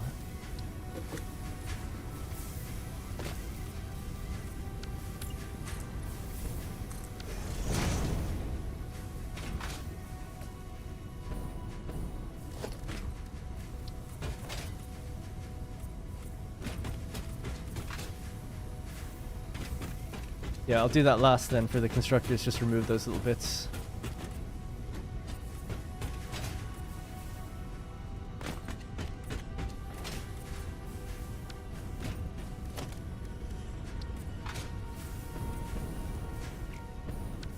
Alright, section's almost done. So just want to very quickly go through the bottom floor. Unfortunately, I know it's like tedious, but it's an OCD thing, right? It's like I can't leave that. Let's cut that away as well, and then do the same for the other bits that I've missed. So it's just these two, right? Love watching your videos. Not copied your blueprints, but they have certainly inspired me for my first playthrough. That's perfect. Yeah, I mean, I don't mind, obviously, people using the blueprints. That's the idea of giving them out, but it's also to hopefully give you your own ideas. And, you know, I love it when people are telling me, like, oh, I took your blueprint and made this change, and it's, like, way better. And I'm like, oh, yeah, that's a great idea. So it's all part of the collaborative process. And same with the builds themselves. I was talking earlier in the stream saying, like, some people have taken my build. It's like that quartz factory build, but they built it on a different quartz deposit. I'm like, holy crap, it looks great. And then we had someone in here earlier saying that they used the blueprints for the aesthetics of that factory, but applied it to that one. I'm like, holy, I mean, that's a lot of effort, but that would look awesome, I think, because that's a better looking factory. So to scale it over something that big could be quite cool.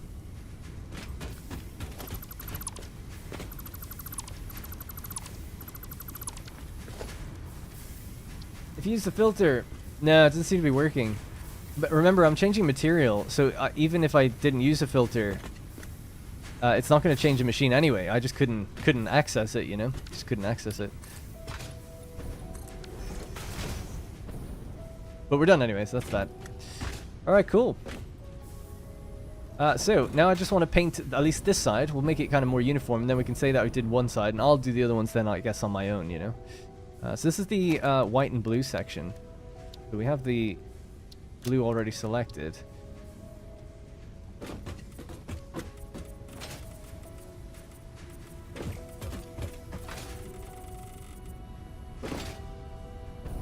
And I need to put those beams up against each other on this side as well. Oh yeah, still working on that end bit down there. This is the thing, this is joining onto a purple section, but I guess maybe just on the halfway mark the colors can change. It's going to be white, but then the trim will be purple. So that's 1, 2, and 3, and this is 1, 2, and 3. Yeah, that's fair.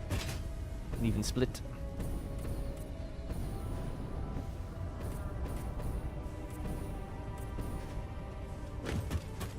And then where it makes sense, we'll pop these in.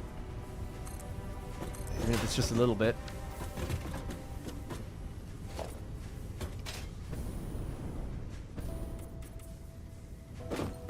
Can you color the ladder? I don't know if I'd want to, but oh yeah.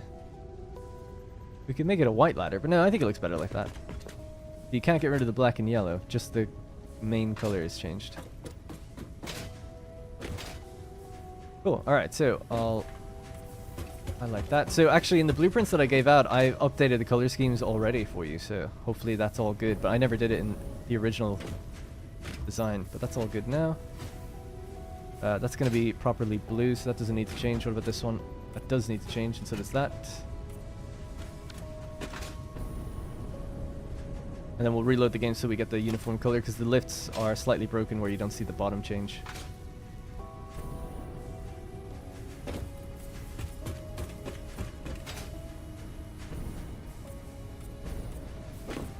Okay, that's all. Oops, this side isn't done either. That's because I realized that the belts on the top floor were going too fast, so I decided to make them smaller belts or whatever. Oh no. They're okay, and this is the last one.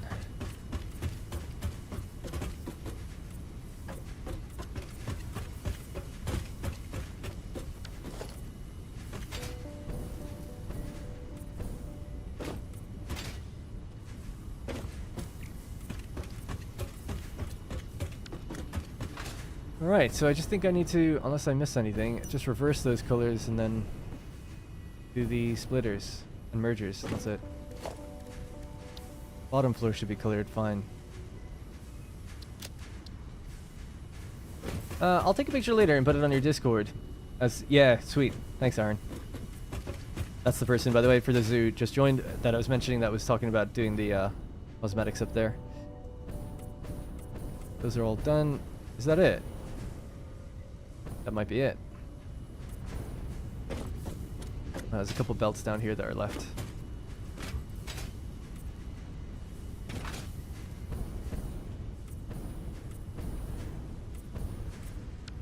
Yeah, I think this will have a really cool effect to the factory when we look over here and it's like, oh, this would be the red section. Like when the floor isn't red anymore and it's just the trim of the beams in the buildings. I think that'll look pretty cool. I hope anyway.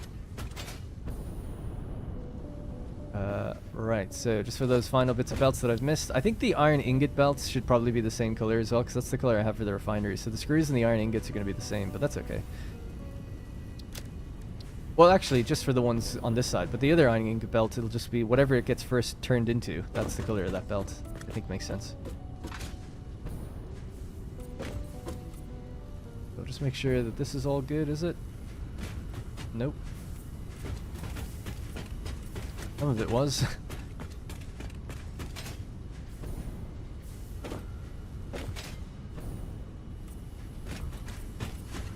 Yeah, for some reason it's just the first one connecting in. I don't know why that is, but okay.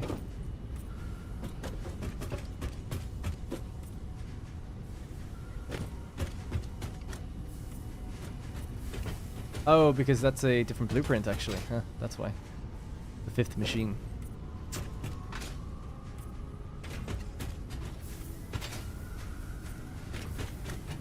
Alright, I think that might be it. Finally, I've said that a few times now, but that should be it.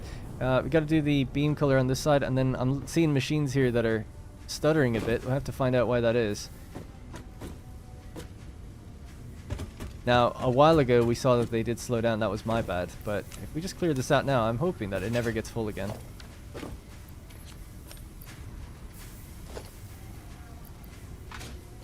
$137.17. Let's just blank them. Then I'll obviously have to leave it running for a while, but this block here produces 480 screws per minute. This consumes 480. So as long as what's rolling out of here isn't getting backed up anymore, it was before if you remember, as long as that's fixed now, the screws should never get backed up. It should just be free flowing. So there's nearly 500 in each of these machines on the bottom, but not on the top. Okay.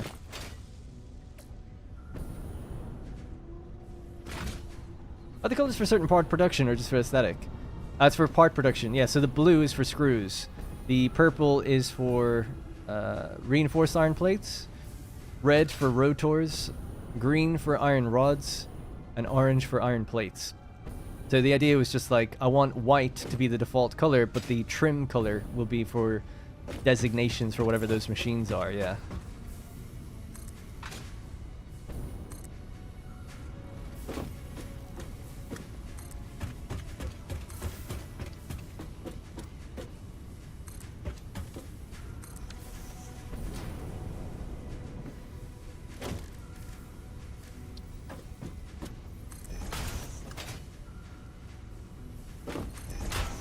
And then power will actually come down from the ceiling, but I haven't done the ceiling yet, obviously. So power lines are just temporary for now.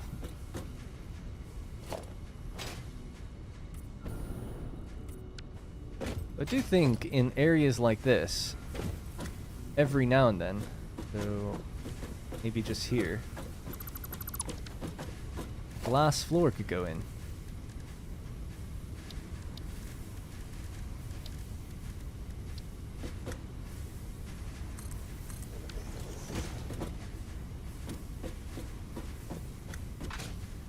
Maybe in 2 of these sections would look better, would it?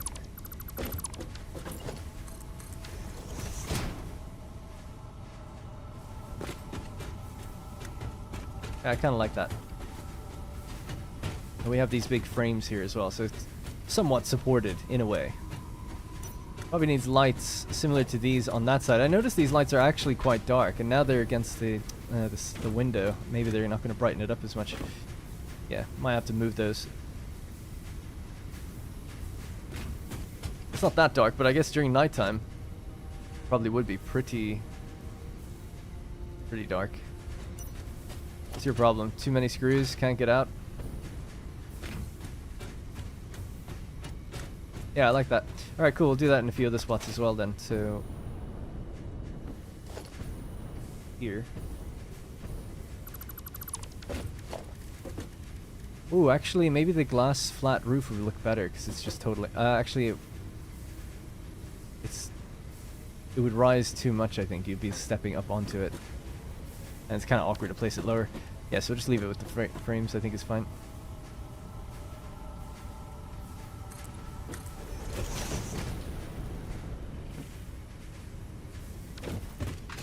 It's actually not centered. Maybe 3 in total then would be the way to go, because then there's, yeah, almost an even amount of walkway on either side.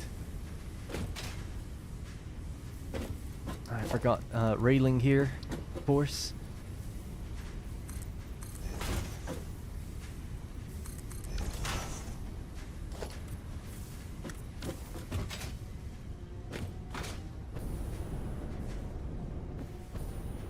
Sorry, did you use cast screws? Oh, sorry, someone did ask me that. Yes, yeah.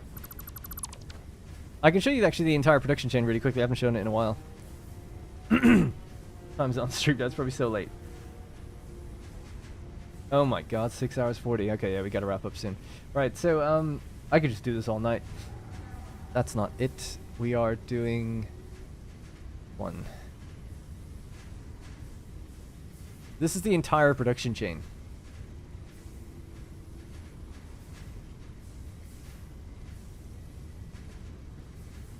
Alright, we loaded in. I think we're loaded in. So, we've got 5 water extractors feeding it, yeah, 5 water extractors and 3 iron miners. The miners are Mark II miners, clocked to 300 per minute, which is the best we can get out at the moment. And the goal was to make 480. Well, anyway, let's have a look at this. So for iron ingots, I'm using pure iron ingot recipe, so using refineries, so mixing water and iron to get iron ingots. You then send it into storage containers, and out from each container we send 480 out. The overflow of 230 iron ingots, which goes into a truck station at the moment to be delivered somewhere else to do something else in the future. The 480 iron ingots goes into 4 rows of 4 rows of 10 screw machines. 1, 2, 3, 4, 5, 6, 7, 8, 9, 10. Yeah, with the last few clocked to 60%. Is that right? I feel like they're clocked higher. Thought I changed something. Oh yeah. I changed from 60 to 2 that are both 80. Yeah, so basically these are now, that's been changed, but these 2 are doing 80%. Could maybe actually do that right now. That over. We're there, whatever.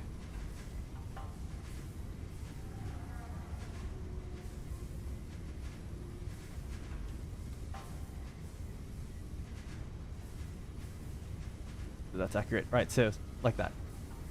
Anyways, what that gives us is a row of 480 screws per minute. They're going straight into a row of rotors. Same with this row, and then same with this row. And these 3 rows have their last machine clocked down to 80. And they're producing 57.6 rotors per minute. The green group are doing, it's 5 rows of iron rods, 3 of which are being sent straight over into the iron rods as well. I didn't color code this thing the same as the factory, by the way. So each row is producing 96 per minute. So the 96 goes up and into wherever it needs to go. In the factory logic, it's actually exactly aligned. So the outputs of the iron rods go straight into the inputs of the rotors, right? So that's one block, and the front of that block goes into the back of this block. Same with this one. Front of this block goes straight into the back of that block. That's the idea behind it. Same goes for the reinforced iron plates, the purple down here. Except the only difference is that it was one block of screws could divide into 2 blocks. So you see here there's a splitter that divides both ways. The other ones are just going straight over. And then they're receiving the plates from the 2 blocks that are here, except for the machines on the very end. So the 4 machines, these 2 and the 2 below, they're actually just going off into a container. So all the containers are downstairs now. That's what we did in the stream. We added truck stations. So the truck stations are now full. There's 9,600 plates, 9,600 rods, 4,800 ingots, 4,800 reinforced iron plates, and 4,800 rotors. Of course, rotors, you get 20 from the actual truck station itself. So that's how that works. Why no stators? I don't know. Because it's an iron factory. Yeah, I don't know. I didn't need any. Not yet.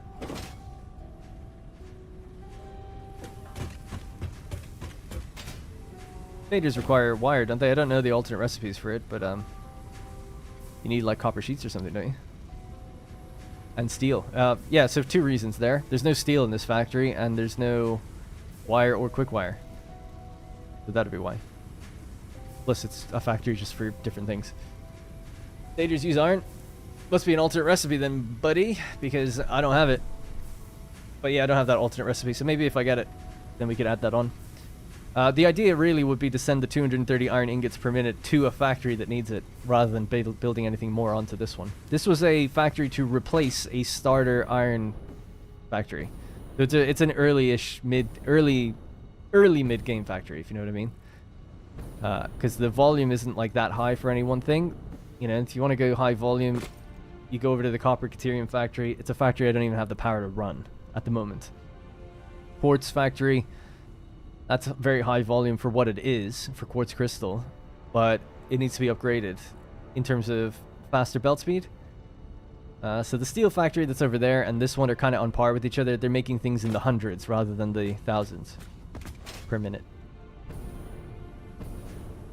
Hope that makes sense.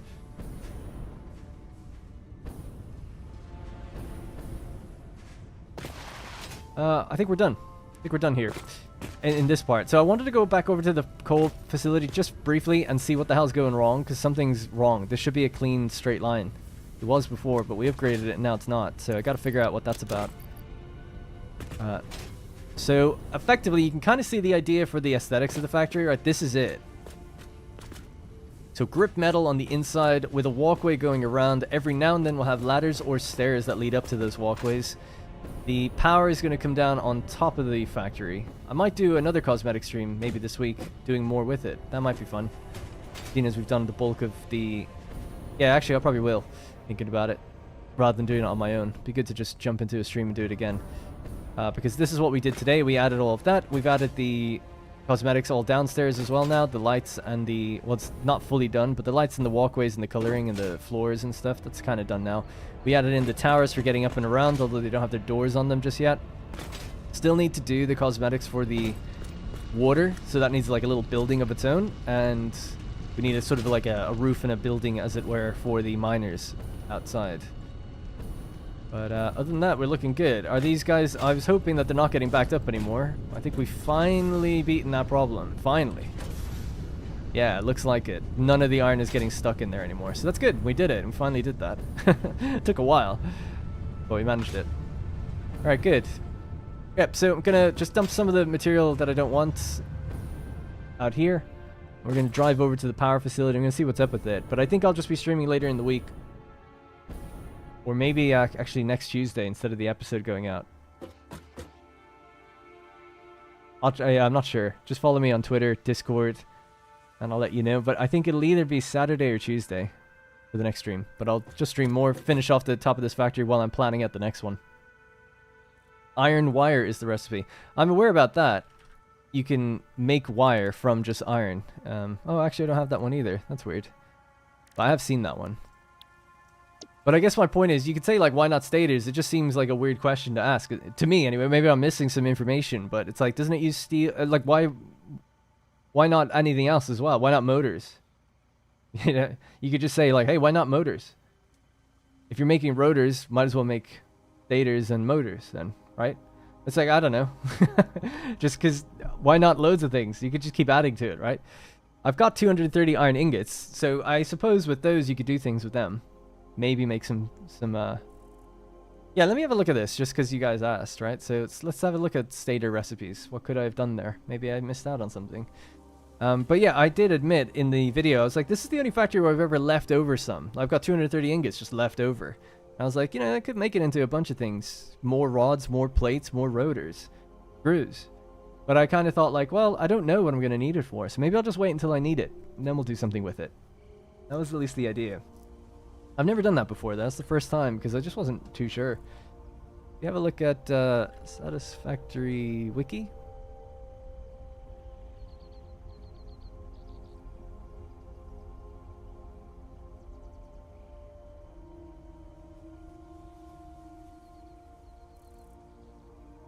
Alternate recipes, huh?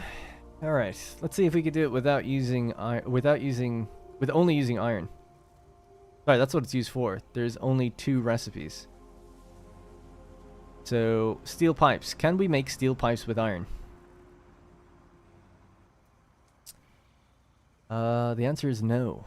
So, it's an iron factory. It's the answer to why we're not doing stators. Wire can be used, so from iron, right? Iron wire. Yep, that recipe does exist. And yeah, obviously not. All right, so yeah, that's the reason, I guess. No stators because no steel.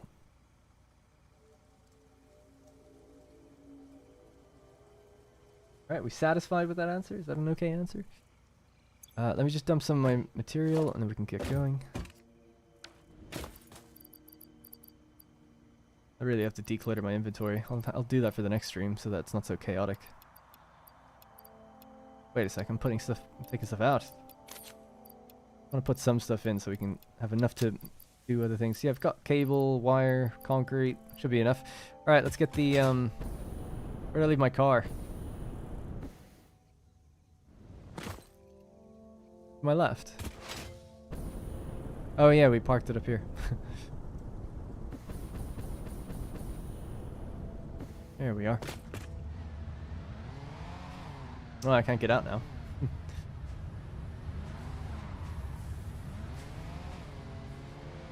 For democracy. Sorry, guys. They'll be fine. They'll figure it out. Yeah, I'm going to see if I can figure out this problem. If I can't figure it out in a few minutes, we'll just leave it. But I also want to just show some of my other factories, just for people who haven't seen them, maybe.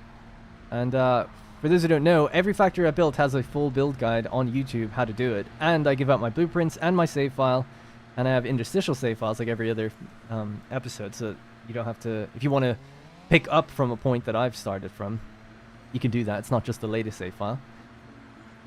And then online, all the production documents, those that kind of flow chart that you saw, the floor plans, all that's available for free. You can just go check them out. So I encourage you to check out the playlist, maybe have a look at the other episodes. My favorite is Liquid Biofuel Factory. Copper Factory was fun, but it's a big investment. It's like literally each video is 2 hours almost, and there's 4 of them, so it's a big investment. This has bothered me for a while, so I just want to do that while I'm here.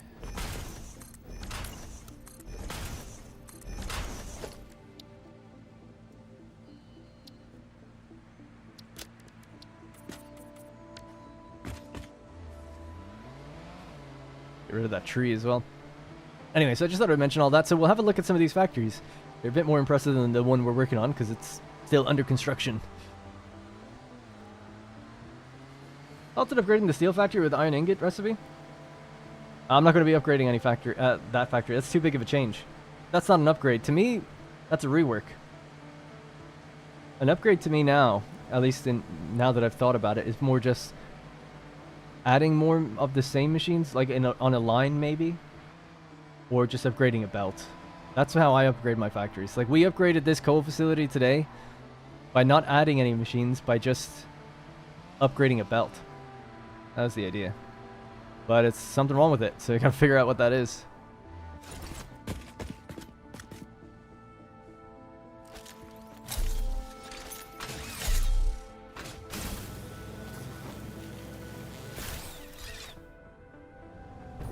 Bonk.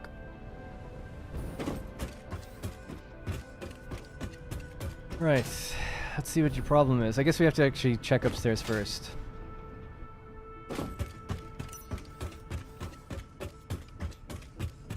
This place was built before I had windows. I added those later. Yeah, so there's our problem. And now if it's water, I'll be gutted. Oh, I'm gutted. That shouldn't be the case. Alright, let's figure out why water's not working here.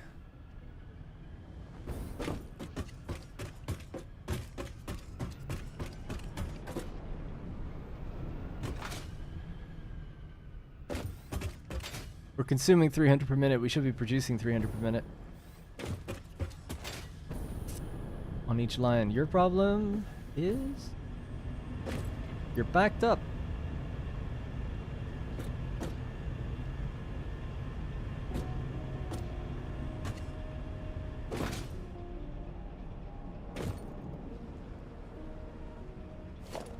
Okay. I think I might know what I could do.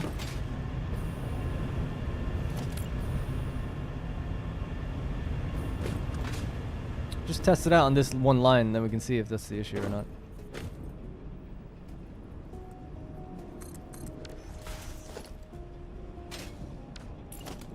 Hang on, let's put it down here.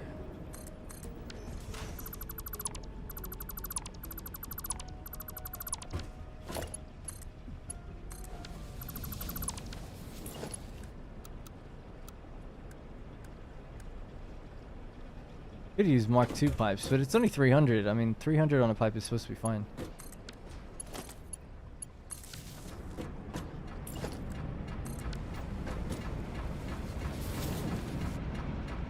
Right, so this will be working, in quotes, if that doesn't get backed up anymore.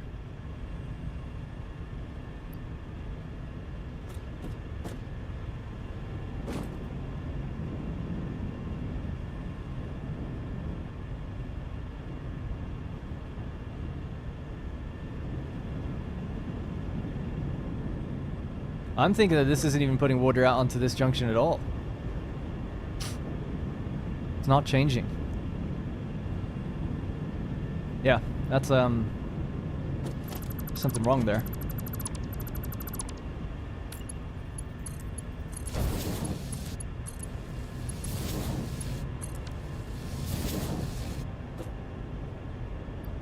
The hell is your problem, dude?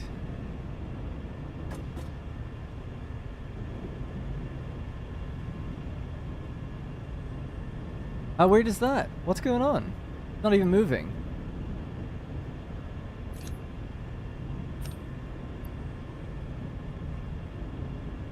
Oh my god. It wasn't turned on?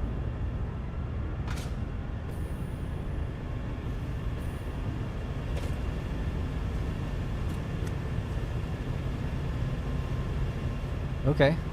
Is that happening anywhere else?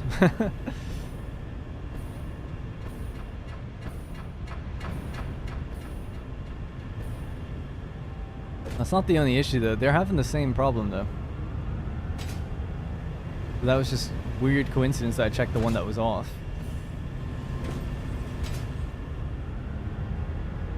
They shouldn't be pooling water like that. It shouldn't be getting backed up. It means something's wrong. Yeah. So let's try it on this side then as well. I have a feeling that adding a pump on this side of things, because there's only one pump on the other side, that this would solve it. But we'll see.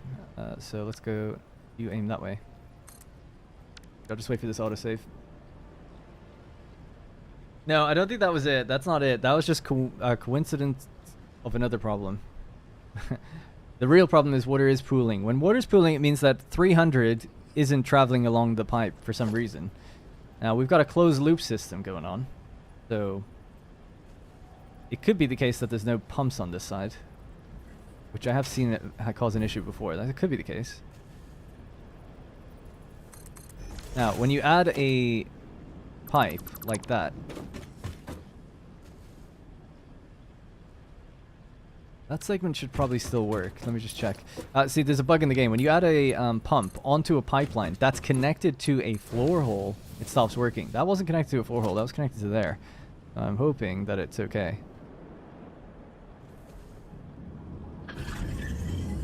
Seems alright. But yeah, I'll need to just change this. This is just test. I don't know for sure. Let me just check some stuff. I'll know it's working if water stops pooling. Alright, so we're back down to like 1 or whatever. Let's just delete that. Let it fill now normally. Same with this, right? So you refill.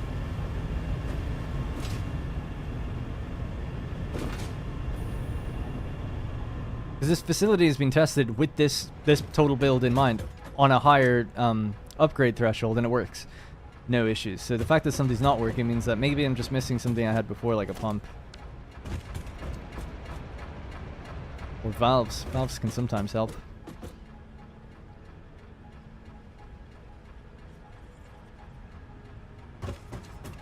Oh, thinking about it. Sorry, it's a Mark 1 pump, so we would also need one here. Yep.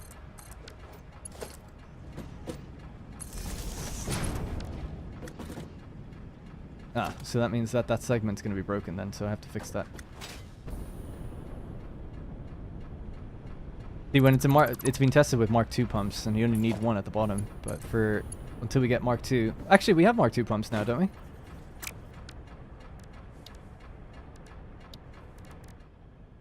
Oh, yes I do. Oh, I don't have any motors with me. Oh well. But yeah, I could probably upgrade it that way in the future.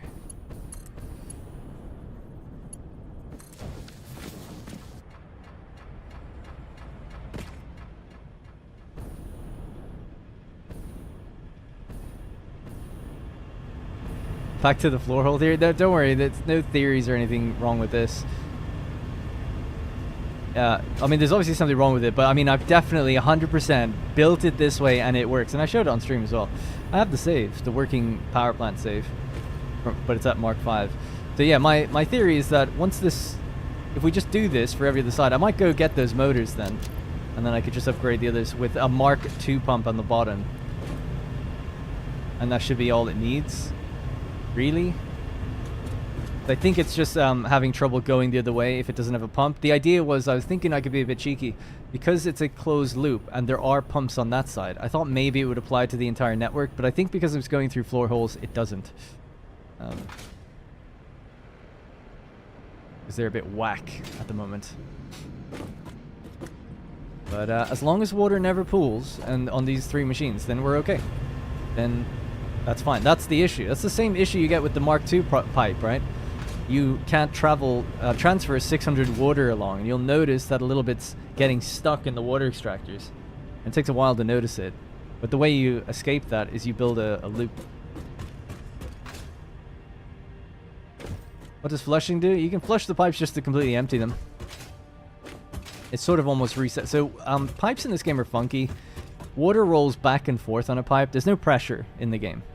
Despite what people will tell you, there's no pressure in the game. Water is like, it's like a cup. It's like a bottle of water on its side if a pipe is sideways. Imagine a bottle of water on its side. And if the less full the water is, the more it'll roll back and forth. The more full it is, then the easier the water can continuously go through. And that's just the way it works. Thank you. Speaking of water, Rosie just brought me some.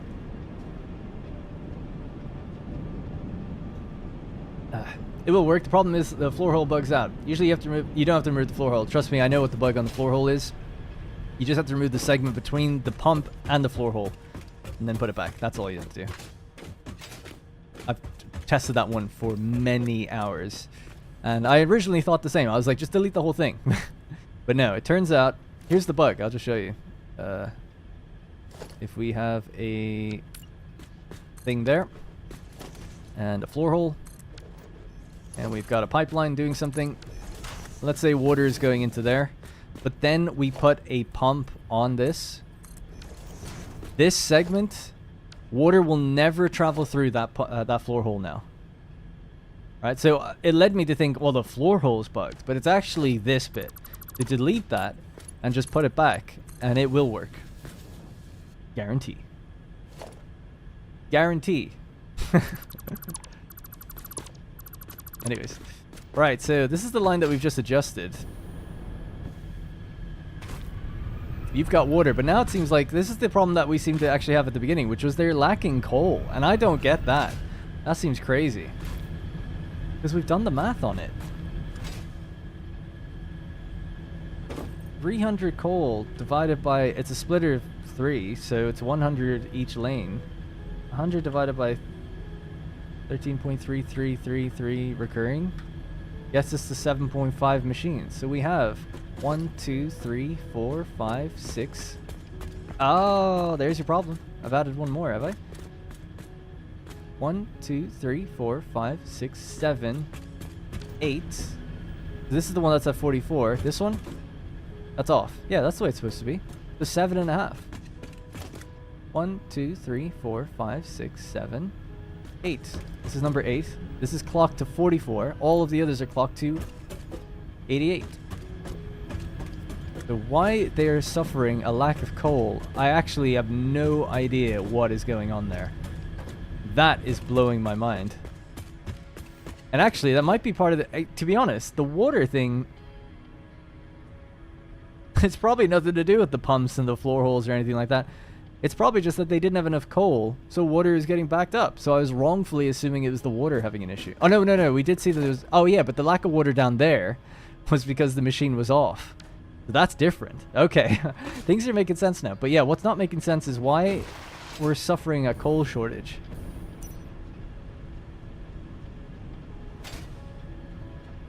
Is that 300 per minute? On a 480 belt? Should be.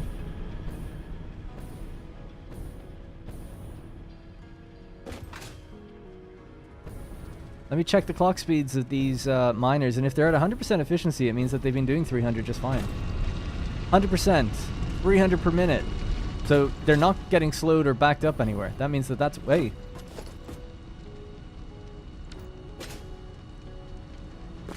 Oh, I found it.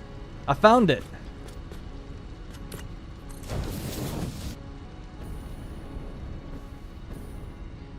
Ah, That's probably it. I'm hoping that's it. That seems to be it. That plus the water that was off. I think that's it.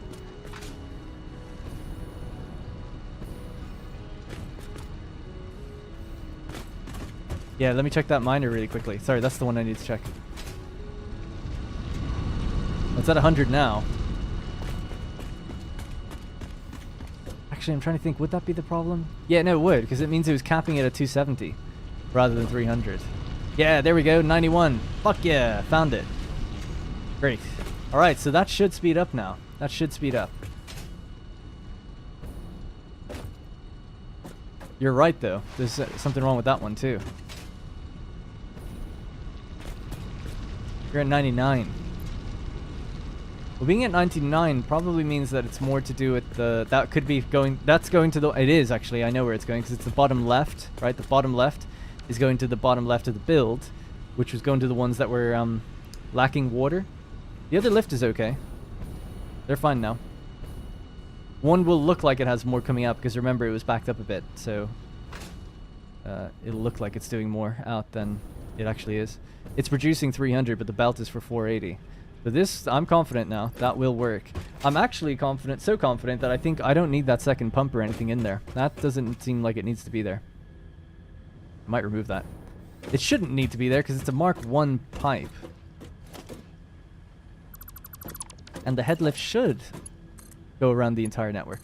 That's how the water tower exploit works.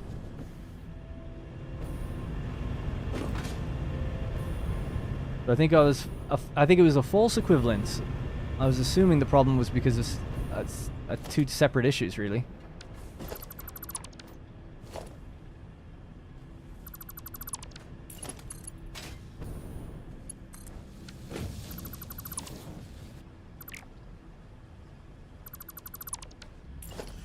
I'm not 100% sure, but that's my theory now. So let's connect this back in.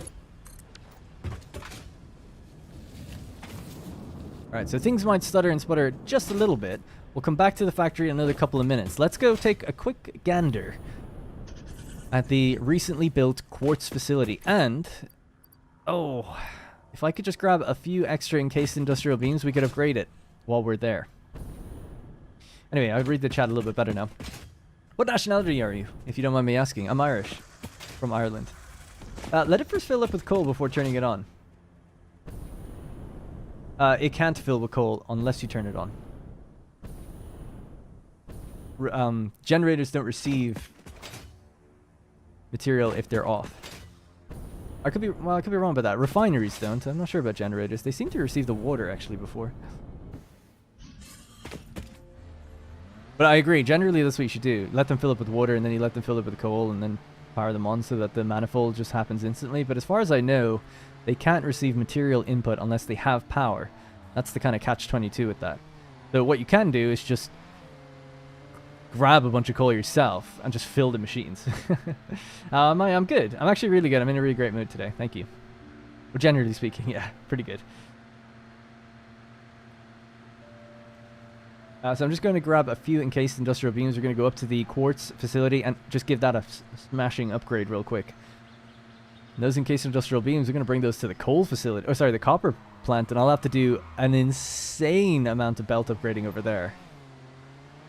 I look forward to it. Gens don't if they're on standby.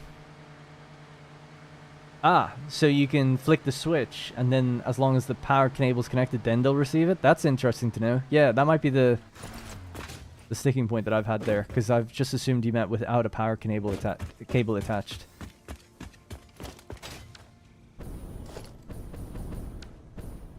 If you connect their grid, every coal generator off. Sorry, every and turn every off, it'll fill up. Yeah, there you go. Okay, so it is... Okay, that's good to know. That's great to know. So you mean, like, yeah, clicking that little off switch, but keeping them connected is the way to do it, right? Yeah, got it. That's great to know. I really wish I knew that sooner. Does that work for refineries? Because if that works for refineries, then I spent a very long time building that whole priming situation and the belt release system for no reason. Although I guess it saves you time clicking all the machines. Switch off can't be copy and paste. Yeah, that's the annoying thing, right? Have to click each one, but still good to know though. No one drives this road, so I'm just gonna hop out somewhere here and launch my way up there. I'll park in this little spot. Check out the parking skills.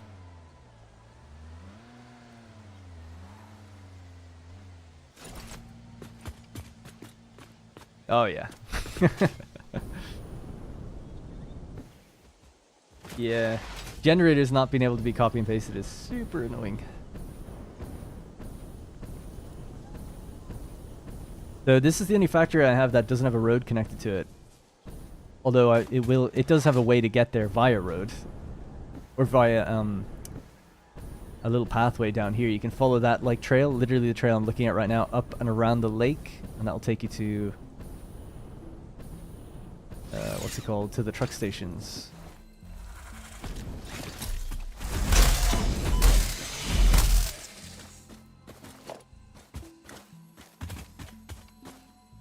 No space for the slug. I'm not getting rid of that meat.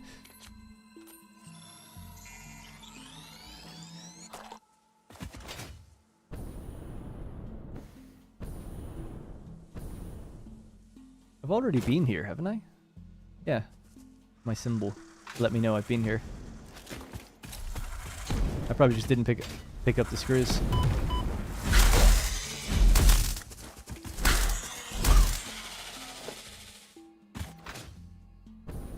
Alright, here we are. Quartz Crystal Factory. Doesn't do silica, it just does quartz crystal. Did I turn the lizard dog? Yes. I farmed them all, they're extinct. Alright. So this is the place. This is the place that can be upgraded. Although actually now thinking about it, I'm not sure if I will, because I think I might have to do the water as well. Be a bit of a pain.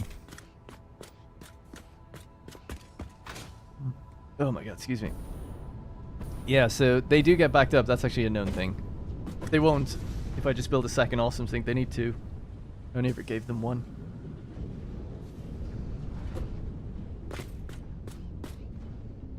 So 67.5 per minute. So the belt speed of the miners was set to 270. What was it? 67.5. Yeah, so just 4 machines need to be on. But now we can go... Well, actually, we can only go up to 300 still. It would be 4.444. Yeah, and that's why this is already ready. Locked at 44. So this could be turned on now. And in theory, I guess we can feed this with Mark IV.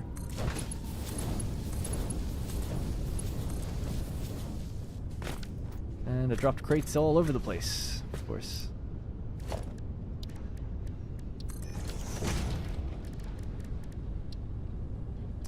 Wow, I'm not even carrying... Okay.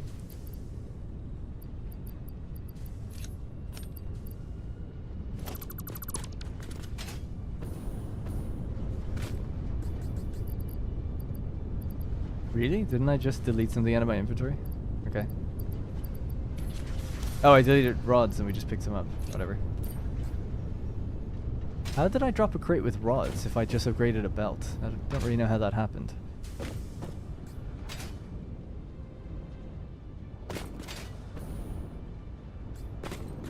Alright.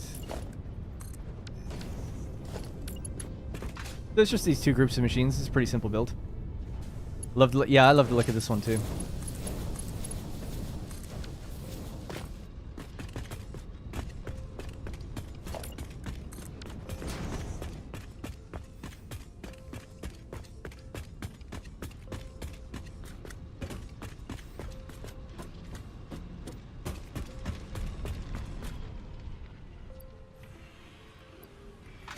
Alright, we can upgrade it to 300.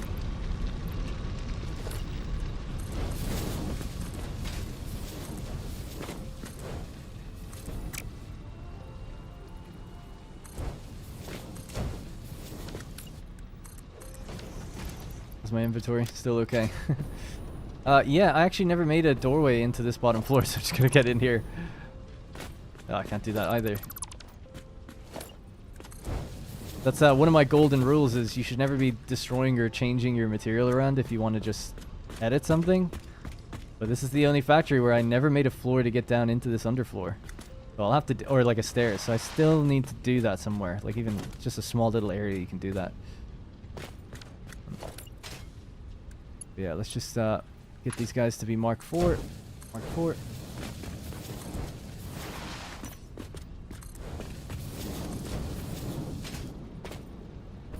I'll have to check how much water they need now that they are being upgraded as well.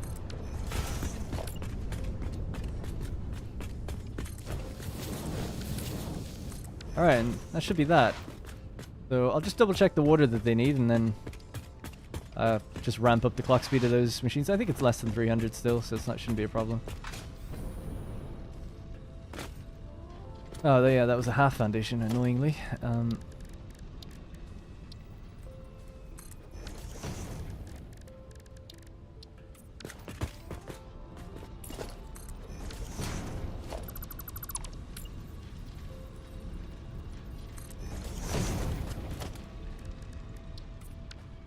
Alright, there we go.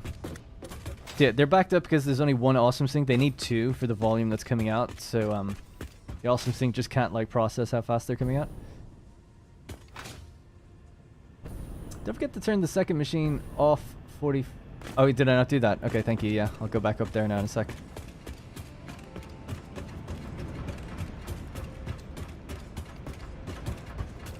So, we're making quartz crystal with this recipe. So it's 37.5. 37.5 times 4.44444. Is that it? 166. Okay. Let me just double check that because... What was it again? It was 300 divided by 67.5? It isn't even 4. Okay, cool. The 166 was the number.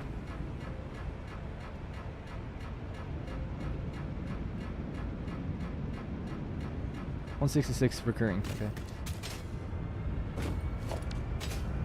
That's 120. These might already be clocked to that, because I think I... No.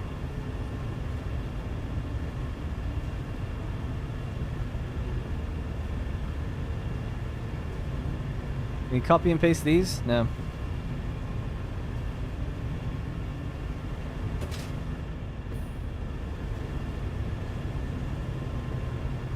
Alright, cool. That's that. Alright, so just go upstairs. I'll, what's it called? Yeah, just make sure that other machine is on.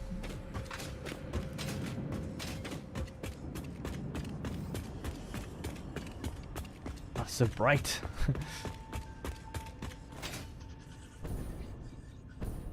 But if I change... I don't really understand, because people keep saying this, but if I change the default swatch... Yeah? To something else, then everything changes that has that color. So I don't really understand why people say that. You could change the default swatch to pink before upgrading. Like, but no, I can't. Right? Am I crazy? Or are you saying change standard to the custom swatch and then upgrade things? Shouldn't it be 46? Did I count wrong? I did. God damn it. Okay, I'll go downstairs and do that in a second. I just went 36. Yeah, that would be 150. Whoops. Correct with the paint thing? Okay. I'll have to try to get in the habit of that, but I have this old habit of when I got burned by color swatches a long time ago, I refused to ever use them again. Only if you do it to the custom one. Got it, okay. Yeah. Alright, thank you. I meant the regular... No, it's no problem, no problem, no problem. I'm the one who's too stubborn to change.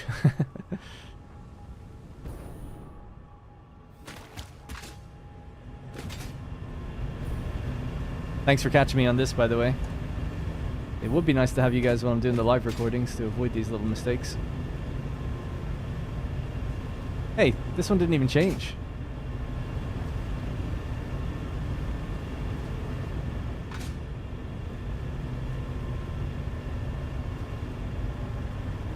What's going on?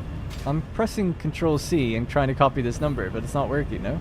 46.67, right, I'll just Control C that. I can just type it in if it's not working, but... Control V. Why? Okay, yeah, now it's working. I promise I was doing that. I think. Anyways, alright, good. That'll give us our 166.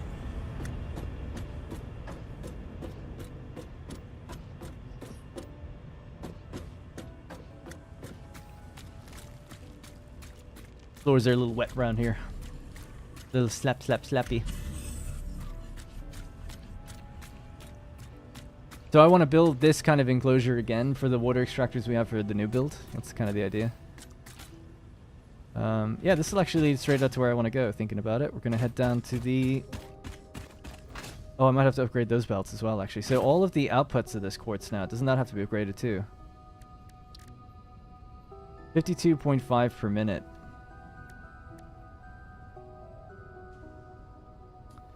Uh, 4.44444. Oh no, it's actually quite low volume. 233.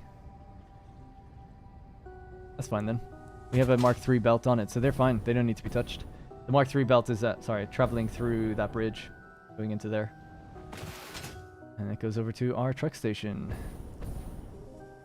And that's where the awesome sink is. So I've only got one, and that's the bit that gets backed up. Because there's two things trying to feed into it. And it can't handle it. Yeah, I'm gonna be lazy. I'll fix this myself, but just to have some clean belts for a moment, we'll just power this one on. See, there's no real room with the sand here. I'll have to... This is why I didn't do it in the first place, but... basically, one of you will just have to go straight out that way. Is that a smart splitter? Yeah. There you go. That should solve the machine's turning on and off. But yeah, I need to find a nicer place for that because obviously it looks weird. Down to the right, actually, in that little gap there, that'll probably be a good spot for a second one. It just means a bit of awkward belt work to get it there. Alright. Right, let's get out of here. My car is super far away. We got to check the power situation. So we did do some upgrades and then we left it. Actually, I'll climb up here and we'll just jump across. We can get there pretty quick.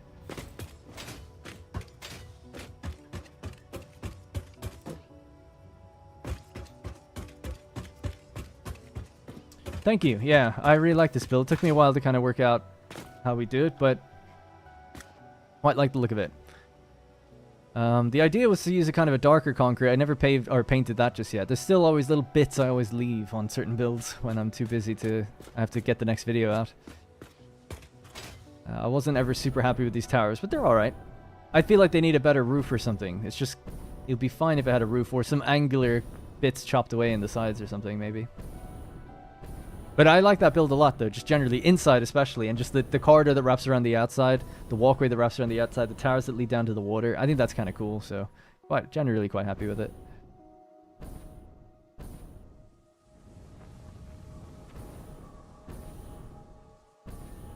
Is that, what's that?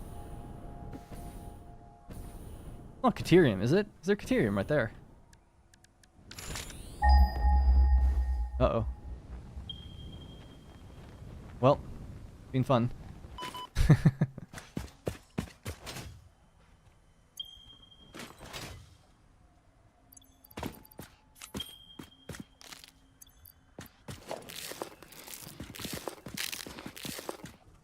Oh, they're being hurt by the gas.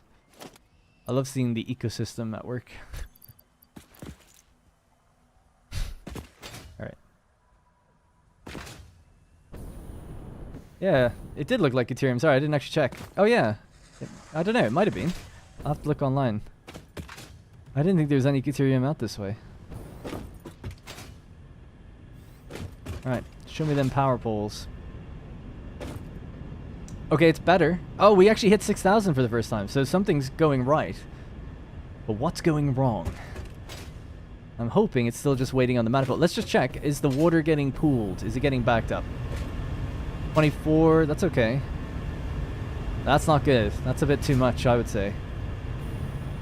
That sounds to me like it does need the pumps then, after all, possibly. Or like I said, it could just be the fact that coal wasn't feeding into the machine for a certain amount of time, so water is getting backed up because it's got nowhere to go to be consumed. So that could be the case. So let's just check upstairs. Is it a coal issue? And which ones do we see are flickering? Any yellow lights? Don't see no yellows. Well, let's just check. So that's got 100. That's got 1. Yeah, it's the second to last one always has less, right? When you're waiting for the manifold to get going. Probably just keeping ahead of the delivery there. But it should only ever go up.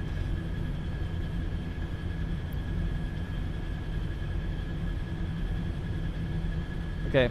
Well, just out of curiosity, so that's on 1 or 2. That's fine. What about this one? That's on 1 or 2. That's on 1 or 2. 1 or 2. That's on nothing. So that's a problem. That one's not receiving anything right now. But it's just about to. 62%. Yeah, that's not good.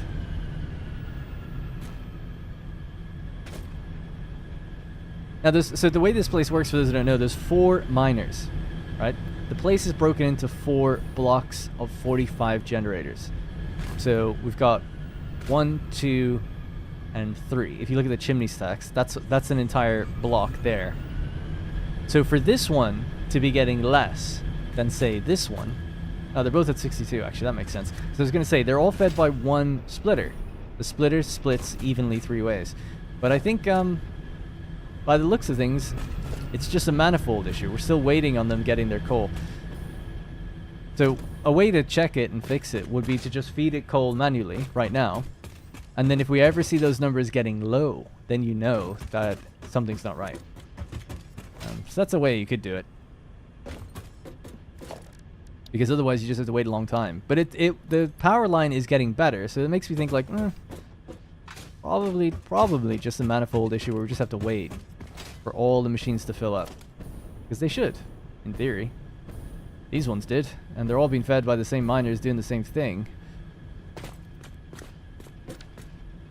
I guess actually, if this block here is not having any of those issues, then there might be something wrong with the belt. They're all at 100 already, so there's no reason they should be getting it any faster or slower than the other ones, actually. Yeah, so are they. Okay, there could be a little issue then downstairs for the far back groups. This one's at 50. That's at 51. That's at 2. Well, that's weird. That is weird. Let me just go downstairs then and check again. I'm not... Well, hang on just a sec. I don't want to just let them fill up that way. Just want to go downstairs and check. This is actually kind of a good indication that if some are gaining more than others, that there might be a belt issue. Whereas if I just let them fill up, that's not going to necessarily tell me what the problem is. Right now, anyway.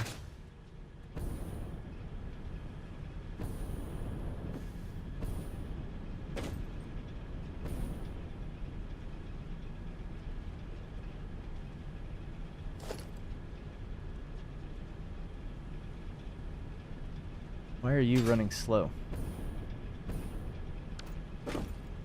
And why did this bottom left row here fill fast, like first? Because it's just one splitter. It's one splitter here, splitting 3 ways. 1, 2, and 3. They look like they're fine. And that looks like it's fine. So this splitter basically is fine. So don't worry about that. That's different. Those are the ones going to the back row. So I am concerned about the back row slightly. But I'm puzzled why that would ever stop for any second, you know? It shouldn't really. These rows of machines are consuming 300.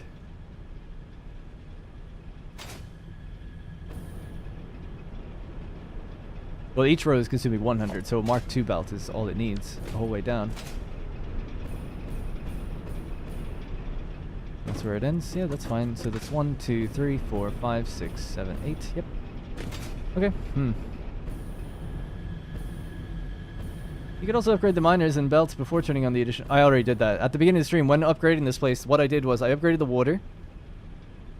Then and they were all connected to the refineries. Then I upgraded the coal miners, but they were cut off from their final lifts. And then I just attached the final 2 lifts. That was it. That's what I did for every row. So we did it all in that order. Laughs in load balancing.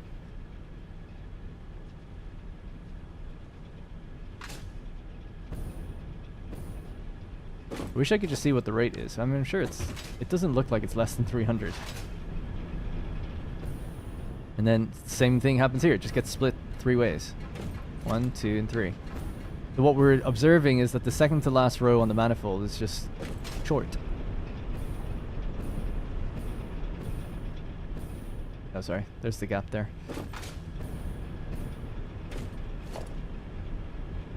That one's fine, but this is the one that's begging for more. And only every second one goes up that way after all these other guys take from it, yeah. Yeah, I don't see any obvious issues. I think it might be a matter of time.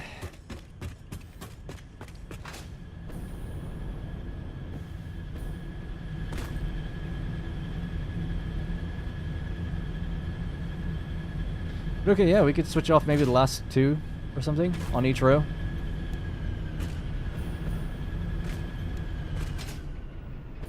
I can afford the power hit, right? I think. Yeah.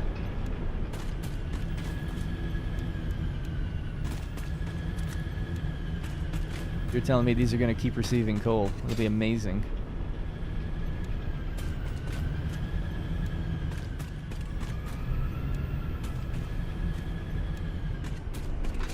I'm more puzzled why some on the same groups have like different numbers than each other. That seems weird to me because they're splitting evenly 3 ways anyway. Take that for an example. So is this going to fill? Yes, it will. There you go.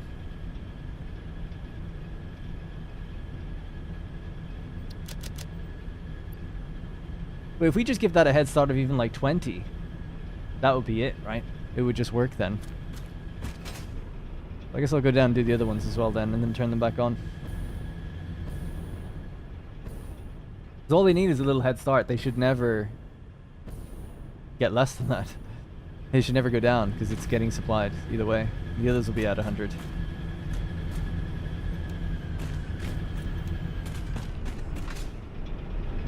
Yes, sir. Yeah. We'll let them build up just that little bit, like you said. Great to know that you can do that.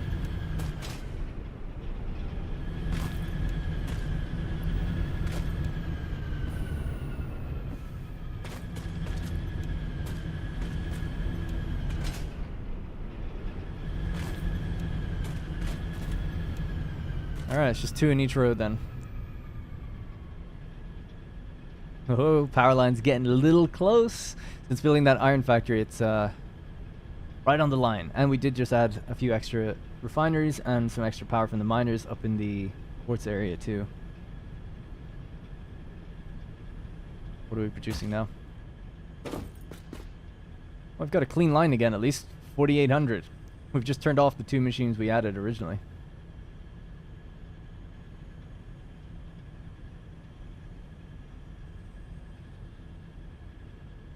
Here's the way to keybind. Yeah, I know, same. Yeah, totally. Keybind the switching on and off machines. That'd be nice. If one of the belt splits on a 3-way gets backed up, wouldn't it cause the other 2 splits to not get enough?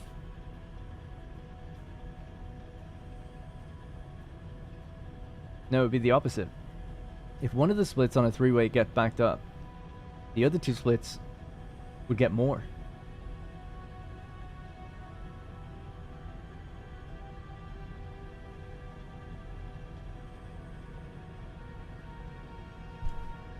Thanks. Sorry, my cat's walking around. Sorry, I'm just reading my chat as well. Oh, it does learn something? Yeah, I learned something too. I didn't know you could do that. Have them just power on or receive material if their switch is off. Good to know. This is at 100. This is now... These 2 are both at 100. These are ready to go, right? These 2. For some reason, they were always ready. I don't know why. This one's at 100, and that's at 100. Okay, so you're ready to go. 100. 100. Wow, this is very fast now. Somehow. 91 and 100. We can wait. I'll wait. When's the next City Skylines episode? Today's Monday. I think Thursday? Yeah, it'd be earlier for channel members.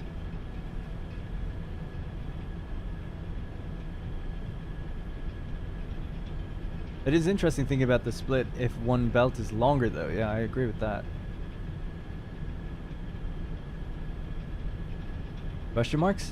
Thursday. So Thursday for City Skylines 2, but channel members, all my channel members get a video a day early. Always the case. So you might have it Wednesday. Sorry, so this is ready to go. But the good thing with City Skylines is after that next one, the video after that will be another one. So that's something. There's 2 in a row basically. Alright, 63. Yeah, that one's way lower. What's our power at now? We can't check unless we're out here. Alright, we're up to a clean 5300. Clean. Above the max consumption line. We can no longer trip. I really like the idea someone suggested earlier, which is put your truck stations on a completely different power network. Because I do believe that's the main reason for our fluctuating orange line. Pretty sure anyway. I'll have to fly around the world and double check that, but pretty sure. Because there's no factory that doesn't have awesome sinks and everything running at 100. I normally don't walk away from them until they have 100%. Except for that quartz one, but we just fixed that one as well, right? What's this at? 80? I think we're safe to turn it on now, right? Getting a little impatient, but hopefully it's okay. Alright, let's head down this way. The FAR group seem to have a bit more of a struggle with it, which I guess would make sense considering the belts are longer to get here. 100 and 100. Okay, that didn't actually take too long. It felt like it took forever looking at it. They're both on 100. Yeah, that's definitely faster, man, than waiting, like you said. And it's so good to know that you can just do that. Bit of a pain if the next upgrade is turning on all of these ones, so that would be a bit of a pain switching all of those machines off, but I guess it's not that big of a deal if you just wait for them to get their stuff and you don't mind doing it. 53, sorry, I'm getting a little ahead of myself here, but that's okay. 52, 53, hopefully it's okay. It should be enough of a head start that they don't have a problem, I think. That they can afford to lose 2 or 3 before they get their next batch of 2 or 3. I mean, I think so. There we go. That should give us a clean line.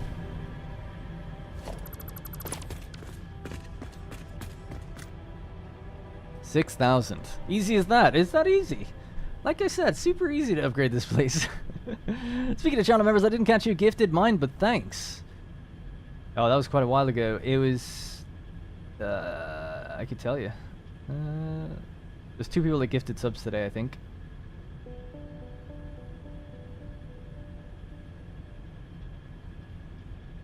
Doesn't actually tell me. Stream Elements is really not as good as Stream Labs was, because it tells me that you just resubmitted your membership, but actually you were given a gift. I don't know why it does that, but anyway, yeah, I don't know. There's something wrong with the alerts. That's why I didn't have them on today. Oh no!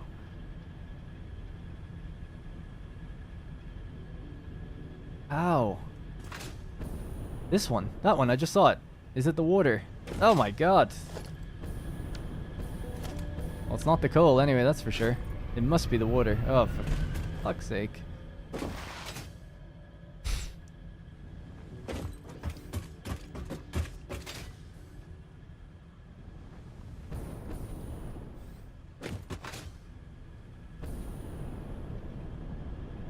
That went yellow, I just saw it do it.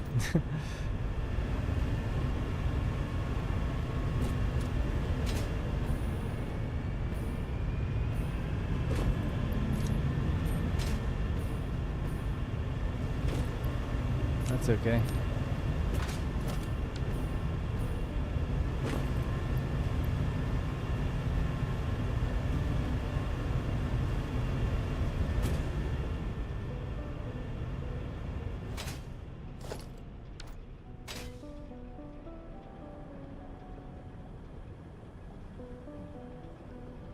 Could be the case that they need the pumps, but I just don't think they should if they're marked 1 pipes. I thought that bug is only for Mark 2, that 300 can't travel along.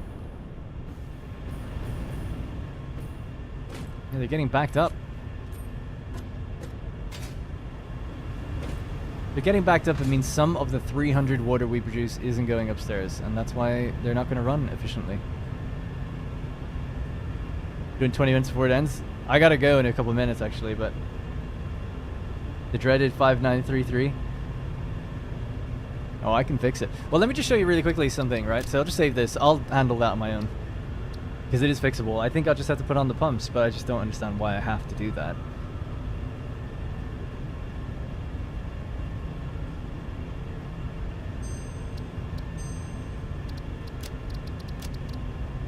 This is the power plant working with Mark V belts and Mark II pumps and Mark II pipes. So it's a full 12,000, and at least when I checked it, it didn't have any gaps. So hopefully it doesn't now. But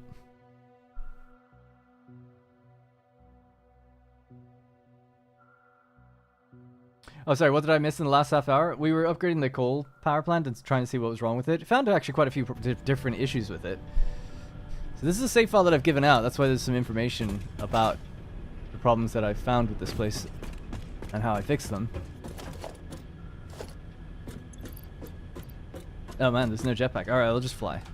Whatever. So 12,000, clean. So the difference of this one and the other one is the only difference is that there are pumps here, Mark II, right, and a Mark II pipe going up, and that's it. Just 5 extractors. It's all the same layout. Everything's the same, except for their Mark II pumps and Mark II pipes. The only difference. And this place works totally fine. I've left it running a long time because I wanted to be sure. But because I couldn't get 600 traveling out just on one pipe, I decided to break it so that we go up this way, and that fixed it. So I decided in the normal save just to put that pipe in place, knowing that I'll eventually have to just upgrade it that way, right? And they're all clocked to 88.88%, so it's all the same. There's no trickery here. The 5 hours stream that it went much longer. Hey, thank you as well. Thanks again for another super chat. Really do appreciate it. Thank you. It's your Dr. Homo. So anyway, the reason I just want to show this is because it can work. But damn, yeah, is it finicky? I'm not gonna lie there. It's definitely a pain in the butt. This would be your Mark V belts doing their thing. They all have a consistent speed. That's why I was looking at the other ones like, what's the problem? Like, you see some of them hitching and slowing and stuff. I guess you see that a little bit here. Yeah, weird.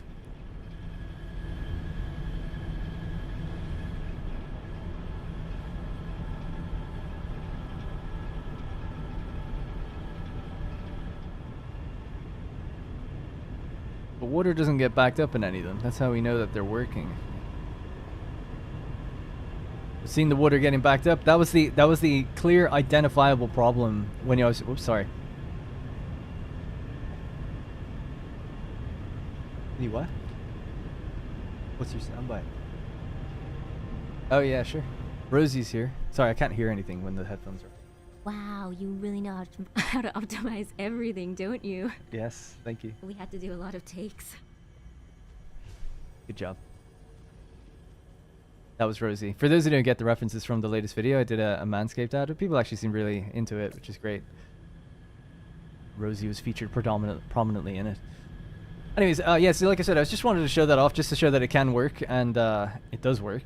It's just that for some reason... Oh yeah, sorry, the clear sign that something was wrong was when I was just doing local testing. When people are saying there's a bug in the game, right? It's like, oh, there's a bug with Mark II pipes. And you line up 5 extractors, and you build a Mark II pipeline, and you send it somewhere. And just running it for a few minutes, even into a fluid buffer, you'll see that water starts like pooling in the last extractor. And it's like, oh, it's not getting out. So the way to fix it is to make a closed loop. So it's like, oh, this can go out that way, but this can go out that way. And they can generally then feed the line of machines that you're going into. As long as it's not all going into one thing. That'll work, but yeah. Oh, she's gone. But I'll tell her that soon, eh? Or soon. Anyway, so hopefully that, a little more clears it up, but yeah, I'm gonna have to look into that. So on the next stream, I'll address it. I'll find out what that issue is, and I'll post it. I'll post it in Discord, because I'll be you know, it'll drive me mad unless I figure that out. I'm gonna hop back over to that one just really quickly. We'll fly around one of the other 2 factories that I've done, the copper and Caterium one, and then we'll call it a day. this super long stream. But I had a great time. I had a good fun. I feel like I got a lot done. Not too distracted, although it did end up going way longer than I thought, but oh well. I'll just make some timestamps for people to be able to follow around. You aware it's recommended by some to slightly overfeed water because fluids be weird. Yeah, I'm actually, I know I shouldn't say this, but I do consider myself somewhat now an expert on the pipe issue. I know how to get around it quite well. Like I said, with that factory, that took a lot to figure that out. But that I do believe I've mastered, I know what the bugs are, and I know how to get around them. That might be a new one, though. Seeing this being a Mark 1 pipe, well, the whole thing for me was, it didn't make any sense to me in the first place. And I've talked about this before. So I've got a degree in game development or whatever, right? I just mentioned that because I know a little bit about behind the scenes of what should be going on coding-wise with this. I see no reason why a 600 per minute, a 600 pipe should have any issue that a 300 pipe doesn't. There's no magic number that once you start getting close to 600, you get issues. I don't get it. They talk about floating point errors and stuff, but you would have that at 300 as well if you had it at 600. It would take longer to appear, but you would have it. If you've got rounding errors, you're gonna feel them whether you're dealing with 5 or 5,000. If there's a rounding error, there's an error. That'll happen either way. So maybe it's just something that's too advanced for me to get. Granted, I'm not an expert. But that always struck me as very strange. So the fact that I'm seeing the same issue now happening with a Mark 1 bug actually makes me feel good. Because I think, well, yeah, that makes sense. Because it can't be just only 600s. But they do say that themselves. Coffee Stain, that is. Very weird. The whole thing should be, like, if water is pooling, it means that for some reason 300 isn't traveling on the pipe. That's what's happening. 300's not traveling somewhere on this pipe. And people have all sorts of theories about, oh, it's the pumps or it's the floor holes and stuff. It's not. Telling you now, it's not. Floor holes have their own bugs, but it's not to do with flow rate. My best guess is just that the rounding error is happening here as well. That's my best guess, but it could be something else. It could be the fact that there's a broken segment here, you know, something, I don't know. But if it's a 300 pipe, I'd be very curious to know if I just slammed let's just do it in creative. Right, I just want to see where the line is there. A Mark II pipeline there. Pump. Okay, delete that. Because you have to, because the floor hole is bugged otherwise. Horizontal to vertical, reconnect it back in. Give it a minute or two. Now, I'm going to shoot that up for a bit, let it flood the pipe for a bit, and then we'll bring it back down to 50 and see how we're doing for water.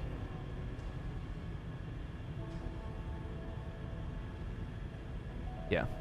Alright, so we'll just give it a minute. The other thing is that we're going this way, but those pumps should be fine, so I don't think it should be an issue. Alright, so we can bring that back down now. It's actually stuck anyway. See, it's not even moving. There's something definitely wrong with that. Bring this into there.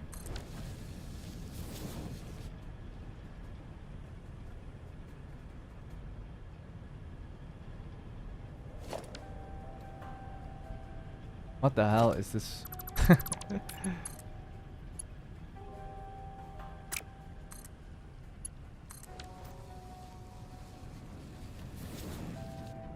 Okay, good.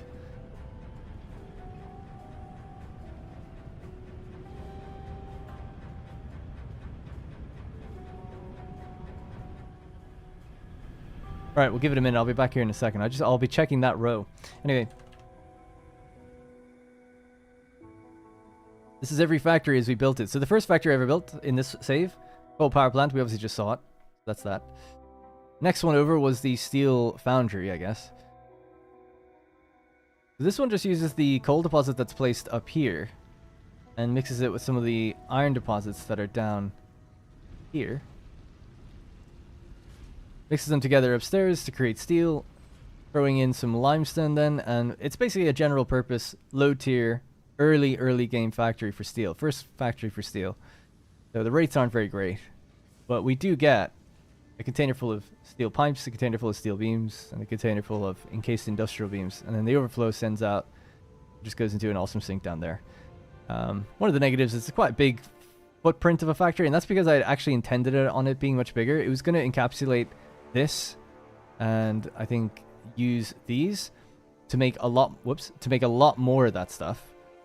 But I realized it's just a bit too early to be building that kind of thing. But it could be expanded fairly easily and reworked. But as I said, I don't really want to rework factories. I'd rather just build new ones and upgrade them when they're ready, rather than redesign them. So I might just leave that as a starter steel factory, and then we'll build a proper steel forge or something in the future. Floating point errors do depend on the actual value being represented. So some floating point calculation done on 600 might not manifest when the same calculation is done on 300. But why? Why would that be? You can't... What's wrong with the number 600 versus 300? Because a float... the memory is the same for both. I just don't... Programmer as well, and wonder that too with the rounding errors. I've encountered issues with accuracy on 32-bit floats before. If they're forced somehow to use those, I could see it maybe. Well, that's what they've said. Yeah, and I believe it. I just don't understand why they would say 300 versus 600. We have issues with the 300 number, but not with 600. Why then? Why can belts run at 780? What is it about how you've done liquid? I think there's more to it than they're... Obviously, they don't want to explain absolutely everything, but the way they must be calculating fluid... Maybe something happens when it's a Mark II pipe. I just don't know why that would be the case. Because here's the yeah, I just don't get it. I obviously just don't get it. I'd love to know, because having the background in that stuff myself, I'm just curious from the back end standpoint. Why? I've never heard of that before. In all my time as a programmer, which wasn't long, I was only a programmer for a year, and I did it in college for 4 years and got my degree and everything. I just didn't pursue it as a career. But in all my time doing game development, I'd never heard anyone say, and dealing with floats and ints and doubles and whatever, no one ever said, like, well, you gotta be careful, like, the higher we bring that number, the more likely it is gonna have rounding errors. Not to say that it's not true, I'd love to know why. Pipes flow both directions. Yes, that's true, yeah. That could be part of it. So maybe you're considering it to be 1200 then? And the potential calculation either way? I'm not sure. Last stream I saw, they said pumping up 600 is... No, definitely. It definitely is. And they have said it. They said that it's roughly around 590 you can get through the pipe because of rounding errors. That's pretty significant errors, by the way, but love to know, and I'm sure it's not an easy fix. But yeah, it's the kind of thing where I wonder is somewhat to do with how they've coded in Unreal. But couldn't you just use a double just for fluid? Is that a big deal? Would it really be that more intensive on RAM? Because it's all about the memory, right? So I just don't understand why not. Or are they doing some workaround where they're casting something to a float? That's what I think's happening. They're casting like an into a float or something, and they're losing info during the cast, and that's causing issues. That's the best guess I would have from an outsider's perspective, anyway. But yeah, the last factory I was just going to show is this one. We've seen it before, but if you haven't seen it in a while, this is my copper and Caterium factory, and now these belts can be upgraded to Mark III. Oh my god.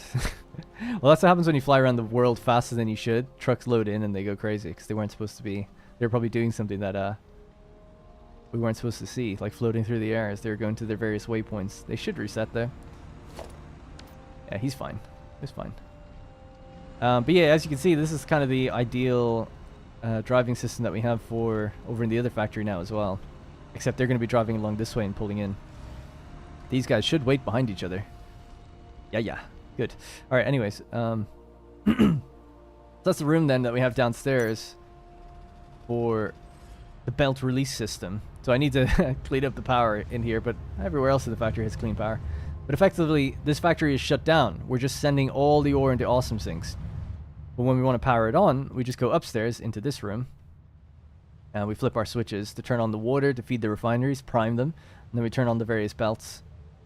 The belt releases are the green ones, so we say like, yeah, I want these belts to go. And they're all categorized and numbered. And then that'll activate and turn on all of our stuff. In fact, if I... Oh yeah, we can't do it now because unfortunately the reason that the factory is stalled is because it just has nowhere to go. It's all going into containers. Because in the future, it's just going to go over here, and this will be a big train station. Long train station is going to send everything out. That's the idea. I look forward to that, but we're not there yet, unfortunately. It's just purely because of power. I've got down to the power to run that. there's something like 450 refineries in total if you count the Caterium ones as well. It's kind of insane.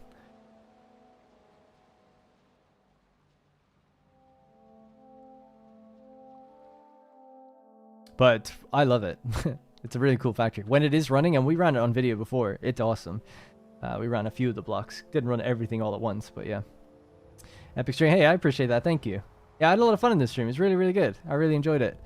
Felt like I got a decent amount done shaping this factory into something better and adding the overflow, the truck stations. They're all there now, ready to go. So what we're going to check, we're going to go back and check that power line now, just really quickly. And it's the last thing I'm going to do. Even if it's got a problem, we'll call it. Wanted to see if I have fixed it. So, 30, 180. Yeah, it still seems to be pooling up for some reason. Don't understand why.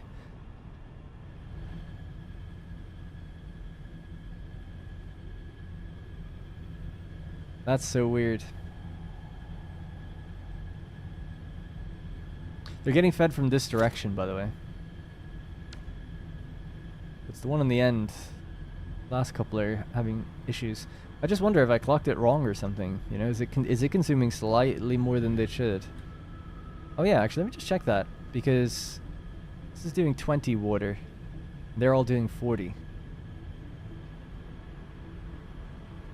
Oh, that's right. 40 times 7 plus the 20 additional. Whoops. It's 300. Yep. Yeah, maybe it's just time to upgrade to Mark II pipes and then it'll flow better. I don't know. That'll be my next guess. Because I know it works with Mark II pipes when it's 600 water. So why wouldn't it work with its 300 water Mark II pipes? Not sure. This is stalled again. Something not right. Could be flow direction, maybe?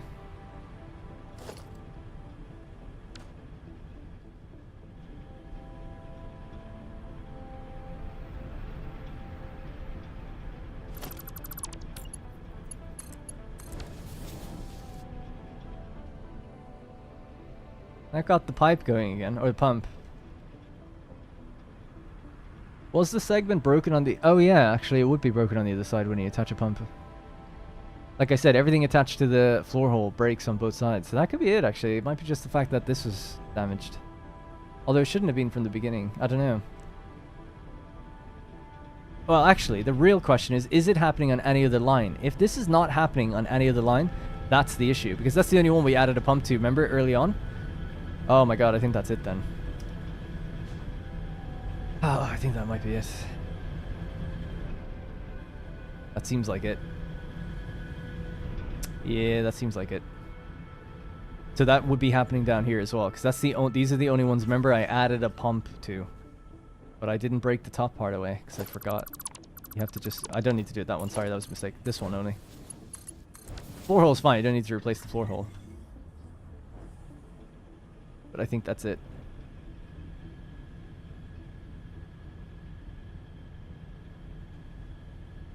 Clean line, man. I think we did it.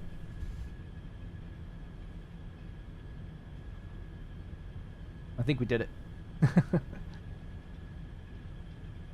So that actually means it doesn't need that. I don't think it needs that pump because all the others don't have it, right? It doesn't need it. It's just that it wasn't a loop. The loop wasn't intact because I put a pump on it and I forgot to destroy the segment that had the issue. Oh, it's annoying now. The only way to fix it... Well, actually, I'm cheating anyway. I have to go into the game properly and fix it, but that's good to know. I think that's what did it. Alright, I'm happy about that. That seems to be the answer, because all the other rows are working. It's only the two that I added a pump to that broke, so it's obviously that. Alright, it's going to have to be it for today. Just want to say thanks. Thanks for all the support in the stream. Really do appreciate it. Thanks for the support in the latest video. If you're curious or want to see how to build any of these factories, you can do so by checking out the videos that are associated with them on my channel. There's a Satisfactory playlist that you can go check out. Satisfactory Update 8, What Darren Plays, all the production files, the blueprints, anything you've seen really in this stream is all available for you to kind of import into your world, load the save yourself, or just, yeah, I don't know, mess around with or try to recreate, or take some ideas and build your own stuff, whatever you feel like doing. So just want to say thanks again for people that are still continuing to support the series. It really does help. And I'll be back with another stream. It'll be either Thursday or Saturday. So there won't be another video for a little while. It's going to be another stream while I finish off that one. And then we just troubleshoot any remaining issues that are happening. But I honestly, really, genuinely don't think there will be any. But I would like to balance the power network. That would be a fun kind of side objective to do. Because as people said, you know, early on we used to have a really clean orange line. That's pretty clean. But it does fluctuate a little bit. And we do have trucks, you know, going off to all these various... Where are they? These like little outposts gathering things. So every time a truck station is activated, same with inside that factory, we're getting spikes and drops and spikes and drops. So I think, as far as I know, the factories are all running at 100%. I'd like to check that. And if that is the case, then it is just purely down to the truck stations. Which means if we put them onto their own power network, we could then have a clean line just to know that all of our factories are running great, and then we can always just have these spikes and see where the trucks are kind of being activated. So that'd be kind of cool, just to keep it separate. Maybe it's a little OCD crazy. But yep, that's going to have to be it. And I didn't get to finish doing the cosmetics up here, so we'll continue that in the future. But I like how the shape is going right now. I think what I'll probably do is make some blueprints, play around with some designs, and then when I figure something out, then commit to doing it on the stream and stuff, you know? And that way it'll flow a little bit better. But quite happy with what we did today. Pretty good. I'd say we achieved a mostly clean design. All right, that's gonna have to be it. Thank you very much for watching. Thanks for hanging out with me. Thanks for all the subs, and just for being here. But also as well to the people who've gone above and beyond, dropping some channel memberships and gifted subs, or sorry, gifted memberships, and super chats as well. So thank you. All right, it's gonna have to be it. Thank you again. Goodbye.